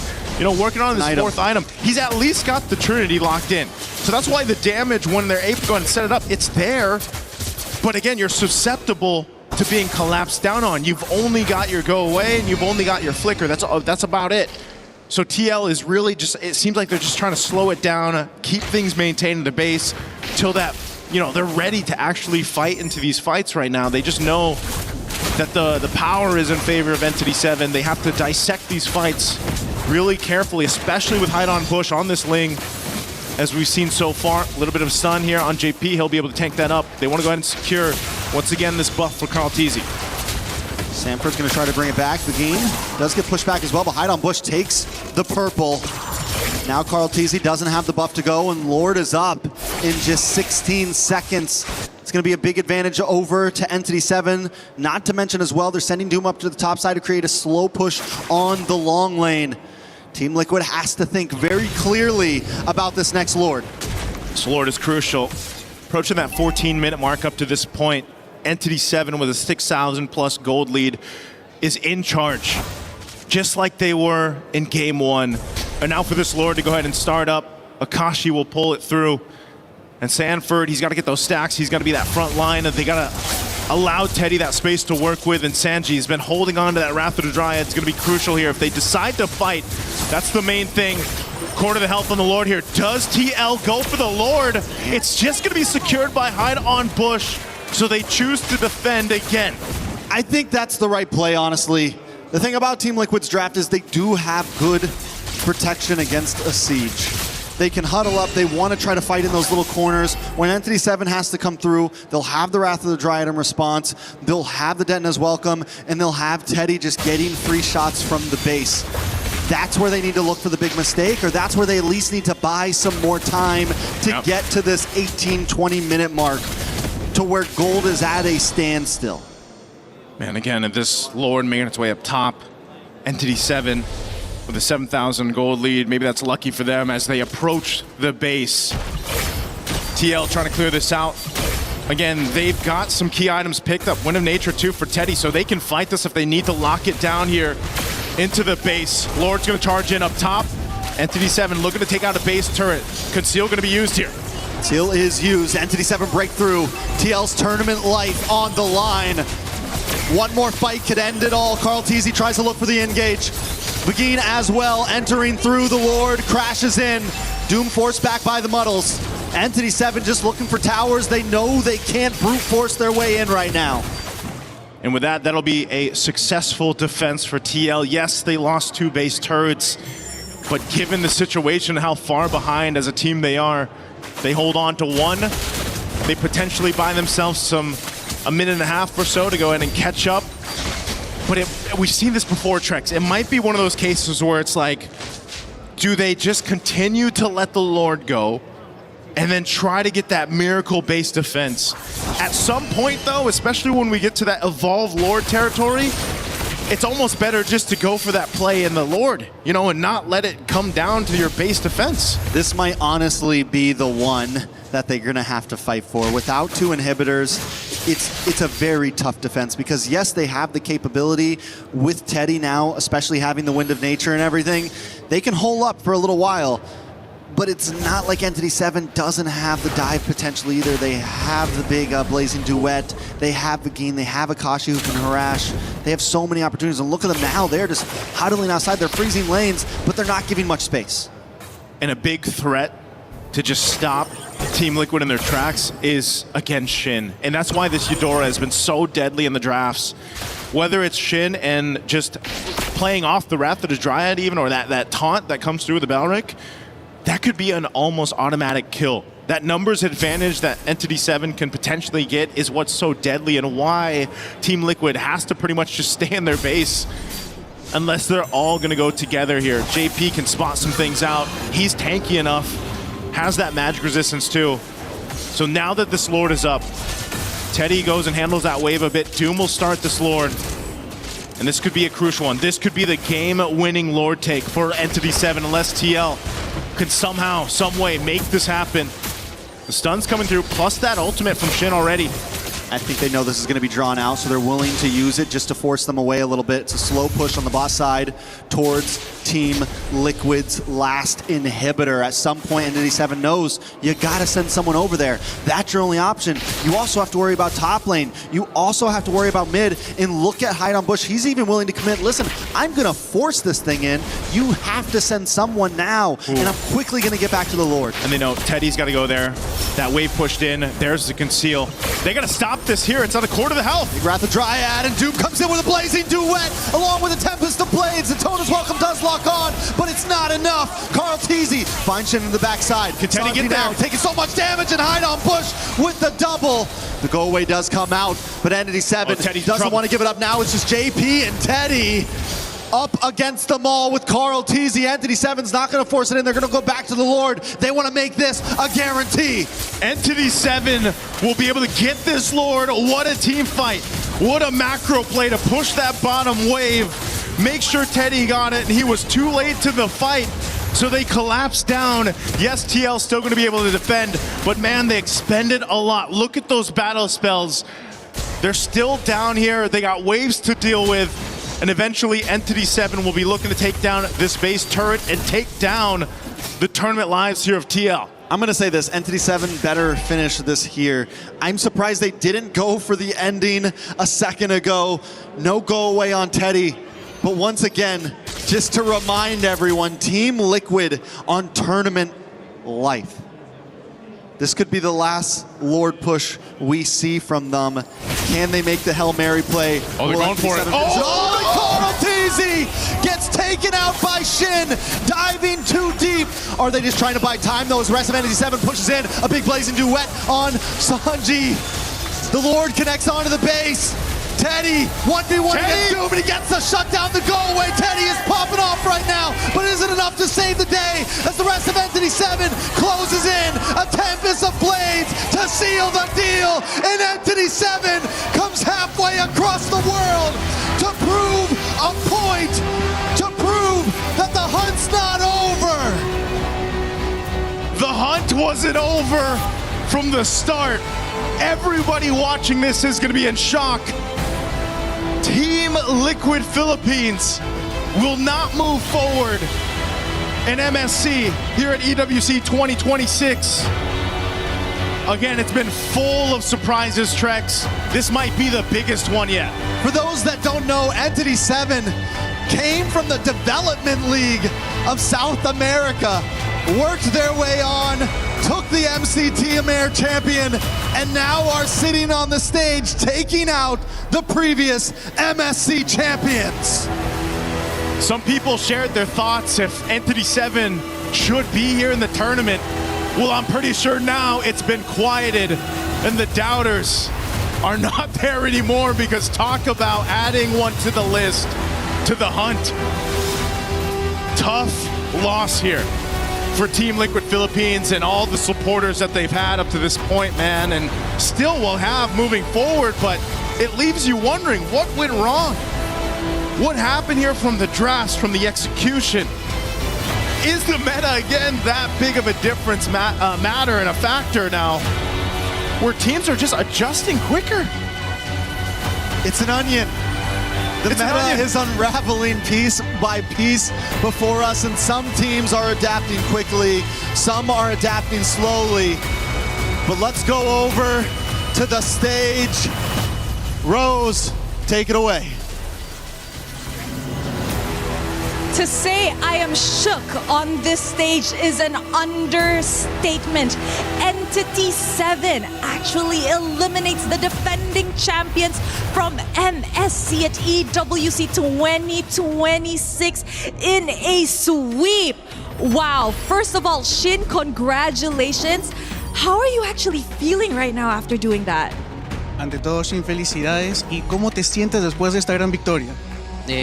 Sí, me siento bastante feliz, bastante emocionado. No le ganamos un equipo fácil, la verdad era un equipo que a mí me gusta mucho, los considero muy buenos y me siento bien, la verdad, haberle ganado. I'm really happy, I'm really excited. We didn't get a win against an easy team. There's a team that I really respect and admire a lot, and I'm really happy we won. I agree. This is definitely not an easy team to beat. So what does this victory mean for your region, South America as a whole? ¿Qué significa esta victoria para tu región, Sudamérica en general? No sé si se puede explicar con palabras, pero esto es demasiado para mi región haberle ganado a un equipo de tan alto nivel. I don't think I can put this into words, but it is immensely big that my region won against an opponent of this caliber.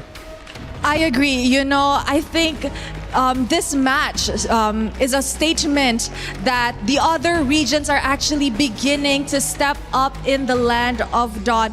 So I have to ask you, after your loss up against Onyx in your opening match, what did you guys actually worked on to achieve such success today? Después de tu derrota en contra de Onyx, ¿qué cambiaron y en qué trabajaron para conseguir la victoria hoy? Yo creo que el draft, porque nosotros no estábamos acostumbrados a este draft, fue totalmente diferente a lo que nosotros jugamos anteriormente, y yo creo que si ahora cambiamos el draft, sí vamos a conseguir ganar también. I think it was mostly the draft because we weren't used to the draft we were playing, but now we adjusted the draft, and I think that if we just keep adjusting the draft, we're going to continue winning. Ooh, I like that. Very draft reliant. And I gotta say though, the meta this time around, it's crazy. So many possibilities. So of course, your next match will be up against Pro Esports, right? So how are you guys preparing for that matchup? Tu siguiente enfrentamiento va a ser contra Pro Esports. ¿Cómo se están preparando para ese partido? Pro Esports, no los recuerdo quién eran, pero bueno, obviamente ahora voy a revisar. Creo que sí nos vamos a preparar bastante bien. Obviamente vamos a seguir entrenando y bueno, a darlo todo. I don't really know who they are. I'm gonna check them out right now, but we're going to definitely prepare and study them. Okay, now perfect. Before we crush some keys and some dreams, I want you to give a message to the South Americans watching back at home and supporting Entity 7's journey here at MSC. Quieren que des un mensaje para todas las personas en Sudamérica que los están apoyando. Bueno, que nos sigan apoyando. Yo había visto cuánto porcentaje teníamos y no mucha gente confió en nosotros, pero bueno, al final dimos una sorpresa y ganamos. Please continue supporting us. I saw how much percentage we have and not many people were with us, but please, those who are there, continue supporting us. Aw, so wholesome. And you know what? Are you ready to crush some keys? Are you ready? ¿Estás listo para romper unas llaves? Yes. All right, can we please have Entity 7 here? First up, who will be the one crushing the keys? Can I have a, volunteer who wants to push the lever? ¿Quién quiere? He wants to go? Okay, let's go guys, follow me. Let's go crush some keys over at the Key Crusher. Oh my. They are now considered the underdogs of the tournament after beating and eliminating Team Liquid in defending their title. Can we please have the LED to open up so we could actually proceed to crush some keys? All right.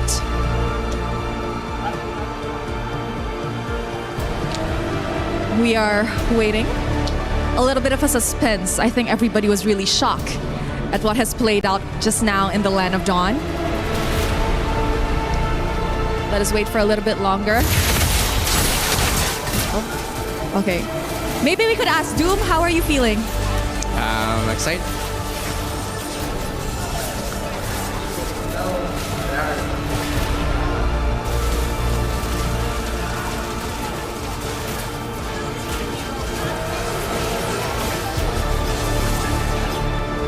Right now. I love it. All right, guys, it is time to crush some keys. There was a little bit of a difficulty just now, but don't worry, all is set, all is well. You may go, don't worry. All right, guys. Entity 7, you can go closer and watch. Feel free. All right? In 3, 2, 1, Entity 7 officially eliminates Team Liquid from MSC at EWC 2026.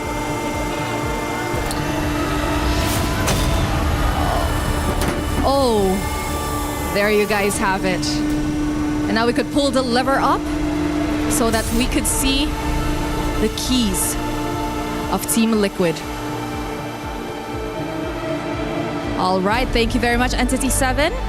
We will see you in your next match up against Pro Esports. And of course, we are gonna show the key to the camera before we throw it back to the studio.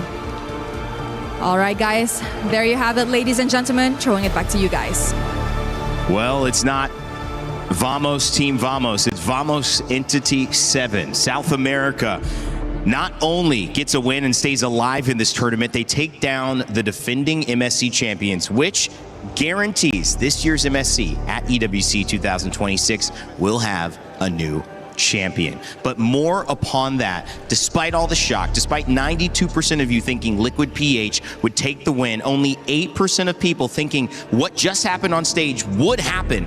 It is important to recognize the valiant effort of Team Liquid PH. It was a meta that didn't obviously work out to suit them, and it was a meta that they felt a little behind in, but you cannot doubt the greatness of what they've done in the past. We are sure they will be back.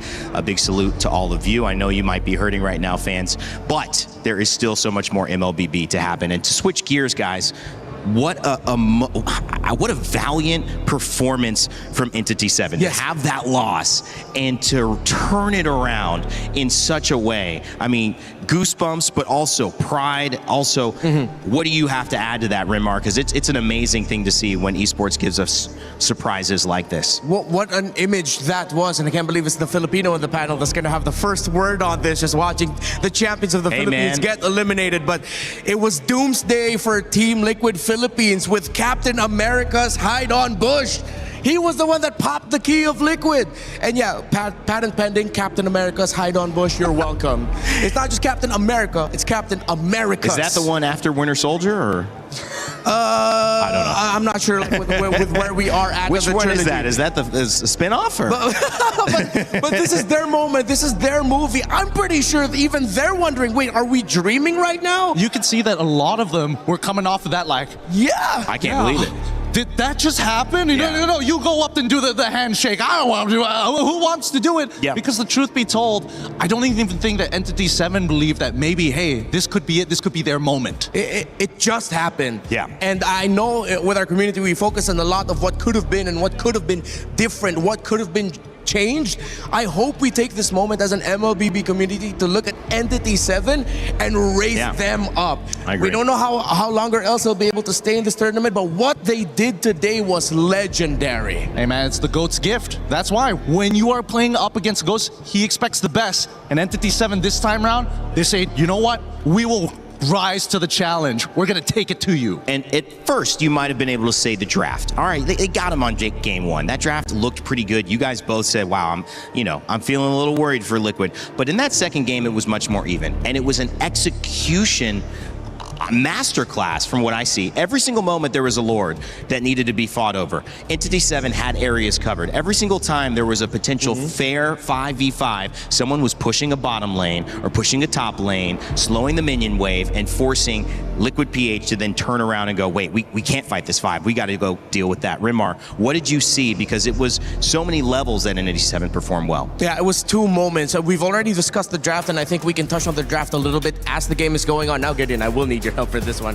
So there's two big plays wherein Liquid forced things that, if it went well, looks great. But the fact that Shin and, can't believe it's the two picks, the Eudora and the Claw that I've been dogging on all day long and all MSC long, that actually ended up delivering the difference. Look at what Shin is gonna do here. Sanji will go in with the Flicker IMU steal of the Belleric ultimate, gets two. They are gonna be able to get two of their carries, the Claude and the Eudora. But look at where in the map Teddy is, just a little bit too far from the start of this. Now, if this was set up with Teddy much closer, that would have been great for Liquid, and that would have been a big win for them. But as we play out the sequence, Shin is going to do something great here. Carl TZ already uses the Falling Maple. Shin flickered off to the side, and then watch here, just has the stun ready for Carl TZ. As Carl TZ comes out of the Falling Maple, Carl TZ gets stunned up, comboed, blasted, as Doom and the rest of Entity 7 can answer. Again, this was started because Liquid found a good opening, but Teddy wasn't close by. Now I have a second play that I would like to show everyone right here.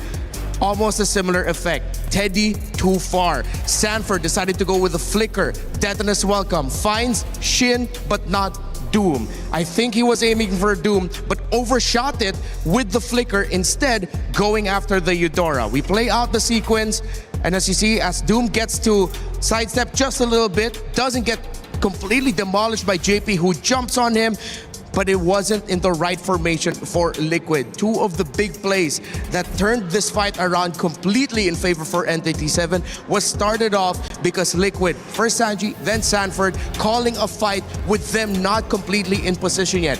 Very different from the Liquid that we're used to. They thought that maybe they could drag out the fight, war of attrition, and then wait for Teddy to show up. But it's at those moments where we've seen in previous Melissa games, when you initiate, you need the Melissa ready. You need Muddles ready, and then basic attack. That's how you get your combo off. If that combo is off and the front line goes down quickly, you just have the Barretts with you. It's gonna slowly not slowly, quickly crumbled to the point where you get Teddy sent back, you get, not even Sanji wasn't there for that fight. So them starting, that felt like 2 fights forced because they were so eager to get a win after they started feeling Entity 7 was on the way to victory. It was really a masterclass to see how some of these team fights showed up, because you look at a team that maybe isn't tested in this way, the same way that Team Liquid PH has been tested and has proven that they can survive and pass that test. And you go, one mistake, I mean, one bad fight, this game's back even, and then maybe they win, and then now you're 1-1. I mean, the momentum's gone.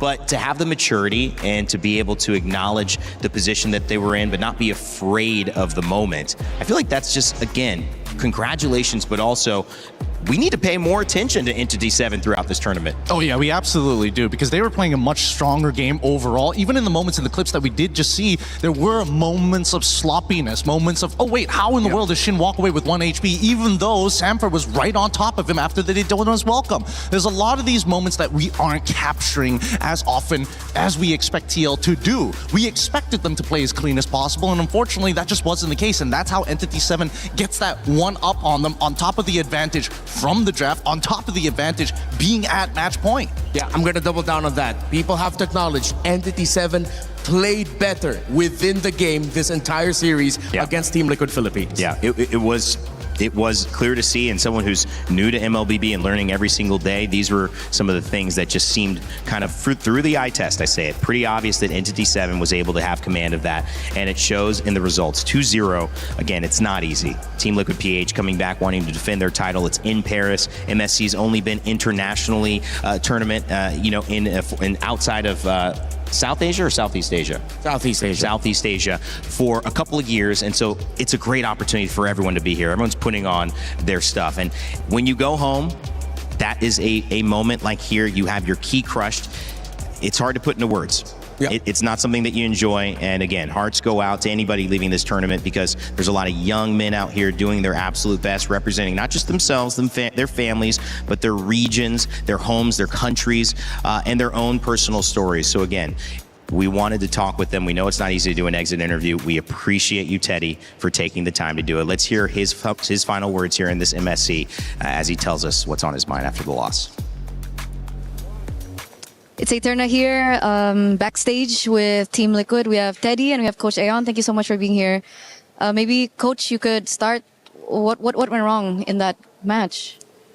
To be honest, I'm not quite sure at this moment, because we need to review it. I mean, we knew what went wrong in the first series against Aurora Turkey, but in this series, we felt that both games could have been won, which is very rare for us to lose games that, we think the draft was fine, but of course we need to review it. We don't know that for sure yet. But overall, I think with this result, it just means that we didn't adapt to the meta as well as the other teams. It is what it is. Okay, so it's more on the meta. Teddy, maybe? Do you agree? Is it a meta problem for you? Yeah, just like Coach Ayan said, we didn't adapt on the meta faster, and we need to review it. How did you feel about your performance personally? Personally, I think I didn't do my best. I didn't show my best performance, since there's a lot of heroes that I practice in scrim, but it didn't go in tournament. Okay, so if there was something that you could do better, is it the hero selection? Is it the execution of the heroes, or it's both? It's both. What was the main challenge for you personally as the player? Personally, the meta. The meta change. Yeah, the meta change. So the mindset heading into this was okay? Yeah, it's okay. Everyone was okay? Yeah, everyone's okay. Coach, after that loss yesterday, heading into today, was the mentality from everyone okay? Was like the mindset, the motivation, everything was okay? Yeah, actually, we are really confident heading into really today. Confident, okay. Because after the loss, we actually did have a full day or 1.5 day of practice. And to be honest, the practice went super well. We even played some of the teams here, and we did really good. And the things that we changed seems to be working. But of course, we couldn't show that on the stage today, which is something that, I felt is really regretful. But at the same time, again, we have to review, because, with the players that we have with this result, I think it's fair to say that we didn't prepare the team well enough as coaching staff and management and whatnot. So so for me, it's something that I reflect on and learn from. Yeah. So obviously Teddy's here, but the rest backstage, how did they handle the loss? I mean, they're professionals. They will be fine. But at the same time, of course, it's going to be hard because we came into the tournament as the favorites before the patch, right? Obviously, with the patch dropping, just 1 week before the tournament, it's going to be hard. And it's not a small patch because it really changed the game entirely, how it was played before and after. And so it became more of a coin flip. And that's why I think we see all the favorites are also losing in this tournament. So, I mean, with that said, it's going to be tough because, right before the patch and also heading into the tournament, obviously we did well at MPL and Asian Games. And we were really confident. Yeah, so it's a huge shake-up. And for sure it's not easy, not the result we expected at all. So, yeah. What are you going to tell the players when you get to meet them after this? I guess this is something that we have to learn from. I mean, whatever happened already happened. There's nothing we can change from it. So let's make sure that we use this to make the rest of our year stronger. Thank you, Coach Ayan. Teddy, maybe before we send you guys off, do you have something to say to the viewers, the audience, your fans? Yeah, I just want to say for all the Team Liquid fans and to all the Filipino fans, thank you so much for supporting us and make sure I will make sure we will come back stronger. Nevertheless, whatever happened, you guys did your best. So thank you so much for being here. Thank you, Coach. Thank you, Teddy. Thank you. We're going to throw it over back to you guys. Well, you can tell that there's a bit of a dismal, outlook on the conversation coming up. It's tough. There's really not much to say now, but they're going to review it. And, what else can you say, Rinmar, after a moment like that?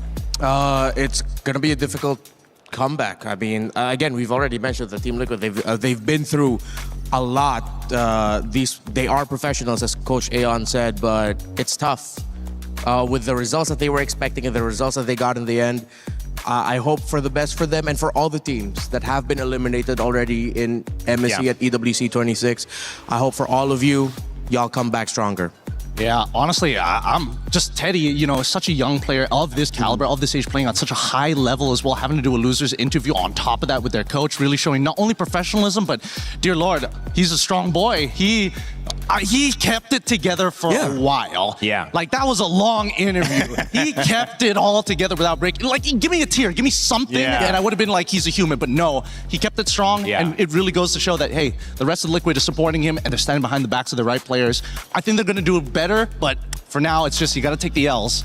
Yeah, it's part of it is like taking those losses are huge ways that you learn. I don't think you can really go through an entire career, or at least entire life. You get to a point, but then you have to learn at some point. You have to expand. You run into, this is my limit now. And, for some of these players, limits are championship titles across all major tournaments. Yeah. But can I keep doing it? Can I do it in a different patch? Can I do it with a week before that patch? There's always a new task. So that is life, growing, learning, and adapting. Of course, let's take a look at the schedule for today and what we have upcoming tomorrow as well to preview what's going on. It was GK Esports who went out against Selangor Red Giants. We also lost Team Liquid PH. Yangon Galacticos and Aurora Gaming have advanced to the knockout stages, so congratulations to them.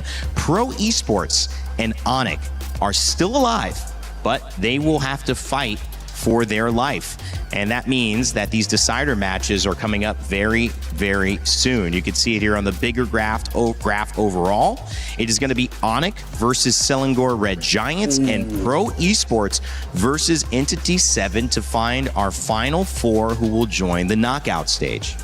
That is legendary for either Pro or for Entity to make it to the knockouts, if ever. Tomorrow in Group A, we're also going to look at the other side of the decider matches, where we've already got Team Vitality and Team Vamos securing their spots yesterday. We've seen True Rippers and Ignite Gaming go home, and it's now GZG, Guangzhou Gaming, and Team Spirit who are going to be fighting for one spot, while Team Falcons will get a spot. No, I'm not a mind reader or a fortune teller. It's just that it's Team Falcons PH and Team Falcons Meta fighting against each other. So some Team Falcons is going forward. That will be the other two teams in the Final Four to join our top squads. A lot of head shaking, guys. It's a tough day. It's tough to say goodbye. Yeah, Gideon and I are a second shift. Gideon, look at the matches that we get, man. We get Onyx and Celigor in the Falcons match. I think it's necessary. I think, we lost Liquid today, and they already knew that, I was going to always, put my faith behind the Go, even win or loss, no matter what. They're just going to run us through the ringer one more time. You actually said into D7 would win. You were trying to reverse curse, but you actually said it. Okay, with that, final thoughts, Renmar, and final thoughts, Gideon, before we head out. It's a tremendous day. I'm happy for all the victors. Of course, I am sad alongside those who had to go home, but I celebrate those who move forward and the action that we've seen. MLBB, we keep getting in better and better. Yep, our fans, especially those coming in from Liquid, every single time you support this team, it's not the opinions that they care about, it's your faith, that blind faith that they're going to come back. And honestly, for Latam, really happy for the Amers as well. Entity 7, I hope this region continues to grow and maybe get 2 representatives next time.